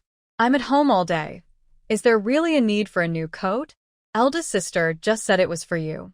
It's her way of showing respect, not for elder brother and sister-in-law. Mother, if you don't do as she says, she'll get upset. Next time, there might not be anything for you." Wei Laotu took this to heart and firmly stated, "Exactly. Didn't you see that Xiaoye doesn't care about her brother and sister-in-law at all? She clearly said it was for us, and if you support Xiaofeng, it's like you're taking advantage of her." Cheng sighed, wondering how the relationship between her eldest son and daughter had become like this. Once home, you immediately noticed the bulging bundle and reached out to take it. "What's in there?" "It's such a big bag." Wei Xiaoye quickly blocked her hand. "It's cotton from my elder sister for our parents to make a cotton coat." "Is there really that much?" "Yes, for pounds. Cotton is so expensive now. This amount is almost worth a tael of silver." You sensed the implication in Wei Xiaoyang's words and replied unhappily, "Who doesn't know cotton is expensive?" Cheng gently said, "Tiger's mother, this cotton is from your elder sister for us. She clearly stated that she wants us to make a cotton coat each. I thought I could share some of the 4 pounds with Tiger to make him a warm coat. Mother, my coat is many years old. I've had this same coat since I married in, and it's not warm at all now." You looked at the soft, white cotton, feeling envious. If only she could have a new, warm, and decent coat, it would be wonderful. She could walk proudly in the village. This mother-in-law was usually soft-hearted and would always agree with her, but this time, she surprisingly didn't take the bait. "Mother, as a woman, I can manage. But for Xiaofeng, who works outside, he needs a warm and decent coat." You was clever and knew that directly seeking benefits for herself might upset her in-laws. However, they always cared for their son, so helping him should be fine, right? But Wei, the old man, coldly replied, "I remember Xiaofeng's coat was made just 3 years ago, and it's still new. Meanwhile, your mother and I have been wearing these old ones for years. Besides, this cotton was specifically instructed by Xiaoye to be used for us old folks." You realized that this old couple was acting very strangely. Wei Xiaofeng also came into the main room and saw the cotton, shouting, "Xiaoye is indeed doing well. She sent several pounds of cotton. Mother, you must hurry and make my coat in the next few days." Cheng didn't know how to respond. You nudged Wei Xiaofeng with her elbow. "Father and mother said this is for your elder sister's coat, and it has nothing to do with us." "What?" "No. Father, mother." Wei, the old man, glared at Wei Xiaofeng. "What's wrong? Are your mother and I not worthy of wearing a new cotton coat?" "That's not what I meant. I was just thinking since there is so much cotton, it wouldn't hurt to share some with me." Wei Xiaofeng chuckled. He was puzzled. Usually, his mother cared for him the most, but now she was silent. Don't look at your mother. As a son, you lack even this little bit of filial piety. Besides, this isn't your filial piety. It's Xiaoye's. Old Wei scolded him again, with dissatisfaction. Wei Xiaofeng replied seriously, "By the way, Dad, what did Xiaoye say? Did you bring back any silver? How much did you give her?" Cheng interrupted, "Don't worry about Xiaoye's silver. She said that if we keep thinking about her money, she will cut ties with us." Wei Xiaofeng and you both gasped in surprise. That can't be true. Does she really have the courage to say that? If she dares to think like that, we can report her to the authorities. This is a serious lack of filial duty. With both parents alive, she doesn't want to support us and even thinks of severing ties? I want to see if the magistrate will put her in jail. Wei Xiaoyang said coldly, "Eldest sister has been good to our family. If you dare to report her, I, along with my sister, will stand with her. We 3 will cut ties with you and see how the magistrate judges that." You screamed, "Xiaoyang, are you crazy?" "I think you all are the ones who are crazy. Eldest sister has received silver, which is a great blessing, yet you keep trying to take money from her. Don't forget, she has established her own household. The support she gives to our parents is already more than what you do." The more Wei Xiaoyang spoke, the more agitated he became, leaving Wei Xiaofeng and his wife shocked. This younger brother had clearly benefited from Wei Xiaoye and had completely taken her side. And as for Xiao Wan, she had moved in with her. Now their parents had also benefited, because they had all united to exclude the 3 of them. The 2 were surprised to realize this fact. But before they could sort it out, Old Wei shouted, "What nonsense are you talking about? If you dare to have such thoughts, I will immediately separate you. From now on, we will live with Xiaoyang and won't be a burden to your family." Wei Xiaofeng looked at his father in shock, feeling unexpected. All along, he, as the eldest son, had been the one old Wei relied on. He was very sure that if they really split up in the future, the old couple would give him more than 70% of their belongings and would live with him. But unexpectedly, the old man changed his mind. He slammed the table in anger and said, "Did Wei Xiaoye say something? What promise did she give you? What is she stirring up that makes you listen to her and leave us out? You ungrateful child! How dare you slam the table in front of me?" The old man picked up a broom and hit Wei Xiaofeng several times. Yusher was truly stunned. This old man had clearly lost his mind. Feeling scared, Yusher was shocked when her father-in-law glared at her after hitting her husband and said, "If you dare introduce those unsuitable people to Xiaoye without her consent again, you can leave too." This was the first time her father-in-law had been so angry with her. Yusher's eyes turned red instantly, and she lowered her head to respond obediently. She clearly felt that now that her sister-in-law had become wealthy, her status in the family had become superior. Could it be that Wei Xiaoye promised the old man that even if Wei Xiaofeng and his wife did not take care of them, she would? Only that could explain why they had lost all their advantages. The couple had been criticized and left with their heads down. In the end, Chung didn't even say she would make them a cotton coat. Once in their room, Yusher murmured her thoughts, and Wei Xiaofeng was taken aback. How is that possible? No matter what, Xiaoye wouldn't take care of our parents. That's my responsibility as their son. Then how do you explain the sudden change in the old couple's attitude? Yusher shot him a glance. Your older sister has plenty of money now.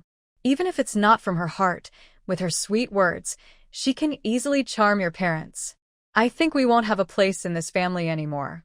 Wei Xiaofeng's expression darkened. What do you suggest we do? Can't you see the situation? The whole family has turned to Xiaoye. We can only live by her favor now. Do you think your older sister holds a grudge? She didn't consult us before causing a scene and leaving her husband, taking the kids back to her family. Am I wrong for not keeping them? Yet she holds a grudge against me.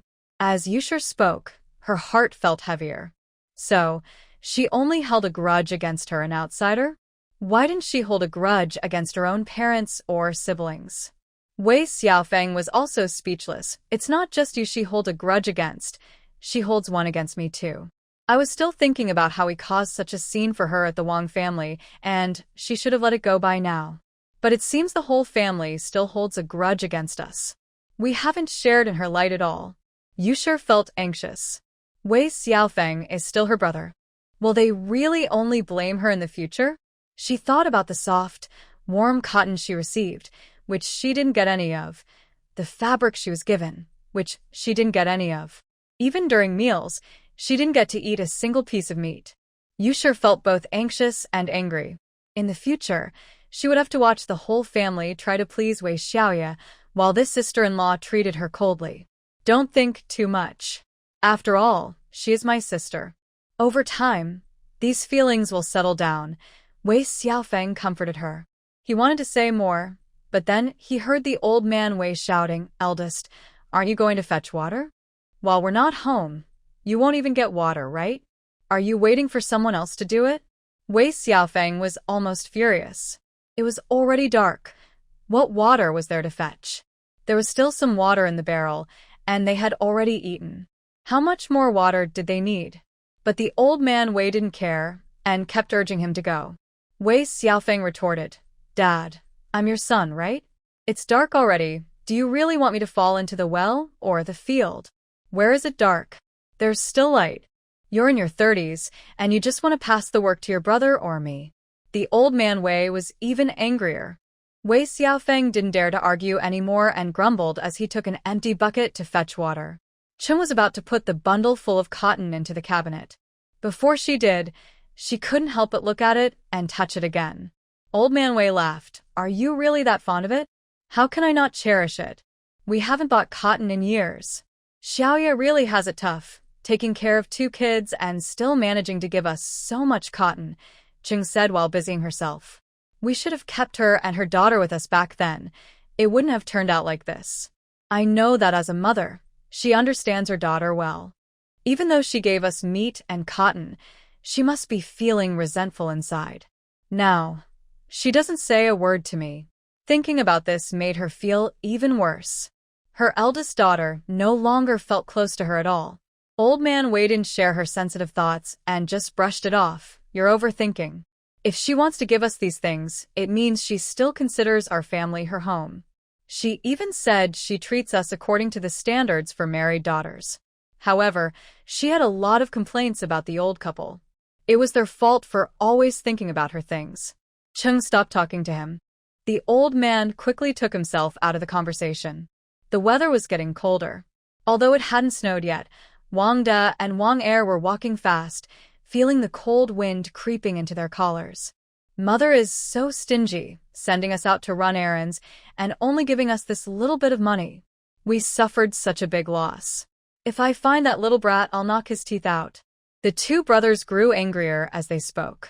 Thanks to the third brother, their whole family had to endure so much hardship. This time, they had no ox cart or donkey cart to ride, but had to walk to the county town. 30 miles took them most of the day. Once they finally entered the town, they could only afford a few buns to eat and could no longer feast like last time. This time, they only had 200 coins.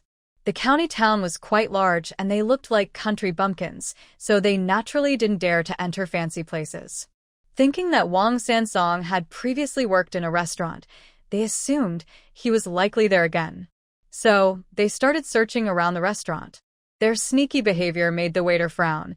It was clear they weren't there to eat, so he quickly shooed them away. The two had to sweet-talk their way into asking if there was someone named Wang Sansong in the restaurant. 3 days passed with no results. Seeing their 200 coins dwindling, they were cold and hungry, filled with anger. But they were unwilling to return empty-handed again. While they were sitting by the roadside, nibbling on cold buns, they suddenly noticed someone who was about to pass them, but then started running.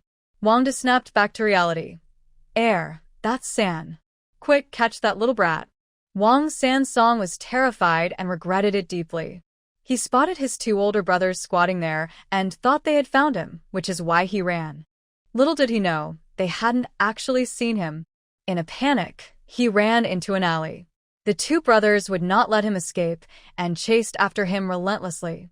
They shouted, "San, stop. We're not going to hit you or scold you. Why are you running?" Not hitting him or scolding him. He would be crazy to believe that. He lost his shoes while running and realized he had entered a dead-end alley. There was only an entrance, no exit. When he finally found himself blocked by a wall, he had no choice but to stop, and behind him, Wang De and Wang Er came running, out of breath. As soon as they approached, they slapped him several times on the head and face, shouting, "I told you not to run. Are you still running? Keep running, you rascal. You have no shame, stealing from your parents." Wang Sansong covered his head and face with his hands, desperately crying out, "Stop hitting me. I'll go back with you." The two of them wouldn't let him off easily. They continued until he was crying for help before finally stopping. "Go. Gather up the things you bought in our big county. We want to see how you two, who stole so much money from your parents, are living in this big county." One on each side, they held him tightly, like a criminal, forcing him to lead the way. Wang Sansong felt like his arms were about to break from the pressure, begging for mercy, but they ignored him. After many twists and turns, they finally arrived at a shabby courtyard. "You stole so much money, just to stay in this rundown place?" Wang Laoda found it hard to believe. Wang Sansong argued, "Don't judge this place by its looks. Renting a shabby room costs over 200 coins a month." The three of them entered the house and looked around at the messy and dilapidated space. After a while, Wang Laoda noticed something was off. "Where's your wife?" To his surprise, Wang Sansong started crying again. "Big brother, second brother, what should I do?" She ran away and took the money with her. "What?" Both of them shouted in unison, thinking they had misheard. Wang Sansong repeated, "She ran away and took the money. What am I supposed to do now?" After crying for a while, Wang Sansong finally managed to say, under her encouragement, I stole over 10 taels of silver that my mother had hidden. After arriving in this county, I bought many things. For the past few days, we hardly went out, fearing you would come looking for us. Good, good. You little rascal, just as I thought, Wang De said, unable to contain his anger, and slapped him on the head again. We were living well for a while. I found work at an inn, and she got some work at an embroidery shop.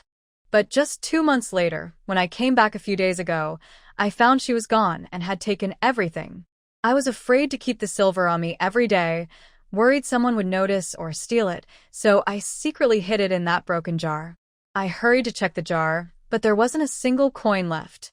Now I only have a few coins on me, waiting for my wages.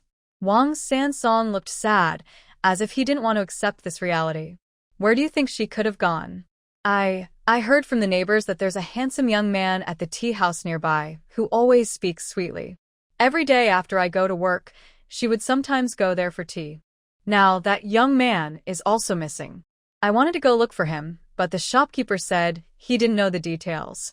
He only knew the young man was charming and hardworking, so he kept him at the shop. What Wang Sansong didn't say was that the neighbors were laughing at him. Even the tea house owner often had a teasing look on his face. They were all mocking him for being unaware of his situation. I thought about going back, but I'm sure I would be beaten. If I don't go back, what's the point of living alone in a shabby room, earning only 500 coins a month? Working in this tavern is exhausting, and I'm constantly being bossed around. Wang De couldn't hold back his anger at Wang San's complaints and hit him, making him beg for mercy. After hitting him, the three of them reluctantly searched the shabby room again, but found no more coins. How long until you get paid? Wang Sansong shrank back a bit. I just got paid not long ago. It will be another 20 days. How much do you have left? Wang De and Wang Er ignored his answer and directly took his pouch. Unfortunately, he only had about 200 coins. Why do you only have this little money? I have to pay rent. Wang De and Wang Er were frustrated. The three of them discussed it and decided to stop working for now. Wang Sansong hesitated. If we stop, I'll lose the deposit for more than half a month's wages. If it's gone, it's gone. What can we do? They could only give up the house. Although they wouldn't get the rent back, at least they would get back the deposit of over 200 coins. Adding all the money together, it was nearly 500 coins.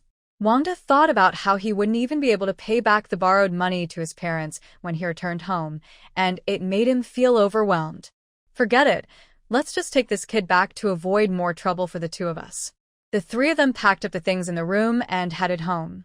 Wang Sansong cautiously suggested, eldest brother, second brother, it's too far to walk with this burden. Let's take a donkey cart. How can you still have the face to ask for a donkey cart? Even though they said that, walking was indeed tiring. In the end, they took a donkey cart to the town, and then a bull cart back home. As they got off the bull cart and got closer to home, Wang Sansong felt more and more anxious. On the road, he met many villagers, all greeting him. Sansong, you've come back rich.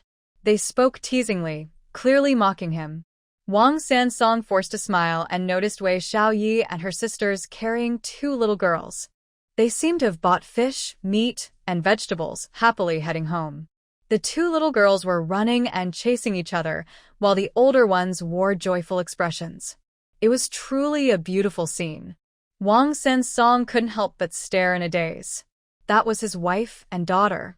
Wang De scoffed. What are you looking at? The Wei family has made another 50 taels of silver. 50 taels.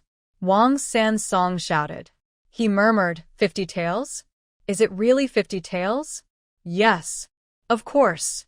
More real than pearls. Wang Er added angrily. But don't get your hopes up. You won't get any. Wang Sansong ignored their taunts, focused on his own thoughts. If he lowered his pride a bit more, moved around more, and played the victim, he was sure he could win her over. When they got home, Wang Xiaomiao immediately spotted them and shouted, Great, you're back.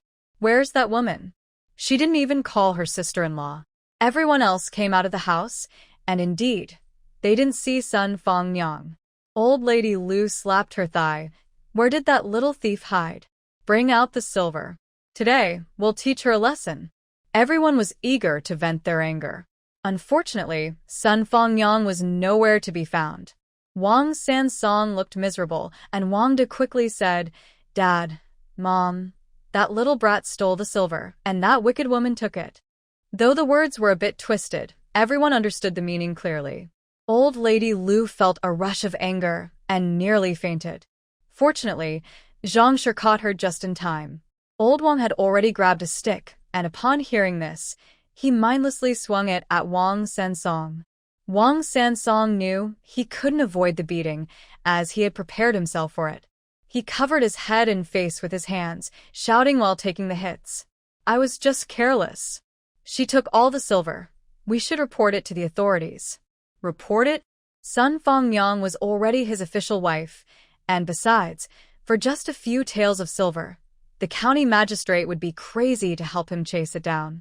Wang Xiaomiao screamed, We're still waiting for our older brothers to bring back the silver, so everyone can have a good new year. Now it's a mess. All the money is gone. Why don't you just stay outside forever? How can you even show your face here? Wang Xiaomiao's words seemed outrageous, but no one contradicted her. Everyone was thinking the same thing. With the money gone, what was the point of him coming back? Wang Sansong's mood had been sinking all day, and now it exploded. Wang Xiaomiao, no matter what, I am still your third brother. Can't you tell the difference? What right do you have to speak here? Most of the silver our mother saved was earned by my hard work. As he shouted, his confidence seemed to grow. He looked at everyone one by one. Tell me clearly, is it most of the money for my hard work? How much money have you all made? Wang Xiaomiao, what about you? You're just a burden. Have you ever earned even a penny for the family? You won't even go pick some honeysuckle or pull a few weeds. What use are you in our family? Wang Sansong grew more excited, as if he was releasing all his pent-up frustration. Dad, Mom, hurry up and marry her off. She's too lazy at home. Let her be lazy somewhere else and bother others. You can earn a few coins in bride price. I can't keep supporting her. Does she really think she's a rich girl? As he spoke, besides Wang Xiaomiao, who looked pale, he and Zhang both seemed to agree. Even old Wang and others were considering this matter. Except for Lu, who cherished her like a precious gem. You little rascal. What nonsense are you saying? She's your own sister, raised with care, and she deserves to marry well. Ideally, a scholar or a shopkeeper. You stole money and lost it, and now you want to blame your sister? Lu scolded him while pulling at him. Though she wasn't as strong as a man, her hits still hurt. Wang Sansong was hit again and suddenly remembered what Sun Fangnyang had told him. What are you in the Wang family? Your older brothers lounge around, and your sister is treated like a young lady. It's you who got kicked out to work, barely getting a day off, and you have to bow and scrape, always watching others' faces. You must have been picked up somewhere. It was these words that stirred his feelings of unfairness. At this moment, he was being beaten, but he had thrown away all the guilt and fear of stealing money. That's right, he must have found it. Otherwise, this whole family wouldn't be draining him like this. They were all surprisingly lazy. They relied on him alone to support them. Enough. Wang Sansong suddenly broke free from Lu Posey and shouted loudly, Have you beaten me enough? I'm not your real son, am I? Most of the money was earned by me. You all just stay at home. Fine, from now on I will also stay at home. Whoever wants to work can go work, and whoever wants to earn money can go earn it. This outburst left Lu Posey confused. Shouldn't this kid be begging on the ground? Why is he suddenly so spirited? Seeing everyone stunned, Wang Sansong continued, It's just a little over 10 taels of silver, right? Don't worry, I will get it back later. For now, let's go visit the Sun family. I wonder if Sun Fangnyang will return to her family. Of course, the chances are slim. If she goes back, it would be like a sheep entering a tiger's den. Not to mention the money might be taken, with her parents' character. They might even try to marry her off to a dead man. Wang De handed over all 400 won to old Wang. Dad, this is all the money Sin has. Old Wang was so worried that the wrinkles on his forehead seemed to be pinched by a fly. With this little money, how can we pay back the clan? Lu Posey quickly reached out. Head of the family, give me 200 won first. This time, the eldest and second went out, and the copper coins they spent were borrowed from their uncle. Old Wang quickly protected the copper coins. That won't do. Our family doesn't even have money for the new year, and you want to pay it back so urgently? Let's hold off for now and talk about it after the new year. Tomorrow we all need to go to the Sun family. Even if the person isn't there, we must get back that 6 taels of silver. That's right, that 6 taels of betrothal money must be retrieved. When Lu Posey heard this, she also thought it made sense. As long as they got back the 6 taels of silver, who would care about the 200 won? Sun Fengyang has run away with the money. This news spread like wildfire throughout the village. Wei Xiaoye was at home, laughing uncontrollably. Eldest sister, this is what we call evil people getting their just desserts. The Wang family will never rise again. Those 2 old ones have lost even their coffin money now. Wei Xiaoye also laughed. Her straightforward younger sister was quite likable. Even Yang Ting, who came to teach them, couldn't help but smile. Such events were something they all enjoyed. Yang Ting looked at Wei Xiaoye's smile, a bit curious. Xiaoye, it seems you've released some pent-up frustration. That's right. As Xiaowan said, bad people will get their comeuppance. What she didn't mention was that she couldn't find any silver in Lu Posey's house back then. That was quite a regret. Fortunately, this time, Sun Fengyang is quite something. She managed to take the silver away. She's impressive too. The village's opinion quickly shifted back to Wei Xiaoye. I said from the start that Xiaoye is lucky. Just look at her fortune. Exactly. That man is no good.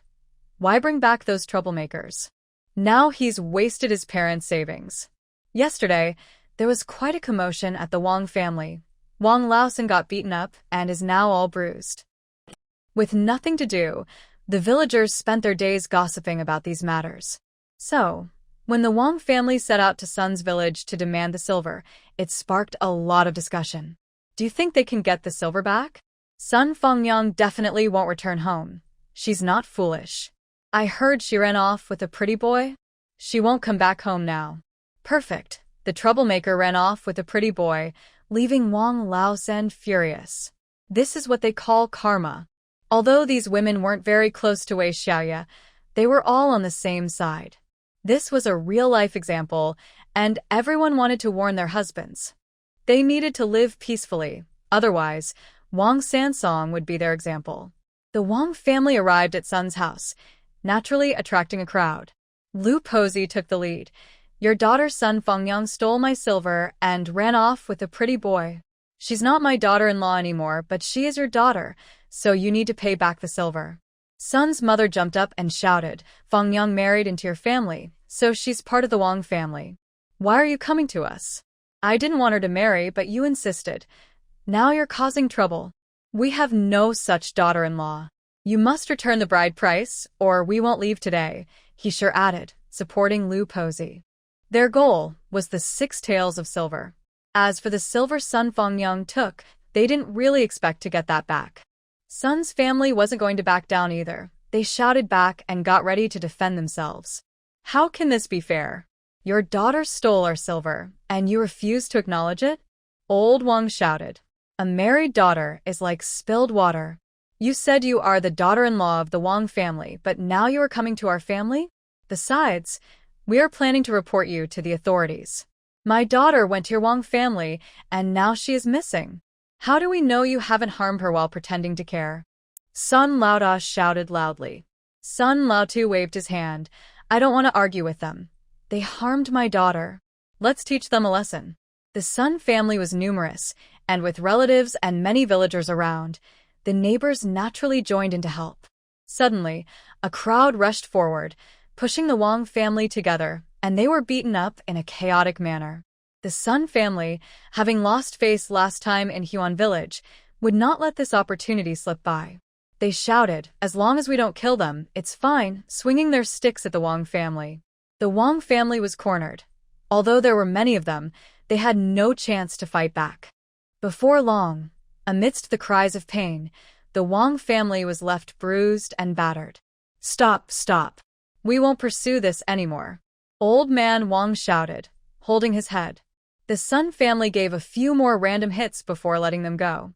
I thought your Wang family was strong. I warn you, we will go to Huan village soon. If we don't find my daughter, I will make sure your Wang family pays.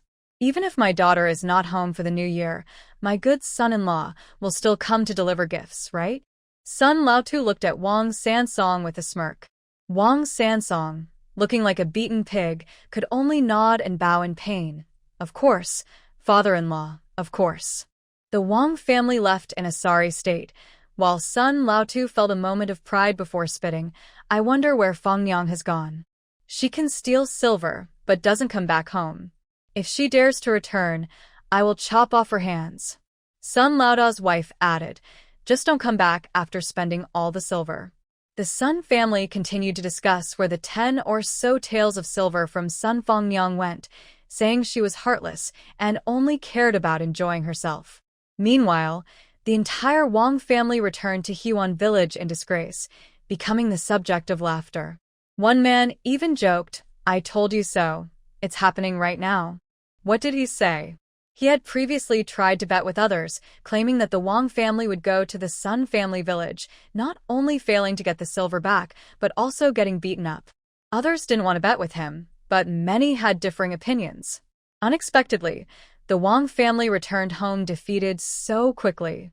They had taken all the laughter from the entire Huan village and were now at home nursing their injuries. They claimed to be healing, but they couldn't even afford medicine, not even a single ointment. What surprised everyone even more was that just a few days later, Wang Sansong, whose face was still swollen and bruised, showed up at Wei Xiaoye's yard. The village yards were usually only slightly open, and the gate was not locked, so Wang Sansong walked right in. This caught Wei Xiaoye off guard. Get out.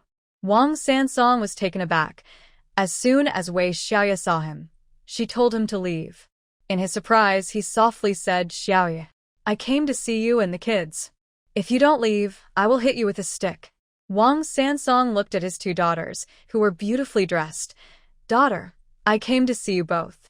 Xiaoxing and Xiaoye quickly stepped back. Wang Sansong continued, Dad never wanted to be apart from you and your mother. I didn't abandon you.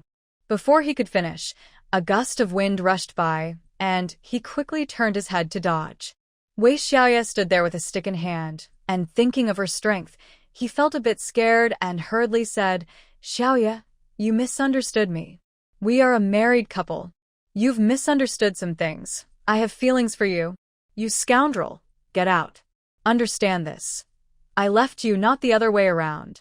As she spoke, she swung the stick at him several times. Wang Sansong, still recovering from his old injuries, ended up with new ones. He shouted, You don't need to be jealous. Sun Fangyang is not better than you. Wei Xiaoye laughed and then hit Wang Sansong on the mouth with her stick. He let out a loud cry and quickly covered his mouth. When he moved his hand away, he saw blood trickling from the corner of his mouth. He spat on the ground, and a mouthful of blood came out, along with 2 of his teeth. Wei Xiaoye sneered, Are you leaving or not?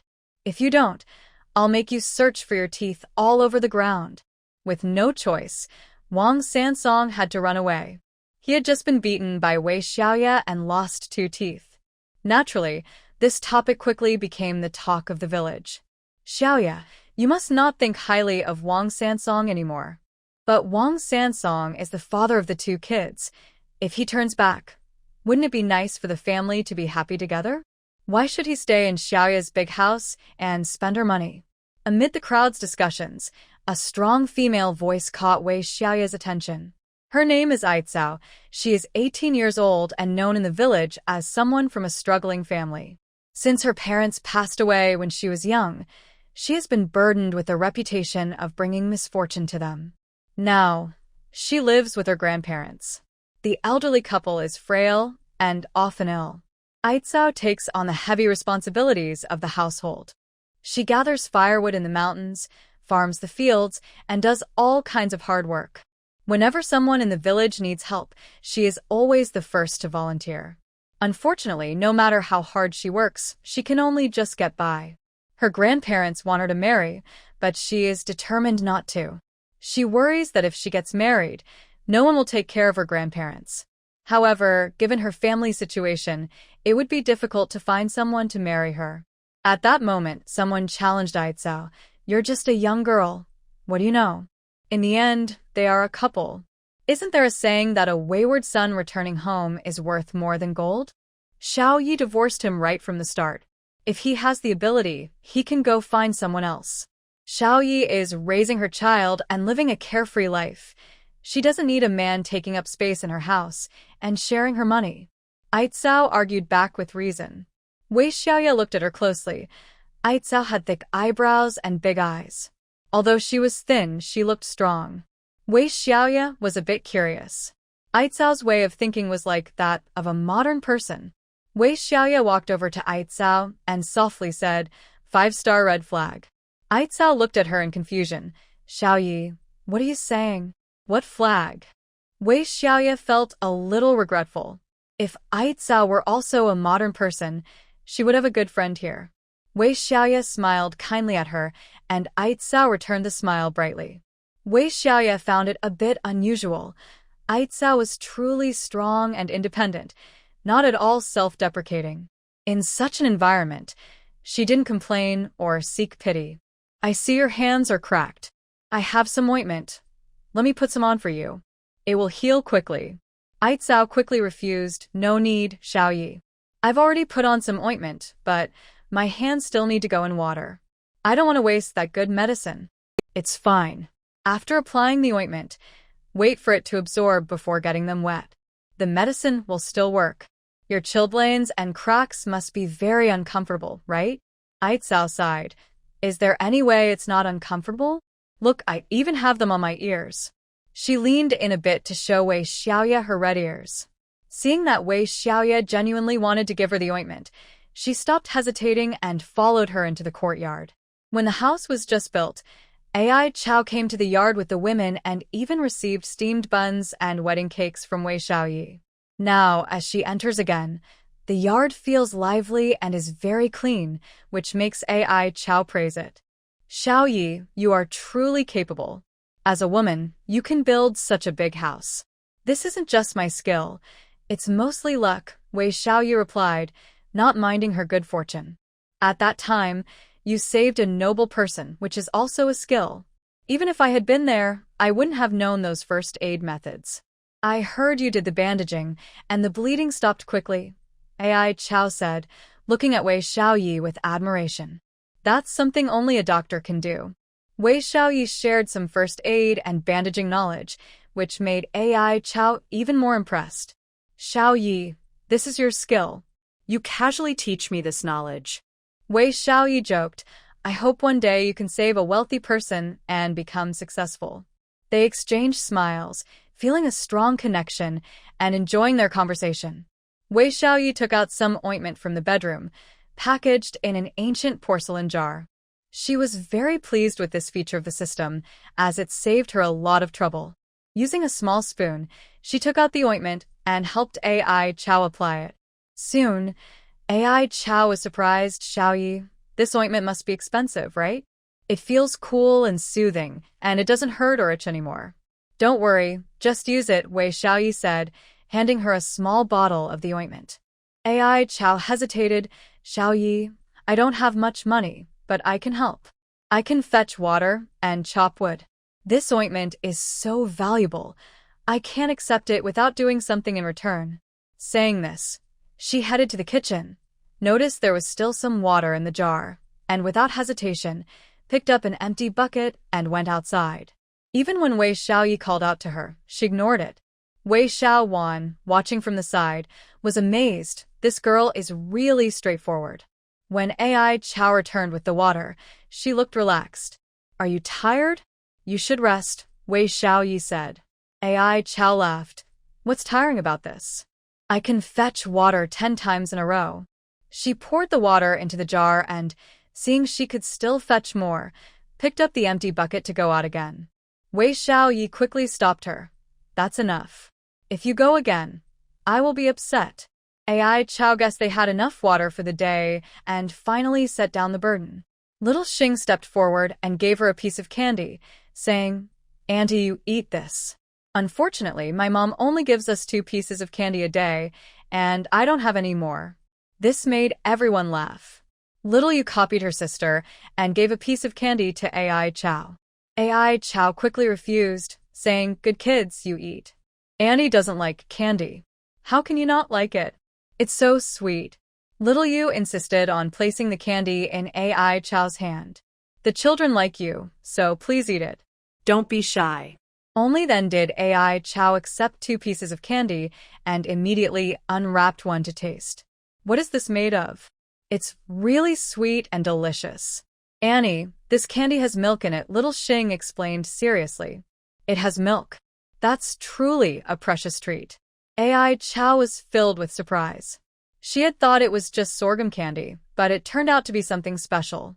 She felt a bit regretful, thinking she should have saved 1 piece for her grandparents since she had 2. Now that she had eaten one of them wouldn't get any. Wei Xiaoye signaled to Wei Xiaojun, who understood immediately.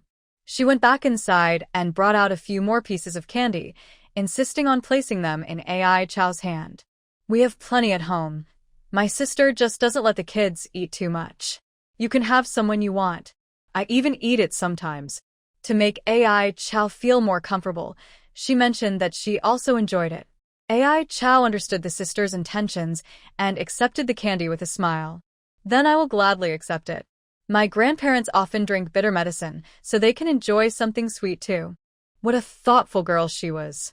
AI Chow happily returned home with the ointment for frostbite and a few pieces of candy, her joy evident in her posture. Wei Xiaojun watched her for a moment and sighed softly. "You are just a young girl. Why are you sighing and making yourself seem older?" Wei Xiaoye teased her. "Sister, I just think AI Chow is such a good girl. If she can't get married because she has to take care of her grandparents, how unfortunate that would be." Wei Xiaoye replied seriously, "A woman's worth should never be measured by marriage. If she can take care of her grandparents who raised her, that is a beautiful expression of love. Do you think she would be happier serving someone else's family?" Wei Xiaojun thought carefully and said, "Sister, I never considered that. We have always thought about growing up, getting married, being dutiful to our in-laws, being friendly to our siblings, and raising children. Is there something wrong with that? It can't be said that it's wrong. However, if one is to marry, it should be to a good person." Wei Xiaoye thought of the original owner's situation and sighed. "It's just that the environment is too harsh on us women. In any case, if the marriage is not good, it might be better not to marry at all, or to seek a divorce." Wei Xiaowan suddenly felt a sense of crisis. "Elder sister, everyone says that leaving the Wang family is your greatest blessing. But many women, even if they have a bad marriage and suffer in their husband's family, don't dare to divorce. This is because even if they do, they can't survive on their own, and their families won't accept them. If they divorce, they can't take their children with them. What should they do?" It must be said that after thinking it over, Wei Xiaowan had already grasped the root of the problem. So, as women in this world, we need to learn skills to support ourselves. I insist on teaching you to read for this reason. Once you can read, you will understand things better and won't be easily deceived. If you want to learn other skills, I can send you to do that too. Seeing Wei Xiaoye speak seriously, Wei Xiaowan felt a bit anxious. Can I really learn skills? What can I learn? For example, cooking, embroidery, tailoring, and so on. If you want to learn, we can go to a professional shop, pay a fee, and learn a skill.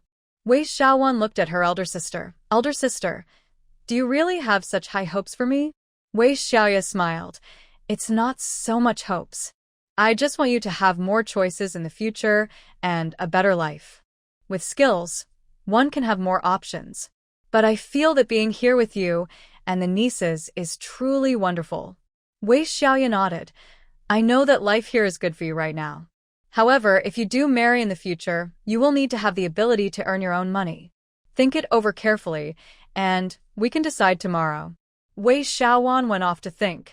Aitzao arrived at the poor and run-down home, but the bare walls did not affect her mood. Grandpa, Grandma, look what I brought you. Aitzao proudly handed them some candy. The two frail elderly people looked closely. Is this candy? Where did it come from? They knew their sensible and frugal granddaughter would not spend her own money to buy it. Aitzao explained everything and then took out the ointment she had in her pocket to show them. Grandpa Aitzao quickly told her to put it away. Such valuable things, you must keep them safe. It's rare for someone to be so kind to our girl. Aitzai is busy both inside and outside the house, going out in the wind and rain, and she has developed frostbite, making winter quite uncomfortable. However, the two elderly people are well cared for by her, with no cracks on their hands or faces. Aitzai quickly makes a simple porridge for the two elders to eat. After the meal, she prepares some medicinal soup. Aitzai's grandmother, Mrs. Nyo, complains, "If it weren't for us two old folks being a burden, my granddaughter would be sought after by many suitors. Look at you now, so grown up, and no one has come to ask for your hand. It really makes me sad. Grandma, please stop worrying about such things. Can I just leave you both to get married? Besides, serving another family is not as good as taking care of you. You are not a burden to me. If you think that, did you consider me a burden when I was little?" Mrs. Nyo quickly waved her hand. "What are you talking about, child? We cherish you so much. How could we see you as a burden? It's just a pity your parents passed away early. It's also our fault. If we were capable, we could build a new house, and maybe then a suitor would come." Old man AI looked at her speechless. "I told you, you're dreaming again. Who would want to come as a son-in-law? Building a new house won't help. Of course, if we built a house like Xiaoye's, maybe someone would be interested." After saying this, all three of them laughed heartily, though there was a hint of sadness. That kind of big brick house is not something everyone can aspire to. It is said to have cost over 20 taels of silver, and all the furniture is brand new. Aitzai keeps her copper coins with Mrs. Nyo, who knows there are only about 300 or 400 in total. Despite this, Aitzai always ensures they have 3 meals a day and uses the medicinal soup when needed without fail. Many herbs are collected by her from the mountains. Seeing Aitzai's hard work, the doctor taught her some common herbs. Whenever she has time, she goes to gather herbs, but it barely covers their living expenses. Saving money is impossible. Yet Aitzai remains optimistic. "Grandpa, Grandma, don't worry. Our lives will get better. The weather has been nice lately, so I will gather more herbs from the mountains. Aitzai, you've worked hard all year. You should take a break. Look at the other people in the village. Even the men aren't as tired as you." "It's fine, Grandma. I'll set up the fire pit, so we can stay warm at night." As she spoke, Aitzai shoveled the burnt wood into the fire pit, making the room a bit warmer. "It would be great if I could have 2 new comforters." That night, Wei Xiaoye had trouble sleeping. She felt a strange sensation in her heart. Could she really chase her dreams? Could she make her own choices?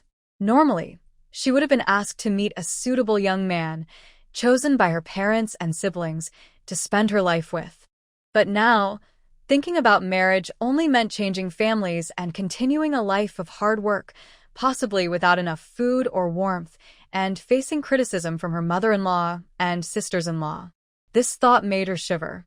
The next morning, Wei Xiaoye noticed that Xiaojun looked tired and said, "I told you to think it over, but you can't skip sleep."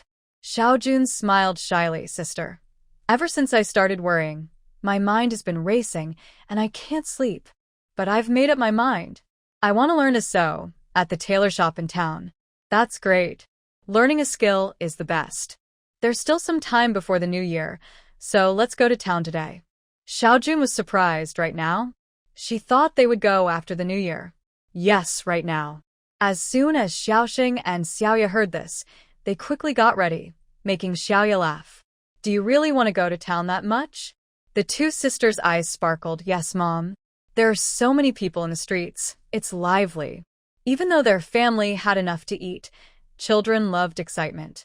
The four locked the door and took the ox cart to town. By this time, the harvest was over and there wasn't much work to do, but the villagers didn't have much money either.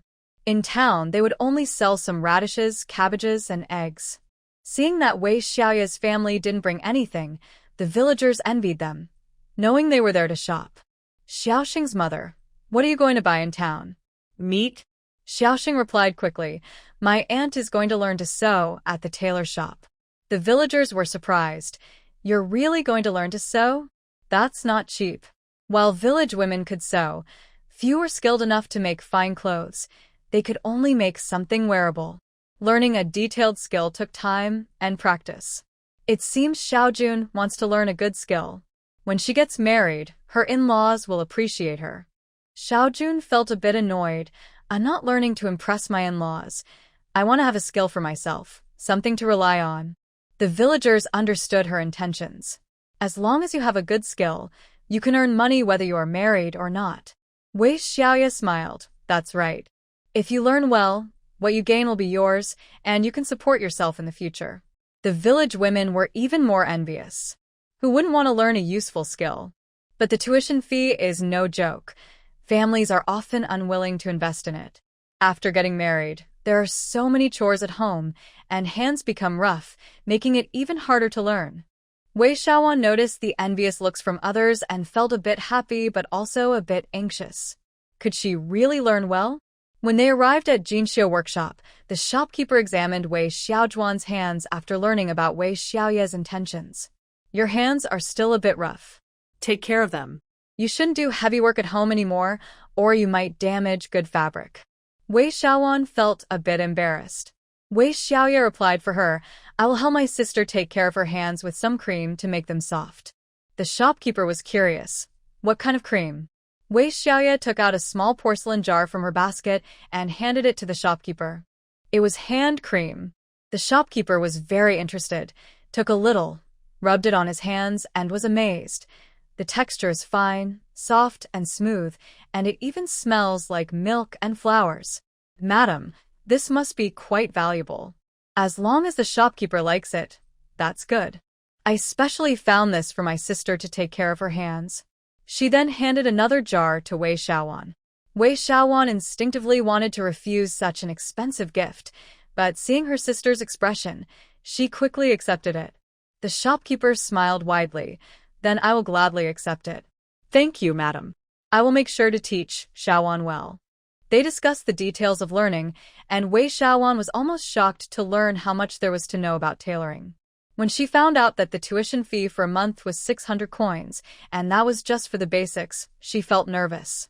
The cost for advanced skills would be even higher. That's too expensive. Many workers outside don't earn 600 coins in a whole month. Wei Xiaoye immediately handed 600 coins to the shopkeeper. Xiaoyan, you need to learn well from the shopkeeper. Wei Xiaoyan knew she couldn't speak up. She couldn't let her sister down at this moment. Was there any other option besides studying hard? The shopkeeper gently patted Wei Xiaojuan's shoulder. Behind my shop, there's a small courtyard where I have several apprentices. You will learn there daily. However, I don't provide meals or accommodation. Wei Xiaoye expressed her understanding. Big sister, I'll take my younger sister out to buy some food, and I'll come back later.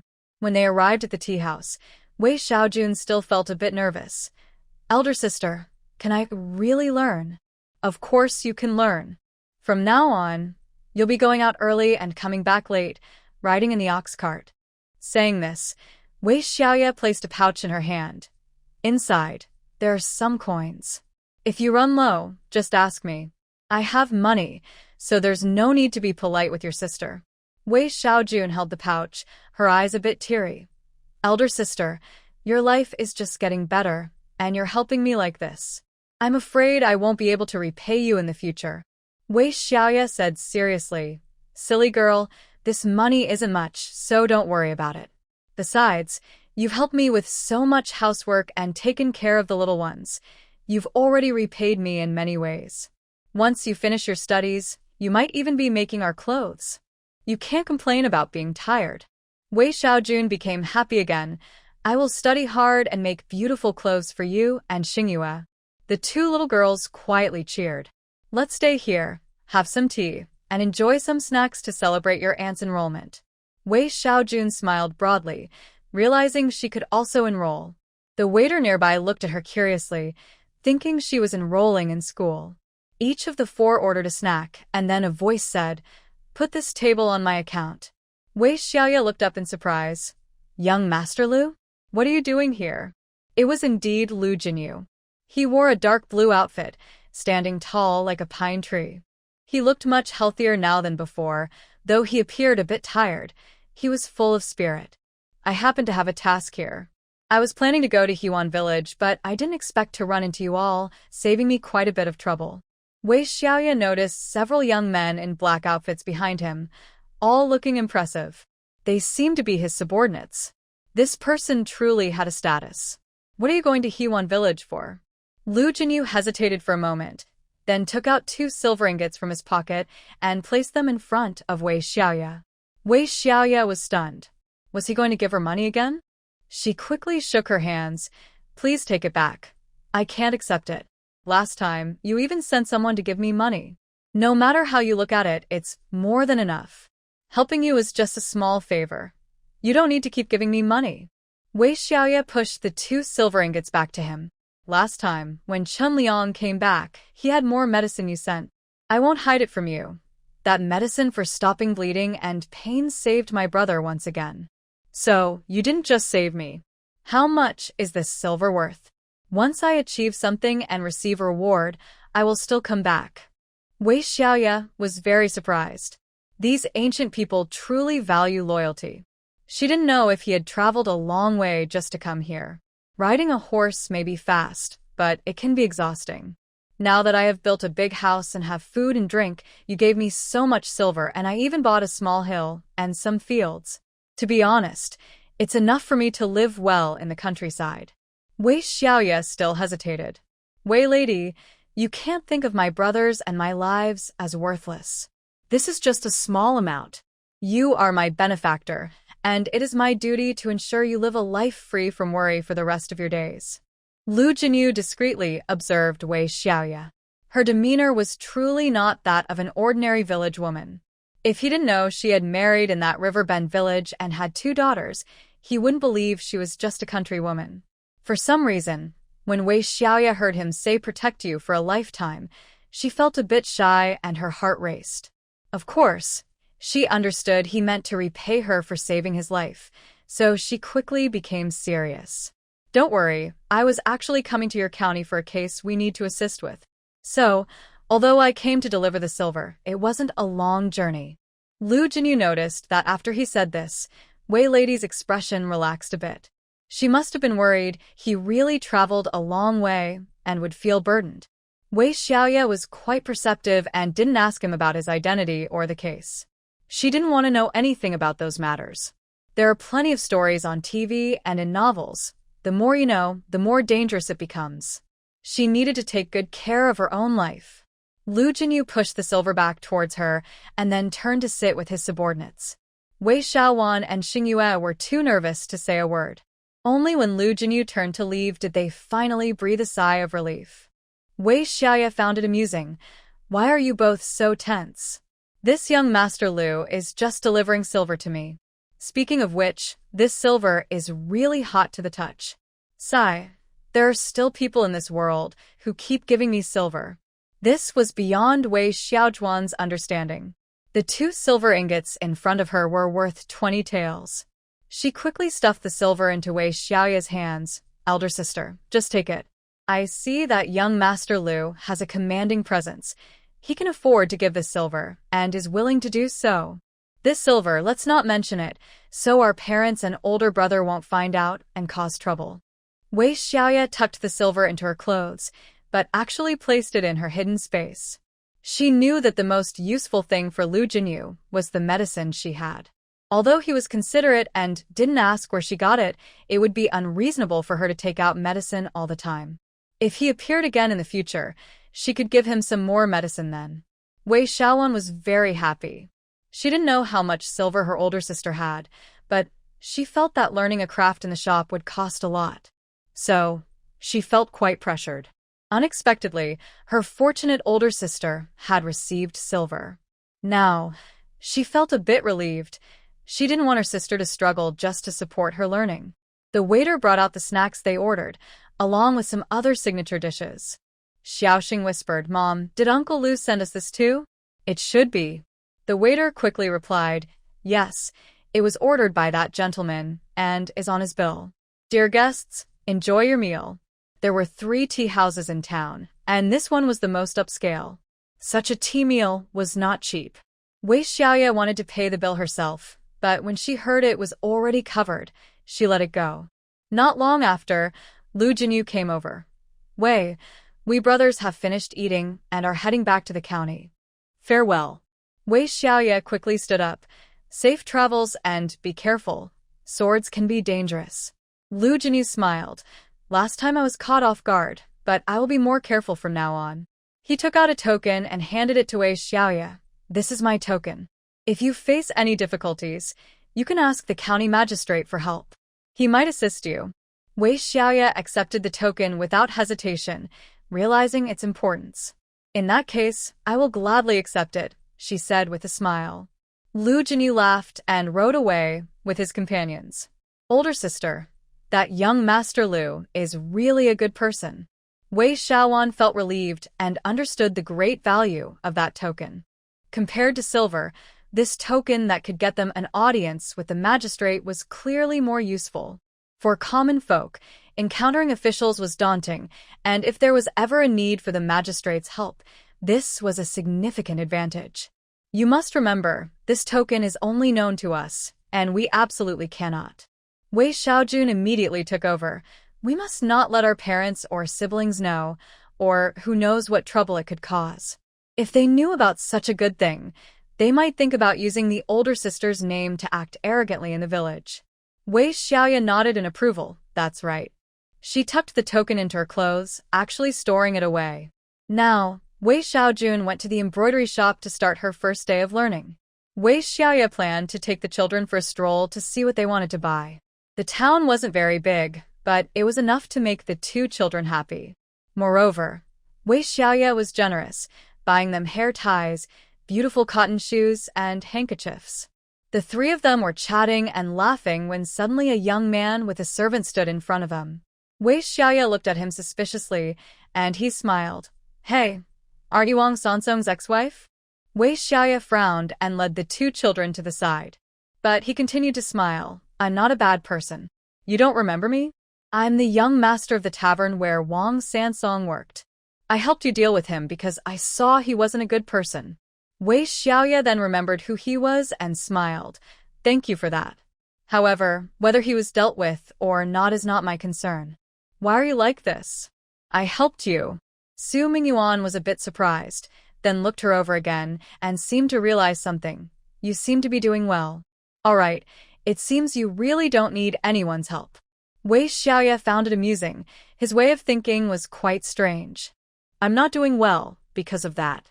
I just divorced him long ago. His troubles have nothing to do with me." After saying that, Wei Xiaoye walked away with the children. Su Mingyuan laughed softly behind her. "This young lady is interesting. She even divorced her husband." The servant chimed in, "Young master, she really is a remarkable woman. Regardless, I helped her out, and she didn't even thank me." Su Mingyuan still felt a bit down. "An ordinary countrywoman wouldn't understand so much," the servant said. Su Mingyuan rolled his eyes at the servant. She was far from an ordinary countrywoman. Her attire, speech, and confident demeanor clearly showed she was not just a simple villager. The young servant felt uneasy. Although the young master was playful, he wouldn't really be interested in a woman with 2 children, would he? Seeing the young master's carefree expression eased his worries. If the young master truly got involved with this woman, it would be him who suffered. He might even get scolded by the master and madam. When Wei Xiaoye returned with the 2 children on the ox cart, she felt a bit cold. It would be nice if she could ride a donkey cart all the time. She chuckled to herself. She had come to this place in such a difficult situation, but thanks to Lu Jinyu, she now had some silver and wanted to enjoy life a little. In this cold winter, it was nice to stay cozy, but when spring came, she needed to earn more silver, build high walls, and store grain. With food in hand, one can feel secure. Little Yu said sweetly, "Mom, my birthday is tomorrow. Tomorrow, I'll make you something delicious." Our little Yu is growing a year older. Wei Xiaoye thought about what tasty food to prepare. A woman nearby laughed. A little girl is making such a fuss over her birthday. In the village, if a boy had a birthday, he might just get an egg. For girls, hardly anyone remembers. Even if they do, there's usually no celebration. Seeing little Yu's face fall, Wei Xiaoye quickly comforted her. How about we kill a chicken for dinner tomorrow? Everyone gasped. Did a little girl really need a chicken for her birthday? Little Yu felt very satisfied but maturely refused. No, Mom. Just make me some red date and egg soup. Besides, you bought me so many things today. She took out her handkerchief, hair tie, and cotton shoes, showing off to the other women on the cart. The women were wide-eyed. This is too extravagant. Spoiling a little girl like this.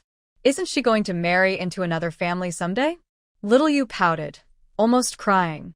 Wei Xiaoye hugged her two daughters. Even if they marry in the future, I will make sure they choose well. The family background and character must be good. I spoil my daughters, but I don't want them to suffer. The other women felt a bit down. Reflecting on their own lives, they had endured hardships at their parents' homes and continued to suffer after marrying. Who truly cared about their well-being? Thinking of this, they genuinely envied the Xingyue sisters. What about you? Are you really not marrying again? Aunt Li was quite curious. Wei Xiaoye glanced at her, remembering that she was the carpenter's mother. At that time, the carpenter Li was quietly confessing his feelings to her on the mountain. Anyway, I'm not considering that right now. I have two daughters with me, and I'm very happy. Aunt Zhao laughed and said, That's right. Without a husband, there are fewer worries. Taking care of two lovely daughters is so rewarding, and life is much easier. Unlike us, at my age, I still have a mother-in-law to look after. Aunt Zhao's words resonated with others. It seems that being like Wei Xiaoye is better. Why marry someone? Isn't it nice to live with two daughters? But when the kids grow up, won't you be all alone? Wei Xiaoye smiled and said, I'm not worried. I have money, a house, and land. I won't starve. Oh. That struck a chord with the others. Why get married? In fact, it's just to live well, and clearly, Wei Xiaoye will have a good life. As long as she doesn't spend recklessly, her life will be much better than others in the village. When Aunt Li returned home, she saw her son silently working and couldn't help but murmur, Isn't it time to settle down with that girl from your aunt's side? Father Li replied seriously, She's a good girl, honest and hardworking. She can take care of her siblings and work in the fields. We should settle this soon. Let's have the wedding before the new year. Carpenter Li sighed and didn't respond. What are you thinking about? I came back with the Wei family today. Seeing her son turn his head away, Mother Li felt a bit annoyed. As soon as Wei was mentioned, his ears perked up. She said she has a big house, money and land, and can live well on her own. She doesn't even need to marry. Carpenter Li's heart sank again. He already knew that, otherwise, she wouldn't have rejected him so easily back then. But he always felt uncertain. The girl from his aunt's side was plain but genuine, and she was truly a rare good girl. Yet, he couldn't muster much enthusiasm. Mother Li walked over and gave him a few firm pats. You should focus on your own life and live it well. I'm not saying I won't live well, Carpenter Li scoffed. You all thought she couldn't match our family because she had two kids. Do you see it differently now? Father Li's face darkened. Don't think about unnecessary things. To be honest, who wouldn't envy a big house like that? It could easily be worth dozens of taels of silver. That Wei family is truly a blessing. But what does that have to do with us? Li's father looked at his son's lonely face and felt a heavy heart. Things should be better after marriage. The next day, Ai Chao came to Wei Xiaoye's house again. Sister Xiaoye, I'm here to fetch water for you. I noticed that Xiaowen has been busy with her needlework at school these past few days and might not have time for chores at home. Wei Xiaoye quickly declined. Xiaowen already fetched water early this morning and cooked before she left. You really don't need to worry about me. Please don't come to do my work. It makes me feel guilty. Sister Xiaoye, don't be polite. The ointment you gave me is truly wonderful. After just a few applications, look, I'm almost healed. Ai Chao didn't expect such a good remedy. It really eased her pain. Wei Xiaoye brought out a bowl of red date and egg soup and handed it to her. Today is Xiaoye's birthday, and she wanted this soup. You should have some too. It's still warm. Xiaoye chimed in, and you should eat it. It's so delicious. Mom even added brown sugar, so it's sweet. Ai Chow looked at the 2 plump eggs resting quietly in the bowl, round and full, looking so tempting. There were at least a dozen red dates, like red gems, adding bright color to the soup. The broth was a deep red, and as Xiaoyu said, it had brown sugar in it, giving off a rich, sweet aroma. On this cold day, a steaming bowl of red date and egg soup was undoubtedly the best choice to warm up and nourish the body. Ai cao phao phở lobster. No, this is too precious. I can't possibly eat this. Xiaoyu, Xiaoxing, you should eat it. And just eat it. Mom said today is Xiaoyu's birthday, and we should share her joy, Xiaoxing encouraged. Now that she had grown a lot, she could see some of the adult dynamics. Ai Chow felt just as awkward as she used to. In the past, she would watch others enjoy delicious food while she had none, and it made her heart ache. Wei Xiaoye firmly placed the bowl in her hands. I'm eating too, so I won't keep talking. It's a celebration for the children. We should all share in their happiness. Wei Xiaoye indeed served herself another half bowl and pulled Ai Chow to eat together. Ai Chow calmed down, carefully took a spoonful, and felt the sweet taste in her mouth. It was truly delicious and warm, a flavor she had never experienced before. On her birthday, Grandma would insist that she eat a boiled egg, which made her very happy. However, she had never tasted the red date and egg soup made with brown sugar water. It would be wonderful if Grandma could have a sip too. Aitsai felt a bit guilty. She enjoyed delicious food while Grandma at home could not. Of course, she wouldn't shamelessly take the bowl home. After they finished eating together, Wei Xiaoye saw Aitsai with a basket and asked, "Are you planning to go up the mountain?" "Yes, Sister Xiaoye. I thought I would gather some herbs after fetching water for you. Even though it's winter, there are still herbs around. If I collect more, it will save some money for my grandparents' medicine," Aitsai explained in detail. "All right, let's go together. I want to check the mountain too." She had a system, so gathering herbs on the mountain would be easy for her. Aitsai was a bit surprised but quickly hid it. Who wouldn't want to earn a little extra money, even if Sister Xiaoye was already wealthy? The Xingyue sisters wanted to follow, but Wei Xiaoye refused. "You two go to Grandma Gao's house and play with Xingya. I'll pick you up when I come back." In the cold winter, it would be tough for the 2 little girls to go up the mountain. The Xingyue sisters obediently reminded their mother to be careful, which made Wei Xiaoye both amused and exasperated. Wei Xiaoye also carried a basket, changed into a coarse cotton coat, locked the door, and went out with Aitsai. "Sister Xiaoye, I plan to go deeper into the mountain. The nearby hills have already been picked clean." Wei Xiaoye understood. Besides Aitsai, who wanted to save money on medicine, there were also doctors and barefoot healers who regularly thought about gathering herbs. Aitsai was a bit worried. "Sister Xiaoye, are you scared? What do I have to be afraid of?" "Don't underestimate me," Wei Xiaoye smiled. Aitsai then felt reassured. Indeed, she realized she had been overthinking. Looking at Wei Xiaoye, she didn't seem like a typical farmer's daughter. She naturally thought she had never done any hard work. In fact, when Wei Xiaoye was at the Wang family, she did all sorts of work. Seeing Aitsai's expression, Wei Xiaoye knew what she was thinking and secretly smiled. Women, after some care, often appear delicate to everyone.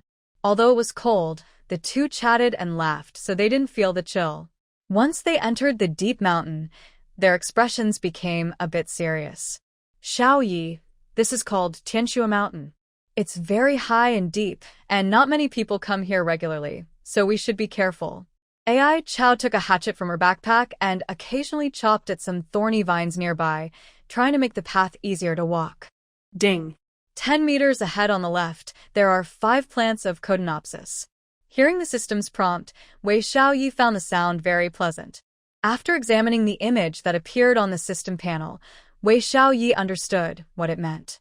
After walking a few meters, Wei Xiaoye pointed at the vines and said, "Ai Chow, look over there. Are those Codenopsis?" AI Chow looked closely and excited. Her voice trembled a bit. Xiaoye, you're amazing. They really are Codenopsis. The two carefully cleared the area around them and took out a small to dig up the roots. Sure enough, there were 5 plants in total. 2 were smaller, while 3 were larger, thicker than a thumb. Without hesitation, AI Chow tossed the Codenopsis she had into Wei Xiaoye's backpack. Wei Xiaoye exclaimed, "Hey, this is our harvest. Why are you putting everything in my backpack?" Huh. Xiaoye, you clearly found them. AI Chow was a bit confused. Wei Xiaoye sighed inwardly, realizing the girl was truly innocent. If you hadn't brought me to this mountain and cleared the path, would I have found them? But it's fine to keep them with me for now. We can share later when we go down the mountain. AI Chow still wanted to refuse, but Wei Xiaoye stopped her. We came out together, so it's a team effort. I hope we can find more herbs today and earn some money. AI Chow nodded repeatedly, smiling brightly and feeling more motivated. What puzzled her was that even though she tried hard to search, she found far fewer herbs than Wei Xiaoye. With Wei Xiaoye's guidance, they collected several more.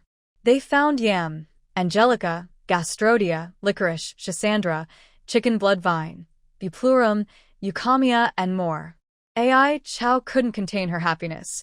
Xiaoye, no wonder the villagers say you're a lucky star. How can we find so many herbs together? No wonder she found Reisher last time. Wei Xiaoye smiled. Of course. There are many treasures in this mountain. If I knew more herbs, we might find even more. Xiaoye, you already recognize many herbs. There are even some I don't know. But since you taught me, I'll learn them too. Wei Xiaoye chuckled, realizing that the system's teaching was quite beneficial for her. Ding. 20 meters ahead, there is a valuable plant called He Shou growing in between the stones. Wei Xiaoye heard the system notification and felt excited at the mention of its value. Sister Xiaoye, it's getting late. Should we head back? Wei Xiaoye was not willing to give up and quickly replied, let's keep going a bit further. It's still early. AI Chow felt a bit ashamed of herself. Even someone like Sister Xiaoye, who didn't lack money, was working so hard. What reason did she have to think about going back? The two continued on for a while until Wei Xiaoye excitedly shouted, AI Chow, come look. This is He Shou. AI Chow leaned in to take a look. The leaves were heart-shaped but pointed at the top with serrated edges. That's it. This is definitely He Shou. Wei Xiaoye felt a bit disappointed. It's a shame it's growing in this. We'll have to work a bit to get it out. How much effort could it really take? The two carefully pried open the surrounding stones, trying not to damage the root. The deeper they dug, the more excited AI Chow became. This one was huge. How old could it be, and how heavy? After they finally dug it out, Wei Xiaoye heard the system notification.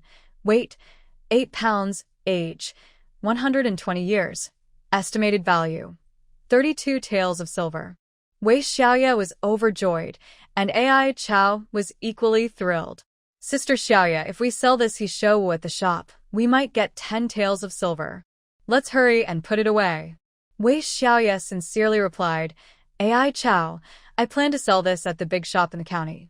The price will definitely be better than selling it in town. I'll share half the silver with you. We can both have a good year. AI Chow was startled. No, Sister Xiaoye. I'm already very happy if you share some of the other herbs with me. This precious He Shou should be yours to keep. Don't say that. Without your help, how could I have found this valuable plant? Let's keep it safe and not let anyone in the village know. The two placed the He Shou at the bottom of their basket and covered it with other herbs. When they returned to the village, someone saw them and joked, Oh, did you two go treasure hunting in the mountains? AI Chow felt a bit uneasy, but Wei Xiaoye laughed and said, Yes, we might have found a treasure. Once they got home, the two discussed how to turn the herbs into silver. Wei Xiaoye naturally thought about selling them to the system and would conveniently share half with AI Chow. Some herbs I need for myself, and I plan to sell the He Shou in the county town. After selling it, I will share the money with you. Wei Xiaoye didn't invite her to go to the county town, and Aicao naturally wouldn't follow. She felt that Wei Xiaoye must be keeping some herbs for herself or to improve her health, so she willingly took the other half of the herbs. I know Sister Xiaoye wants to take care of me, and I shamelessly accepted it. In fact, I really didn't do much today. Most of it was discovered by you, Sister Xiaoye. Wei Xiaoye smiled and said, You don't need to feel burdened. Just remember, I wouldn't dare go into those deep mountains alone, so accept it with peace of mind. Aitzao then felt relieved. She understood this was Wei Xiaoye's kindness towards her, which also showed her recognition of Aitzao. Therefore, she silently regarded Wei Xiaoye as a sister in her heart. After Aitzao left, Wei Xiaoye stored the Hishowu in her space, then took a few steamed buns to go to Aunt Gao's house to pick up the Xingyue sisters. When Aunt Gao saw Wei Xiaoye handing several white steamed buns to Xingyue, she exclaimed, You shouldn't. You girl just letting two little girls play at my house, and you bring these white steamed buns. What does that make me? Wei Xiaoye smiled and said, Thanks to you for looking after them. Besides, it's past mealtime, and the two little girls have already eaten at your house. What are a few buns to me? Xingyue had already taken a big bite of a white steamed bun and said, Grandma, it's so delicious, soft and sweet. You child. I'm still talking, and you're so eager to eat. Aunt Gao seemed a bit embarrassed. Aunt, I'm taking the kids home now. Thank you for taking care of them. The Xingyue sisters happily followed Wei Xiaoye back, chattering all the way. Mom, I heard from Xingyue that her aunt was hit by her husband. Grandma Gao even cried. Wei Xiaoye was shocked. Aunt Gao's daughter was hit? Domestic violence? Xiaoye nodded. That's right. Her aunt is hiding in the house crying and won't come out. Wei Xiaoye felt furious. She hated men who hit women the most. They only bully women because they think they are stronger. If they had to fight a stronger man, those men who hit women would surely back down. She didn't come out during mealtime. Grandma Gao brought food into the house, Xiaoxing added. In Wei Xiaoye's memory, Aunt Gao's daughter was named Manhwa and had married into the neighboring village. She is a small and thin woman, about in her early 20s, and she is a daughter. Xiaoxing observed Wei Xiaoye's expression. Mom, Aunt Manhwa was also beaten because she didn't have a son. I heard her crying and Grandma Gao comforting her. Xiaoxing is now able to read people's feelings and has some analytical skills. Wei Xiaoye patted her little head. Did Grandma Gao tell her to endure it? Both sisters nodded, their eyes showing discontent. Seeing her daughter's expressions, Wei Xiaoye felt a bit relieved. Under her subtle influence, they would not think that a woman being beaten is a small matter, believing that endurance is necessary. Mom, it would be great if we could help Aunt Manhwa, Xiaoxing said with sympathy in her eyes. Wei Xiaoye sighed softly. If you go to Grandma Gao's house to play again, pay attention to what's happening. If you need my help, I will assist. The sisters' eyes lit up. Back at home, Wei Xiaoye checked the herbs in the system, which were valued at 8 coins. This is already considered a good income. Of course, this does not include the large Hishowu. Wei Xiaoye thought she should make a trip to the county town for some business. When Wei Xiaowan returned home, she discovered the herbs in Wei Xiaoye's basket and was surprised but also worried. Eldest sister, next time you go up the mountain, take me with you. I'm worried about the dangers on the mountain. What danger? I went to gather herbs with Aitzao. She's very capable. Why would you worry about me? Wei Xiaowan felt relieved. Aitzao is indeed capable, and they can look out for each other. She wouldn't worry as much about her sister going up the mountain alone. What if she got hurt? Even though we go together, there might be wild animals in the deep mountains. We won't go too deep, just at the foot of the mountain near the edge. We wouldn't dare venture into the deep valleys. Wei Xiaoye also didn't want to go too deep. This time, having such a big harvest was already of luck for both of them. Although she has strength and Aitzao seems quite capable, they wouldn't stand a chance against a wild animal. Don't worry, we'll take a break for a while. Wei Xiaoye took out the Hishowu from her space and called her sister to look. Wei Xiaowan gasped. What is this? Is it also an herb? Why is it so big? Wei Xiaoye laughed happily. I'm going to make a good profit. This can sell for a good price, half of what Aitzao has. Wei Xiaojun didn't say anything about her older sister giving half to AI Chao. Wei Xiaoye had a new understanding of her sister. It seemed Xiaojun was indeed a caring person. Sister, you really are a lucky star.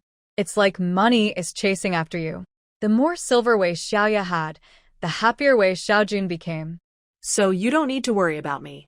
To be honest, even if I continue farming and selling vegetables and bamboo shoots next year, or if I just rent out the land for some income, it will be enough for us to live on. Now she had over 60 taels of silver, and once the He Shou Wu sold, she would earn even more. Wei Xiaojun didn't know exactly how much her sister had, but she understood that it was enough to live comfortably in the countryside. Then I can really relax. By the way, we should keep the He Shou Wu a secret from our parents. Seeing Wei Xiaojun so determined to hide this from their family made Wei Xiaoye laugh. Let's keep it a secret.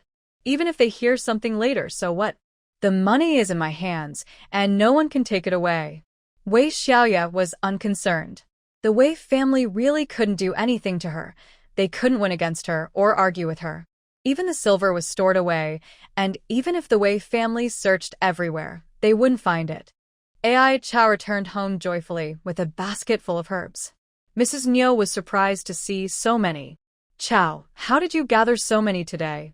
AI Chao sorted through what she needed, and the rest could be sold at the pharmacy. I went to the mountains with Sister Xiaoye. Her eyes are much sharper than mine. She found most of the herbs. We filled 2 baskets, and she gave me half. Old AI nodded repeatedly. Xiaoye is truly a kind-hearted girl. Looking around to make sure no one was listening, AI Chao leaned closer to her grandparents and said, Grandpa, Grandma, Sister Xiaoye also found 100-year-old He Shou Wu, weighing about 7 or 8 pounds. The old couple was shocked. That must be worth a lot, right? At least 10 taels of silver. Mrs. Niu sighed. That girl Xiaoye has really been lucky since leaving the Wang family. I heard scholars say that a blessed girl does not enter a house without blessings. When she was with the Wang family, her luck was truly suppressed. Ai cao phép lết, cờ đăng ma, nhà absolute tin dài. The Wang family really did hold back Sister Xiaoye's blessings. She whispered, Grandpa, Grandma, Sister Xiaoye said that once she sells the He Shou Wu, she will give me half of the money. Really? Half for you? That can't be right. The elderly couple was surprised, and Grandpa AI quickly shook his head. Chao, we can't take advantage of others. You said it was Sister Xiao who found it. AI Chao smiled. Yes, Sister Xiao found it. I just helped her dig it up. I even said I wouldn't take her money. She has already given me so many herbs, I can't be that shameless. But she insisted. If she insists on giving it, we still can't accept it, Grandpa AI said seriously. Chao, we may be poor, but we shouldn't take advantage of others. Niu hesitated a bit. Xiaoye is a good girl. We definitely shouldn't take half, but if she is kind and gives us a little, we... Ai cao lau ghét, cờ đăng pa, cờ đăng ma, don't worry. Look at these herbs I sorted out. Besides what we need, the rest can be sold at the shop for a good amount of money. She had sold herbs before and had a rough idea of their value. She could get a few coins. AI Chao was very satisfied. Besides the He Shou Wu, she had gathered many valuable herbs like Dangshun and Fuling. The next morning, AI Chao set off to town with her basket. As expected, her estimate was close. She sold the herbs for a total of 4 coins. AI Chao smiled widely and bought 5 pounds of rice and 2 pounds of flour. When she saw the steaming buns at the stall, she resisted the temptation and hurried home. Grandpa, Grandma, I made 4 coins today. Let's have rice for dinner and fry 2 eggs. Grandpa AI and Niu were very happy and readily agreed. Meanwhile, Wei Xiaoye took her 2 children straight to the county town. On the way, others asked what they were doing. Xiao Xing chirped. My mom and Aunt AI Chao went up the mountain to gather herbs. We're going to the shop. Xiaoye really knows how to make money. Just a trip up the mountain, and she can gather herbs. We wouldn't even know where to start, a woman said enviously. Wei Xiaoye smiled. Herbs are easy to learn about. You can see my basket. It's full of herbs. But going deep into the mountains is tough. There are no paths, just branches and thorns. AI Chow worked hard to clear a small path for us. Otherwise, we wouldn't have made it. Everyone fell silent. The herbs, mushrooms, wild fruits, and vegetables on the small hill are quickly picked clean by the villagers. However, few people venture into the deep mountains unless they have no other choice. Once, a hunter, confident in his skills, went into the mountains and didn't return for 3 days. His family only dared to search at the foot of the mountain, unable to enter the deep woods. Even after calling out for 2 days, there was no answer. In the end, they had no choice but to give up. The hunter never came back. The deep mountains are frightening, and the villagers speculated that perhaps the hunter was eaten by a wild beast. Considering this, although AI Chow and Wei Xiaoye received some silver, it wasn't enough to make others envious. The cost was too high. This time, they were lucky. The villagers were calm until the afternoon when Wei Xiaoye and her mother returned and brought silver to AI Chow, which changed everything. As soon as they entered AI Chow's yard, they were warmly welcomed by old AI and Mrs. Niu. When Wei Xiaoye took out 16 taels of silver to give to AI Chow, the AI family was stunned. 16 taels of silver. Wei Xiaoye smiled brightly. Please accept this. We are truly lucky. The herb we found is exceptional. A wealthy lady in the county is looking for such herbs. Isn't that lucky? It would normally be worth only about 10 taels. AI Chow shook her hands urgently. No, Sister Xiaoye, this luck belongs to you. I can't accept it. Exactly, Xiaoye, if you really want to help our family, just give us a small amount for help. Just 1 tael of silver would be greatly appreciated, Mrs. Niu quickly added, fearing that the two would refuse entirely. 1 tael of silver would still be a lot. Even so, she received a quiet eye roll from her husband. But she didn't care. Her daughter was truly in need. If they could get that 1 tael, winter would be easier. Wei Xiaoye knew this family was kind-hearted. She firmly placed the silver in AI Chow's hands. Take it. In this cold winter, you need to buy new blankets, coats, and shoes. Everything costs money. Besides, we won't go into the mountains this winter. We can wait until spring. If I hadn't gone with you, I wouldn't have dared to go alone. You deserve this. After some back and forth, AI Chow finally accepted a 10-tael silver ingot and firmly returned the remaining 6 taels to Wei Xiaoye.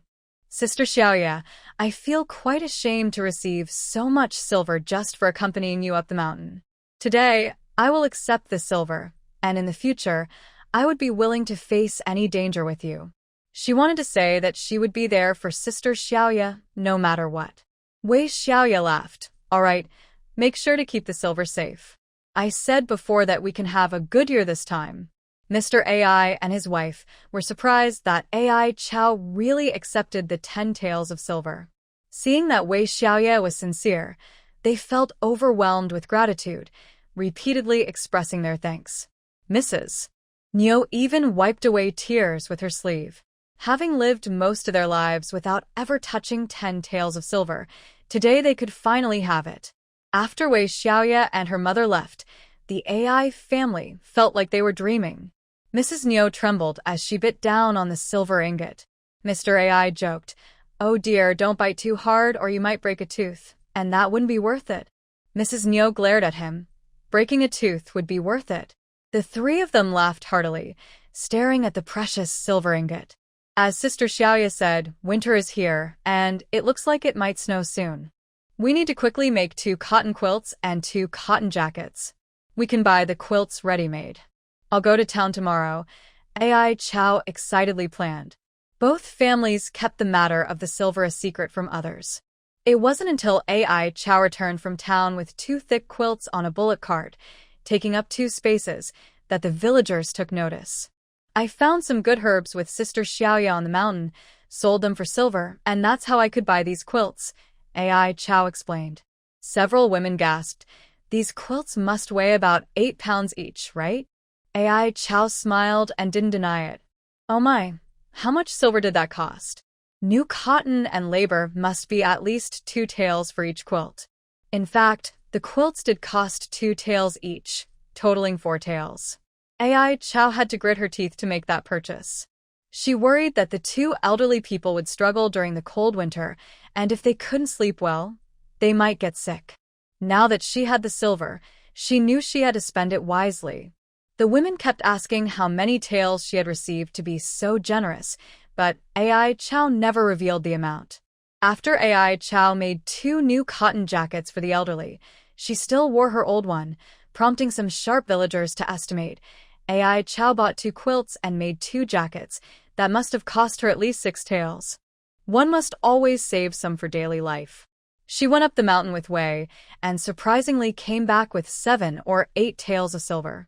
Did they really make that much money from just one trip? You didn't see how Ai Chow used to go up the mountain alone, just to gather some common herbs and earn a few coins.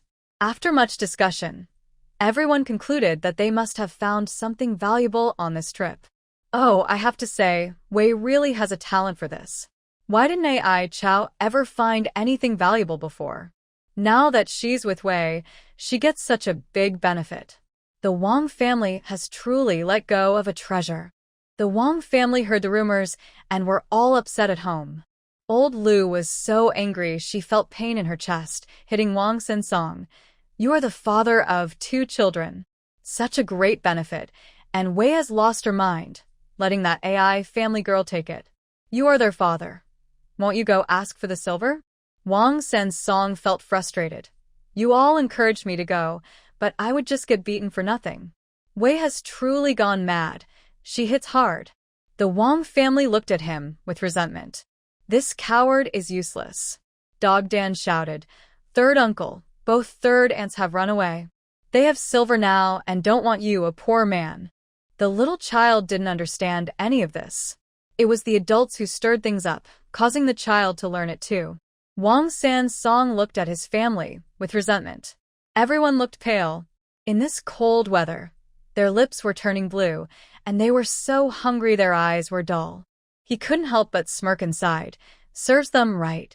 They deserve to be hungry and cold. After all, he was already a joke. His ex-wife left, and now his current wife has left too. As Dog Dan said, both women became wealthy after leaving him. But compared to Wei Xiaoye's current success, he hated Sun Fong-yang even more. He thought about finding Sun Fong-yang and giving her a good beating to make her return the silver. Unfortunately, he didn't even have money for travel now. Not only was everyone in the village saying that Wei Xiaoye was very lucky, but they also said, a lucky girl doesn't enter an unlucky home. The Wang family had truly earned the reputation of being an unlucky family. After Wei Xiaoye left the Wang family, her luck couldn't be contained anymore, and it all came out, which is why money was chasing after her. Even a widow like Sun Fong-yang could escape from the Wang family, showing that it really wasn't a place for people to live. The Wang family was furious. The old man's unlucky reputation had dragged them down. The clan members came in a rage, demanding their money back. Unfortunately, that money was lost, and the Wang family insisted they had none. They had no money, but they had plenty of lives to spare. This attitude made the clan members very angry, and they declared that they would not seek help from the clan in the future. With the Wang family causing such a scene, Aunt Gao's family naturally heard the news. Manhwa, with a bruised face, stayed indoors while Aunt Gao shared the gossip to lift her spirits. Manhwa seemed lost in thought. Mother, what do you think about me getting a divorce? I see that Xiaoye is doing well after leaving Wang Sansong. Aunt Gao's eyes filled with tears. We, as women, have it hard enough. How can you say such things? Your father and brother are gone, leaving us behind, which is why your in-laws dare to bully you. If it weren't for feeling sorry for Xingya, I would have wanted to follow your father too. Manhua felt helpless. She wanted a divorce, but her mother always mentioned how pitiful Xingya was. She understood her mother's point. If she divorced, she would only return to her mother's home, where it was all women. Wouldn't they still be bullied? Her sister-in-law had become quiet and withdrawn, lost in her own thoughts. If Manhua returned home after a divorce, her mother and sister-in-law would likely feel even more pressure. Mother, I heard that Xiaoye divorced Wang Sansong because he brought Sun Fengyang home. You know, after I had Dongzhu, The Song family looked down on me, saying I couldn't have a son. Poor Dongju is so young and cries every day, Manhwa said, tears streaming down her face. Aunt Gao also cried. You, as a mother, really feel helpless. If you leave Dongju with the Song family, won't she cry every day? If you don't go back, what will happen to the child? Manhwa covered her face with her hands. Mother, what should I do? That awful song brought another woman home. Aunt Gao was shocked and slammed her hand on the table. The Song family is too much. We should go to your uncle and third uncle to stand up for you. But deep down, she knew it wouldn't help. Their family already had conflicts with the eldest and third families, and with this situation, they would likely just laugh at them instead of helping their married niece.